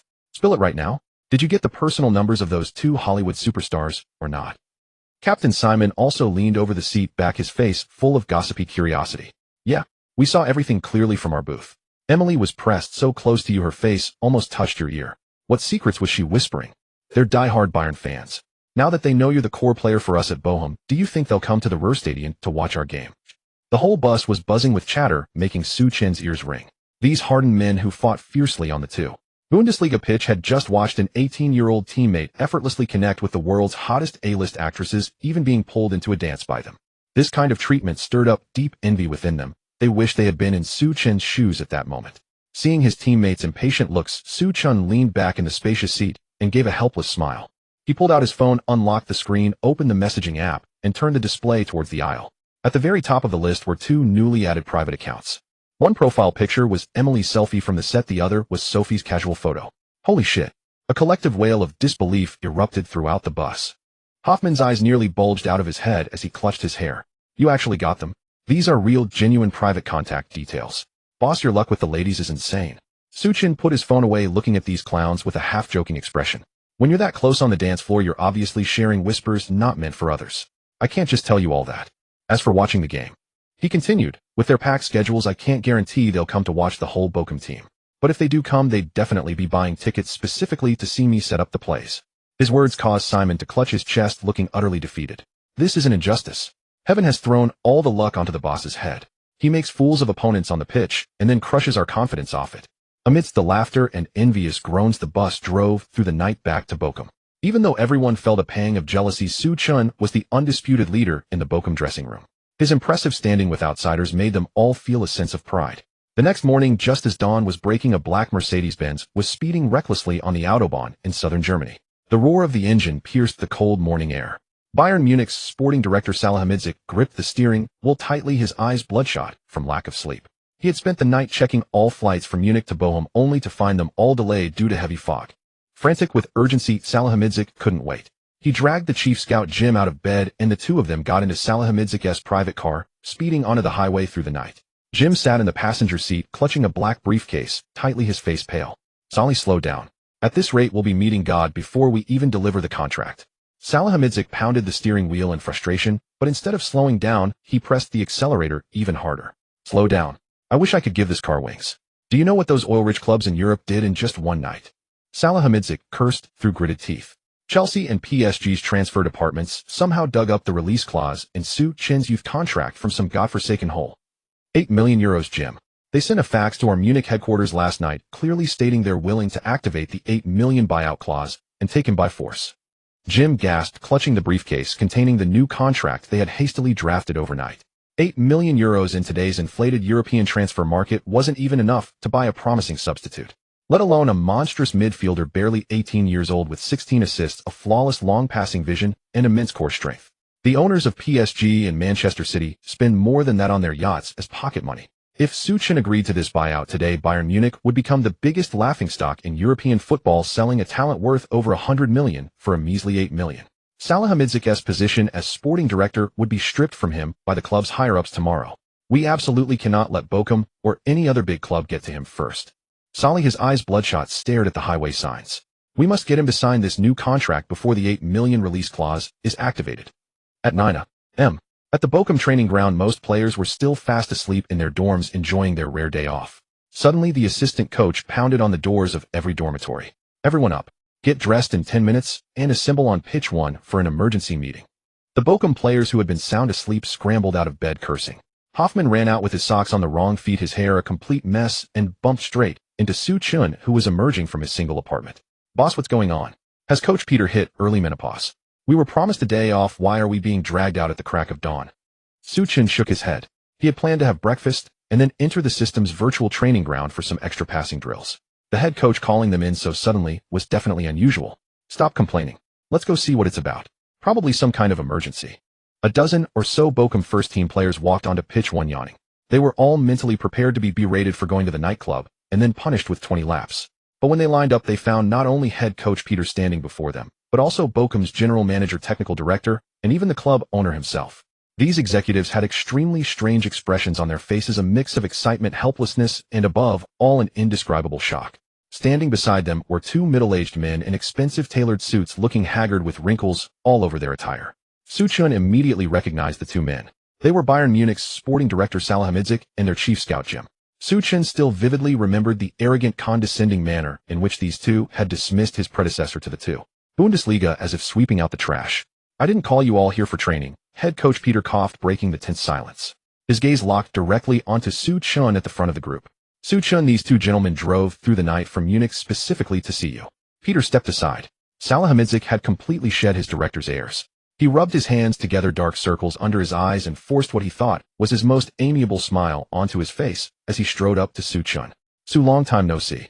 Your performance over these past 6 months in Bochum has been a truly awe-inspiring miracle. His tone was so fervent, it was almost unsettling. Bayern's leadership held an emergency meeting yesterday. We all unanimously agreed that loaning you out to gain experience was an extremely wise decision. Now you are fully equipped with the ability to represent Bayern's first team in the Bundesliga and the Champions League.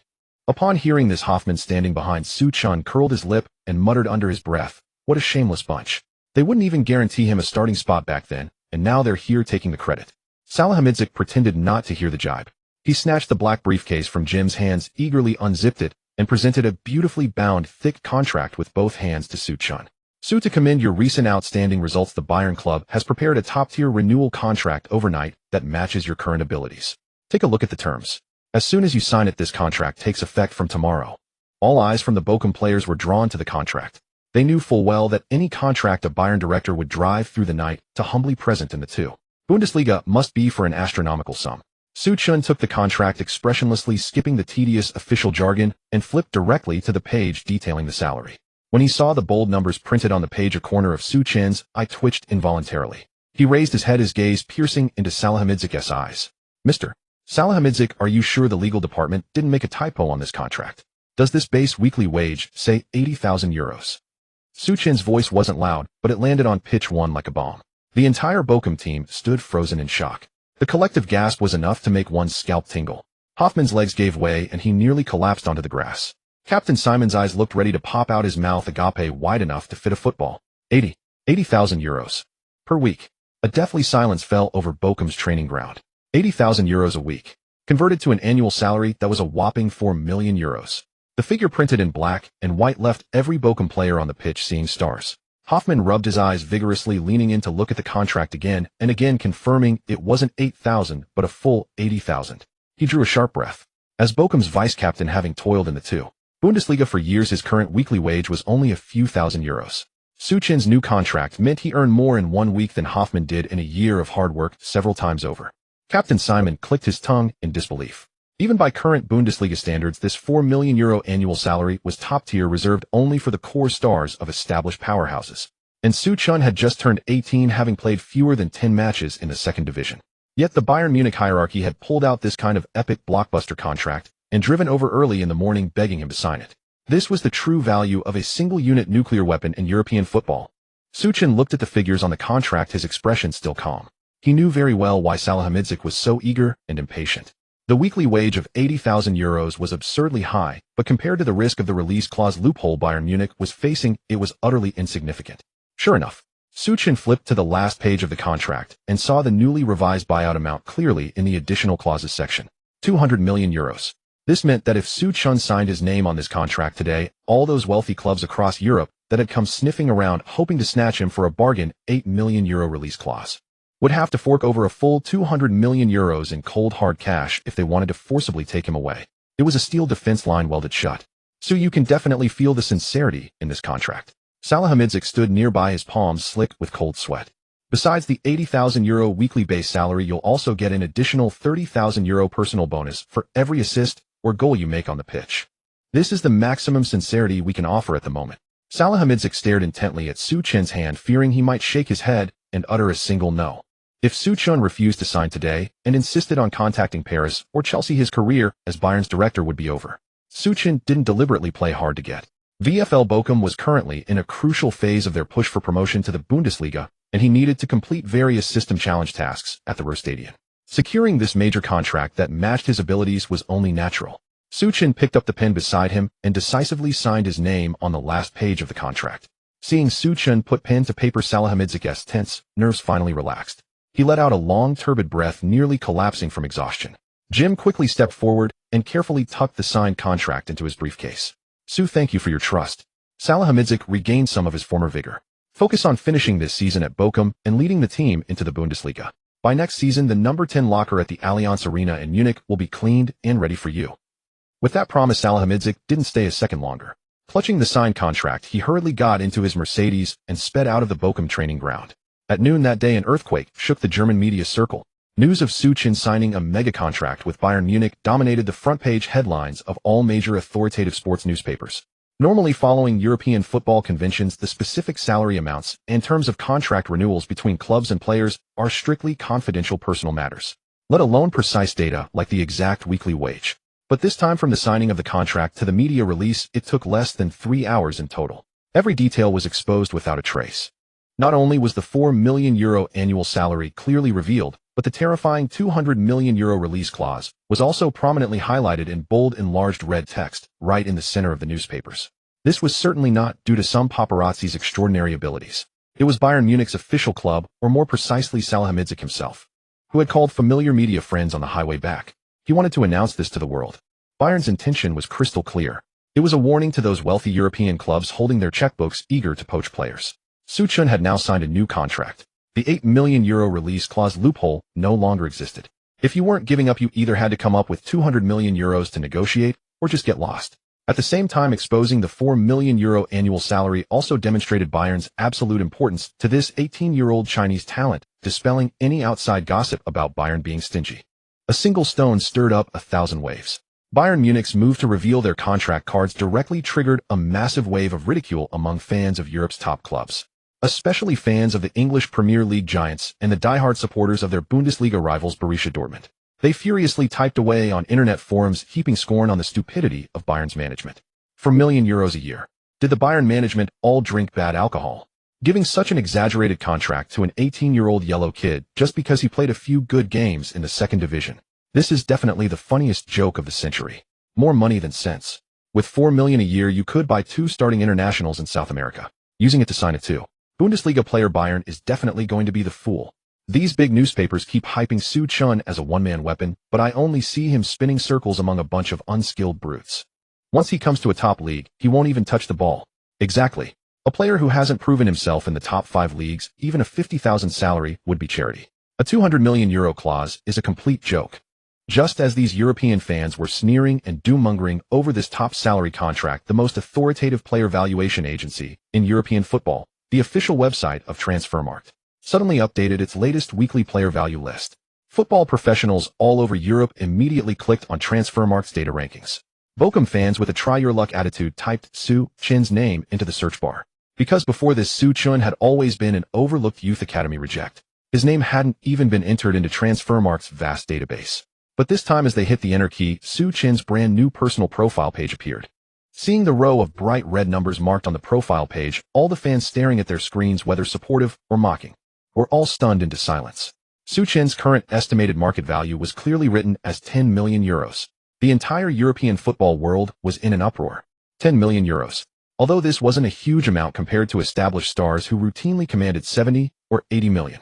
For a young player who had just turned 18 and had only participated in a total of 8 professional league matches, this was an astronomical starting price that would drive everyone crazy. Many of the top superstars currently dominating the top 5 leagues were worth only a few €100,000 at 18, still serving as sparring partners in youth teams.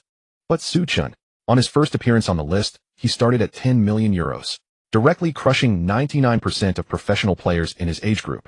Those fans who just an hour earlier were frantically mocking Bayern Munich for paying too much were now being slapped hard across the face by the official Transfermarkt data. Their faces were stinging from the impact. Transfermarkt official wasn't some random, unprofessional agency that just made up numbers. They subsequently published a detailed evaluation report listing the irrefutable evidence for Zidane being worth €10 million. Dominant stats of 16 assists in 8 matches. Zidane-level masterful passing vision. Extraordinary core strength that holds its own against heavy defensive midfielders. These 3 points concentrated in the body of an 18-year-old youth. €10 million is merely a small stepping stone in his career. With this authoritative report backing him up, the voices of ridicule vanished completely, leaving only shattered glasses on the floor. When the news reached China, social media experienced an unprecedented traffic explosion. Zidane alone occupied 7 of the top 10 spots on Weibo's hot search list. Zidane's value exceeds €10 million. The first person in Chinese football history is born. Bayern Munich offers a €4 million annual salary contract. Countless Chinese fans who stayed up late waiting for the news were screaming with excitement at home. This unprecedented sense of pride swept away all the pent-up frustration they had harbored over the years. The online discussion heat soared through the roof. Starting at €10 million. Am I seeing this right? This is a valuation achieved by a Chinese player. So proud. Bayern Munich locked him down with a 4 million annual salary and a 200 million release clause. Those European rich clubs are all dumbfounded. What does this prove? It proves that we Chinese can not only play football well, but can also be the boss in Europe's top football scene. Just thinking about the crap the Chinese Football Association did back home makes me furious. Back then they even issued a notice saying Su Chun was a cancer was trash. Damn CFA. Although Li Jihai and his cronies were caught, they almost destroyed a master worth 10 million. Thank goodness. Fortunately, Su Chun proved himself by going to Germany. Su Chun don't come back and wade into the murky waters of domestic football. Just stay in Europe and become a starter for Bayern next season, winning the Champions League. Exactly. The people back home don't even deserve Su Chun to pass the ball to them. The morning sunlight of Bochum City bathed the turf of training ground No. 1. A full night had passed since the explosive revelation of his €10 million valuation and €80,000 weekly wages. Sports media across Europe was in a state of absolute frenzy. Outside the gates of the Bochum training base, reporters had already gathered in an impenetrable throng, their cameras and microphones poised like weapons. Everyone yearned to capture the current state of this Chinese supernova. On the pitch, the Bochum players were engaged in their routine jogging warm-up. The moment Su Chun appeared on the training ground, he instantly became the focal point of all attention. Even these typically boisterous German players looked at him with a newfound reverence in their eyes. It was a look that blended intense envy with absolute admiration. Vice-Captain Hoffmann, bare-chested with his jersey slung over his shoulder, sauntered directly up to Su Chun and bellowed in his signature thunderous voice. Here comes the €10 million man. Finally decided to show up. As soon as the words left his mouth, the Bochum players stretching nearby erupted in a chorus of laughter. Captain Simon stepped forward, wrapping an arm around Hoffmann's neck, and looked directly at Su Chun with a teasing grin. I stared at the numbers in the newspaper for a solid half hour last night. Honestly, the €10 million price tag the market put on you is an absolute insult. 16 assists in 8 matches. That's a stat you forged with your own feet. With that kind of dominance on display, forget 10 million. If Bayern Munich weren't ready to smash others' hopes with a 200 million release clause, you'd have been snatched up by those Chelsea tycoons ages ago. No exaggeration, your starting price should be at least €30 million. Hearing Simon's praise, Hoffmann immediately displayed his talent as an enthusiastic hype man. He thumped his chest with resounding force. I think 30 million is still too conservative. Let's make it a cool 50 million to start. Hoffmann pointed at Simon, winking exaggeratedly at Su Chun. Look at our esteemed captain here. Back in the Bundesliga, he'd score maybe 5 or 6 goals over half a season. Of fans nearly booed him into retirement to go fix sewers. Ever since you arrived, he doesn't even need to control the ball anymore. All he has to do is sprint forward, and it lands perfectly at his feet. Simon's goal tally is now flirting with double digits. If you can turn a lumbering oaf like him into a Bundesliga goal machine, that kind of elite playmaking deserves at least 50 million as a baseline. Simon let out a helpless, exasperated laugh and made a playful kick at Hoffmann's rear. The atmosphere on the training ground was lighthearted and buoyant, brimming with the absolute confidence of an 8-match winning streak. Just then, head coach Peter strode onto the pitch with a tactical board tucked under his arm. The players quickly stifled their laughter and fell into formation according to their positions. Peter's expression, however, betrayed none of the excitement one might expect from a recent hot streak. Instead, it was etched with an unusual gravity. All right, lads, quiet down. Peter placed the tactical board on the ground and shoved his hands into the pockets of his tracksuit. Over the past 2 months, we've done something that has sent shockwaves through all of German football. 8 consecutive league victories. Not only have we completely escaped the relegation zone, we've stormed into the top 3. This is also the longest winning streak in Bochum's century-long history. Achieving such a feat means every single one of your names will be etched into the club's history. That is no small accomplishment. Peter paused, his gaze sweeping across every player present. But I want you to temper that pride. Keep your feet on the ground. Because our next match is the absolute life-or-death trial of this season. For tomorrow's game, I have only one demand of you. Everyone who steps onto that pitch, just play to your normal standard. Don't put pressure on yourselves. And above all else, you must ensure you don't get injured. As Peter's words hung in the air, the Bochum players responded in unison. Su Chun, standing at the front of the line, felt his brow furrowed deeply into a tight knot at this unexpected briefing.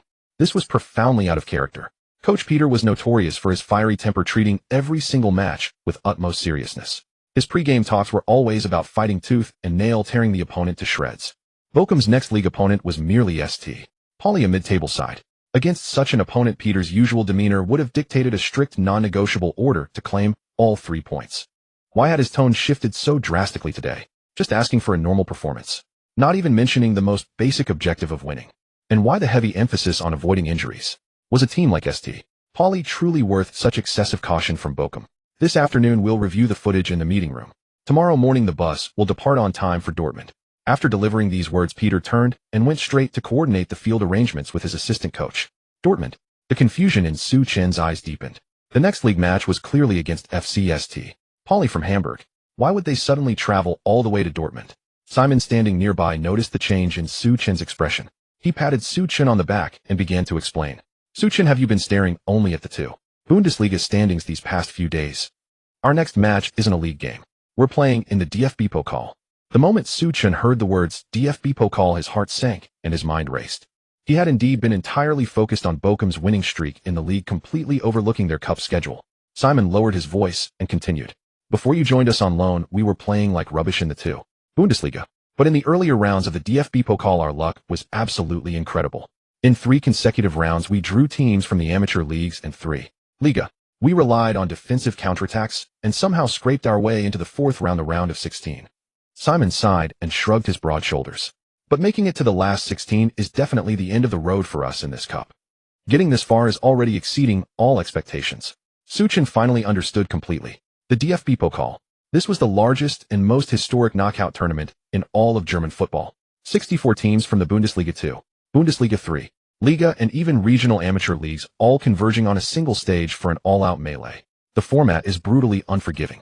Every round is a single elimination match. A draw leads straight to extra time and penalties with no second chances. Because it's a chaotic clash across different leagues, many lower-tier teams find themselves facing true giants here. This narrative of the underdog triumphing is what gets the blood of fans across Germany boiling. Of course, the more common outcome is being ruthlessly crushed by the powerhouse clubs. Su Chen took a deep breath. Who are we facing in the round of 16? Simon let out a bitter laugh. The draw was made yesterday. We got the worst possible luck. Borussia Dortmund. As Simon uttered the name, several Bochum players nearby instinctively lowered their heads. Tomorrow night, we'll be at the most terrifying stadium in Europe, the Westfalenstadion, challenging the Bundesliga runners-up from last season, Borussia Dortmund. Hearing this, Su Chen finally understood. No wonder Coach Peter hadn't given any orders demanding victory this morning. It was impossible to give such an order. What level of team is Dortmund? They are one of only 2 clubs in the Bundesliga that can truly rival Bayern Munich. They are a powerhouse that consistently features in the knockout stages of the UEFA Champions League. Not only do they possess the world-renowned, devastatingly fast attacking tactics, but their squad boasts superstars like Marco Reus, valued at over 60 million euros, and a top striker like Aubameyang, whose pace is simply unreasonable. In contrast, Bochum, even with their 8-game winning streak in the 2 Bundesliga, even with Su Chen's 10 million euro valuation, the team's overall foundation is still that of a group of blue-collar players grinding it out in the second tier. Facing a Bundesliga giant like this, it's no longer a contest of tactics. It's a dimensional strike from a completely different level. This is why Peter only asked them to avoid injuries. Because in his heart, Peter had already waved the white flag for this match. Su Chen turned and looked at his Bochum teammates, who were laughing, chatting, and juggling the ball on the sidelines. He noticed an unusual sense of relaxation in their attitude. Previously facing Darmstadt, who were second in the 2 Bundesliga, these tough German players were all sweating with tension, unwilling to speak before the match, the urgency of a life-or-death battle palpable. Because everyone knew that fighting tooth and nail against Darmstadt still offered a chance to win. But now facing Dortmund, the hope was zero. Because they knew they couldn't win, they simply cast aside all psychological burdens, treating this cup match as a sightseeing trip to a top-tier stadium. Su Chen clenched his fist. This attitude of conceding defeat before the battle even begins was absolutely unacceptable. He was the one who had signed a lucrative contract worth 80,000 a week, a lone weapon valued at 10 million.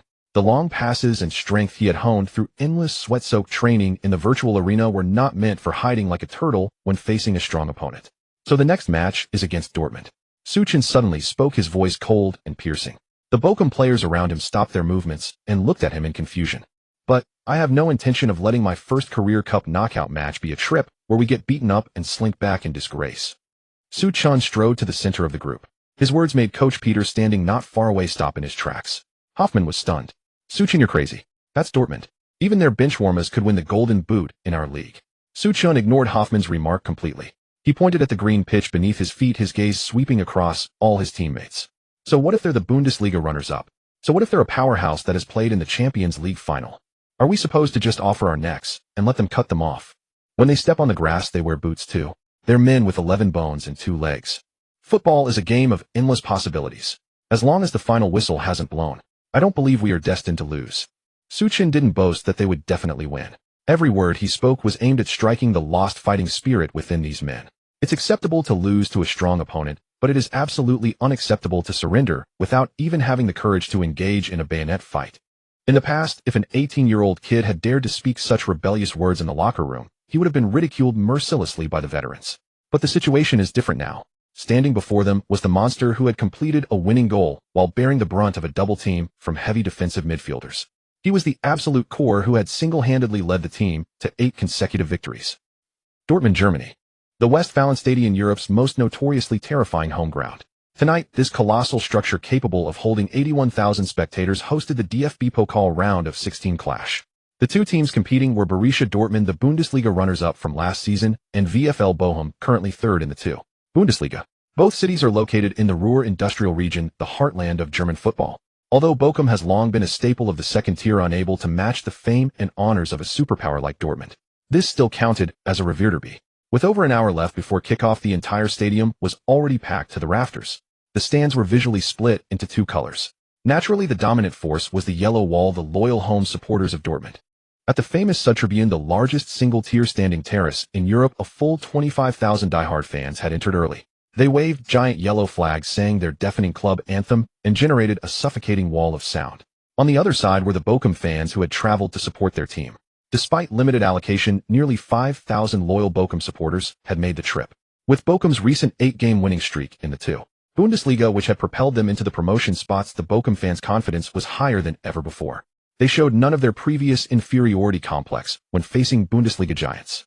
Before the match even started, the rival fans in the stands had already launched into a frenzy of abuse. Dortmund fans pointed at the Bochum section and shouted mockingly, "Go back to the Bundesliga and play in the mud. This is the territory of a top team. We're going to put 5 past you today. We'll show you what a real powerhouse is." The Bochum fans were undeterred, shouting back at the top of their lungs, "Stop acting so high and mighty. We have the Chinese brains, Su Chun. Your defense will be torn to shreds by Su Chen's passes." Neither side gave an inch. The air filled with regional curses. Just as the atmosphere was reaching a boiling point, the stadium's public address system crackled to life with the voice of the stadium announcer. As soon as the voice sounded, the fans from both sides who had been hurling insults fell silent. Someone immediately realized, "Hey, doesn't that voice sound familiar? Oh my God, that's Marcel Reif, the lead commentator for German national sports TV. What the heck? It really is Uncle Marcel." A wave of astonishment swept through the crowd. For local German fans, Marcel's name was the gold standard of football commentary. This veteran commentator was usually reserved for the highest profile matches. He only ever called Champions League knockout games from the semifinals onwards, or Der Klassiker between Bayern and Dortmund. For this one-sided mismatched DFB Pokal tie today, the German Football Association had managed to bring in this icon for commentary. It defied all logic. Before the fans could figure out what was happening, Marcel's voice, with his trademark deep and resonant tone, began introducing his co-commentator. "Good evening, fans here at the stadium. I'm Marcel. Joining me today to provide analysis is a very familiar old friend. The former captain of the German national team, the Bayern Munich legend, hailed as the super engine of the German midfield, Michael Ballon." The moment the name was announced, the entire Westfalenstadion erupted. Countless Dortmund fans jumped to their feet, buzzing with chatter. "Ballon, the Iron Captain, is here too. He's a legend of German football. What's happening today?" The commentator is the nation's #1, and the guest is a legendary captain. With this lineup, you'd think we were in the Champions League final. Everyone was stunned by the sheer star power of the commentary team. Even the Dortmund home fans were baffled. Despite being a Bundesliga powerhouse, despite having stars like Reyes and Aubameyang, surely they didn't need this much fuss for a match against the Bundesliga side. It wasn't just the German fans in the stadium who were confused. Back in China, on the Shark live streaming platform, commentator A Fei, wearing his headset, heard the original audio feed from the stadium and slammed his desk in excitement. "Guys, did you hear that? The official German broadcaster has sent out their absolute top commentary team. Even Ballon is here. Something huge is definitely happening." In A Fei's stream, the online viewer count had already surpassed 10 million. With Su Chen starting against a Bundesliga giant today, fans across the entire internet had cleared their schedules, eyes glued to their screens. The bullet comments were refreshing at a phenomenal rate. "This is absolutely epic. A big shot like Ballon is commentating on an early cup round. There's definitely something going on. The German network is planning something big. Who cares about the reason? I'm just here to see Su Chen take down the Yellow Blacks today." Up in the broadcast booth, the silver-haired Marcel leaned toward the microphone, turning to look at Ballon beside him. "Michael, I know you're usually very busy with your work, including the global promotional duties for Bayern Munich. What made you interested in coming to the commentary booth for this lopsided Bundesliga versus Bundesliga match?" Ballon, dressed in a sharp suit, smiled, and leaned back in his chair. It's simple. I came specifically to see a young man, a Chinese talent who has turned the two Bundesliga upside down in just 1 month. At this blatant statement, the 80,000 fans in the stadium erupted into a massive uproar once again. Marcel laughed heartily, picking up the thread. To be honest, Michael, today the station originally assigned me to commentate on another Bayern Munich Cup match, but I turned that assignment down and applied to my superiors to come to Dortmund instead. My intention is exactly the same as yours. I also wanted to see for myself how Zidane, the player who broke the European record for a young midfielder with a starting value of 10 million euros, will find a way to breach the Dortmund goal today. Their conversation broadcast throughout the stadium reached every corner. The crowd fell into a stunned silence for 2 seconds. Then, from the Bochum fan section, a thunderous wave of ecstatic cheering erupted. What an honor! What incredible honor! The doyen of commentary alongside a legendary icon of football. These two had completely abandoned the big match involving a top club traveling all the way to Dortmund. They weren't here to see the Bundesliga runners-up Dortmund. They were here for one person only, Zidane, a just-turned 18-year-old Chinese player plying his trade in the second division, commanding such an astonishing level of attention. For the thousands of Bochum's diehard fans who had traveled from afar, Marcel and Ballon, two heavyweights in German football, publicly voiced their support for Zidane over the stadium's public address system. It was an electrifying storyline, more intoxicating than downing 10 barrels of the strongest dark beer. Did you hear that? They came specifically to see Zidane. Ballon, the Iron Kaiser of German football, is full of praise for Zidane's passing. Thunderous, frenzied cheers erupted from the away section occupied by Bochum fans, everyone screaming at the top of their lungs. In stark contrast, the Dortmund diehards, who occupied the vast majority of seats and boasted the formidable home advantage, were mostly baffled by the public comments from the two legendary pundits. You must be joking. We're a top club that just played in the Champions League final. They traveled all this way, ignoring our plethora of Dortmund superstars, just to watch a young yellow-skinned kid from a second division team. So what if he has 16 assists in 8 games? Those Bundesliga 2 defenders are just a bunch of pylons. Today in our Westfalenstadion, our defense will absolutely shut down that kid named Zidane. The arguments and jeers from the stands grew louder, completely filling the entire Westfalenstadion with a frenzied and fanatical football atmosphere. Back in China, thousands of miles away, commentator A Fei on the Shark live streaming platform was so excited he leaped straight out of his chair. He slammed his hands on the tactical board on his desk, shouting wildly into the microphone. Brothers, did you hear that? The official German broadcast has sent their top-tier commentary legends, the dream team of Marcel and Ballon. This is an unbeatable lineup. This is absolutely the highest honor a Chinese player has ever received on a European pitch. The barrage of comments on the live stream exploded exponentially. The number of online viewers skyrocketed, smashing through the 15 million mark. Everyone was fervently excited in front of their screens. Today, Zidane was up against a true European football powerhouse. If he could perform at his normal level in this match, it would silence all the critics and solidify his staggering 10 million euro valuation. Meanwhile, in the player tunnel at Westfalenstadion, the atmosphere was far from the frenzy outside. The air here was heavy, almost suffocatingly still. Captain Simon, standing at the front of the line, turned to look at Zidane in the middle.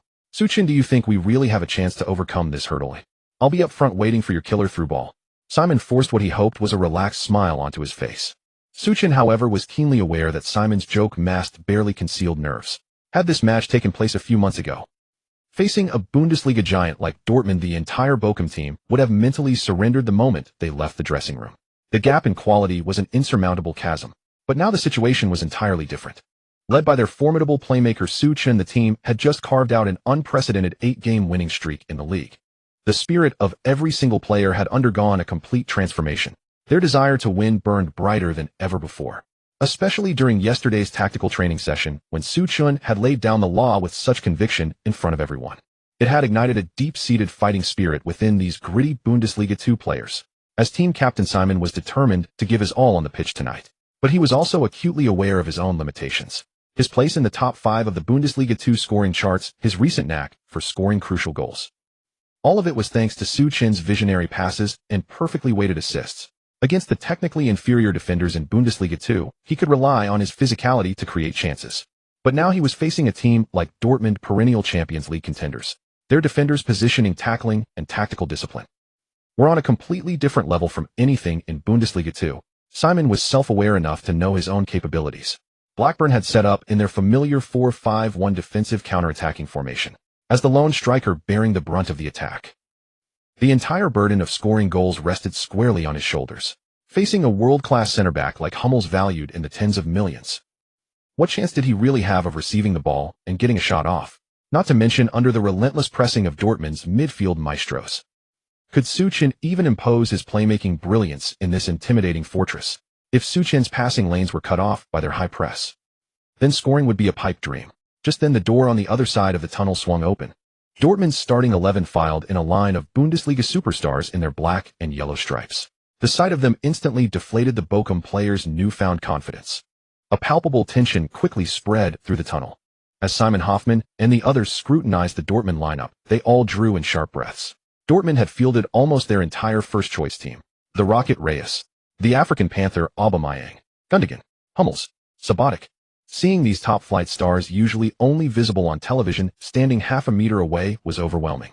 The Bochum players accustomed to the grind of Bundesliga 2 felt their hearts pound uncontrollably. The Dortmund stars in contrast looked completely relaxed. They chatted amongst themselves, not even bothering to glance at the Bochum players. It was a display of absolute bone-deep confidence. In the Dortmund players' eyes, this was just a routine training exercise. This sent a clear, unambiguous signal. Dortmund's coach hadn't rotated the squad despite the opposition being a second-division team. Their intention to dominate and show no mercy was blatantly obvious. The referee checked his watch, raised his whistle, and led the teams out onto the lush green pitch of the Westfalenstadion. The moment they emerged from the tunnel, the 8-0 Dortmund faithful unleashed a deafening roar exceeding 100 decibels, a brutal welcome for the second-division visitors. The sheer wall of sound crashed down from all sides of the stadium, a physical pressure that made eardrums ache. Only the most mentally resilient veterans could withstand such an intimidating opening, facing this overwhelming and hostile environment. The Bochum players were visibly tense. Up in the commentary booth, Marcel picked up his microphone. Ladies and gentlemen, and all football fans watching on television, the players are in position. This is the marquee clash of the DFB Pokal round of 16. It's last season's Bundesliga runners-up Die Borussen from Dortmund against the sensation of this season's Bundesliga 2 VfL Bochum. This is a do-or-die knockout match for both sides. There's no second chance. First, let's look at the starting lineup for the away team Bochum. Bochum has set up in their familiar 4-5-1 defensive block, their preferred tactic against stronger opponents in the league. Marcel glanced at the team sheet. Up front, Captain Simon leads the line as the lone striker, and in the crucial central midfield role, Marcel deliberately raised his voice. Is the 18-year-old prodigy from China the center of European media attention, recently valued at 10 million euros, Suchin? He is undoubtedly the absolute key to whether Bochum can produce a miracle today. Suchin has led his team to an unbelievable 8 consecutive victories in Bundesliga 2, 16 assists in 8 games, an astonishing average of 2 direct assists per game, shattering the league's historical record. Tonight, how long this second-division winning machine can hold on in this fortress will depend entirely on whether Suchin, the Chinese brain, can withstand the relentless assault from this Bundesliga giant. After Marcel finished his introduction, legendary pundit Ballon took over. Now let's turn our attention to the home team, the Black and Yellows. Ballon paused for a moment, a hint of surprise in his voice. Oh, goodness. Looking at the lineup Dortmund has submitted for this match, this is a team you'd expect to see fighting Real Madrid in a Champions League knockout tie. They're going all out today, no holds barred. Ballon's commentary immediately ignited the Dortmund fans in the stadium. Dortmund has set up in their favored highly aggressive 4-2-3-1 formation, but judging by the pre-match positioning of their midfielders, this 4-2-3-1 is set up to maximize pressure. The Dortmund coach's message is clear even against a second-division team. He's not giving them an inch of breathing room. Ballon quickly rattled off the names. In goal, the experienced veteran Weidenfeller. The back four, Piszczek, Hummels, Sabatic, Schmelzer. This is the premier defensive line in all of Germany. The 2 holding midfielders, Gundogan orchestrating play, and Sven Bender sweeping up any danger. And the attacking trio ahead of them. Reyes on the left, the explosive Mkhitaryan on the right, and Shinji Kagawa pulling the strings in the middle. Leading the line is the speed demon currently topping the Bundesliga scoring charts, Aubameyang. On the pitch, both teams had taken their positions. Suchin stood at the edge of the center circle, feeling the immaculate top-flight turf under his boots. His gaze swept across the faces of his illustrious opponents. He took a deep breath of the cold, charged air. His heart pounded powerfully in his chest. He was fully aware that the defensive intensity and pace of this game would be at a level he had never encountered or even imagined in Bundesliga 2 pure hellish difficulty. Dortmund's high press was infamous across Europe as relentless attack dog tactics. The moment he received the ball, he would be swarmed by 2 or 3 top-class players. The time and space to pick out a long pass would be compressed to almost nothing. This was a true test of his 10 million euro worth. Overcome it, and he would prove he belonged at the highest level of European football. fail and the European press would be plastered with headlines calling him a fraud who could only beat weaker teams. Just as the referee was checking his watch ready to blow the opening whistle, a dazzling blue virtual screen suddenly flashed into existence on Su Chen's retina. The system's crisp mechanical voice exploded in the depths of his mind. Ding. Detected host facing extreme competitive challenge. New mission issued faced the onslaught of a Bundesliga giant. Mission objective before the end of the first half: successfully complete 3 pinpoint long passes that directly pierce the opponent's defense line despite their elite-level high press. Mission difficulty rating S rank. Mission reward: 1 special chest draw opportunity. Special notice: due to the auto combination of epic chest clue fragments X3 in the host inventory, the chest drawn upon mission completion is guaranteed to be an epic grade chest. The harsh floodlights of Westfalen Stadion cast long shadows of every player on the pitch. Su Chen stared at the blue screen on his retina, his mind rapidly processing the system's information. An S-rank mission. He needed to complete 3 defense-splitting long passes before halftime, all while under Dortmund's suffocating press. And the reward was that epic-grade chest he had been coveting for so long. Su Chen took another deep breath of the cold, turf-scented air. 3 long passes. That would be a simple task in a Bundesliga 2 match, easily done on the counter. But this was Dortmund, the Bundesliga runners-up, fresh off a Champions League final. As Su Chen steadied his breathing, the referee glanced at his large wristwatch and blew the whistle to start the match. Beep. The moment the opening whistle blew, striker Simon knocked the ball back to Su Chen behind him, just as Simon made his pass. Before Su Chen could even react to receive the ball, the opposing black striker Aubameyang, in his yellow and black kit, like a sports car floored to the limit, tore straight towards him. The speed was terrifying. In the blink of an eye, Aubameyang was already within 2 meters of Su Chen. Su Chen frowned. He used his right foot to nudge the ball back, narrowly dodging Aubameyang's outstretched boot. But he had no time to lift his head and scan the field, because in that half-second it took him to control the ball, Dortmund winger Reyes and attacking midfielder Shinji Kagawa had converged on him from both sides like a pair of starving wolves. Forced into a corner, Su Chen could only pass the ball laterally to his protector Hoffmann on the left. Boom. The ball was barely away. The entire Dortmund attacking formation descended upon Bochum's half like an enormous fishing net covering every blade of grass. In the commentary box, Marcel grabbed his microphone, his voice shooting up an octave. High press. My God. Dortmund isn't testing the waters, they've gone full throttle from the very first second. This kind of suffocating pressure would give even Bayern Munich pause, let alone a second division team. Ballon, sitting beside him, pressed his hands on the table, cutting straight to the heart of the matter. This is a top club delivering a devastating blow from a higher level. Dortmund's coach is very clever. They completely ignored Bochum's tactical tapes from the second division. They've dragged the match straight into their own ferocious, relentless grind.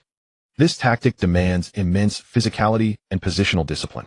The Bochum players, accustomed to the slower pace of the second tier, simply cannot handle this intensity. Ballon's words had barely left his mouth when the situation on the pitch underwent a seismic shift. Hoffmann had just controlled the ball, but before he could even try to shield it from the onrushing Reyes, Dortmund's defensive midfielder Gundogan had ghosted into the blind spot, executing a perfectly timed sliding tackle that ripped the ball cleanly from Hoffmann's feet. Get back!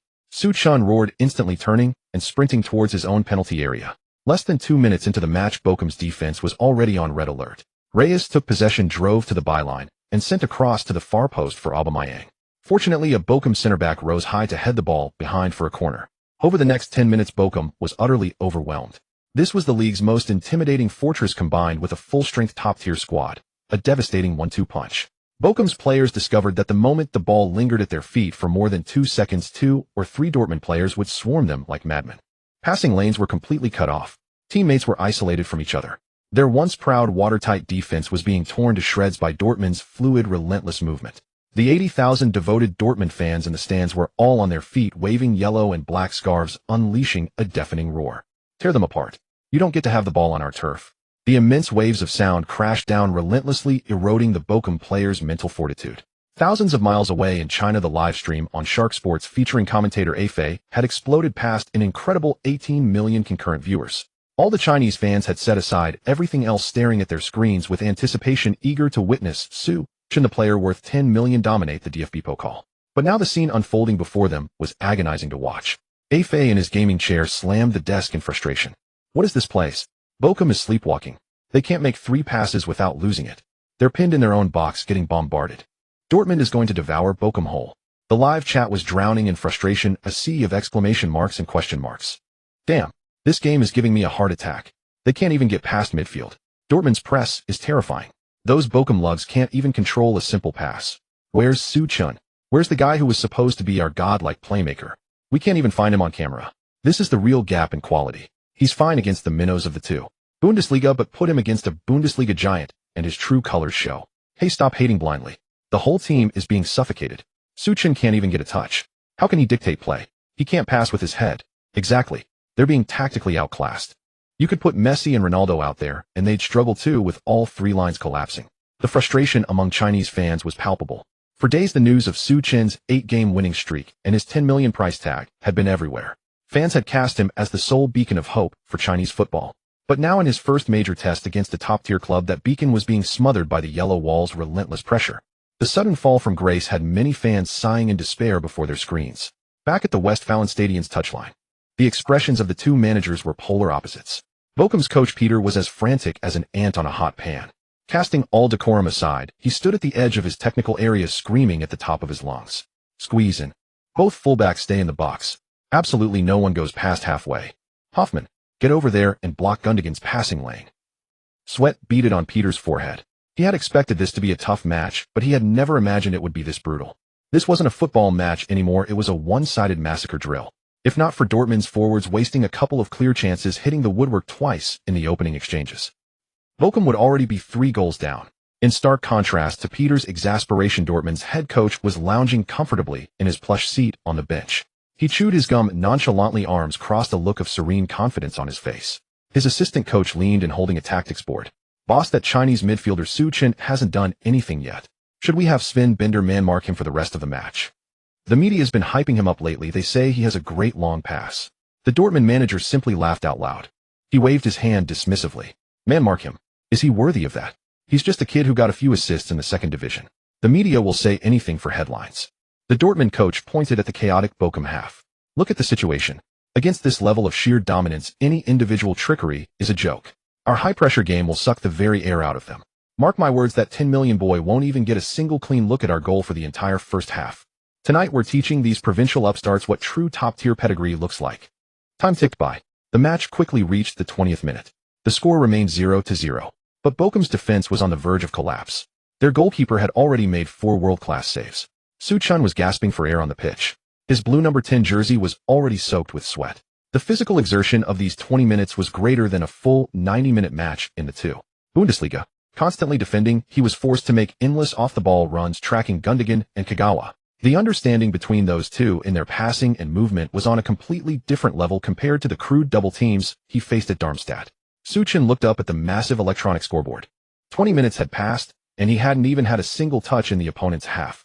The system's task, to complete 3 defense-splitting long passes in the first half, was still at a big fat 0. If they kept playing this deep defensive block under Peter's orders, he'd be lucky to even get a touch, let alone make a long pass over midfield.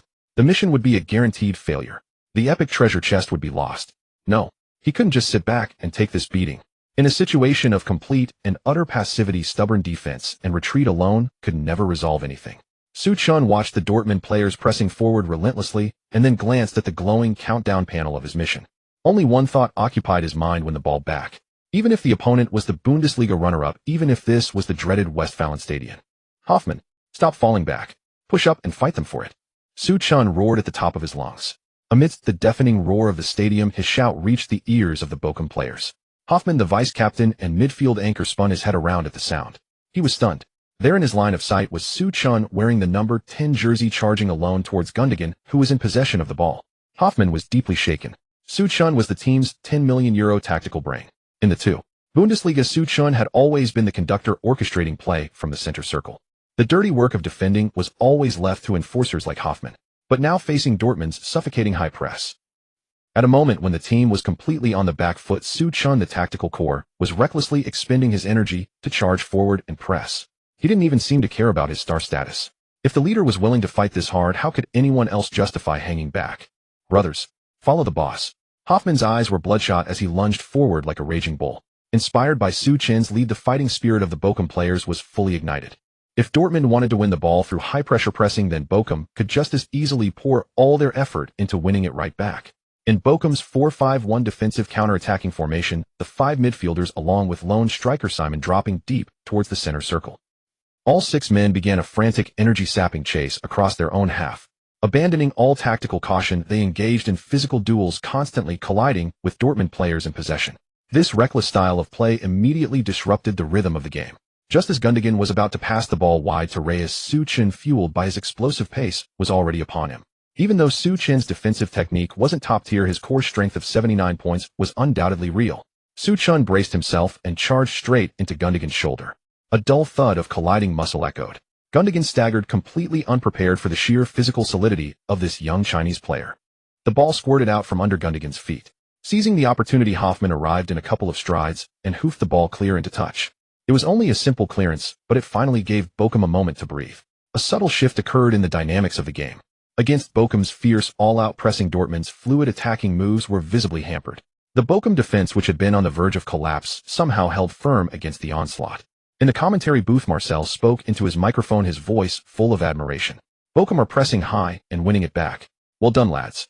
Faced with high-intensity pressing from a team like Dortmund, they haven't crumbled. Instead, they're absorbing the pressure with even more energetic running. They still trail significantly in possession, but this is definitely a positive sign of resilience for Bochum. Legendary pundit Ballon nodded repeatedly as he watched the action unfold.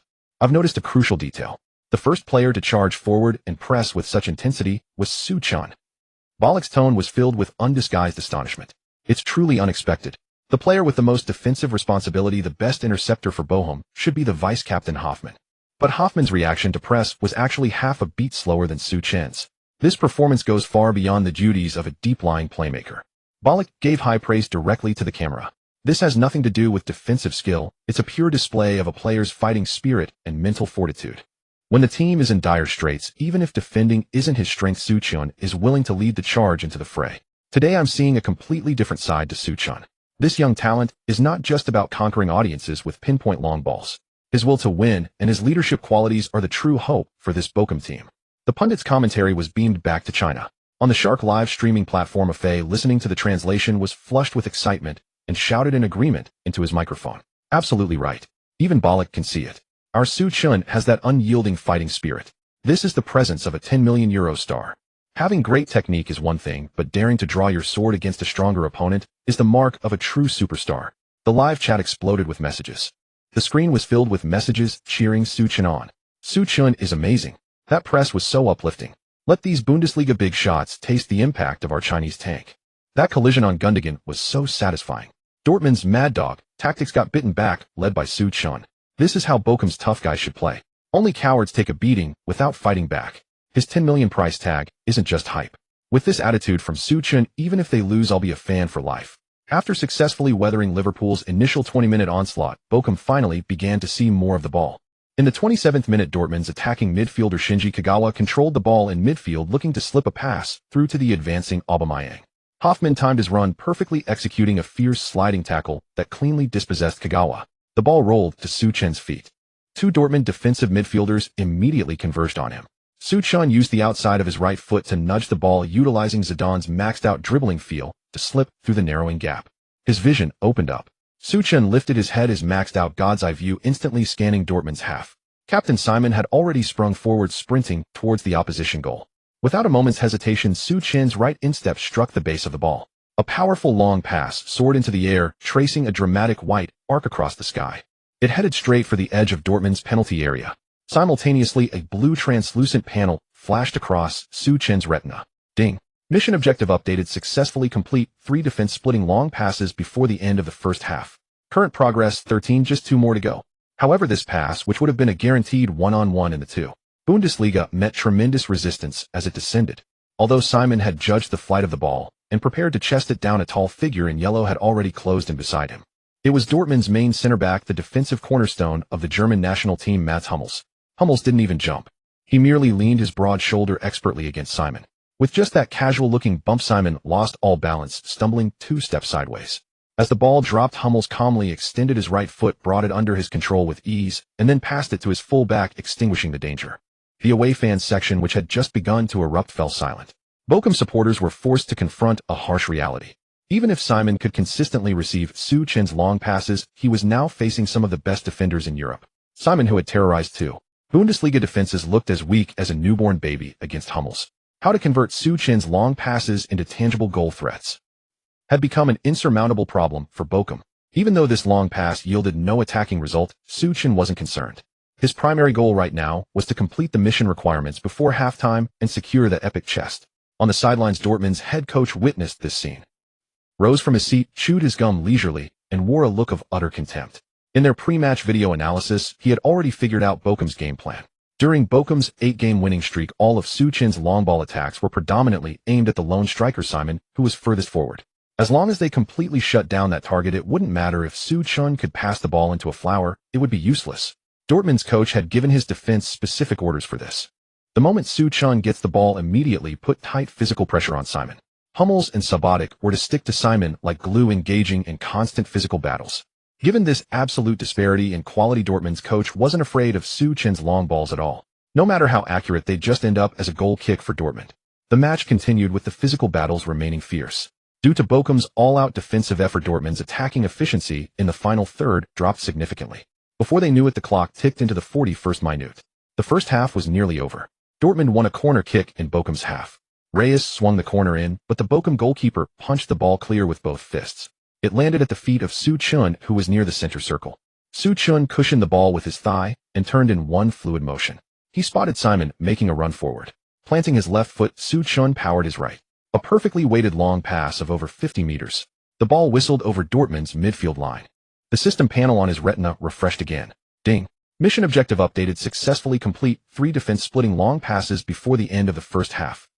Current progress, 23. Only one more chance to get that epic chest. Yet the reality on the pitch remained utterly disheartening. Simon ran his heart out to reach the landing spot, but Subotic had already positioned himself to block his path. The two big men engaged in a fierce physical battle on the turf. Simon couldn't even turn with the ball. He was simply muscled out of bounds by Subotic's powerful lower body strength, not even getting a touch on the ball. Dortmund easily regained possession. 2 pinpoint long passes both wasted. In the commentary box, Martin Tyler let out a long sigh. Once again, we witnessed Zidane's signature long-range precision passes. This young man's footwork is as accurate as if guided by radar. But unfortunately, these 2 long balls have vanished into thin air, failing to create any substantial threat for Borussia Dortmund. This is an extremely heavy blow for VfL Bochum. Their miraculous 8-game winning streak in the 2. Bundesliga was built primarily on Zidane's long passes connecting with Simon. Now this trump card has completely lost its effect against the steel-like defense of this Bundesliga giant. Martin Tyler turned his gaze towards Michael Ballack.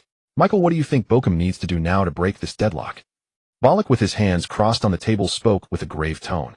To be honest, I deeply sympathize with Bochum right now. It's a suffocating feeling of helplessness. The Bochum players have given their all, but everything they do against Dortmund is utterly ineffective. Ballack pointed at the exhausted Simon on the pitch. Zidane's 2 long passes traveled over 50 meters with impeccable accuracy. But it's not enough.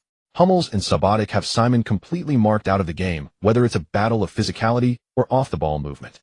Simon is simply no match for either of them. The connection between Zidane and Simon will absolutely not create any miracles today. With his astute judgment, Ballack pinpointed Bochum's fatal flaw. If Bochum wants to survive today, Zidane's long ball attack must find a completely new avenue. His passing targets absolutely cannot be fixated solely on Simon. If they don't change their approach, Bochum is doomed tonight. Ballack, the former midfield maestro who once dominated Europe, lived up to his reputation. His reading of the game was far more profound than anyone else's. Having watched for just half an hour, he immediately identified the deadlock Bochum and Zidane were trapped in. But it's easy for Ballack to say this from the commentary booth. For Bochum, to change their situation on the pitch is akin to climbing to the heavens. There are objective reasons why Zidane and Captain Simon have the most connections in long ball attacks. Simon is the sole striker in Bochum's defensive counterattacking formation. His positioning always keeps him at the very front. When Zidane distributes the ball from the back seeking passing lane, Simon's position is the easiest to spot. Coupled with Simon's physical strength, which often allowed him to overpower defenders in the 2. Bundesliga, this formed an unstoppable attacking combination with Zidane's ultra-long-range precision passing. But the situation has changed now. Hummels and Subotic, these 2 top-tier center-backs, are treating Simon like prey, clamping down on him tightly. Simon is completely locked down. This effectively severs Zidane's long-ball supply lines entirely. Dortmund's coach has employed a tactic that kills 2 birds with 1 stone, an open and blatant scheme. Meanwhile, Chinese fans watching the live stream back home sighed in despair in front of their screens. It's over. Bochum is really going to capsize this time. Zidane has used his long passes, 2 consecutive ones with perfect accuracy, but they've had absolutely no effect. It's like facing a super big boss, unleashing your ultimate finishing move, and the boss just dusts himself off completely unharmed. This feeling is torturous. All our cards are on the table, and they don't even care. I said it before Bochum's 8-game winning streak in the 2. Bundesliga was all thanks to Součen's long balls to Simon. Now that this trick doesn't work against Dortmund, the team's downfall is inevitable. To be fair, losing this match is normal. After all, Součen has been very active in defense and tackling. He's really tried his best. What kind of team is Dortmund? A powerhouse that just played in the Champions League final. It's completely logical for Bochum to lose this game. It would be a miracle if they didn't. Exactly, it's not easy for Bochum to pull off an upset against Dortmund away in the DFB Pokal. Just as the fans were lamenting in the live chat, the match situation at the Westfalenstadion took another sudden turn. In the 41st minute, Bochum winger low under intense pressure from 2 Dortmund players stumbled and made a passing error. The ball was intercepted. Dortmund launched their counterattack instantly, breathtakingly fast. The Rockets' Reyes received the ball and executed 2 sharp changes of direction along the flank. The Bochum fullback couldn't keep up with Reyes' pace and was easily fooled, falling onto the turf. Reyes stepped into the box, faced the goalkeeper, and calmly slotted the ball home. The ball skimmed across the grass and rolled precisely into the far corner. Beep. The referee pointed to the center circle, signaling a valid goal. Bochum, who had defended resolutely and kept a clean sheet throughout the first half, had finally had their defense breached. 0-1. Bochum, the away team, were trailing by a goal. As the goal went in, the few thousand Bochum fans in the stadium let out a long collective sigh. This was an outcome they had already sensed deep down. For the players on the pitch, conceding at such a critical juncture just before halftime instantly nullified over 40 minutes of defensive effort. The psychological impact of this was immense. As the mainstay of Bochum's defense, vice-captain Hoffmann stood in the box, slapping his thigh in frustration. He raised his hand, signaling to his teammates that his recovery run had been a fraction too slow. However, no Bochum player would blame him. From the kickoff, Dortmund's attacking waves had been relentless, an unending bombardment that was suffocating. Holding out until the 41st minute before conceding was in itself a minor miracle. Not to mention the scorer was the renowned Reyes. Reyes has been in scintillating form this season, consistently ranking in the top 3 for successful dribbles in the Bundesliga. An attacker of this caliber, even Bayern Munich's defense finds him a handful, let alone Bochum's makeshift second-division defense. However, misfortunes never come alone. Just as all Bochum fans thought the team would head into the dressing room trailing by just 1 goal, the game changed again in an instant. Just 3 minutes later, in the 44th minute, Dortmund's defensive midfielder Gundogan accurately read Bochum's intention to push forward and equalize. With a fierce but clean sliding tackle, he intercepted Bochum's pass once more. After winning the ball, without even getting up, Gundogan played a long, low pass along the ground from his position on the turf. The ball sliced through Bochum's overly eager high line. On the other flank, the striker Aubameyang immediately shifted into top gear. A black lightning bolt streaked across the halfway line, creating a clear one-on-one chance. Facing the on-rushing Bochum goalkeeper, Aubameyang nonchalantly chipped the ball into the net. 0-2. A rapid counter-attack identical to the previous goal. Dortmund had used the same tactic twice in just 3 minutes, and both times resulted in goals. Only now did the Bochum players fully realize why they had managed to enjoy sporadic spells of possession in the latter part of the first half, why the suffocating pressing from the start had noticeably eased off. It turned out all of this was a deliberate trap set by the Dortmund coach, intentionally easing off the defensive intensity, luring Bochum's defense line to push up the pitch unknowingly, then suddenly tightening the net, winning the ball aggressively, and launching lethal counterattacks. This tactic was simple, yet for a team like Bochum, it was a devastating blow from a higher level. They simply couldn't defend against it. The 2-0 scoreline, amplified by the immense noise of the hostile home crowd, effectively sealed Bochum's fate in this DFB Pokal tie. By now the fight seemed to have drained from the eyes of the Bochum players. The successive goals had completely extinguished the flicker of fighting spirit they had just ignited.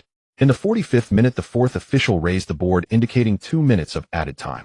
Součen was still running diligently in midfield, searching for any opportunity to win the ball back. In contrast, Captain Simon, completely neutralized by Hummels, had bent over, hands on his knees, gasping for air, having almost given up the fight. For the preceding 30 minutes, Simon had been making desperate runs up front. But he realized in despair that no matter how he ran, no matter how he changed his rhythm, he felt invisible. Hummels always seemed to anticipate his runs and position himself perfectly to intercept the pass. Being toyed with by a top-class defender was a humiliating experience. For a striker who dominated the 2. Bundesliga, this was psychologically devastating. Simon couldn't run anymore, and he had completely lost the will to. Watching Součen, who was still fighting for every ball tirelessly. The Chinese fans in the domestic live stream were heartbroken. Součen is playing with so much heart in this match. It's such a shame. Our guy didn't let anyone down, it's just that Dortmund's overall strength is in a league of its own. The 2-goal deficit is a true reflection of the gap between these two teams. Who would have thought Dortmund would be so cunning, suddenly striking twice at the end of the first half? Bochum has completely collapsed now. Someone help Suchun. He's doing everything out there, defending, attacking, and now he doesn't even have anyone to pass to. It's impossible to support the team alone. Amidst the deafening jeers from the 80,000 Dortmund fans, staring at the glaring 0-2 on the scoreboard, Suchun clenched his jaw, sweat dripping down his cheeks onto the turf. He felt incredibly helpless inside, of course, but he knew he absolutely could not afford to lose heart now. The most important thing at this moment was to complete the S-rank mission the system had issued. That was the only card he had left to turn the game around. Suchun had seen through the current situation clearly, relying solely on his long ball distribution and his teammates' current shattered mental state. There was no way they would get anything from Dortmund. Only by obtaining the new reward from the epic chest could he possibly, with his own strength, force open the gates of this fortress. In the final minute of stoppage time, Dortmund were calmly passing the ball around in midfield, trying to run down the clock. Shinji Kagawa had just received the ball and turned to pass it back to his center back. A blue whirlwind swept past him from the side. Suchun, unleashing all of his 79-point core strength, barged Kagawa off the ball with sheer physicality and intercepted it cleanly. Defend! Kagawa shouted in alarm, calling for his teammates. After winning the ball, Suchun didn't even attempt to dribble forward. He looked up and scanned the field ahead. Simon was still standing still with the towering figure of Hummels right beside him. Suchun planted his right foot and swung back his left. Without a moment's hesitation, he struck the bottom of the ball with full force, sending a lofted pass soaring into the Westphalian night sky, a high arcing white line. To the spectators, this kick was a masterclass. But for Simon up front, it was sheer torture. Simon watched the ball fly towards him, but had no desire to even jump for it. Hummels rose easily and headed the harmless long ball clear of the danger zone. A roar of laughter erupted from the stands. The Dortmund fans were mocking Suchun's blind and ineffective long ball tactics. Suchun didn't care whether Simon could win that ball. He had already anticipated that Simon wouldn't be able to convert it into a shot. The only thing he cared about was the voice in the depths of his mind. Ding! The system's crisp mechanical sound rang out, sending a surge of excitement through Suchun's veins. Mission name: faced the mad onslaught of a Bundesliga giant. Mission objective: successfully complete 3 long passes that directly penetrate the defense before the end of the first half. Current progress: 33 completed. Mission difficulty: S rank. Congratulations, host. You have received a reward: 1 special chest draw opportunity. Special notice: due to the activation of the epic chest clue fragment, this draw is guaranteed to yield an epic chest. Seeing the prompt on the virtual screen, Suchun stood in the center circle, taking deep breaths of fresh air. He immediately issued the command in his mind. Draw the chest now. On the virtual interface, a chest radiating a dark golden light slowly materialized, its intricate engravings exuding an ancient and powerful aura. The chest opened with a click. The golden light was dazzling. Ding! Congratulations, host. You have obtained an epic grade premium chest. Chest opened. Congratulations, host. You have obtained the S-rank master player template Zidane, midfield art core. Template is being integrated. As the system's notification faded, Suchun felt a strange, unprecedented electric current shoot through his legs, traveling from the soles of his feet all the way to his brain. This current wasn't painful, instead it made his feet feel exceptionally sensitive and light. Zidane, midfield art core template integration complete. Skill description: 1. Elite ball control. Your feet are like powerful magnets, trapping and dribbling the ball sticks to you, greatly reducing errors caused by standard tight marking. Skill description: 2. Classical midfield compass. Your balance during turns, escapes, and sudden stops reaches its peak level, and your body's flexibility is greatly enhanced. Ballon was stunned on the spot. Incredible! Zidane's S-tier midfield core template had fully integrated. Who was Zizou? He was the absolute embodiment of elegance and technical finesse on the green pitch. He had played for superpowers like Juventus and Real Madrid. Not only did he hold the World Cup, but he also created brilliant achievements in major tournaments that future generations would find hard to surpass. His long-pass vision and ball retention were unmatched across the ages. No matter the era, Zidane was the undisputed midfield core and attacking engine. He had actually drawn the template of such a legendary master in a desperate situation. The mechanical voice deep in his mind continued to broadcast. Ding! Your vision attribute has increased. Current vision attribute value 95. Ding! Your overall ability rating has increased. Current overall ability rating 78. Hearing this number, Suchun clenched his fist tightly. The most terrifying aspect of Zidane's template was his game intelligence and vision. It had directly propelled his vision attribute from an unremarkable 66 points to a staggering 95 points. A massive leap, a qualitative transformation to near maximum vision. This also forcibly raised his overall ability rating to 78 points. In this European second division, which emphasized physical duels and passing awareness, a rating of 78 was already fully qualified to start for a top 5 league powerhouse. But it wasn't over yet. As a dark golden light exploded across the virtual panel, Su Chun felt a strange tingling sensation wash over his entire body. A surge of warm energy quickly flowed through his meridians, converging near the optic nerves. Then a fiery, stinging pain shot through his eyes. The pain came and went quickly. A few seconds later, everything returned to normal. But when Su Chun opened his eyes again, an awe-inspiring sight appeared directly in his vision. He could now clearly see glowing outlines around the bodies of all his teammates and opponents on the pitch. And that wasn't all. The colors of these outlines changed in real time, depending on whether a player was in an offside position or the intensity of defensive pressure. For example, Dortmund striker Aubameyang, who had just crossed the halfway line, was currently in an offside position behind the last Bochum defender. A glaring red outline lit up around his body. As Aubameyang moved back, the red outline gradually faded, until he moved out of the offside trap and the red completely disappeared. In contrast, the distant captain Simon, tightly marked by Hummels, was shrouded in a dull gray color. This indicated his current chance of receiving the ball was 0. But as soon as a gap of more than half a meter opened up around Simon, his outline would shimmer green. The deeper the green, the better the position for receiving the pass. The surrounding defensive pressure was at its lowest, when Su Chun focused his gaze on a specific area of Dortmund's defensive line. This hawk-like ability of the system would activate fully. It was an all-encompassing feeling of godlike omniscience. It allowed him to observe the running tendencies and passing blind spots of all 22 players on the pitch to the greatest extent. Before, with the naked eye, hidden running lanes were impossible to spot, with a dozen tall, strong players in between. But now it was completely different. Su Chun truly experienced the heaven-defying nature of this golden finger. Absolute vision of 95 points combined with the outline display that could see through defensive lines. This was a god-tier cheat tailor-made for his own max-level pinpoint accurate long passes. Max-level Zidane's ball control, plus max-level long passing, combined with this absolute vision. What was Dortmund's high press? What was man-marking by top-tier defenders? Just let me catch that fleeting green spot. One pass, and whether you're the Bundesliga runner-up or the Champions League winner, you'll all be retreating and chasing shadows. The referee blew the whistle for halftime. Su Chun took a deep breath of the cold, earthy air. In the second half, it was time to show these arrogant Bundesliga stars what true midfield art really was. During halftime in the home team's dressing room at Dortmund, the atmosphere was jubilant, practically buzzing with excitement. Lads, you were fantastic in that first half. Dortmund's head coach stood in front of the tactics board, a relaxed, beaming smile on his face. 2 goals up. That's the right attitude for us at home against a lower league team. Keep up this high-pressing tempo in the second half. Don't save energy, press them relentlessly. Today we don't just want to win, we want a resounding victory in this stadium. The coach's tactical instructions were very aggressive. He was extremely pleased with the team's dominant first-half performance. Gundogan, chugging a sports drink, chimed in with a laugh. Boss, that €10 million Chinese starlet the media are hyping up was a complete ghost in the first half. He didn't even get a chance to turn and pass. Reyes, adjusting his shin guards, agreed. He's just a lucky rookie. Those Bundesliga 2 defenders are too slow. That's how he racked up his assists. Against Hummels and Subotic, his passes just turned into clearances.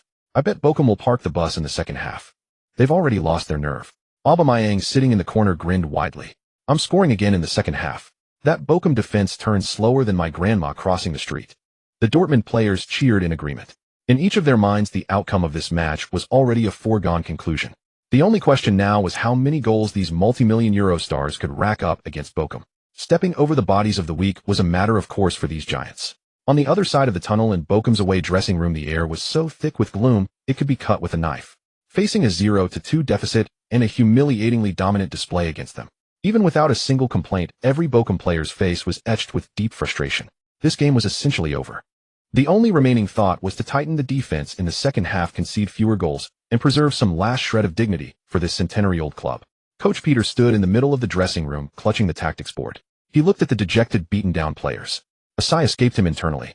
The sheer gap in quality between the two teams was clear. It couldn't be bridged by sheer willpower alone. The team had been on an 8-game winning streak, full of confidence. But Dortmund had brutally slammed them back down to earth with 2 clinical goals. Peter decided against implementing any aggressive attacking tactics. Lads, heads up. Peter clapped his hands. It's Dortmund we're facing. Being 2 goals down is no disgrace. I saw your defensive efforts in the first half.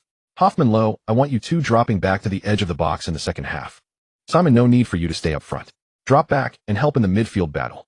Our objective is simple: disrupt their attacking rhythm. Hold this scoreline. The tactical instructions were met with resigned sighs around the room. This kind of tactic, abandoning attack and absorbing pressure, was the most frustrating for professional players. Peter's gaze swept over the veteran players, finally resting on Su Chun. His biggest concern was Su Chun's mental state. This 18-year-old Chinese kid was the future hope of Bochum, the absolute core worth €10 million. He had led the team to 8 straight wins lauded by the entire European press. Suddenly suffering a humiliating defeat like this, a crushing blow, could easily destroy a talent's confidence. Peter feared Su Chun might be shattered. But when Peter's eyes met Su Chun's, he was taken aback. Su Chun, far from looking dejected or dispirited like Hoffman and the others, he radiated a frightening intensity. In his deep eyes, there was not a trace of discouragement, only a terrifying fighting spirit eager to tear the opponent to shreds. Su Chun sat on the bench, hands clasped back, ramrod straight. The sharp aura he exuded was a stark, almost shocking contrast to the lifeless atmosphere of the dressing room. Peter swallowed hard. Was this kid completely unaffected by the score? What did he see Dortmund as? A stepping stone to be overcome. There was little time for Peter to ponder. The fourth official was already knocking on the door, urging the players onto the pitch. Su Chun was the first to stand striding towards the door.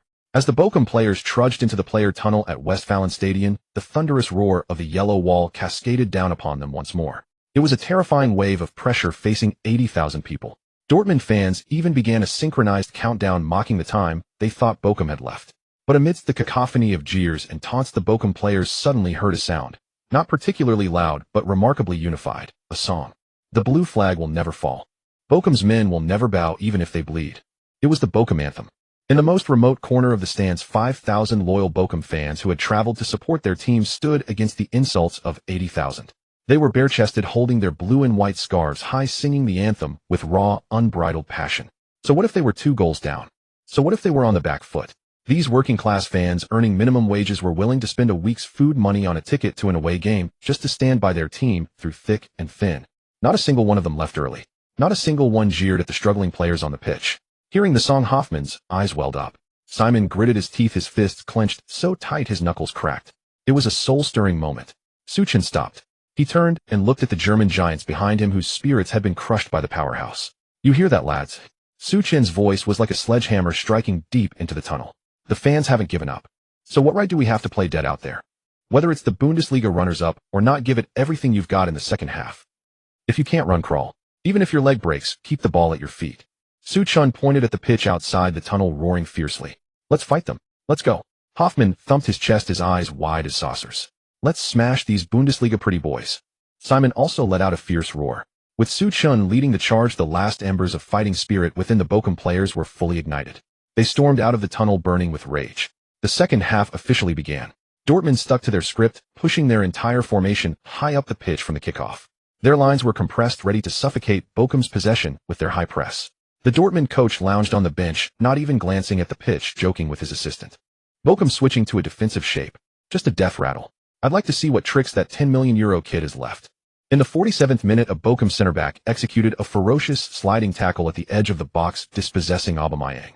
No aimless long ball. The defender played it short to Su Chun, who had dropped deep to receive it. Su Chun collected the ball on the right side of the penalty area. The moment he touched the ball, Dortmund's pressing machine sprang into action. Gundogan closed him down from the front, blocking the forward passing lanes. Shinji Kagawa looped around from the side, preparing to double team and slide in. Even Reyes had sealed off the passing option to the wing. A 3-man encirclement. A triple team. Dortmund was determined to make Su Chun look foolish in front of his own box, creating a turnover and a scoring chance. In the commentary booth, Ballon shot up from his seat. Su Chun is in trouble. He shouldn't be receiving the ball so deep. Even Messi would lose the ball against this kind of triple team. The 80,000 Dortmund fans in the stadium let out a chorus of mocking jeers, eager to see the Chinese kid make a fool of himself. But Su Chun's expression was cold and unflinching. He didn't panic or hoof the ball clear. Facing Gundogan's outstretched leg, Su Chun feinted with his right foot over the ball. Zidane's masterful ball control was unleashed. Su Chun's foot seemed glued to the ball. Using his left foot as a pivot, he dragged the ball back with his right, executing a sudden, impossibly agile half-turn with a flurry of small steps. Gundogan lunged at thin air. Kagawa, coming in for the tackle from behind, was completely fooled by the sudden drag back, turn overcommitting his weight. Unable to stop his momentum, he crashed headfirst into the turf. A simple yet supremely elegant pirouette. He had carved a half-meter gap in the ironclad encirclement of 3 Bundesliga stars. The move was graceful, fluid, without a hint of hesitation.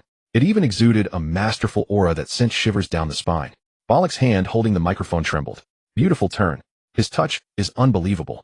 After shedding the first wave of pressure, the ball stayed glued to Su Chun's feet. He immediately looked up. His 95-point vision was at full power. On his retina, the vast open spaces left by Dortmund's pushed-up formation were laid bare. With Dortmund's 3 lines pushed so high, they had left a massive 40-meter gap in their own half. Suchin's gaze locked onto Captain Simon up front. Simon was still near the center circle. Hummels was shadowing him like a ghost, ready to use his physicality to intercept any pass. Simon's outline was still dull gray. In the first half, Suchin would never have passed into such a dead end. But now, with his absolute vision, Suchin noticed that 5 meters to Hummels' side, the other Dortmund center-back Subotic was positioned half a step higher, trying to play offside. Between the two top-class center-backs, there was a narrow, almost invisible passing lane.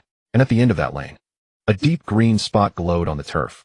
If the ball could be threaded through that tiny gap with enough pace, Simon, attacking on instinct, would surely receive it comfortably in that green zone and be through on goal. Suchin's thigh muscles tensed. He didn't opt for a traditional lofted cross. A high ball would take too long to drop, giving Hummels time to turn and clear. Planting his left foot firmly as the fulcrum, Suchin struck the lower half of the ball with the outside of his right boot. A driven pass with the outside of the boot. Thwack! A dull, heavy thud echoed across the pitch. The ball whipped away with intense outward spin. Skimming the turf like a cruise missile with a homing device, it rocketed out from the edge of Bochum's penalty area. This low-driven pass was so fast it was impossible to react to. The ball threaded perfectly between the legs of both Gundogan and Reyes. It carved straight through Dortmund's entire midfield line. And it wasn't over. The ball, with its massive outward curve, swerved past Hummels' outstretched boot as it crossed the halfway line. It grazed Subotic's heel and sliced through Dortmund's final line of defense. At that moment, all 80,000 in Westfalenstadion fell silent. Everyone's eyes were wide, fixed on the white blur skimming across the turf. And in the commentary box, Ballon, the former German captain and midfield engine, watching this physics-defying yet devastatingly accurate outside of the boot pass. He shoved his chair back, clutched his head with both hands, and let out an uncontrollable roar into the microphone. Oh my God! What am I seeing? That was a pass that cut through the entire world. An outswinging through ball that pierced the entire world. The roar exploded across the broadcast booth. On the pitch, the football, spinning violently outward, hugged the lush green turf as it surged forward. The ball crossed the halfway line, slicing through Borussia Dortmund's midfield defense. At that moment, Dortmund's defensive linchpin Hummels had his attention locked entirely on the captain Simon. He was, after all, Germany's first-choice center-back. His defensive instincts were etched into his very bones. He was certain that Suchin's long pass in such a desperate situation would unquestionably be aimed at the team's sole striker, Simon. Hummels remained vigilant, his body tightly marking Simon, leaving no room for him to start or receive the ball. But then, as the football rapidly approached, Hummels was stunned. The ball, in its high-speed roll, curved outward in an almost impossibly exaggerated arc. The ball grazed the heel of fellow center-back Subotic, swerving directly out of their defensive blind spot. It wasn't meant for Simon at all. The target was someone else. In the vast expanse of space on the left flank, Bochum's winger Loh was sprinting forward with all his might. During the halftime interval, Coach Peter had demanded he drop back to defend in the second half. Hence, his starting position was very deep. Just moments ago, Suchin had been surrounded by 3 players while receiving the ball on the right. Loh had instinctively advanced along the touchline, hoping to slightly stretch Dortmund's packed formation. He was acutely aware that Suchin was a good 50 to 60 meters away from his position. A host of Dortmund's defensive stalwarts stood between them. From Suchin's constrained perspective while receiving the ball, it was impossible for him to spot Loh in the wide-open space on the flank. Yet a miracle unfolded right before their eyes. The black and white ball, seemingly equipped with a precision guidance system, bypassed every Dortmund defender and rolled perfectly to a spot 5 meters ahead of Loh. Moreover, after its long journey, the ball's pace had eased perfectly. It was an incredibly comfortable ball to receive. There wasn't a single Dortmund defender ahead of him. Not even a shadow in sight. An absolute ocean of space. It was a glorious one-on-one opportunity for midfield. Loh's heart soared with ecstasy as he sprinted at maximum velocity. In 2 strides, he caught up to the ball and surged directly into Dortmund's penalty area. All 80,000 die-hard Dortmund fans were rendered utterly speechless by the sudden turn of events. The Westfalenstadion, previously a cauldron of jeers, fell into a deathly silence. No one had anticipated it. Suchin, who had just been tightly ensnared by 3 of the Bundesliga's top stars near his own box, had in the blink of an eye delivered a low through ball that traversed the entire length of the field. What was even more breathtaking was that this pass was a masterclass in deception. It drew everyone's defensive attention towards Simon in the center. The true killing blow, however, was concealed on the unguarded left flank. Loh dribbled to the edge of the box, facing the advancing veteran goalkeeper Weidenfeller. Loh didn't hesitate for a second, curling a shot with the inside of his right foot towards the far post. The ball skimmed across the turf, slipped under Weidenfeller's armpit, and slammed violently into the back of the net. The referee pointed to the center circle, signaling the goal. 1-2. Bochum, playing away and having been under siege, had pulled one back. The scorer Loh tore off his shirt and sprinted wildly towards the away fans section. Those 5,000 loyal Bochum supporters erupted in a deafening roar. the entire away and shook violently as they celebrated this hard-fought goal with unbridled frenzy. In the commentary booth, Marcel leapt from his seat in excitement. Goal! My goodness! Bochum has breached Dortmund's defense less than 3 minutes into the second half. This is a counterattack for the history books. Beside him, Ballon pressed his hands firmly on the desk, his eyes glued to the slow-motion replay on the big screen, his breathing becoming rapid. Suchun, this outswinging through ball defies all logic. It's a work of art on the green field. Ballon spared no praise. Facing the three-man trap of Gundogan, Kagawa, and Reyes, Suchun didn't even lift his head. Not only did he keep possession, but he also deceived all the defenders with a deft little drag-back turn. He then followed up with this low through ball that traveled 50 to 60 meters. Everyone in the stadium thought he was aiming for Simon. Even Hummels was completely fooled. Ballon pointed at the trajectory of the ball on the broadcast. Look at this outward curve. It brilliantly evaded Sabatic's interception range and landed perfectly at the feet of Lowe, who was in acres of space. This level of game awareness, this top-tier playmaking vision. Forget the second division out across the top 5 leagues in Europe.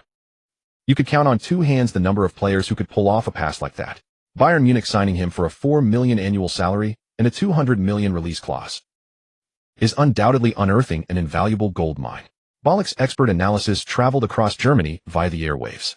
Meanwhile, in China, thousands of miles away in the Shark Live streaming room, commentator Ah Fei was screaming at the top of his lungs, nearly smashing his tactics board. Holy shit. It's in. Guys, it's in. Suchun's pass was too magical. Even I thought he was passing to Simon. An outswinger that threaded the needle on the turf, slicing straight through the entire defense of the Bundesliga runners-up. Who said our Chinese midfielders go weak at the knees under high pressing? Today, Suchun has taught these Germans a lesson right here in the Westfalenstadion. The live chat exploded with messages completely obscuring the broadcast. Awesome. That's all I can say. This is the value of a 10 million yuan player. This pass is worth 100 million. Where are all those naysayers from earlier? Come and take your beating. So satisfying. 3 players couldn't get the ball off him. His ball control is simply unstoppable. Lowe is also there to gobble up the chance. He scores in the 2. Bundesliga, and he scores against top opposition in the DFB Pokal. On the pitch, the Bochum players sprinted towards the center circle like men possessed. Captain Simon grabbed Suchun and spun him around in the air. Hoffmann rushed over and ruffled Suchun's hair vigorously, his face flushed with excitement. Boss, you're a god of war sent to save us. That pass left me speechless. That big guy Hummels was chasing the ball back there and didn't even get a whiff of it. The frustration and despair of the Bochum players from the first half were wiped away completely by the goal. Suchun patted Simon on the back, signaling for everyone to stay calm. His expression remained stoic. Don't celebrate too early. We're still a goal down. The game is just beginning. In the second half, we need to seize control completely. Suchun's resolute words boosted the entire Bochum team's morale. With this tactical mastermind orchestrating from the back, they no longer feared Dortmund's high press. On the sidelines, the Dortmund manager's easy smile had vanished without a trace. He stood at the edge of his technical area, his face ashen. He kicked a water bottle in frustration. Are you all out there taking a stroll? 3 players surrounding an 18-year-old kid, and you let him pass the ball out comfortably. Hummels, you can't just watch the man in front of you. Your left side was completely exposed, didn't you know that? The Dortmund coach was livid. Conceding this goal to a team from the second division was a resounding slap in the face for a top club like Dortmund. A team from the lower league had sliced through their entire defense worth over 100 million with just 2 passes. The assistant coach beside him kept wiping his sweat, not daring to breathe. The game restarted. The thoroughly enraged Dortmund players had fire in their eyes. They were determined not to let an upset happen at their own stadium. Gundogan received the ball in the back. The Yellow Wall's terrifying attacking machine was back in full gear. Both fullbacks pushed past the halfway line. Dortmund abandoned all pretense, launching into full-scale attack mode. Kagawa linked up in the center, using a subtle feint to evade Hoffmann's desperate challenge. He then played a diagonal pass to find Aubameyang, who was sprinting down the right flank. The African leopard was simply too fast. Bochum's fullback couldn't keep up with his pace. Aubameyang dribbled at full speed, charging towards the right side of the Bochum penalty area. Facing the recovering Bochum center back, he unselfishly pushed the ball with the inside of his right foot. The ball rolled quickly to the edge of the D. There, Dortmund's attacking linchpin Reyes arrived on cue. Meeting the rolling ball, Reyes wound up his right leg for a trademark, thunderous strike. The attacking move was fluid and lightning fast. Bochum's defense had been stretched, creating a massive gap. The Dortmund fans in the stands were already on their feet, ready to celebrate. But just as Reyes's right boot was about to hammer the ball, a figure in a blue shirt appeared like a phantom, darting in from an angle. It was Suchun. Reyes was stunned. He had no idea how Suchun, who should have been defending the right side of his own half, suddenly appeared on the left edge of the D. And the timing of the recovery was immaculate. A mere tenth of a second before Reyes struck the ball, Zidane slid in with a clean, crisp tackle. His boot pinned the ball firmly. He wrenched the ball cleanly away from Reyes' feet. Reyes swung at air and crashed heavily to the turf, losing his balance. Whoosh! The crowd gasped again. Without getting up, Zidane executed a sweeping pass from the ground. The ball rolled to Hoffman's feet. Hoffman hoofed it clear, averting the immediate danger. That defensive play was entirely down to the 95-point absolute vision from the Zidane template. The moment Dortmund initiated their attack, a red line indicating a high-probability pass had already been highlighted on Zidane's retina. The endpoint of that line was Reyes' position. Zidane had anticipated it, moving preemptively to the exact spot where the pass would travel. This is the terrifying power of a god's eye view. No tactical intention of the opponent escapes this scanning vision. Beautiful. Zidane's defensive positioning is simply phenomenal. Ballon clapped in appreciation from the commentary desk. He's not just an attacking genius. His defensive anticipation is also world-class. He always appears in the most dangerous spots, cutting off Dortmund's passing lanes. The tempo of the game escalated. Dortmund's attacks kept faltering whenever they tried to intricately penetrate through the middle. Zidane would rely on his anticipation to intercept the ball. The Dortmund player's mentality began to subtly shift. In the 55th minute, Bochum's goalkeeper took the goal kick. Hoffman flicked the ball on, and it landed at Zidane's feet near the center circle. Seeing Zidane with the ball, Dortmund's defensive midfielder Sven Bender pounced on him like a hungry wolf. He had received explicit orders from the manager to stop Zidane at all costs, even if it meant a foul and a card. Bender launched into a vicious sliding tackle, his studs showing even before he reached Zidane. The tackle was aimed directly at Zidane's ankle. It was a red card challenge intended to injure. A gasp of horror rose from the Bochum fans in the away end. Yet facing this potentially leg-breaking tackle, Zidane didn't flinch. His eyes were fixed on the ball. He tapped the turf lightly with his left foot, the inside of his right foot grazing the edge of the ball. The Zidane classical midfield compass skill activated in full effect. Pivoting on his left foot, Zidane executed a magnificent complete 360-degree turn. At the same time, his right foot swept the ball away with him. The movement was fluid, effortless. Sven Bender's studs sliced through nothing but air. He didn't even touch a thread of Zidane's shirt. A Marseille turn. And not just any, but a stationary high-level Marseille turn executed under the pressure of a flying tackle. After evading Bender, the central avenue ahead of Zidane was wide open. He lifted his head, his god vision operating at full capacity. The entire Dortmund defensive setup in the half materialized as colored blocks in his sight. This time Simon and Lowe were tightly marked, their outlines a dull gray. But on the right side of the pitch, Schmelzer, who was responsible for defending that zone, had yet to track back after his foray forward. There a brilliant, deep emerald glow illuminated a 30-meter stretch of defensive vacuum, and there Bochum's right winger was sprinting forward with intent. Zidane planted his right foot, raising his left leg high behind him. With no hesitation, he struck the bottom of the ball with full force. Thud! A dull sound echoed across the stadium. The ball launched into the air, transforming into a ballistic missile soaring across the Westfalenstadion night sky, carrying an unstoppable momentum, crashing straight into the heart of Dortmund's most vulnerable defensive line. On the turf of Signal Iduna Park, Sven Bender, who had just been left in the dust by Zidane's Marseille turn, was still sliding forward along the grass from the momentum of his desperate tackle. The Dortmund defensive stalwart, known for his ferocity, propped himself up with his hands and whipped his head around. The sight before him made Sven Bender's eyes nearly bulge out of their sockets. After completing his full 360-degree turn, the ball remained glued to Zidane's feet. Even more absurdly, Zidane didn't pause to cushion or settle the ball at all. Facing the ball as it landed, Zidane planted his left leg firmly on the turf, swung his right leg towards the base of the ball, and unleashed a violent strike with the outside of his boot. Sven Bender's heart pounded, his scalp tingling. How could such a move come from an 18-year-old? Facing a vicious slide tackle, he makes no adjustment and just strikes the ball first time. After such a large rotational movement, his center of gravity should have been completely off. But Zidane, with his freakish flexibility, forcibly dragged his balance back under control. A dull, heavy thud echoed as the football transformed into a white blur launching skyward. This wasn't a high looping pass that would hang in the air waiting to drop. Zidane unleashed a low-driven aerial ball. It cut through the air without any downward arc, a straight white line tearing towards the heart of Dortmund's half. The defining characteristic of this pass was its brutal simplicity, extreme speed. It drastically reduced the ball's hang time in the air, but the drawback was equally lethal. The precision demanded of the passer was ridiculously exacting. Because the low-driven ball travels so fast, the receiving player has no time to adjust their stride to meet it. If the pass was off by even half a meter, the ball would fly out for a throw-in or roll over the byline. The only kind of person who dares to play such a pass is a madman with absolute confidence in their own technique and vision. The ball was now crossing the halfway line, driving straight towards Dortmund's penalty area. Mats Hummels, the linchpin of the Dortmund defense, locked his gaze onto the white blur. He immediately tensed every muscle in his body, moving closer to Bochum striker Simon. As a mainstay of the German national defense, positioning was ingrained in Hummels' very bones. He had to admit Součen's pass was incredibly sudden, the ball speed frighteningly fast. You wouldn't find anyone capable of a pass of this quality in the Bundesliga. But Hummels was full of confidence. He had already marked Bochum's lone striker tightly. He was less than half a step away from Simon. Hummels used his broad shoulders to barge into Simon's chest, securing the most advantageous position for the jump. You think a long ball to your striker will work? Dream on. Hummels roared, preparing to leap high to meet the ball. But when he looked up to judge the flight of the ball, he was completely stunned.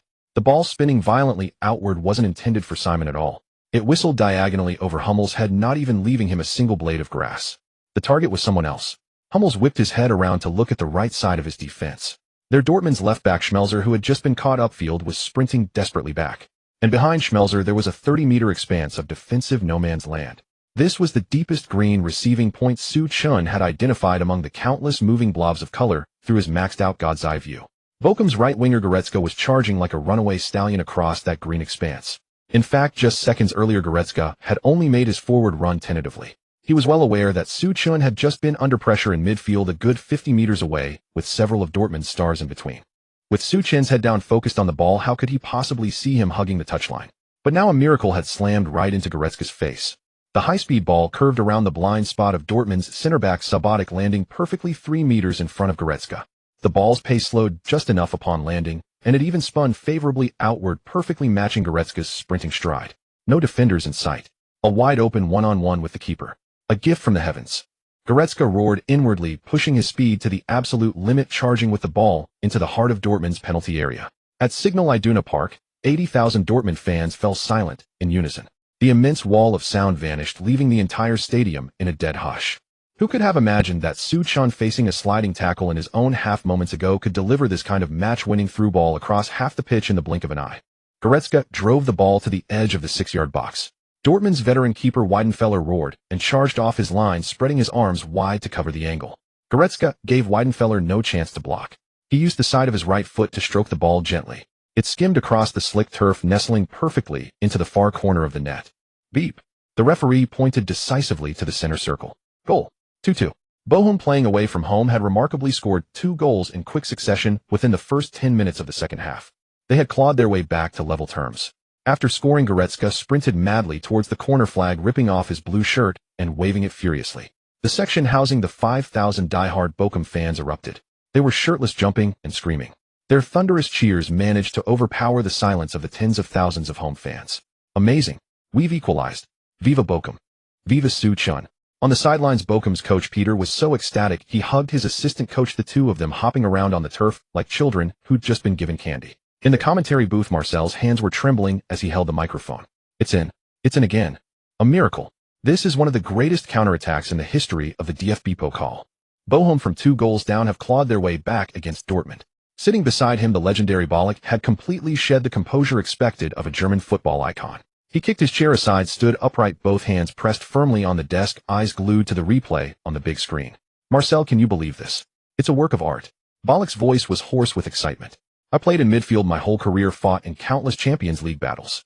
But I swear this through ball today ranks among the very best in the history of European football. Ballon pointed at the slow-motion replay of Součen's movement, breaking it down for the entire German television audience. Look closely at Součen's actions before he placed the ball.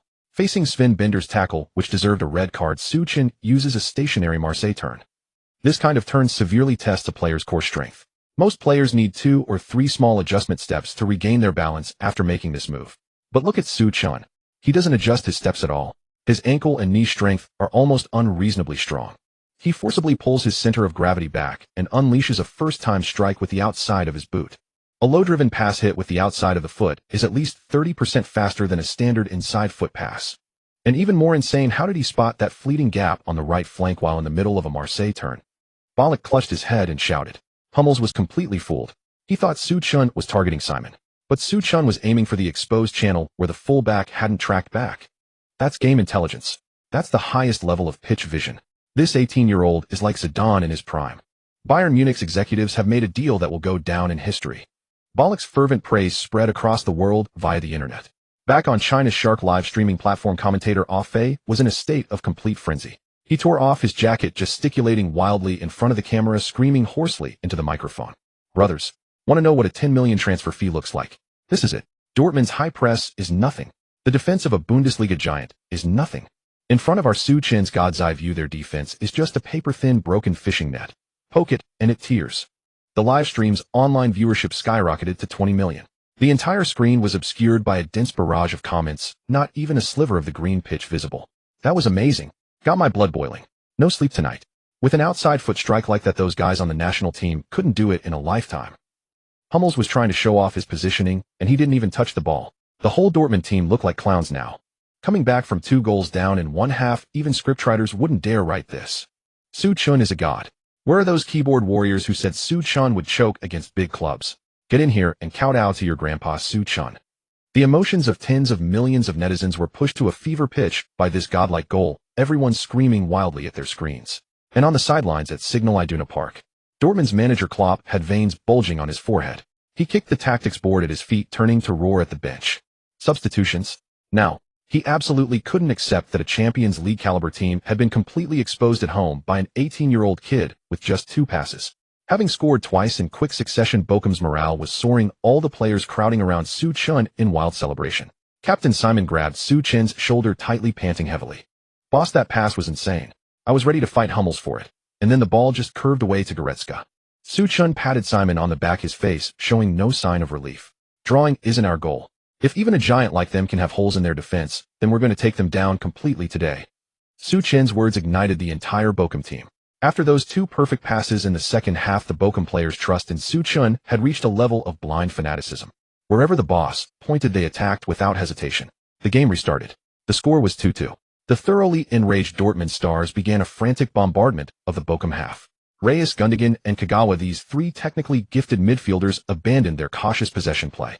They were determined to reclaim their lost pride. In the 65th minute, Aubameyang received the ball on the right side of the box, used his pace to blow past the Bochum fullback, and unleashed a fierce shot from a tight angle. The Bochum keeper made a spectacular save, tipping the ball over the bar. In the 68th minute, Reyes took a free kick, the ball crashing off the crossbar and bouncing back into play. Bochum's center-back Hoffmann threw himself into a brave header to clear, colliding with an opposing forward, both players going down. The tension on the pitch was escalating, tackles getting harder. Dortmund were desperate to regain the lead, but they were discovering to their despair that an invisible yet insurmountable wall had been erected in Bochum's midfield and defense.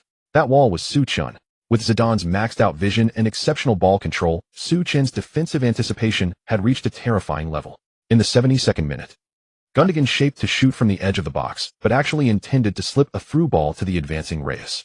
This hidden attacking move had been effective time and again in the Bundesliga. But the moment Gundogan made his pass, Su Chen had already seen through his little trick via the red predictive glow on his retina.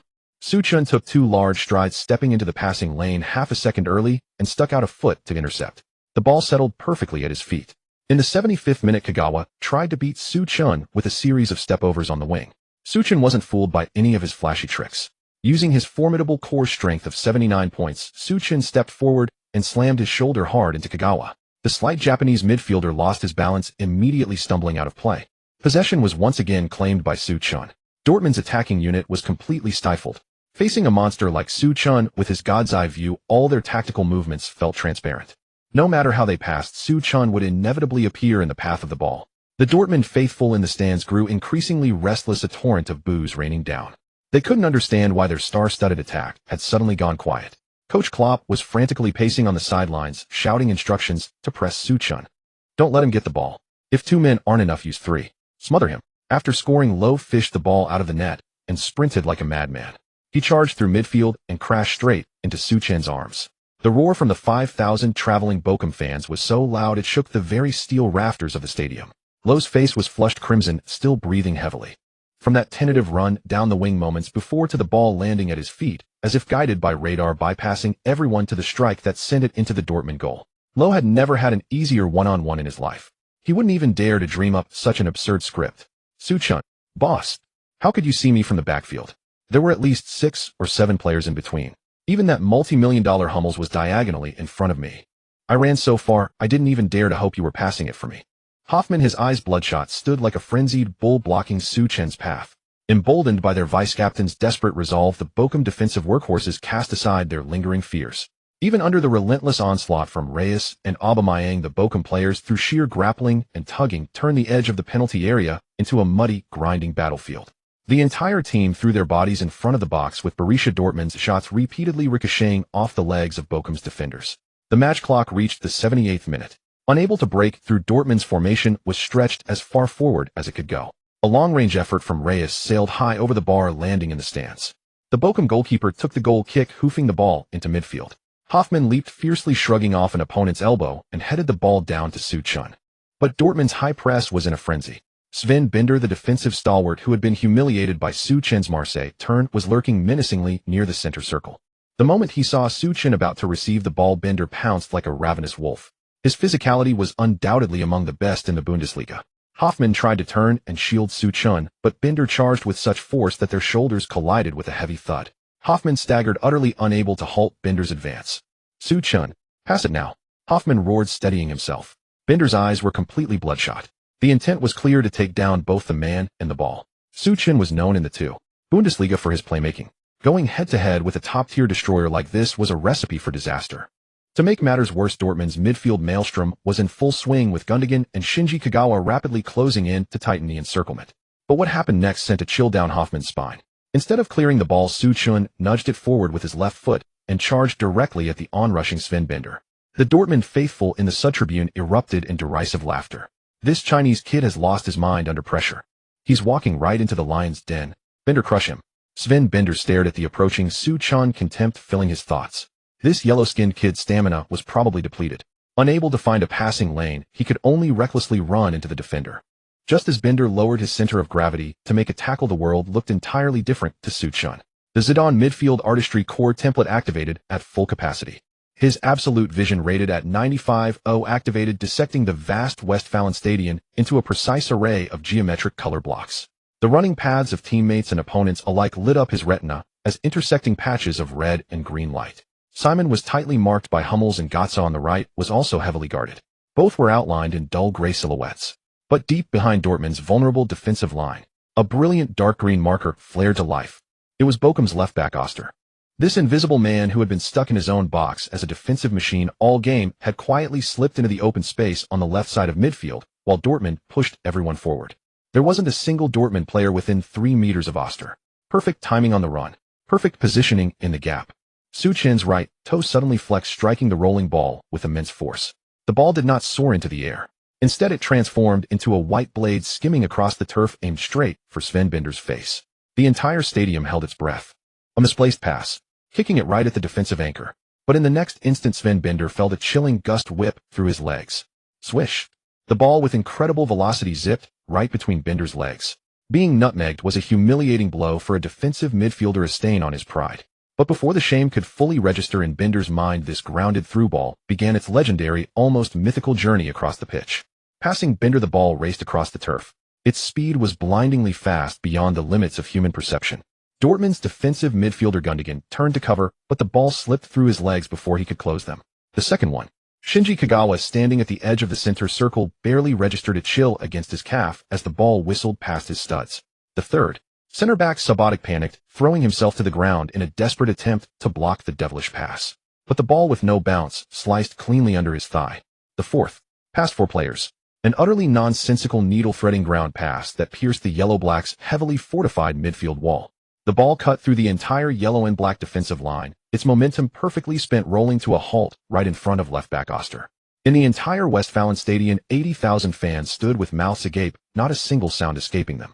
The silence was so profound you could hear a pin drop. Oster himself was stunned. He had spent most of the match toiling in defense, and had only jogged forward because the space looked inviting. Who could have imagined that a ball traveling over 40 meters and threading through 4 Bundesliga stars would land perfectly at his feet? Before him lay a vast expanse of open green. Dortmund's entire defense was left trailing behind. It was a glorious one-on-one chance. Oster didn't have time to think. His adrenaline surged. He broke into a sprint, charging with the ball straight into the Dortmund penalty area. Veteran goalkeeper Weidenfeller faced his third such one-on-one of the match. He roared in fury, charging off his line towards Oster. He spread his arms wide to block the shooting angle. Oster, a defender by trade, had no fancy dribbling tricks. Facing Weidenfeller advancing, Oster calmly slotted the ball with the inside of his right foot. It skimmed across the wet turf, evading the keeper's fingertips, and nestled perfectly into the bottom right corner. Beep. The referee's arm pointed decisively to the center circle. Goal. 3-2. Bochum, the away team, once dominated and 2 goals down, had completed a stunning comeback in the 35th minute of the second half, relying on 3 killer through balls. They had completely overturned the scoreline. Oster slid on his knees in celebration, his hands covering his face as tears mixed with sweat streamed down. As a fringe defender, scoring the winning goal past a giant in their own fortress was the highlight of his career. The entire Bochum team swarmed him, burying him under a pile of bodies. In the commentary booth, Marcel slapped his tactical notes away and screamed into the microphone. We've taken the lead. Bochum has taken the lead. An unbelievable ground pass. Suchin's foot was like a hot knife slicing through butter. The legendary Ballon had shed his usual composure. He clutched his head with both hands, his eyes glued to the replay on the big screen. My God, did you see that? The nutmegs. Ballon's voice was hoarse, filled with raw excitement. He went through Sven Binder and Gundogan. He even fooled Sabatik's sliding tackle. Among the dense positioning of 5 Dortmund defenders, Suchin found a passing lane less than 30 centimeters wide. No lofted pass, pure ground penetration. This is the most brutal humiliation of the Dortmund defense. Ballon's commentary struck like a hammer blow to the heart of every German fan. Back in China, the Shark live stream was an absolute chaos. The barrage of comments was so thick it blotted out the screen. This is the power of the Chinese nuclear weapon. 4 passes to break a Bundesliga defense worth hundreds of millions. For nutmegs, Dortmund's players have lost all face. Suchin has achieved godhood tonight. Even Zidane would have to tip his hat to that. I don't care what anyone says. If anyone ever badmouths Suchin again, I'll find them and sort them out. A profound sense of despair enveloped the entire Dortmund half. Hummels stood in the penalty area, hands on hips, gasping for air. He, a mainstay center back for the German national team, had been made to look like a complete fool on this pitch today. 3 consecutive killer through balls, and he hadn't intercepted a single one. The ball always seemed to be in a place his vision couldn't reach. On the sidelines, Dortmund's manager Klopp stood like a rigid statue. He stared blankly at the bright red numbers on the scoreboard. His mind was buzzing. Just minutes ago, he had stubbornly dismissed Suchin's 72-meter outside foot pass as a fluke. But now, a ground pass that sliced through multiple defensive linchpins, nutmegging both Binder and Gundogan. One long ball could be luck, but 3 consecutive, utterly ruthless penetrations of the defense, feeding 3 one-on-one goals, was pure terrifying skill. Just how terrifying was the passing vision of that 18-year-old Chinese kid? The referee's piercing whistle echoed through Signal Iduna Park. His arm pointed decisively towards the center circle. The goal stood. 3-2. The bright red numbers on the scoreboard had completely flipped. Goal. Bochum has scored again. They've taken the lead. Thank heavens we're actually ahead. The 5,000 traveling Bochum fans in the stands erupted into sheer pandemonium. Stripped to the waist, they jumped and screamed in the away section, swinging their blue and white scarves with such ferocity that they carved a thunderous roar out of the surrounding 80,000 opposing supporters. Oster, the left back who had just slotted home the one-on-one, dropped to his knees and slid over 10 meters across the turf. Grass stains mixed with tears and sweat on his face, leaving the player utterly speechless with excitement. For most of this match, he had been a defensive workhorse in his own penalty area, not daring to cross the halfway line. Who could have imagined that this first brave foray forward would gift him a sensational clear chance? This wasn't just a lucky rebound. It was Suchin forcing the opportunity right onto his plate. His Bochum teammates rushed over, piling on top of Oster in a dogpile, celebrating the goal that had turned the game on its head. On the sidelines, Bochum's head coach Peter slammed his tactics board onto the ground. He threw his arms wide and embraced his assistant coach, the two of them hopping around in the technical area, their suits completely disheveled. Peter, who had only hoped to keep the score respectable before the match, now saw a real chance of toppling the Bundesliga runners-up on their own turf. In stark contrast to the Bochum celebrations were the 80,000 diehard Borussia Dortmund fans in the stands. The entire stadium fell into a deathly silence. They stood with their mouths agape, staring blankly at the giant screen, unable even to muster a basic jeer. Back in China, thousands of miles away, the Shark livestream room exploded. Commentator Afe slammed his hands on the desk, his voice cracking with excitement. They've come from behind. Bochum has taken the lead. This is an unrepeatable miracle. Down by 2 goals at halftime, they've scored 3 in 30 minutes of the second half. They've pushed the Champions League finalists to the brink in this fortress of a stadium. The barrage of live comments was so thick it obscured the broadcast as over 20 million online viewers erupted. Holy crap, I just pinched my thigh hard. This is no dream. 3 goals in a row. What kind of fantasy script is this? And it's another Suchin through ball? This pass is simply outrageous, not a bit inferior to that 72-meter outside foot curler. Oster spent most of the game defending, and the first time he charges forward he scores. It's all thanks to Su Chen's insane passing vision. What does this prove? It proves that Su Chen is the one true core of Bochum. As long as Su Chen serves up the chance, even a defensive workhorse can put the ball past Weidenfeller. This is amazing. He threaded it through 4 players. I've watched football for 20 years, catching every game in the top 5 leagues, and I've never seen such a brazen ground-through ball. This is the quality of our Chinese midfield, grinding the faces of the yellow and blacks into the turf. Su Chen's technique here is absolutely world-class. Bayern Munich really hit the jackpot with him. Their executives must be laughing in their sleep. Su Chen must never come back to the domestic league. Those big shots back home couldn't control a pass, even if it was laid on a plate for them. Su Chen belongs in Europe, winning the Champions League. In the aftermath of the go-ahead goal, no one felt more embarrassed or humiliated than the Dortmund players on the pitch. Especially the defensive core, who had been nutmegged by Su Chen's ground-through ball. Sven Bend covered his face with both hands. As a renowned defensive hardman in the Bundesliga, having the ball played right through his legs by an 18-year-old from a second-division team was a disgrace that would be etched into the annals of defensive infamy. Gundogan stood near the center circle, hands on his hips, gasping for air, his face a mask of confusion. Center-back Subotic pounded the turf in frustration, his heart full of defiance. For most of the game, Dortmund's fans and players had dismissed Su Chen's earlier long pass as a fluke. But now this ground-threading needle that bypassed 4 men shattered all their arrogance. Threading through a 30-centimeter gap in the defense across the entire halfway line. Such vision and technical control were simply absurd. Even the most loyal Dortmund supporters looked at the Chinese player in the number 10 shirt with expressions of confusion and apprehension. The championship, the 2. Bundesliga. How could they possibly harbor a midfield talent of this caliber? This level of passing was the kind of dominance reserved for the Champions League final. In the German broadcast booth, renowned commentator Marcel announced with animated gestures. Unbelievable. Just 20 minutes later, Bochum has scored again. Su Chen's through ball was even more impactful than the last. He pierced 4 defensive stalwarts to find Oster. This is an outright disregard for the defense. Legendary pundit Ballon now standing pointed at the ultra-slow motion replay on the big screen. Pay attention to the exact moment Su Chen hits this pass. Sven Bend steps forward, his legs just spreading. Gundogan is about to turn his weight on his left leg, creating a gap between his legs. Subotic goes to ground for a slide tackle, leaving a channel of less than 20 centimeters under his thigh. Su Chen's push pass is perfectly timed in that half-second window of their movement transition, slicing right through. Ballon's voice echoed through the stadium's PA system. His top-level reading of space and time is beyond words. Dortmund thought Bochum would be a pushover and push their line too high. But in Su Chen's vision, that positioning is full of holes. Through his individual brilliance, Su Chen has forcibly elevated Bochum's entire level by 2 tiers.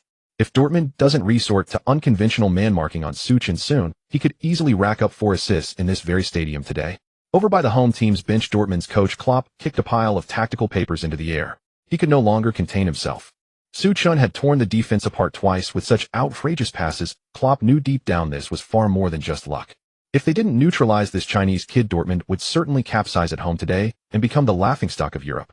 Klopp sprinted to the touchline, cupped his hands around his mouth, and bellowed onto the pitch. Bend, get over here. Sven Bend ran to the sideline, his face ashen. Forget everything else for the rest of the match. Klopp pointed towards Su Chen, issuing his final unequivocal order. You stick to that Chinese kid like glue. I want you to watch every breath he takes. Body him. Grab him. Even if you have to foul and get carded, do not let him get off another comfortable pass. Sven Bend nodded firmly, clenching his jaw. Having been publicly humiliated twice, this Dortmund midfield enforcer was seething with rage. He was desperate to get his revenge on Su Chen, to use the most brutal physicality to teach this young upstart the true hardness of the Bundesliga. In his own penalty area, Hummels clapped his hands, loudly rallying his teammates. Keep your heads up. We're the ones behind. Attack. Crush them. As Su Chen's foremost guardian, Hoffmann was supposed to erect an impenetrable defensive bulwark. Yet at this moment, he found himself mired in a desperate struggle.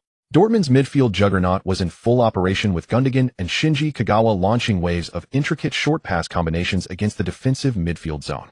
Hoffmann was stretched thin, unable to cope. He simply couldn't spare the effort to relieve Su Chen. As Sven Bender resorted to relentless, no-holds-barred man-marking on Su Chen, the scales of victory on the pitch tipped once more in favor of the yellow and black from Dortmund.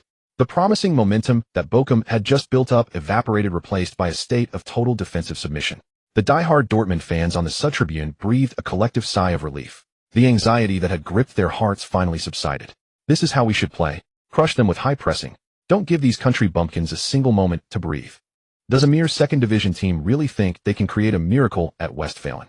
Let these brutes witness what a true Bundesliga powerhouse looks like. Once that Chinese kid is shut down by Binder, Bochum falls apart completely. Sven Binder is the toughest butcher in all of Germany. That's enough to give that Chinese kid a real taste of trouble. At this moment, whether it was the traveling Bochum supporters in the stands or Bochum's head coach Peter in the technical area, they were all silently praying, hoping their defense could withstand this terrifying onslaught from the Giants.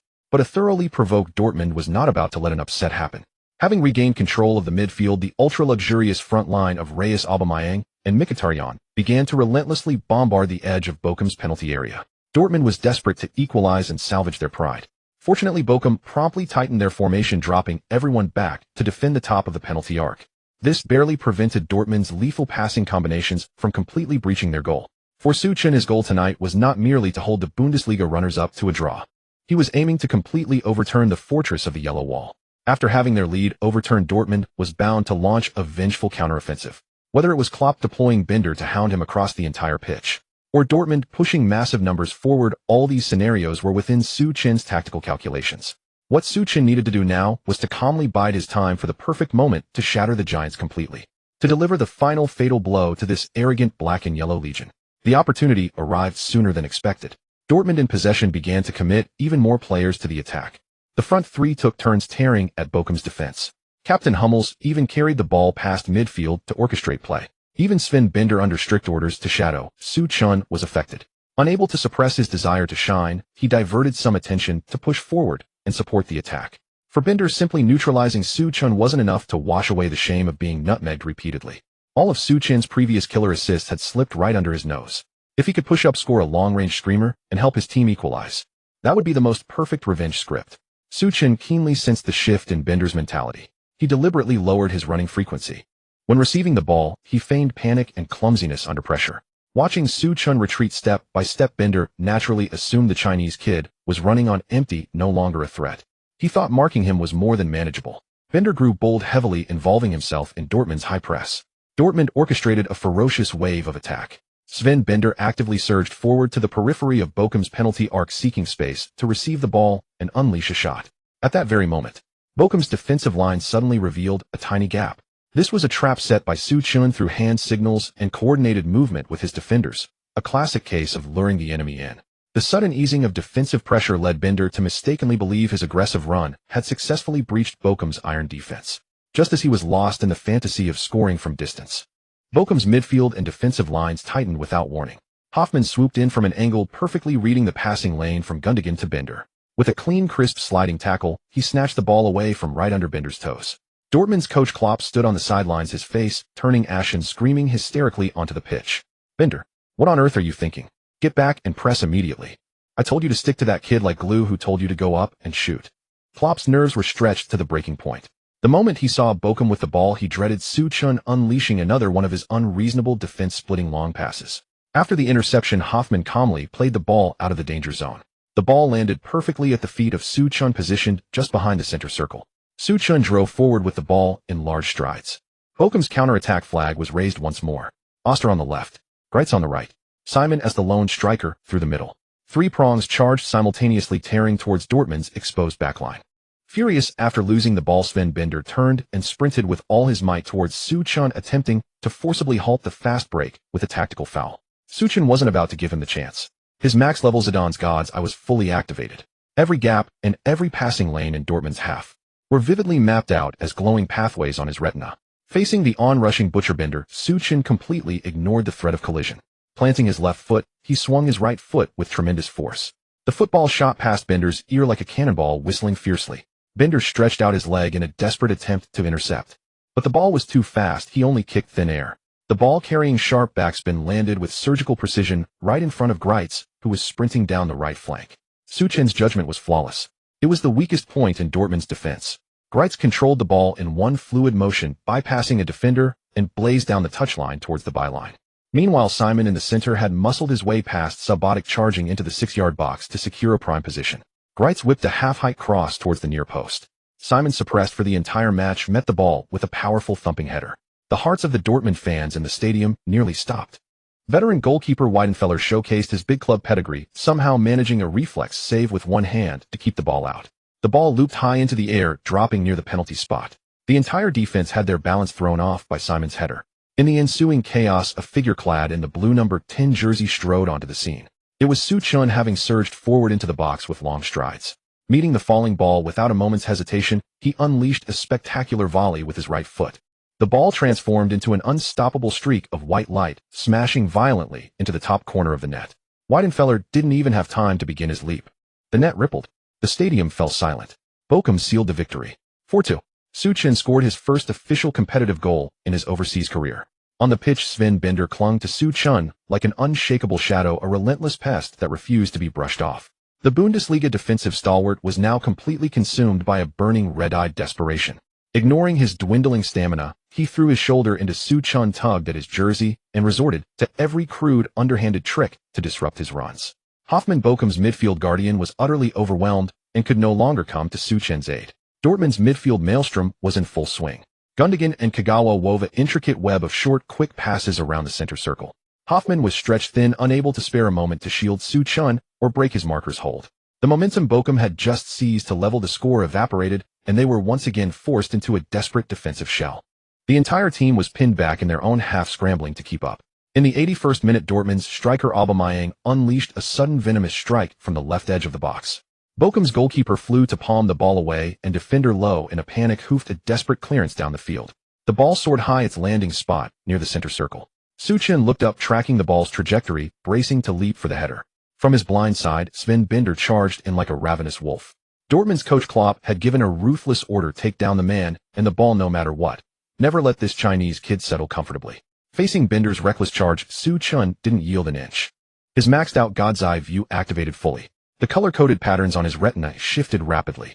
Dortmund, having just committed everyone forward in a barrage of attacks, had left a massive void in their defensive third. But wary of Su Chun's 3 lethal through balls earlier, Hummels and Subotic, Dortmund's center-backs, had learned their lesson this time. They abandoned the high press, sticking tightly to Captain Simon and winger Grether. All passing lanes were clogged, shown as dark blocked zones on Su Chun's mental map. No space to pass. Then he'd do it himself. Su Chun planted his feet, receiving the ball with his back to the goal. The formidable 79-point core strength from the Zidane midfield template surged into action. Bender slammed into Su Chun's back, trying to overpower him with sheer bulk. A dull thud of colliding muscle echoed. Su Chun's legs were like century-old trees' roots sunk deep into the turf, utterly immovable. Bender instead was jolted by the massive rebound, his chest tight and his footing lost. The ball descended. Su Chun cushioned it with the outside of his right boot, sending a subtle curve over Bender's head. In a fluid motion, Su Chun twisted his waist and completed a graceful 180-degree turn. His maxed-out ball control was on full display. The ball dropped obediently onto the turf ahead of him. Bender, caught off balance, stumbled and crashed face first into the ground, spitting out a mouthful of grass. Free from the shackles, Su Chun saw nothing but a wide-open green highway ahead. He sprinted forward, driving the ball at full speed towards Dortmund's penalty area. The 8,000 spectators at the Westfalenstadion fell into a dead silence. Dortmund's 2 deep-lying center-backs, Hummels and Subotic, were stricken with panic. They had been so focused on blocking Su Chun's passing lanes, sticking tight to Bochum's other forwards. Who could have predicted that this classical conductor, who had been distributing passes all game, would suddenly take the ball and charge forward himself? Su Chun's pace quickened with every stride. It wasn't until he reached the top of the arc that Hummels snapped out of his trance, abandoning Simon to lunge desperately for a block. Too late. Su Chun gave Hummels no chance for a slide tackle. Facing the veteran goalkeeper Weidenfeller charging off his line, Su Chun planted his left foot, wound up his right, and smashed the ball with all his might. Boom. The ball shot like a cannonball from a barrel, tearing through the air just above the grass. Weidenfeller dove, but his fingertips didn't even graze the leather. The ball slammed into the side netting and nestled in. The referee's whistle blasted arm, pointing firmly to the center circle. Goal. 4-2. The away team Bochum had extended their lead to 2 goals. The scorer was none other than Su Chun, who had already provided a hat-trick of assists. The Bochum fans in the stands were frozen for 2 seconds, then erupted in an earth-shattering roar. The cries of those 5,000 voices managed to drown out the entire fortress of a home stadium. From 2 goals down to scoring 4 in a row, this incredible comeback had shattered their fear of the Bundesliga giants. Su Chun sprinted towards the away and leaping straight onto the advertising hoardings. He raised his arms high, basking in the adulation of his king. Su Chun, you are our god. What a perfect goal. We've smashed Dortmund. The entire Bochum team swarmed the hoardings, Simon embracing Su Chun tightly, while Hoffmann ruffled his hair from behind. Everyone was in a frenzy. Up in the commentary booth, Marcel slammed his hand on the desk. It's in. Another one. And the scorer is Su Chun. This is Su Chen's first goal for Bochum in the DFB Pokal. They're completely blown away. Dortmund are being torn apart at home by a second division team. Beside him, Ballon yanked at his tie, his face flushed with excitement. Perfect. This is the most flawless performance on the green pitch. Su Chen not only orchestrated the 3 goals to equalize and take the lead, but he also scored the decisive one himself. Ballon marveled repeatedly at the replay on the big screen. Everyone looked closely at how Su Chen beat his man. Against Sven Bender's desperate all-or-nothing defending, he used pure strength to absorb the collision and then executed a delicate flick in turn. What's even more astonishing is his timing on the forward run. All of Dortmund's defenders were anticipating his pass, and he keenly sensed that psychological blind spot. Instead of passing, he took the shot himself. He can deliver world-class through balls, and he also possesses the ferocious ability to break through and score on his own. This transcends the role of a midfield conductor. This is a one-man weapon of mass destruction. Their commentary crackled across the airwaves. On the sidelines, Dortmund's coach Klopp was livid. He viciously kicked a water bottle lying at his feet. Water sprayed everywhere. What are you all doing? Just watching the show out there? How can several of you not stop an 18-year-old kid?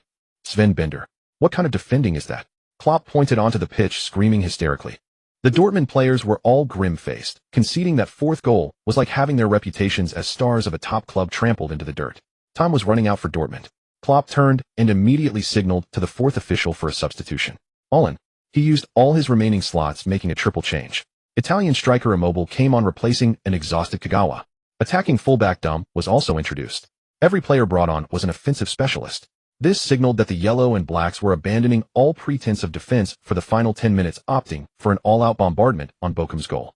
Bochum's coach Peter reacted swiftly. He brought on 3 defensive-minded center-backs, transforming his back 5 into an impenetrable bus parked in front of their own goal. The final battle had begun. Exhausting the Yellow Bees with relentless pressure, the match clock had already ticked past the 82nd minute. Including stoppage time, there were still nearly 12 or 13 grueling minutes of battle ahead. Bochum's defensive line had to withstand Dortmund's desperate all-out onslaught. On the Dortmund side, strikers Immobile and Aubameyang were like 2 high-performance sports cars firmly planted in the heart of Bochum's penalty area. Reyes and Mkhitaryan occupied the left and right flanks, respectively, akin to 2 sharp blades plunging directly into the ribs of Bochum's defense. Midfielders Gundogan and the newly introduced Dum crossed the halfway line, continuously supplying ammunition into the box. Within a mere 5 minutes, Dortmund unleashed a barrage of 7 shots on Bochum's goal. 5 of those were on target. Bochum's goalkeeper Weiss had already thrown himself around so much that his arms were numb. This high frequency of shots clearly illustrated that Dortmund's attacking pressure had reached its absolute peak. Bochum's defensive block was on the verge of being completely shattered by this relentless tide. The Dortmund faithful in the stands had found their voice again, roaring wildly. Meanwhile, fans watching the domestic live stream were on the edge of their seats, hearts pounding with anxiety. Dortmund are risking everything. They've thrown on 4 strikers. This is the terrifying depth of a top club. With this kind of attacking pressure, Bochum can barely breathe. The Bochum players are exhausted, just holding on in the box. This defense is about to shatter. What about Su Chen? Why has he dropped back to the edge of the box? Even their playmaker is being pinned back. Bochum's in serious trouble. On the sidelines, Bochum's coach Peter was as anxious as an ant on a hot pan. The 3 defensive players he had just brought on were already completely disoriented by Dortmund's fluid passing and movement. They had fought so hard to achieve a miraculous 4-2 scoreline. If they conceded 2 goals in the final 10 minutes, the blow to the team's morale would be absolutely devastating. Just as Peter was sinking into despair, Su Chen, positioned on the edge of the box, made a move that no one could understand. Despite being pressured by Gundogan, he vigorously swung his right arm towards the lone striker Simon, who was drifting up front, signaling for him to push forward. It was a signal to launch an attack. The knowledgeable fans in the stadium were bewildered. Attack at a time like this. Bochum's entire team was completely out of gas. Hoffmann was leaning on his knees, gasping for air. The 2 fullbacks were showing signs of mild cramping in their thighs as they ran. The sheer distance covered in this match had wrung every last drop of energy from Bochum's hardworking players. Even Su Chen himself was drenched in sweat, his blue jersey completely soaked. The constant high-intensity running and shaking off markers made his legs feel as heavy as lead. Physical exhaustion was a fact. But Su Chen was fully aware that simply defending against a Bundesliga giant would only delay the inevitable goals. It was only a matter of time. Only by using attacks to keep Dortmund's defense occupied could he completely cut off their relentless bombardment. With a thought, Su Chen immediately accessed his system backpack. He decisively commanded the use of the basic stamina recovery potion he had obtained earlier. Ding. Stamina potion used. Stamina recovering. 30, 70, 100. As the mechanical prompt faded, Su Chen felt a warm current surge through his limbs and bones. His aching, depleted muscles rekindled with formidable explosive power. His heavy steps became light, and his ragged breathing steadied. Within seconds, Suchin's stamina had returned to its peak from the start of the match. Of the 22 players on the pitch, only Suchin had been reborn to full strength. Although his legs were weak, Simon saw Suchin's signal and gritted his teeth to make a run into the attacking half. Just as Simon created a sliver of space, Suchin took a half step back with his left foot, and with the intercepted ball at his feet, he launched a direct 70-meter guided missile of a pass. The ball screamed towards the vacant expanse of Dortmund's half. This sudden long ball counterattack sent a chill down the spines of Dortmund's defenders. Hummels was forced to abandon his forward run and sprint back in desperate pursuit. Watching this unfold, Sven Bender, who had been marking Suchin, intently stared with wide, disbelieving eyes. He had just seen this Chinese lad gasping for air moments ago. How could he suddenly strike the ball with such ferocious power? And his running movement looked nimble again. The match reached the 88th minute. In an attempt to contain Suchin, Bender, dragging his own cramp-threatened legs, tried once more to use his body to knock him down. But at this moment, Suchin had completely taken control of the midfield. With fully restored stamina and Zidane's template maxed out for ball control and dribbling, Suchin executed a casual feint by rolling the ball with his soul. The exhausted Bender lunged for the feint, missed completely, and crashed awkwardly onto the turf. Over the next few minutes, the Westfalen Stadion became a personal art gallery for Suchin. He no longer rushed to play a killer through ball. Instead, using his vision rated at 95.0 and impeccable ball shielding, he turned Dortmund's pressing midfielders into a swarm of headless flies running around in circles. Reyes and Gundogan were frustrated enough to commit fouls, but they couldn't even get a touch on Suchin's shirt. Whenever Dortmund tried to press aggressively, Suchin would perfectly distribute the ball to the safest available teammate. Possession was firmly locked in Bochum's feet. Time ticked away. Dortmund's all-or-nothing attacking fury was completely extinguished by Suchin's game of slow, suffocating control. Beep, beep, beep. When the referee's final triple whistle blew, the entire Westfalen Stadion fell into a terrifying silence. Then the away fans section erupted in a frenzy of celebration like a volcanic explosion. They had won. Bochum had defeated the Bundesliga powerhouse Dortmund 4-2 on their own turf. Every Bochum player and coach on the bench stormed onto the pitch like madmen. They rushed past the dejected Dortmund stars, heading straight for the blue number 10 standing in the center circle. They hoisted Suchin high into the air, tossing him towards the night sky. They've won. VfL Bochum have clinched this victory. Absolutely phenomenal. We have witnessed a miracle at the Westfalen Stadion. As the referee's final whistle pierced the air with 3 long blasts, Marcel, the renowned commentator for the German sports channel, roared himself hoarse in the broadcast booth. He slammed his tactical notepad onto the desk so hard that the microphone emitted a piercing, crackling echo. Before this DFB Pokal round of 16 clash kicked off, the vast majority of media and fans alike assumed it was a foregone conclusion that Borussia Dortmund would ruthlessly crush Bochum, a second division side. After all, this is the Yellow Wall's home turf. After all, they were the Bundesliga runners-up last season. But tonight, VfL Bochum taught the entire German footballing world a lesson with their sheer tenacity. They proved to everyone that even from the Bundesliga, even after falling 2 goals behind and being utterly dominated, they still had the audacity to topple the lofty Bundesliga giants. Marcel's voice grew raspy with sheer exhilaration. He had commentated on countless top-tier clashes, but this dramatic comeback victory reignited the raw, unbridled passion he felt when he first entered the profession. Without a doubt, this will go down as one of the greatest giant-killing classics in the history of the DFB Pokal. In this match, Bochum's midfield linchpin Suchin delivered a flawless performance. He withstood the most ferocious high press in Europe, delivered 3 killer through balls that directly assisted his teammates in securing a hat-trick. Then he capped it all off by embarking on a solo charge, scoring the decisive 4th goal himself. He was directly involved in all 4 goals. He is unequivocally the deserving MVP of the night. Michael Ballack, the legendary German icon seated beside Marcel, was also beaming with pride. As a former midfield enforcer, Ballack knew all too well how suffocating Dortmund's relentless pressing game could be. Yet Suchin dismantled their midfield meat grinder with a masterful, composed, classical style of play. Fantastic. Suchin's performance has completely exceeded my highest expectations. Ballack didn't hold back his praise for the cameras. This match was his first time observing Suchin up close for the full 90 minutes. Prior to this, the German media had speculated Suchin's value at 10 million euros, with Bayern Munich even offering a staggering 4 million annual salary to secure his signature. At the time, many pundits questioned if Bayern's hierarchy had lost their minds investing such a fortune in a youngster who had only played a few good games in the Bundesliga. But now Ballack was utterly convinced.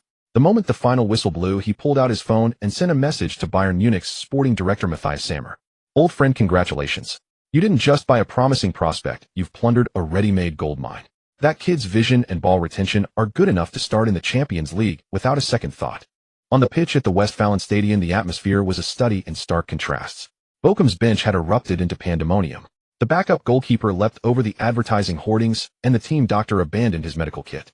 With tearful eyes, everyone stormed onto the pitch shouting and screaming.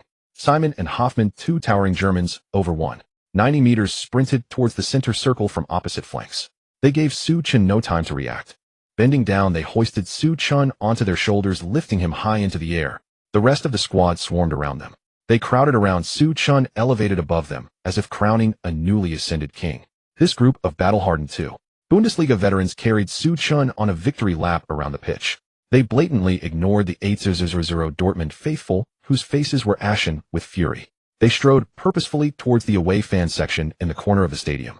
The 5-0-0 traveling Bochum supporters had already descended into complete utter madness. Many burly shirtless male fans embraced, crying and laughing simultaneously. In the front rows, several young, attractive, blonde German female fans dressed in flimsy attire had even climbed onto the perimeter fencing. Faces flushed with excitement, they screamed at the top of their lungs down at Su Chun. Their fervor was such that they looked ready to vault the fence and hurl themselves into his arms. Hoisted in the air, Su Chun was deafened by the thunderous cheers around him and saw the bold blown kisses from the female fans. Even his usually composed demeanor cracked slightly, his cheeks flushed with embarrassment, and he could only wave back repeatedly. Vice-Captain Hoffmann tilted his head back, looking at Su Chun's flustered expression, and laughed heartily. "Boys, keep your eyes peeled. We've got to make sure our boss here stays in one piece." Hoffmann bellowed the joke. "We absolutely cannot let those crazy girls anywhere near him. Just look at our boss's chiseled Eastern European features, and check out those streamlined muscles. Forget his godlike footwork, with that face alone those female fans would devour him whole." The Bochum players roared with laughter, their voices ringing out. Even the usually stern head coach Peter had abandoned his polished, suited demeanor. He sprinted over, chest bumping and embracing each and every player with force. This incredible comeback had elevated his status as manager to an all-time high. Peter, his face glowing with excitement, tore off his tie and shouted in front of the entire team. "Lads, brilliant job. You've got the next 2 days off fully paid. Hit the bar, sleep, and do whatever you want. You've earned it. Hip hip hooray. Hip hip coach." The entire Bochum squad erupted in a roar that threatened to lift the roof off the stadium. In stark contrast to the Bochum side's jubilant celebrations, the Dortmund camp was a picture of utter desolation and gloom. The 8-0 home fans in their yellow and black jerseys sat listlessly on their plastic seats, as if their souls had been drained. The famous Sudtribune, usually a cauldron of noise, was eerily silent. A few ultra fans clutched at their hair, staring blankly at the glaring 2-4 scoreline on the scoreboard. They didn't even have the energy left to hurl abuse. On the pitch, Sven Bender was slumped on the turf like a ragdoll, gasping for air.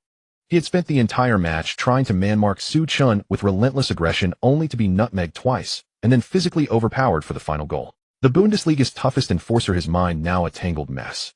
Defensive stalwart Mats Hummels was crouched near the penalty spot, clutching his head in his hands, his eyes squeezed shut in agony. He lacked the courage to even stand up and shake hands with the visiting players. This was a disgrace, a monumental humiliation for a club of this stature.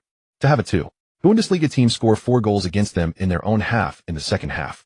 On the sidelines, Dortmund's manager Jurgen Klopp didn't even bother with the customary post-match handshake. His face was as black as a burnt pan. He shoved aside a camera blocking his path and stormed down the tunnel without a backward glance. In the single elimination DFB Pokal, this meant the Yellow Walls Cup journey was over completely and utterly. Even more damning was, this defeat could very well be the catalyst for a full-blown collapse of Dortmund's season. Poor league form and now elimination by a lower league team in the cup. Klopp was facing an unprecedented crisis of confidence in his managerial career. Thousands of miles away on China's Shark live streaming platform, the viewership for commentator off-phase live stream had skyrocketed past an astonishing 30 million. The barrage of comments was moving so fast it was impossible to read. The entire screen was a blur of white, filled with praise and adoration for Su Chun. Awesome. That was awesome. This is like a power fantasy novel coming to life. So what if they were 2 goals down? So what if it was a fortress? Su Chun just went there to stock up on goals. The Bundesliga giants were completely helpless. Did you see the last 10 minutes? Su Chun's ball control had the Dortmund players in tears. They couldn't even get close enough to foul him. Klopp stormed off early. Hilarious. An 18-year-old Chinese kid broke him. Every Dortmund fan in that stadium tonight probably won't be able to eat their dinner. The online frenzy was far from over. German social media had also exploded, especially among the fans of Dortmund's bitter rivals FC Schalke 04, another Bundesliga powerhouse from the Ruhr region. They were thoroughly enjoying the spectacle, gleefully posting and trolling online. "Come and look. This is the mighty yellow wall that claims it's going to win the Bundesliga title. Getting schooled by a 2. Bundesliga relegation candidate conceding 4 goals, and that nutmeg for one of the goals. I think I can laugh about that for a whole year. I strongly suggest Dortmund sell their entire defense. That Chinese guy Su Chun is a decent passer, but you don't have to defend like a bunch of headless chickens, do you? To be fair, that Chinese kid from Bochum is a bit of a freak. In that kind of high-pressure environment, he barely made a single mistake. Dortmund's loss wasn't really undeserved. They were outclassed by a true genius. 1 hour after the match, the authoritative sports outlet Bild and the renowned European data website SofaScore simultaneously released their post-match ratings. Su Chun's name was at the very top of the list. In the rating column, a staggering number was highlighted in bold bright red, 10-0. A perfect score. It was an almost incomprehensible concept. Su Chun had earned a perfect score before in the 2. Bundesliga, but that was the second division. Today he had faced the Bundesliga runners-up, a team packed with multi-million euro stars who had just been dominating in the Champions League. The weight and significance of this rating were on an entirely different level. In their match reports, various sports newspapers meticulously highlighted Su Chun's outrageous statistical breakdown.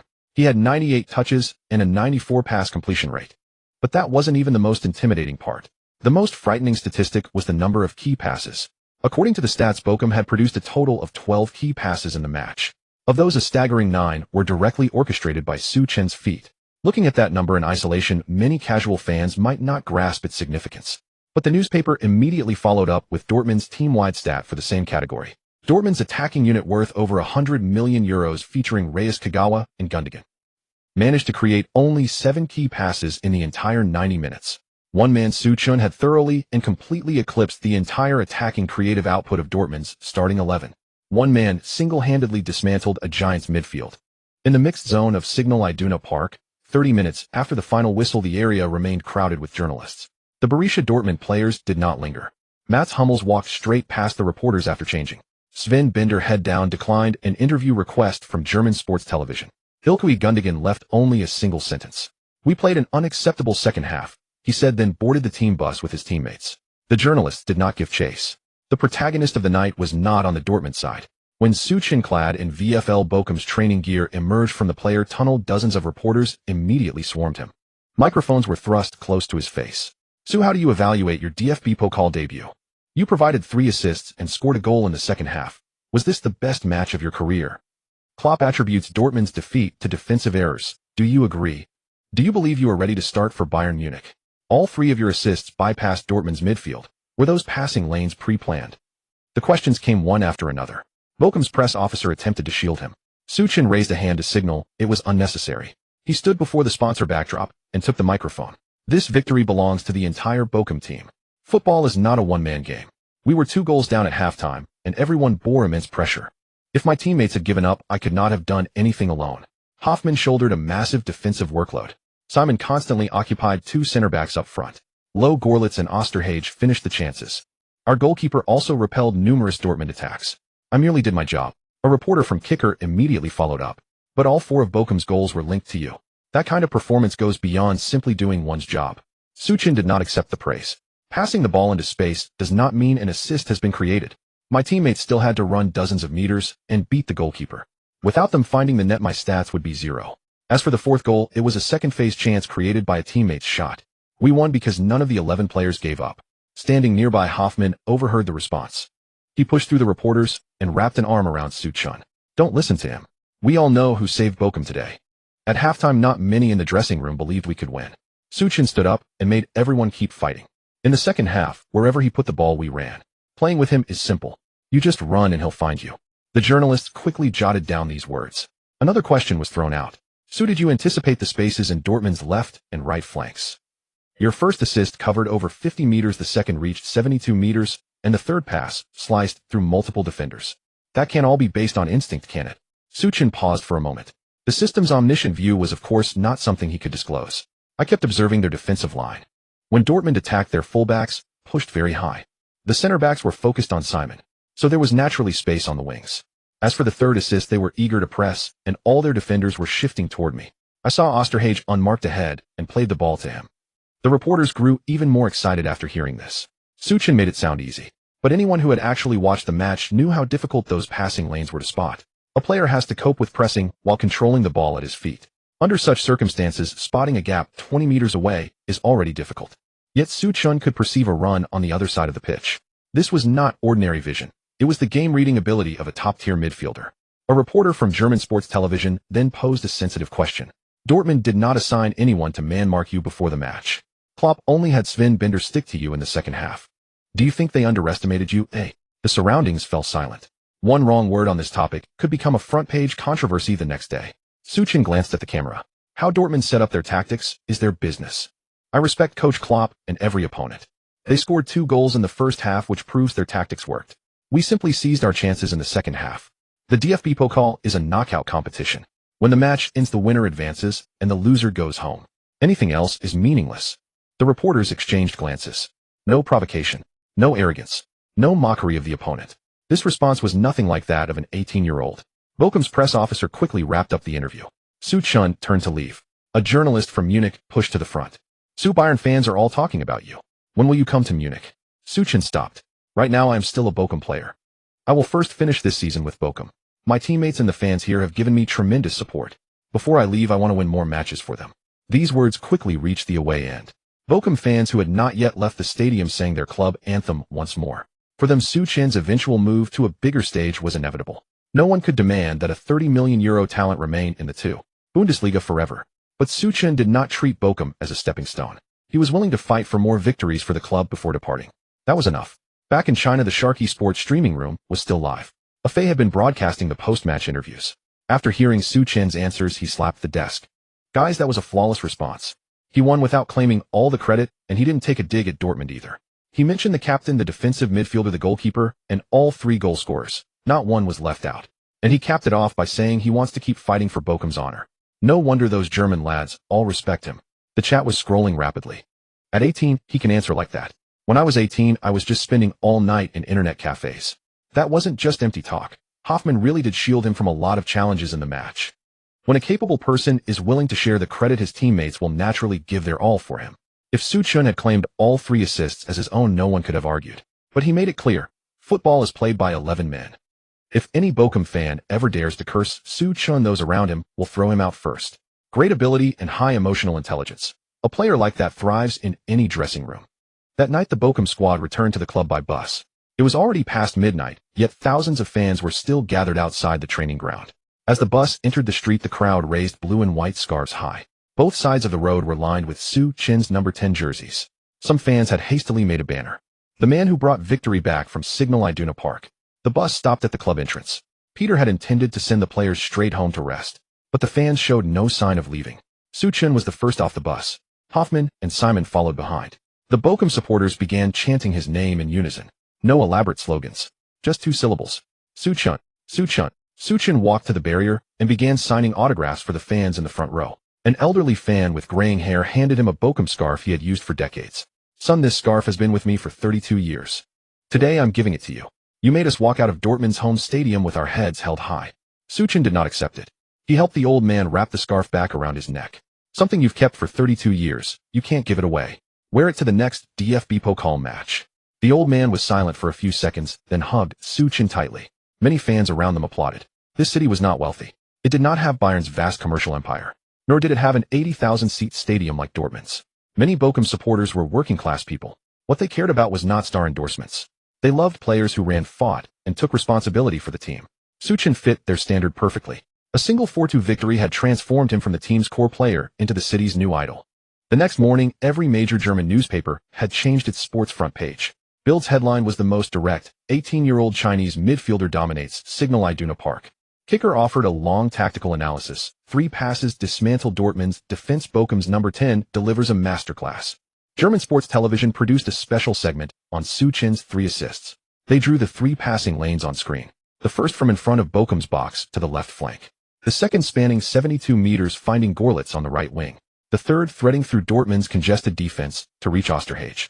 The program concluded with a set of comparative statistics. Su Chun delivered 9 key passes in the match. Dortmund's entire team managed only 7. These numbers stunned many German fans. Dortmund dominated possession for most of the match. Their shot count was also far higher than Bochum's. Yet in terms of passes that could genuinely slice open a defense, their entire team fell short of Su Chun alone. The reason was not complicated. Dortmund's attack relied more on individual breakthroughs from players like Reyes and Aubameyang. They could create shooting chances with pace and technique. Bochum did not have such resources. Every forward pass Su Chun made had to bypass an entire layer of the defense. The result was that Dortmund appeared to be constantly laying siege to Bochum's goal. But the passes that truly decided the match all came from Bochum's number 10. Ballon offered a new assessment on the program. This was not a sudden outburst in a single match. Su Chun possesses the complete skill set of a central midfielder. He can escape pressure in his own half, deliver long-range passes, and carry the ball forward. When Dortmund shut down his passing lanes, he scored the fourth goal himself. A player like this doesn't need the team to prepare fixed tactics for him. He can find the answers himself based on how the defense shifts. The question is no longer whether he can adapt to the Bundesliga. It's how much playing time Bayern should give him. These words quickly spread across German football. Munich. Inside Bayern's headquarters in the meeting room, sporting director Sammer placed the match report on the table. The head of data analysis had already completed a new evaluation. The original plan was to let Su Chun finish this season before joining summer training. We believed he needed 6 months to adapt to Bundesliga training intensity. But this match proves we underestimated his readiness. Another member of the management team opened the report. His physical duels still have room for improvement. But he did not lose possession under Sven Bender's tight marking. He could even turn away from a 3-man press from Dortmund. This is not Bundesliga-level ability. Sammer tapped the table. Has Guardiola watched the match? Yes. What is his opinion? Redesign Su Chun's role for next season. Not as a bench project, but as part of the main rotation. No one in the meeting objected. For €1 million annual salary. A €200 million release clause. This contract had been criticized by many German media outlets at the time. Some believe Bayern had offered terms that defied market logic just to sign it to Bundesliga rookie. Now looking back, the contract even seemed like a bargain. Midway through the meeting, a staff member brought in new documents. Transfermarkt would update player valuations at noon that day. Su Chun's assessment had been completed. Sammer glanced down at the figure. €30 million. A direct jump from €10 million to €30 million. 2 weeks. An increase of €20 million. The news was officially released at noon. On the Transfermarkt homepage, Su Chun's profile was placed at the top of this period's biggest risers. Name Su Chun. Age 18. Position midfielder. Club VfL Bochum. Estimated value €30 million. The highest valued player in the Bundesliga. The highest valued Chinese player. Among the top young midfielders aged 18. Within 10 minutes of the news breaking, the page was loading slowly due to the surge of fans. Chinese sports forums were in complete uproar. €30 million. Did I read that right? The last update was 10 million. How long has it been? One DFB Pokal match, and he goes up 20 million. That's insane. It's not just one match. Su Chun had 8 consecutive wins and a streak of assists before this. This game just proved his ceiling. With 3 assists and a goal against Dortmund, 30 million is not an overvaluation. If he were a German player, people would believe 50 million right now. 18 years old, €30 million. This is no longer just Chinese talent territory. This is a top European prospect. Bayern's early signing was a masterstroke. €30 million. After the figure was announced, Su Chun did not linger online. He turned off his phone and went to the training ground as usual. At 8 in the morning, the Bochum first-team players gradually walked onto the training pitch. Simon had just changed into his training kit when he saw Su Chun practicing shooting outside the box. Football were arranged in 2 rows. Every shot was far from conventional. Su Chun would first drag the ball with his right foot to turn, then switch to his left for a low drive. After striking the ball, he wouldn't rest.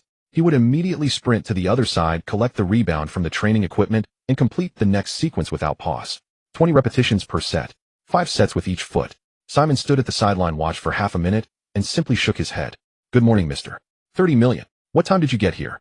Su Chun paused mid-motion, glancing at the clock beside the training ground. 6:40. You started at 6:40. I did strength training first, though I didn't get to the pitch until 7:10. Simon looked down at his own training gear. He had just arrived. Su Chun had already been training for over an hour. Hoffmann, Lowe, and Gretz also emerged from the tunnel. Seeing the pile of footballs at Su Chun's feet, they quickly gathered around. Mister. 10 million here early again today. Still calling him Mister. 10 million. Hoffmann slapped Lowe on the shoulder. Didn't you see the market value update yesterday? From today it's Mister. 30 million. Gretz chimed in. No, that's not right. His value alone is higher than all of ours combined. I suggest we call him Boss Su. They all burst out laughing. Su Chun wiped the sweat from his face with a towel. Instead of spending time giving me nicknames, you could help me pick up the balls. See, Hoffmann spread his hands. The €30 million star is already bossing us around. If his value goes up a couple more times, will we need to book an appointment just to enter the training ground? Simon walked over to a ball and kicked it to Su Chun. Even if you're worth 100 million, you still have to pass to me. Who's the captain here? Su Chun lifted his foot to trap the ball. It stopped dead in front of his right boot, not rolling an inch further. Get into position first. If you're standing still, I won't pass to you even if you're worth 300 million. Simon's face flushed slightly, remembering how Hummels had marked him out of the game in the first half of the DFB Pokal match. That was Hummels. Against any other center back, I would have bulldozed my way through. Lowe immediately called him out. You didn't get past him in the second half either. Su-chun had 3 assists too, went to the wings, 1 to Oster. Captain, your biggest contribution, that game was dragging Hummels out of position. Who says I didn't contribute? Simon glared at Lowe. The 4th goal, my header nearly went in. Weidenfeller saved it, which gave Su-chun the rebound chance. By that logic, I deserve at least half an assist. Hoffman nodded. Makes sense. Then why was your match rating only 6? 8. Shut up. Everyone burst into laughter again. After the dramatic DFB Pokal comeback against Dortmund, Peter had given the entire team 2 days off. The victory had propelled Bochum straight into the quarterfinals. The pressure on the players had eased considerably. Over the past 2 days, some went home to their families, some hit the bars to celebrate, and a few drove to nearby cities. Today marked the first day of regular training. Everyone looked to be in good shape. Except, of course, for Su-chun, who had already been training for over an hour. Hoffman pulled out his phone. Don't just focus on Su-chun. After the transfer market update yesterday, a few others in our squad saw their values rise too. Simon perked up with interest. Who went up? Take a guess. Do I even need to guess? Simon immediately named himself. I've scored 16 league goals this season, plus 2 in the DFB Pokal. My value has to have risen. Hoffman opened the page and handed the phone over. Simon's previous value was 4.5 million euros. His latest value 7.5 million euros. An increase of 3 million. Simon stared at the number, stunned for a few seconds. He was already 29 years old. For a striker, that age usually meant the window for value appreciation had closed. Unless his performances improved dramatically, the market would only continue to lower his valuation based on age. Last season, Simon's value had actually dropped. He had thought his peak market value was a thing of the past. Who would have thought that at 29, he could still rise by 3 million euros? 7.5 million. That was the highest valuation of his career. Lowe leaned in for a look. Captain, you really went up that much. Is this website broken? Simon quickly snatched the phone back. Can't you say something nice? If Su-chun can rise, why can't I? Hoffman cut straight to the point. You can rise, but you need to understand why. 16 league goals, 12 of which came from direct Su-chun assists. Of the remaining 2 were from moves Su-chun orchestrated. Before, if you scored 10 goals a season, everyone thought you were in good form.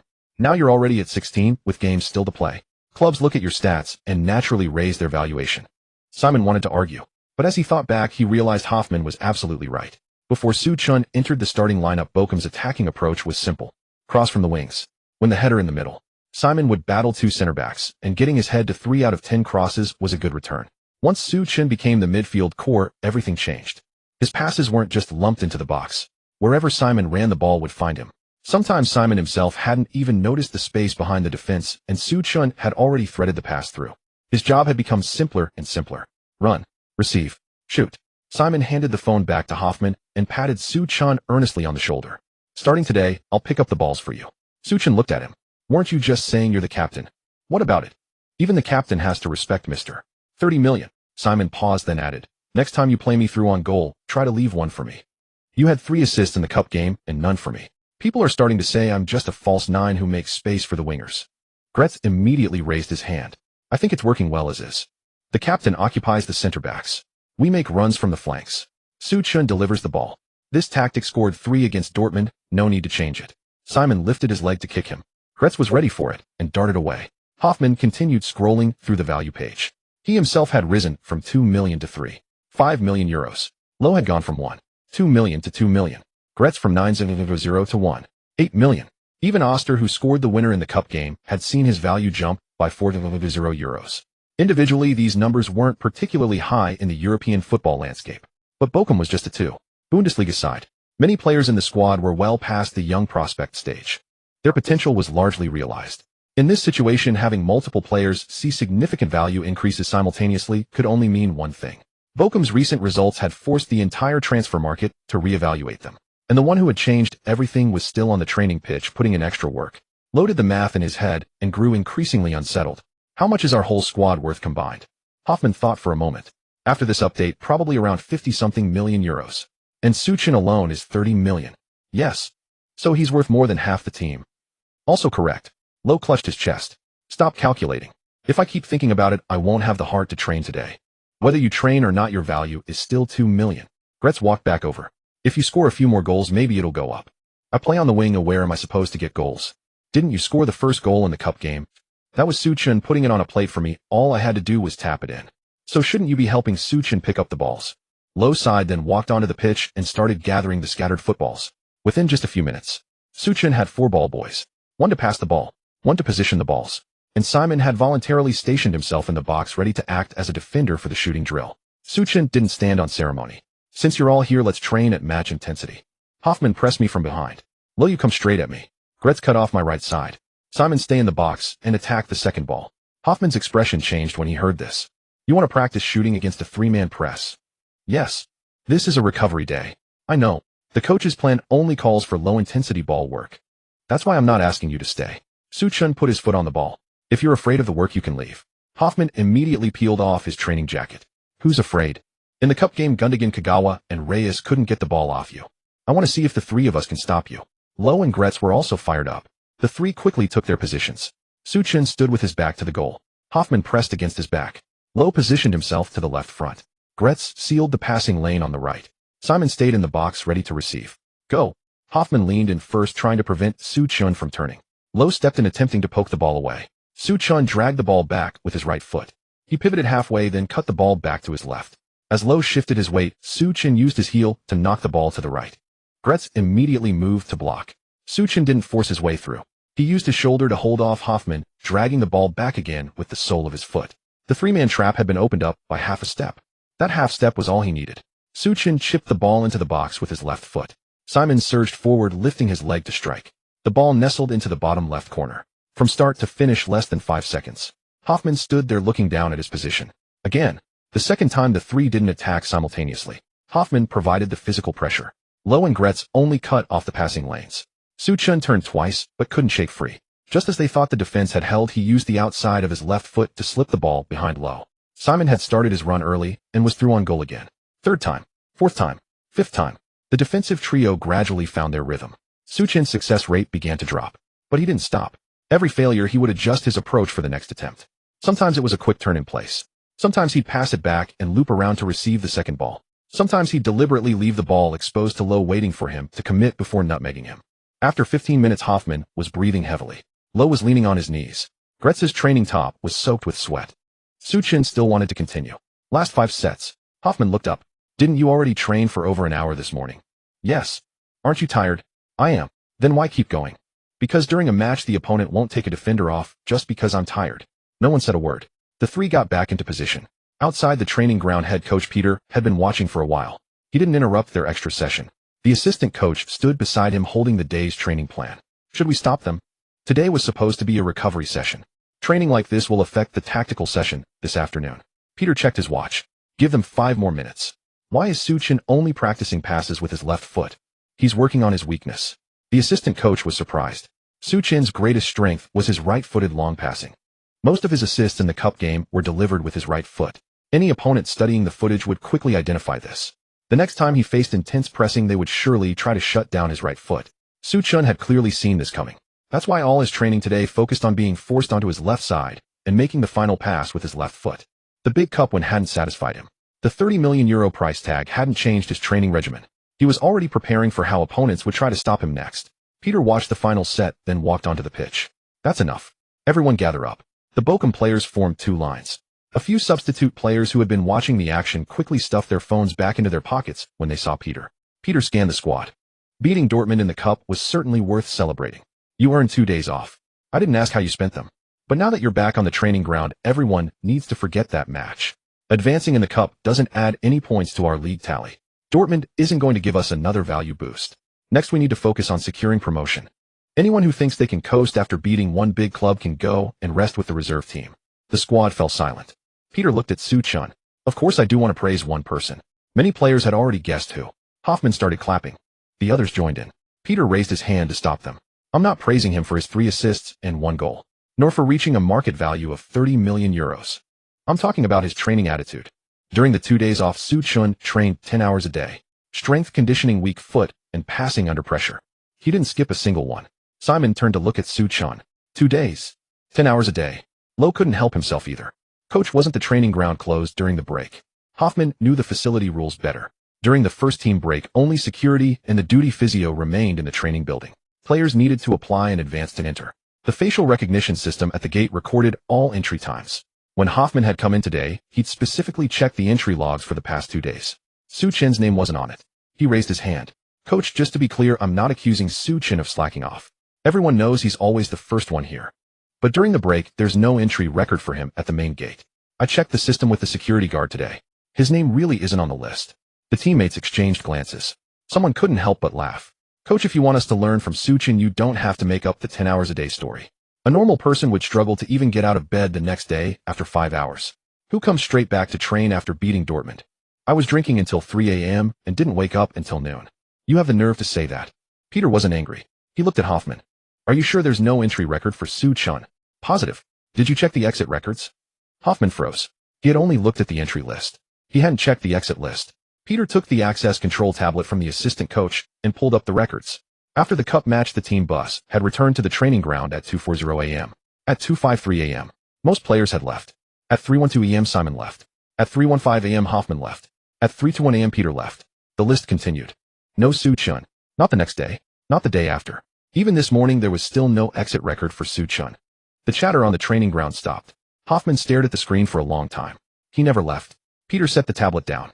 After returning to the base, he went straight to the players' dormitory. Slept for 4 hours. Started recovery training at 7:30 a.m. These 2 days he ate at the canteen, rested in the dorm, and trained here. It's not a system error. He simply never left. Simon opened his mouth, but no words came out for a long time. An away comeback went over Dortmund in the cup. 3 assists. 1 goal. Chased by the entire German media for interviews after the match. His market value soaring to 30 million euros. Any other young player would have felt entitled to celebrate for days. But Su Chen, after riding the team bus back, hadn't even stepped foot outside the training facility gates. Gretz couldn't help but ask, Su Chen, did you really stay in the dorm for 2 days? All 4 attributes rose simultaneously. Grez's question hung in the air. Everyone awaited Su Chen's response. Su Chen nodded. I've stayed for 2 days. There were vacant rooms in the dormitory, so I got the keys from the logistics department in advance. There's a duty chef for meals, and the training ground is available too. Staying here is more convenient. He spoke casually. Simon, however, couldn't bear to hear it. Convenient. You're making 4 million euros a year now. You could rent any of the best apartments in downtown Bochum. And you choose to live in the youth team dormitory just to save a 20-minute drive each day. Most first-team players didn't reside at the training ground. Married players went home after training each day. Single players would rent apartments in the city. The club's dormitories were primarily for young prospects. The rooms were small. A bed, a desk, a wardrobe. The bathroom was even shared between 2 rooms. For those young academy players who had just left home with modest incomes, these conditions were adequate. But Su Chen was different. A 30 million euro valuation. Bayern offered him a 4 million euro annual salary. His income already surpassed the vast majority of Bundesliga players. If he wished, he could buy luxury cars and villas right now. His agency had also contacted him. They could help him find housing, purchase vehicles, and even arrange a personal assistant to manage his daily affairs. Su Chen rejected all of it. The apartment he rented in Bochum wasn't particularly luxurious.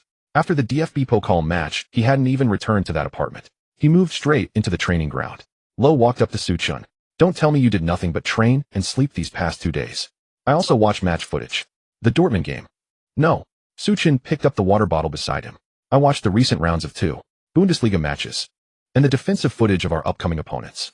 Lo was speechless. On the first day of their time off, Su Chen had already started studying the next league match. Hoffman thought of something else. That early morning, when we got back to the base, you were already planning to stay. Yes. What about your luggage? There are spare training kits in the dorm. Toiletries were also from logistics. You trained here for 2 days without even bringing a change of clothes. The training gear can be dried after washing. Su Chen took a sip of water. No problem. The teammates exchanged glances. Those who had just been joking about the Mr. 30 million foot were now completely silent. It wasn't that they had never seen hardworking players. Professional football is fiercely competitive. No one makes it into the Bochum first team by coasting. Extra training, strict diets, studying footage, everyone had done these things. But after the cup comeback against Dortmund, the whole team got 2 days off. Su Chen had just delivered 3 assists and a goal. The media had plastered him across the headlines of the German sports pages. His value had also skyrocketed from 10 million to 30 million. Any other 18-year-old would have been at celebration parties, buying a car, moving to a new place, taking on commercial appearances. All perfectly normal. Instead, Su Chen slept for 4 hours upon returning to the base, then got up and continued training. He hadn't left the club grounds in 2 days. Hoffman glanced down at his own training gear. He was older than Su Chen. His salary was lower. His ability was inferior. Yet during the 2 days off, he had only managed one recovery run.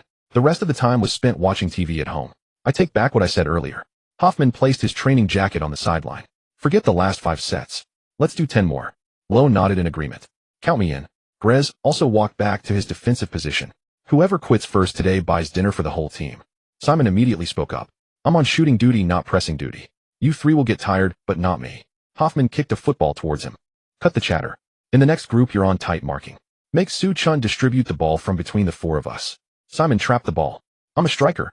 Hummels can defend, why can't you? He's a center back. Weren't you standing right next to him that day? He was marking me. Same effect. Simon rolled up his sleeves and walked behind Su Chun. All right. 4 against 1 it is. But I'm telling you now, this is just recovery, training, no tackling allowed. Su Chun stepped on the ball. Fine. But we stop after 5 more sets. Hoffman objected. 10 sets.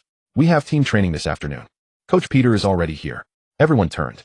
Peter stood outside the training ground watching them. What are you looking at me for? Sue is right. 5 more sets. Anyone who affects this afternoon's session will lose their starting spot this weekend. Hoffman immediately returned to his position. The 4 re-encircled Su Chun. This time Su Chun's task was no longer easy. Simon used his body to press against him from behind. Hoffman cut off the passing lane backwards. Lowe and Grez covered the flanks. Su Chun dragged the ball twice, but found no space to turn. Grez spotted his chance and poked the ball away. Su Chun switched from stepping on the ball to nudging it. The ball rolled past Grez's foot, but Lowe had already covered the gap. The right side was sealed off again. Su Chun didn't force a turn. He passed the ball back to the assistant coach and squeezed out between Simon and Hoffman. The assistant coach received the ball, but didn't pass it back immediately. Su Chun changed direction, looping around behind Lowe. Here, the ball was fed back to his feet. The pressing shape was now stretched thin. Su Chun lifted the ball with his left foot. It sailed over the 4 players and landed into the small goal on the right side of the box. First set done. For the second set, Simon didn't press as tightly. He deliberately left space for a turn. As soon as Su Chun started to turn, Hoffman closed him down from the front. It was a trap. Su Chun didn't continue dribbling. He backheeled the ball to the assistant coach and moved to the other side. Hoffman was ready. He shifted across with Su Chun. No passing lane emerged. Su Chun suddenly stopped and sprinted back to his original spot. Receiving the pass, he played it low with his left foot. The ball threaded between Simon's legs. Grez was half a step late. The ball was in the small goal again. Simon turned around. Why are you using your left foot so much today? I don't need to practice your right. The opponents already know about my right-footed long balls. Su Chun repositioned the ball. In the upcoming matches, they'll try to force me onto my left. If I can't pass with my left foot, I lose half my options. Peter stood on the sideline without interrupting. This was also a problem the coaching staff had identified during yesterday's review. Dortmund's preparation had been lacking.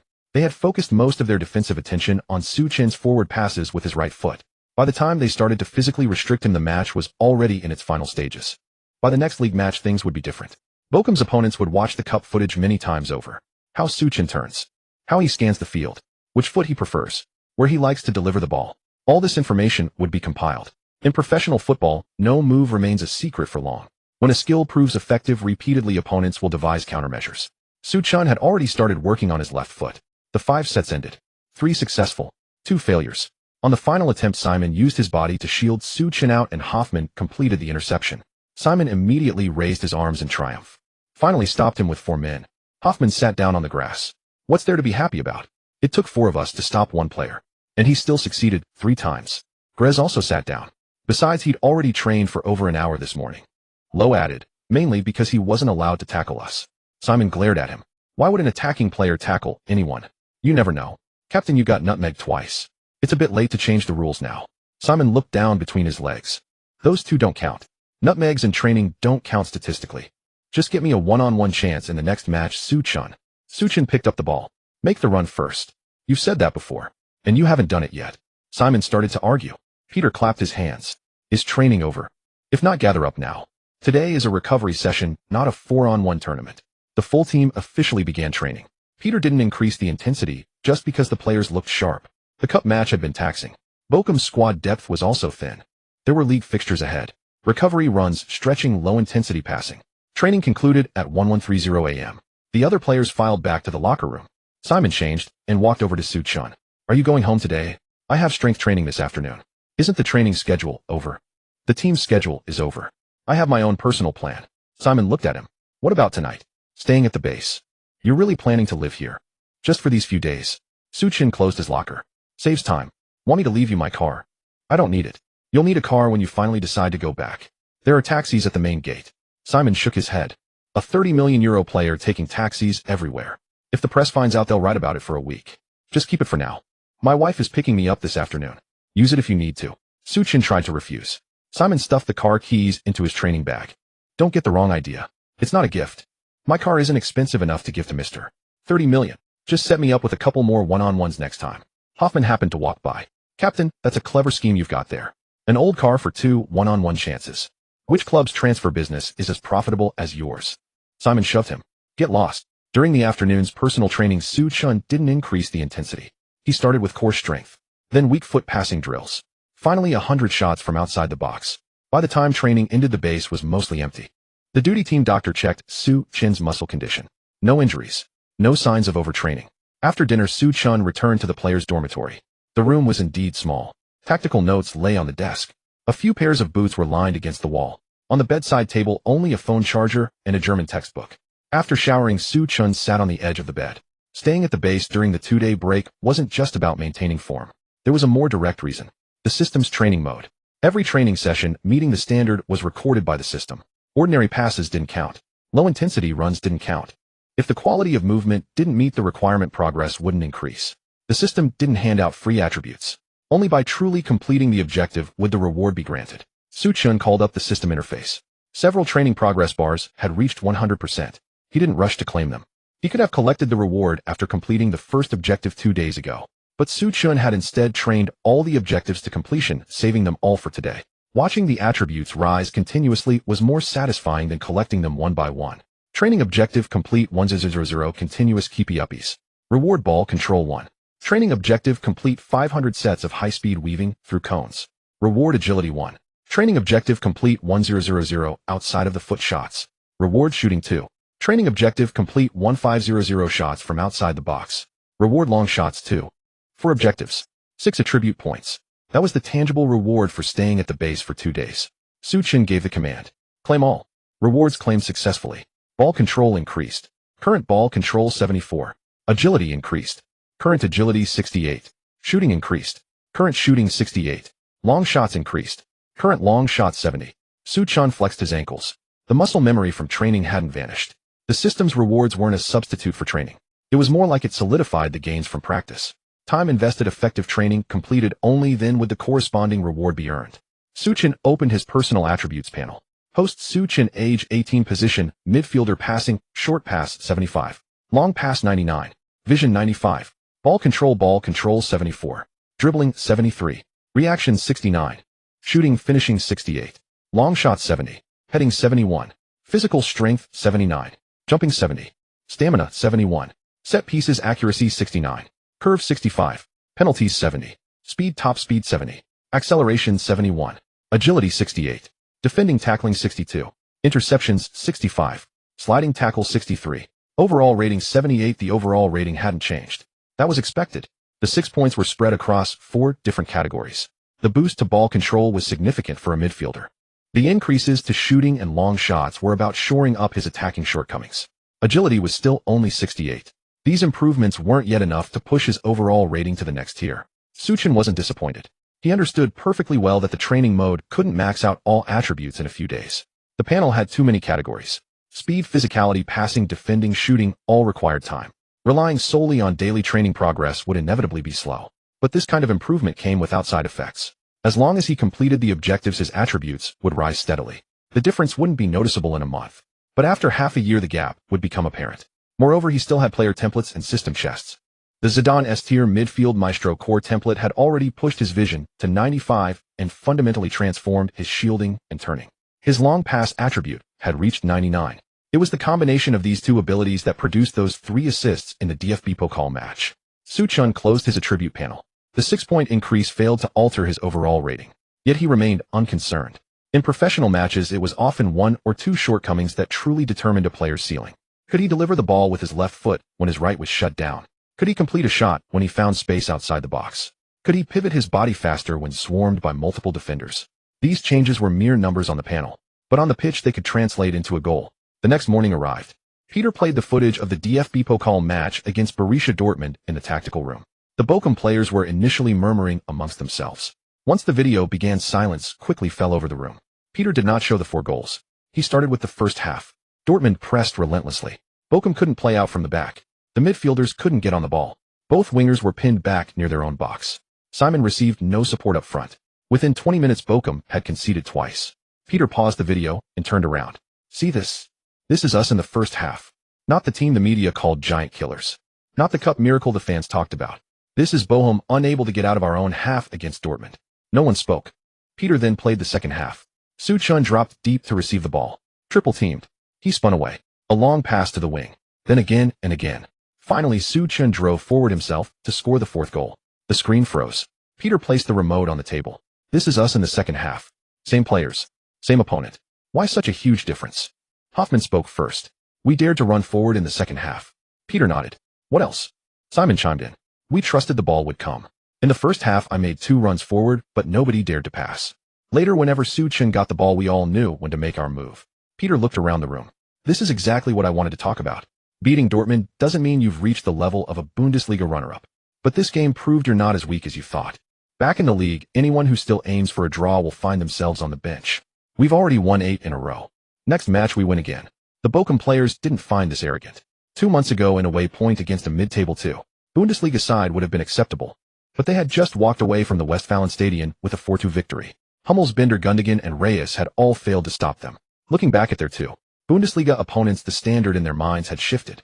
A draw was no longer a satisfactory result. Securing all 3 points was the only goal when they stepped onto the pitch. 3 days later, match day 25 of the 2 Bundesliga, Bochum faced Karlsruher SC away. The hosts were 10th in the league. At the pre-match press conference, the Karlsruher coach didn't hide his tactical plan. Su Chun is Bochum's most dangerous player. We won't give him time to pick his passes. He's more comfortable on his right foot, so we'll force him onto his left. The interview quickly reached the Bochum dressing room. Lowe put down his phone. They've done their homework quickly. The cup game ended just days ago, and they already know to shut down Su Chun's right foot. Hoffman adjusted his shin guards. The whole of Germany is replaying that match. If they couldn't figure that out, their analysts should resign. Simon looked at Su Chun. How's the left foot coming along? Good enough. What does good enough mean? It means I can get the ball to your feet. Simon immediately stood up. Then give me one today. I haven't had a clear one-on-one in 2 games. Goretzka teased him. Don't get caught offside first. In training the other day, you mistimed your runs 3 times out of 5. That's because Su Chun passed late. Su Chun tightened his laces. I didn't pass. Simon froze. The dressing room erupted in laughter. Peter clapped the tactic board twice. Everyone gather round. They'll focus on blocking his right side. When Su Chun gets the ball, Karlsruhe's defensive midfielder will press towards his right foot. The left wing must start their runs early. Lowe, don't wait for him to look up. The moment you see Su Chun turn to his left, go. Simon, your job is to pin their center backs. Hoffman, you sit deep and protect. We won't probe them today. We attack from the first whistle. When the match began, Karlsruhe executed their plan perfectly. They didn't send 2 players directly at Su Chun. The striker blocked the passing lane back. The defensive midfielder positioned himself to Su Chun's right. The wide midfielder covered the switch to the right flank. Their aim was to force Su Chun onto his left foot. In the 7th minute, Su Chun received a pass from Hoffman in the center circle. The Karlsruhe defensive midfielder closed him down immediately. Another midfielder blocked the right side. Su Chun didn't pivot back to his right. He nudged the ball forward with his left foot. Lowe had already started his run down the wing. The defender was still waiting for Su Chun to adjust his stride. Su Chun whipped the ball with his left foot. It sailed over the fullback and landed just outside the left side of the box. Lowe didn't take a touch. He swept the ball across the face of the goal. Simon, holding off the center back, slotted it home. 1-0. Bochum's first foray into the opposition box resulted in the lead. Simon sprinted over to Su Chun after scoring. This is good enough. If you'd practiced this earlier, we'd be unstoppable. Su Chun gave him a pat. Get your runs right first. Wasn't I onside that time? Exactly, so the pass came. Karlsruhe's meticulous pre-match plan was torn apart in 7 minutes. They wanted to neutralize his right foot. Instead, Su Chun's first left-footed pass forward created a goal. The home coach was forced to tighten the midfield, abandoning the tactic of shepherding Su Chun to one side. But with their compact shape, the flanks were exposed. In the 26th minute, Su Chun intercepted a pass deep in his own half. He didn't carry it forward. He delivered a diagonal long pass with his right foot. It bypassed 2 midfielders and landed at Goretzka's feet. Goretzka drove down the right wing and crossed before the fullback could recover. Lowe arrived at the far post to make it 2-0. Just before halftime, Su Chun received a layoff outside the box. 3 Karlsruhe players moved to block his shooting lane. Su Chun didn't shoot. He gently nudged the ball with the outside of his right boot. It slipped between 2 defenders. Simon made a reverse run into the box. Facing the keeper, he drilled a low shot into the far corner. 3-0. Simon had his brace. During the break, he sat next to Su Chun and offered him a water bottle. If there's another chance, keep feeding me. Low interjected. You've already got two. Don't be greedy. Simon retorted, when I score, doesn't the team lead? You get a hat trick if you score a third. I'd still have a brace if I score another. Of course I want the ball. The two bickered for a while. Su Chun simply said, whoever finds the space gets the ball. In the second half, Karlsruhe dared not push forward. Bochum controlled the tempo. In the 73rd minute, Su Chun was substituted off early. Over 2,000 Bochum fans in the away end rose to their feet. They held up their number 10 shirts and chanted Su Chun's name. 5 minutes later, Hoffmann unleashed a shot from outside the box. The ball deflected off a defender and nestled into the net. The final score was 4-0. 9 league wins in a row. Su Chun provided 3 assists. Bochum had secured another emphatic away victory. After the match, the Karlsruhe coach didn't shy away from the questions. We did try to neutralize Su Chun's right foot, but he provided his first assist with his left. We were then forced to adjust our defense. When you block one side, he can play from the other. That makes defending very difficult. After this match, a video of Su Chun's morning practice session on his left foot was posted online by a Bochum staff member. The clip was short. It showed Su Chun continuously playing out with his left foot while surrounded by 4 players. The title was a single sentence. Opponents wanted to shut down his right foot, but he had already spent 2 days practicing his left. German fans finally understood. The left-footed assist in the 7th minute wasn't a stroke of luck. Su Chun had anticipated how opponents would try to limit him. He had prepared in advance. Bochum didn't have long to rest. 4 days later, they were on the road again. Their opponents were FSV Frankfurt, sitting in 14th place. The home team's objective was clear: secure a draw. They set up with 5 at the back. 2 defensive midfielders camped in front of the box. Their striker even dropped back to the center circle to help defend. For the first 20 minutes, Bochum enjoyed over 70% possession, but failed to create any meaningful chances. The FSV Frankfurt coach paced the sidelines, constantly urging his players to compress the central areas.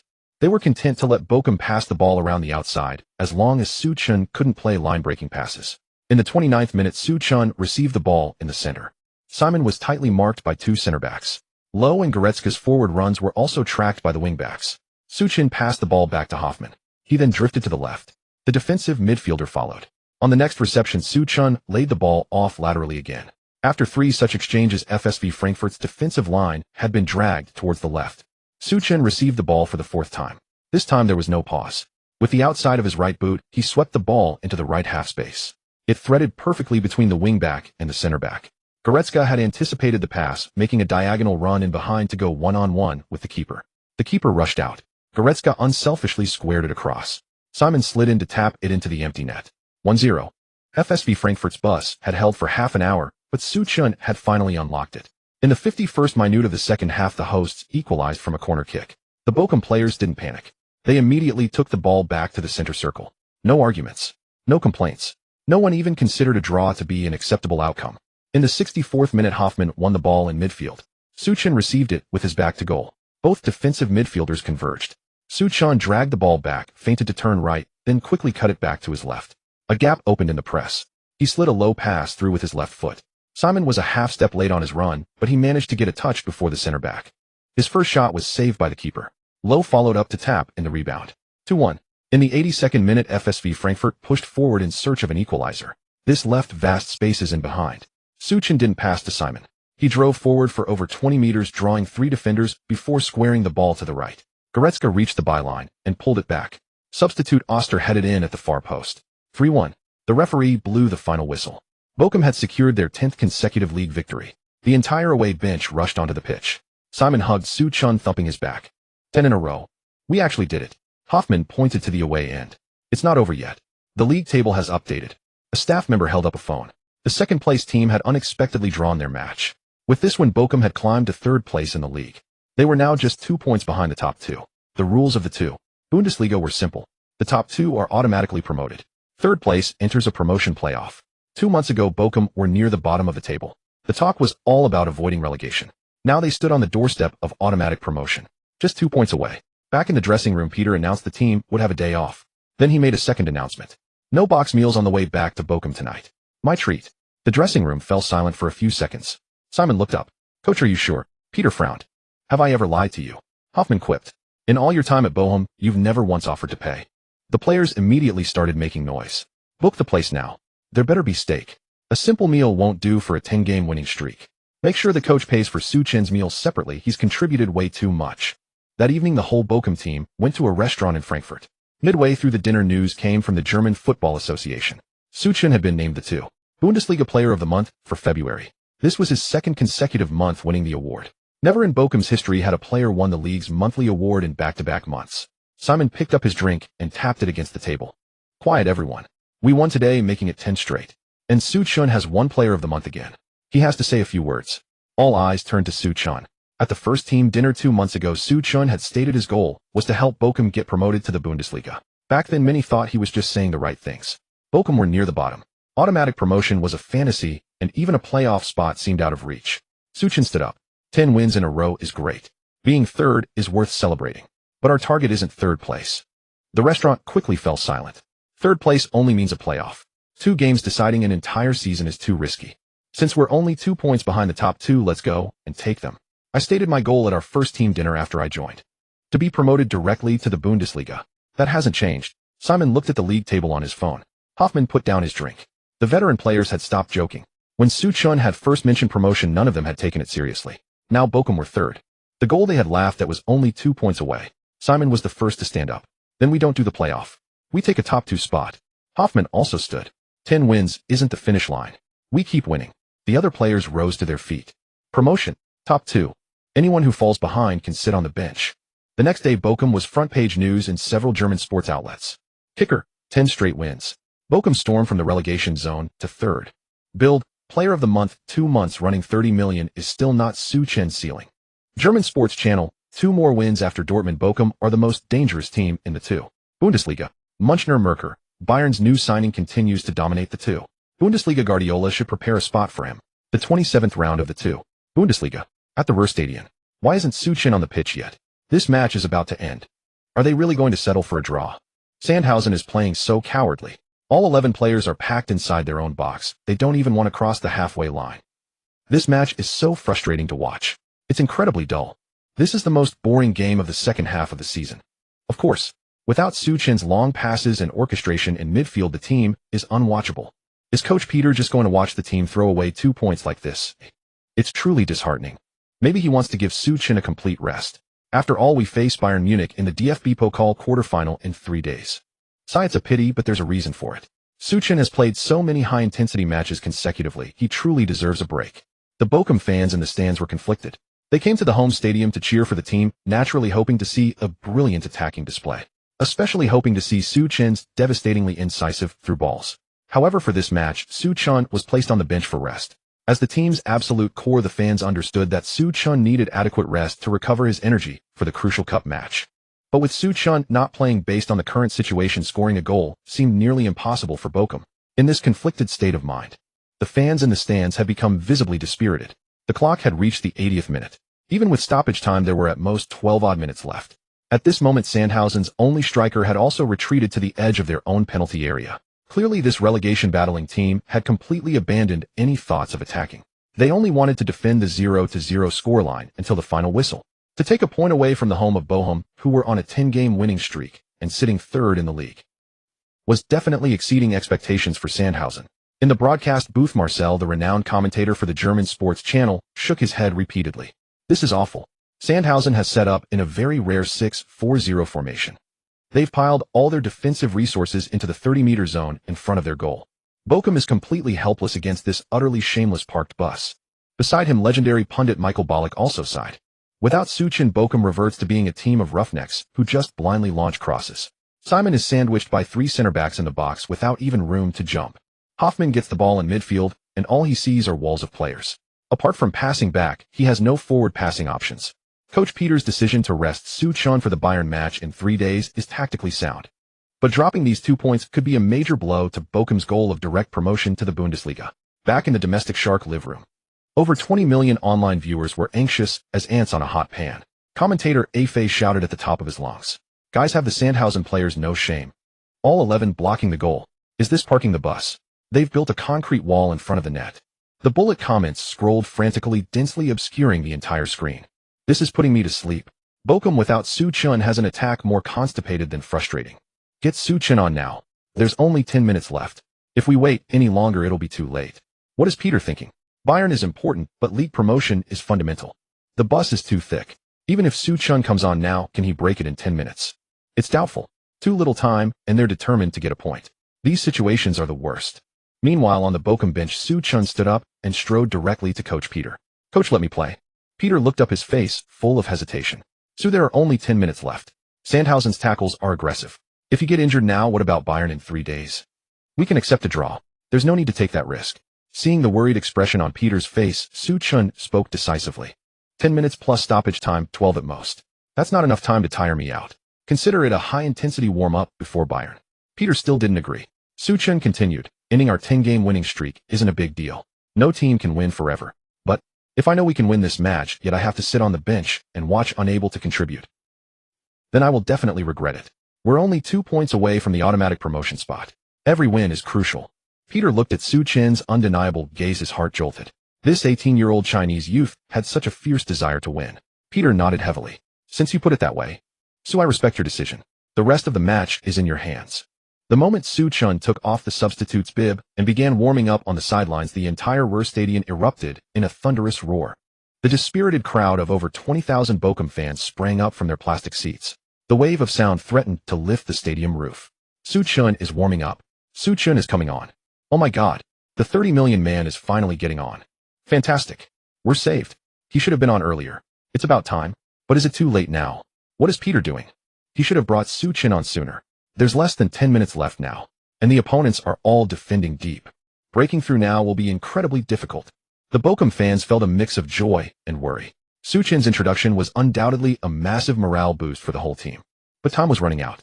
In such a short period, the referee would likely blow the whistle before he even got properly warmed up. The fans had absolute confidence in Su Chun's ability. However, breaking down a packed defense is historically one of the hardest challenges in world football. Time was truly of the essence. The fourth official held up the electronic substitution board. The red number 10 lit up. Su Chun replaced the exhausted defensive midfielder. The moment he stepped onto the turf, the Bochum players' demeanor instantly transformed. Su Chun's arrival injected boundless confidence into these tough players who had struggled for 80 minutes. Captain Simon ran over drenched in sweat. His expression was bitter. Finally, you're here. I was in the box being pulled and grabbed by 3 of them. I couldn't even find space to jump. These guys aren't playing football, they're wrestling. Su Chun patted Simon on the shoulder and smiled slightly. Don't hold your position in the center. In a moment, drift towards the left half space and pull their center back out a couple of steps.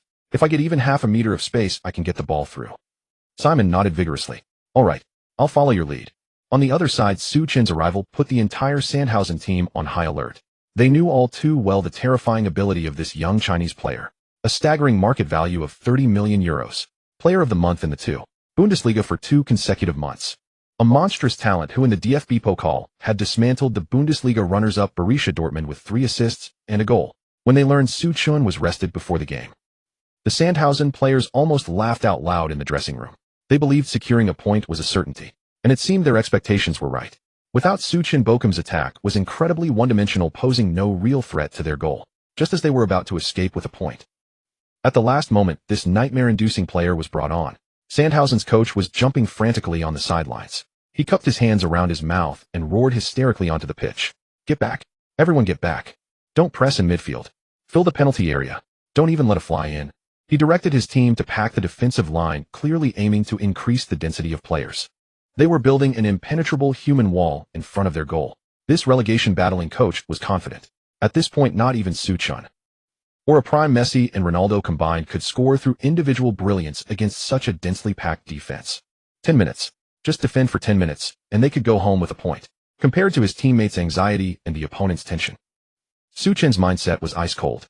His decision to volunteer wasn't a rash, hot-headed move. Having observed from the bench for a full 80 minutes, Su Chun had already thoroughly deciphered the workings of Sandhausen's parked bus tactic. The match restarted. Bochum had a throw-in midfield. Hoffmann launched the ball in long, and it landed perfectly at Su Chun's feet. The moment he received it, his Zidane-style midfield maestro template activated at full capacity. His absolute vision, rated at 95, operated at full power. The entire Sandhausen half was instantly parsed into geometric color blocks on his retinas. The dark gray blocks representing defensive density were packed tightly around the penalty area.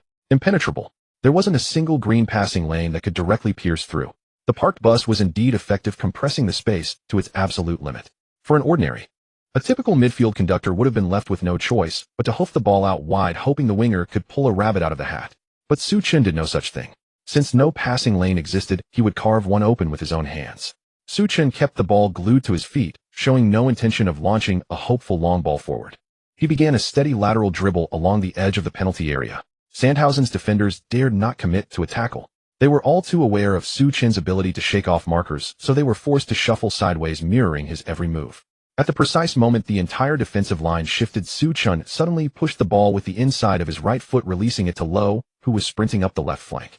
Simultaneously, Su Chen himself burst into a sprint, charging straight into the half space. Sandhausen's defense was instantly stretched, and both defensive midfielders instinctively dropped back to track Su Chen's run. Low, remembering Coach Peter's tactical instructions, did not dwell on the ball. Meeting the rolling pass, he played a one-touch layoff, feeding the ball right back to Su Chen, who had checked his run and retreated to the top of the arc. A crisp, decisive 1-2.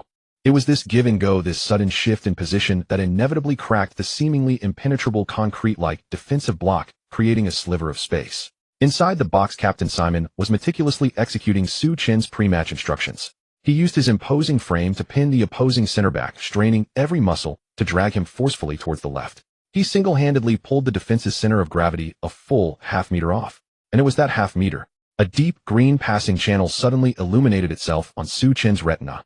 Without a moment's hesitation, Su Chen planted his left foot firmly into the turf, and with the inside of his right foot, he curled a magnificent lofted arcing pass over the incoming ball. The ball traced a sharp, vicious arc through the air, sailing perfectly over the heads of the crowded Sandhausen defense. The landing point was precise to the centimeter.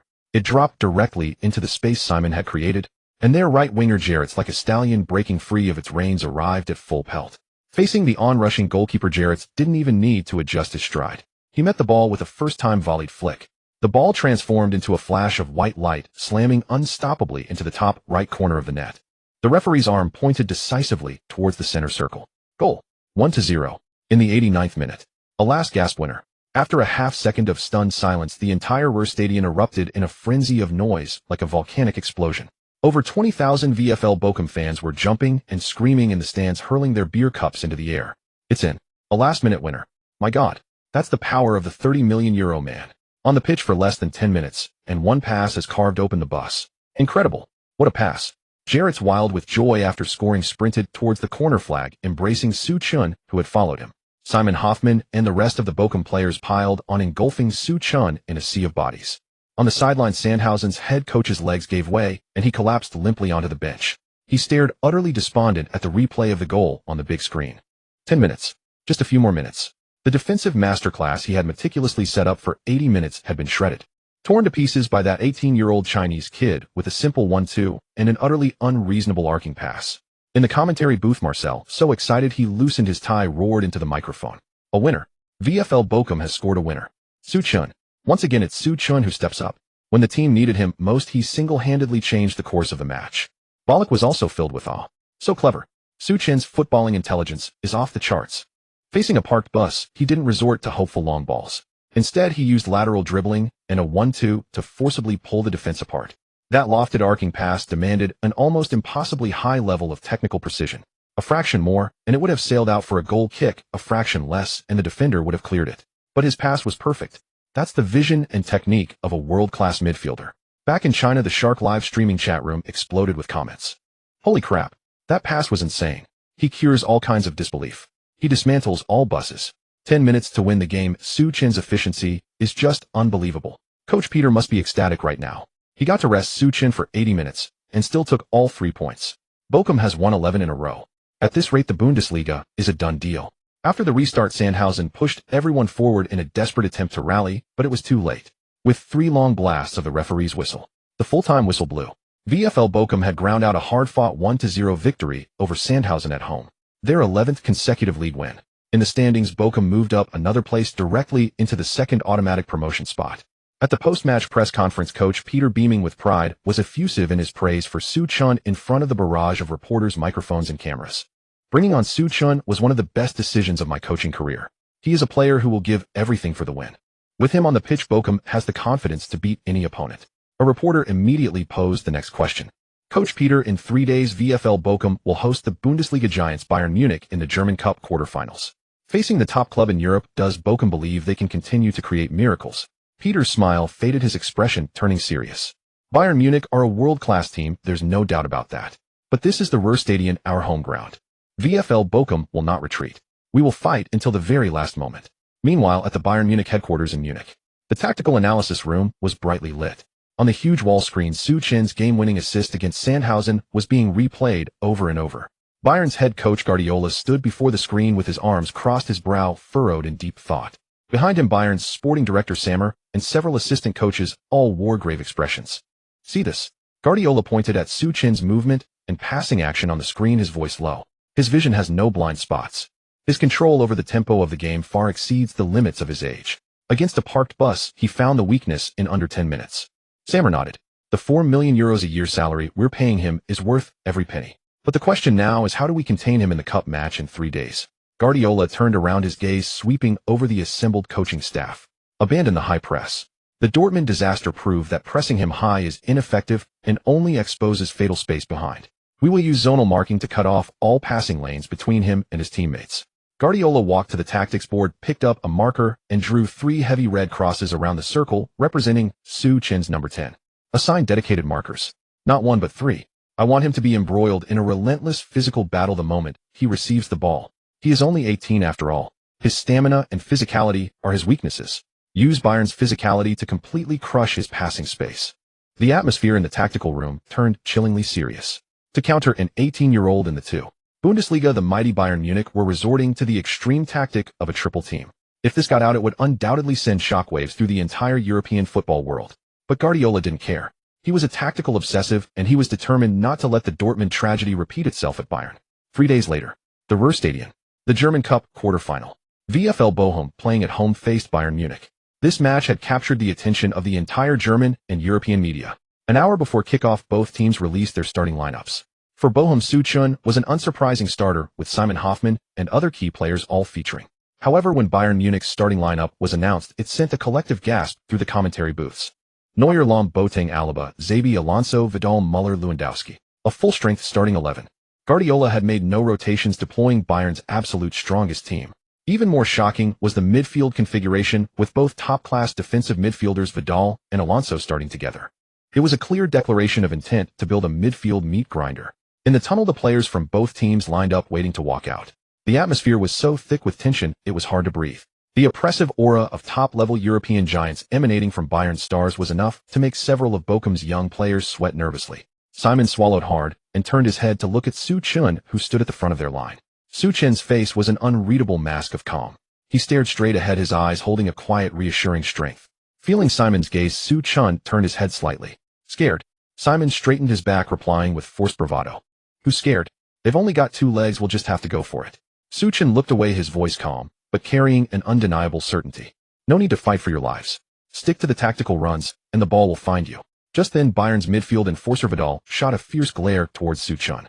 The Chilean pitbull, renowned for his aggressive style, had received a direct order from Guardiola. His sole task today was to mark this €30 million Chinese kid into the ground. Vidal cracked his neck from side to side, the joints popping loudly. He strode up to Suchen, looking down at the youngster who was a full 12 years his junior. Kid, heard you're quite the passer. Vidal grinned, a cold, challenging smile. Today I'm going to take away your very will to touch the ball. Today I will take away even your courage to touch the ball. Vidal's words were dripping with arrogance. His imposing frame stood before him, radiating an undisguised ferocity. Suchen looked at him. There was not a trace of emotion on his face. He didn't even furrow his brow. I hope you can still stand and say that to me when the match is over. Suchen's voice was calm. So calm it was like he was discussing the weather. Vidal's face darkened. Just as he was about to lose his temper, the referee blew the whistle to start the match. Beep. The sharp whistle pierced the night sky of Ruhrstadion. The DFB Pokal quarterfinal was officially underway. Bayern Munich kicked off. The Bundesliga giants displayed their suffocating dominance from the very start. Xabi Alonso received the ball in the center circle, and facing the pressing of Bochum's forward, he casually shifted his weight and distributed the ball to the wing. The football moved rapidly at the feet of Bayern's players. 1-touch pass. 2-touch pass. Bochum's players were like monkeys being led around in circles. They ran desperately, yet couldn't even get a touch on the ball. Just 3 minutes into the match, Bayern had already completed a devastating attacking combination. Müller sprinted down the right flank and delivered a precise cutback pass. At the edge of the box, the elite striker Robert Lewandowski met the ball with a thunderous strike. Boom! The ball transformed into a flash of white light, smashing violently against the post of Bochum's goal. The entire goal frame shook violently. The over 20,000 Bochum fans in the stands broke out in a cold sweat. The stadium fell silent. This was Bayern's strength. This was the heritage of Europe's top elite. On the sidelines, Bayern's coach Guardiola chewed his gum with his hands in his pockets. He looked quite relaxed. A team like Bochum wasn't worthy of making him nervous. His only tactical objective today was to completely lock down that Chinese kid Suchun. On the pitch, Bochum's goalkeeper Weiss took the goal kick. The ball flew towards the midfield. Hoffmann leaped high and flicked the ball on to Suchun nearby. The moment Suchun received the ball, danger descended instantly. Vidal, like a crazed wild bull, charged in fiercely from the front side. Simultaneously, Alonso blocked the passing lane on the left. Muller cut off the passing angle from behind. A triple team. This was the death trap Guardiola had custom-made for Suchun. In the commentary booth, Marcel shouted in astonishment. This is brutal. Bayern is using the same tactics they use against Messi against an 18-year-old. Suchun is completely caught in the meat grinder. He doesn't even have room to turn. Ballon also shook his head repeatedly. There's just no way to play this. Vidal's physicality is too strong. He's trying to destroy Suchun's balance with a foul-worthy challenge the moment he gets the ball. On the field, Vidal's shoulder slammed hard into Suchun's chest. Any ordinary Bundesliga player would have been knocked to the ground by that. But Suchun didn't fall. The Zinedine Zidane midfield maestro template activated. With a core strength rating of 79, Suchun's legs were as solid as deeply rooted old trees. He withstood Vidal's impact. However, though he held his ground physically, all passing lanes were blocked. Suchun could only helplessly push the ball sideways, forcing a pass to Low on the wing. As soon as Low got the ball, Bayern's fullback Lahm easily intercepted it. Bayern launched another counterattack. Over the next 10 minutes, the match turned completely into a one-sided half-court attack versus defense drill. Whenever Suchun got the ball, Vidal and Alonso would immediately swarm him, grabbing, pulling, and using their bodies. Suchun was completely isolated in midfield. Bochum's attack was paralyzed. They could only retreat, everyone into their own box, and hold on for dear life. In front of the away team's dugout, Guardiola chewed his gum and smiled smugly. Everything was going according to his plan. 30 million euros. Maybe he can be a star in a backwater place like the Bundesliga. But against Bayern's defensive system, he's just a rookie with no way to fight back. Guardiola turned to his assistant coach. Tell the front line to keep pressing. Let's try to settle this in the first half. Back in the Shark livestream room in China, over 20 million viewers watched with frustration. The barrage comments were full of curses. Bayern is shameless. 3 superstars with a combined value of over 100 million ganging up on our Suchun alone. How is he supposed to play like this? Suchun can't even catch his breath. This is the gap between a top club and a relegation battler. The other Bochum players can't help at all. It's all on Suchun's shoulders. It's over. Bochum is going to suffer a massacre at home today. Suchun did his best. Not even a deity could save this situation. On the pitch, Bochum's captain Simon was running so hard up front, he felt his lungs were about to explode. He was trapped alone in the encirclement of world-class center-backs Boateng and Alaba. He couldn't even catch a glimpse of the ball. Despair filled Simon's heart. Was Bochum's miracle going to end here today? Just as everyone thought Bochum was on the verge of collapse. Suchun near the center circle had a glint in his eye that grew sharper. His previous attempts to get the ball weren't futile efforts. He was probing. His maxed-out 95-point God's eye vision activated fully. The entire Bayern half was parsed into precise geometric color blocks on Suchun's retina. He had found the fatal flaw in Guardiola's death trap tactic. To completely lock him down, Bayern had committed too many midfield players. Vidal and Alonso pressed aggressively, leaving a huge vacuum in front of Bayern's defensive line. Moreover, relying on their overwhelming strength, Bayern's fullbacks Lahm and Bernat were pushing extremely high. Only Boateng and Alaba were left at the back. They thought Bochum's forwards were no threat, so they focused all their defensive efforts on Suchun alone. Since you all love to double team so much, let me show you what real passing looks like. Suchun took a deep breath. The match reached the 18th minute. A Bochum defender desperately cleared the ball from the box. The ball flew high into the air, landing near the center circle. Suchun judged the landing spot perfectly and positioned himself early. Vidal with red eyes charged from behind like a heavy tank. He planned to use the same trick. To use the most brutal collision to take down both Suchun and the ball. Kid, leave the ball here. Vidal roared and launched into a sliding tackle. His studs flashed aimed directly at Suchun's ankle. The Bochum fans in the stands let out screams of terror. In the blink of an eye, Suchun moved. He didn't choose to trap the ball and withstand the challenge. Facing the incoming tackle, Suchun lightly flicked the bottom of the ball with the toes of his right foot. The ball obediently hopped half a meter into the air. Then, using his left foot as a pivot, Suchun gracefully spun his body a full 180 degrees on the turf. A Marseille turn. It was incredibly fast, incredibly elegant. Vidal's vicious slide tackle passed right through Su Chen's afterimage. He caught nothing but air. He crashed clumsily onto the turf, eating a mouthful of mud. What a... Guardiola on the sidelines widened his eyes in shock. He almost choked on his gum. Having shaken off Vidal, the path ahead opened up for Su Chen. Alonso, startled, abandoned his position and moved laterally to cover. Su Chen didn't give him the chance. He dribbled forward 2 steps. On his retina, a deep green passing channel lit up. It was a lethal route straight to Bayern's penalty area. Up front, Simon was tightly sandwiched between Boateng and Alaba. Simon had already given up hope. He thought there was no way he could get the ball in this situation. Even if Su Chen passed it, Boateng would easily clear it. But Su Chen didn't hesitate. He was a full 45 meters from the goal. Su Chen planted his left foot firmly on the turf. With the outside of his right foot, he struck the lower middle part of the rolling ball with immense power. Boom! A dull explosive sound erupted over the stadium. The ball transformed into a streak of white lightning soaring into the sky. It was a long pass with the outside of the boot carrying immense spin. The ball curved in an exaggerated outward arc in midair. It sailed over Alonso's head, over the chasing Muller, heading straight for Bayern's penalty area. Inside the box, Boateng watched the incoming ball, a sneer forming on his lips. You think this pass will get through? How naive. Boateng accurately judged the flight path, positioned himself early, and prepared to jump for a header to clear. Simon was firmly blocked behind him, unable to move him an inch. But, just as Boateng was about to jump, something bizarre happened. The ball, flying at high speed, suddenly dropped with a violent spinning descent. It forcibly changed its downward trajectory right above Boateng's head. It didn't hit Boateng. Instead, it grazed the top of Boateng's head and eerily dropped towards Simon behind him. Boateng jumped into the air and headed nothing but thin air. He stood there dumbfounded, completely unable to comprehend how the ball had curved. As for Simon, seeing the ball suddenly appear in front of him, his mind went blank. He didn't even attempt to jump. Purely on instinct, he lowered his head. Thud! The ball hit Simon square on the forehead, carrying the immense kinetic energy from Su Chen's pass. The ball deflected, flying like a cannonball fired from a barrel straight towards the top right corner of the goal. Bayern's goalkeeper Neuer, the world's #1 goalkeeper, was standing on his goal line, his feet seemingly nailed to the turf. He had no time to make a save. He could only watch helplessly as the ball smashed into the back of the net. The net rippled. The white wave surged. Beep!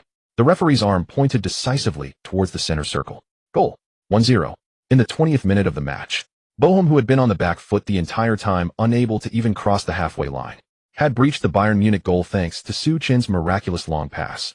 The entire Ruhrstadion, after 2 full seconds of stunned silence, erupted into a frenzy of screaming that threatened to blow the roof off. Over 20,000 Bochum fans went absolutely wild. They were jumping and screaming shirtless in the stands. Beer cups were thrown into the air, raining down like a golden shower. It's in. Oh my God. It's in. Su Chen. Su Chen. What kind of magical pass was that? It curved right over Boateng's head. Unbelievable. This is the strength of the €30 million man. Screw Bayern. At our home ground, no one can beat us. In the broadcasting booth, the famous commentator Marcel was screaming so loudly his voice cracked.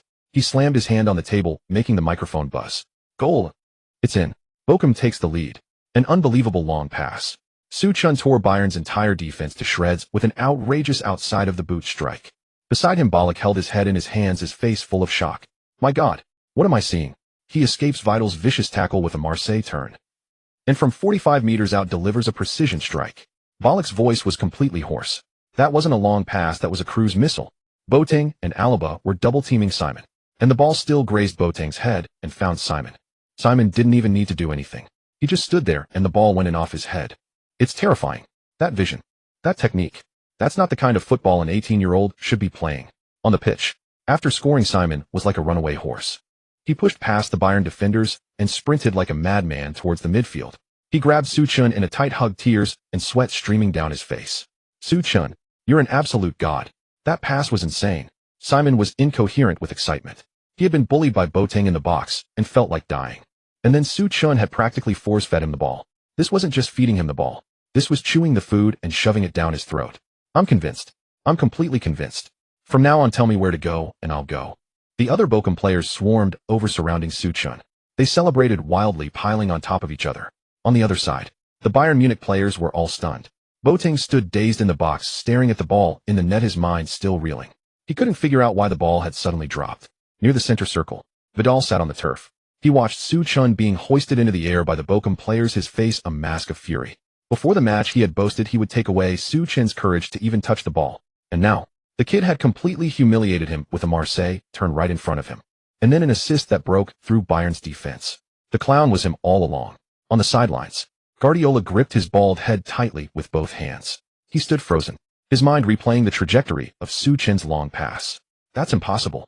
Under that high pressure from a three-man trap, how did he still see the space up front? There aren't three players in all of Europe who can make a pass like that. Guardiola completely overturned his previous assessment. He finally understood why the Bayern board was willing to splash out $4 million a year on a Bundesliga kid. 30 million euros. Guardiola muttered through gritted teeth. Those idiots in the media. For this kid, 30 million is too low. He's worth at least 50 million. Back in the Shark livestream room in China, the barrage comments were so thick you could barely see the broadcast. Wow, wow, wow. I'm speechless. That pass was incredible. Zidane reincarnated. Vidal was so cocky before the match, wasn't he? Keep talking. He got fooled by a Marseille turn. Boateng is the background. That curve was magical. Who said Bochum would get destroyed? Su Chen is taking on Bayern's entire midfield by himself. Awesome. So satisfying. This is our Chinese individual nuclear weapon. The match restarted.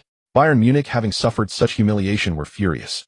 Guardiola was like an enraged lion on the sidelines, waving his arms frantically. Push up. Everyone push up. Win the ball back. Crush them. Bayern's formation pushed forward completely. Even the two center-backs crossed the halfway line. Lewandowski stood in the center circle, stepping on the ball. His gaze was fixed intently on Bochum's goal like a beast ready to strike. The true fury of the Bundesliga giants was about to be fully unleashed at Ruhr Stadion. Bochum's defense was about to face the most terrifying bombardment.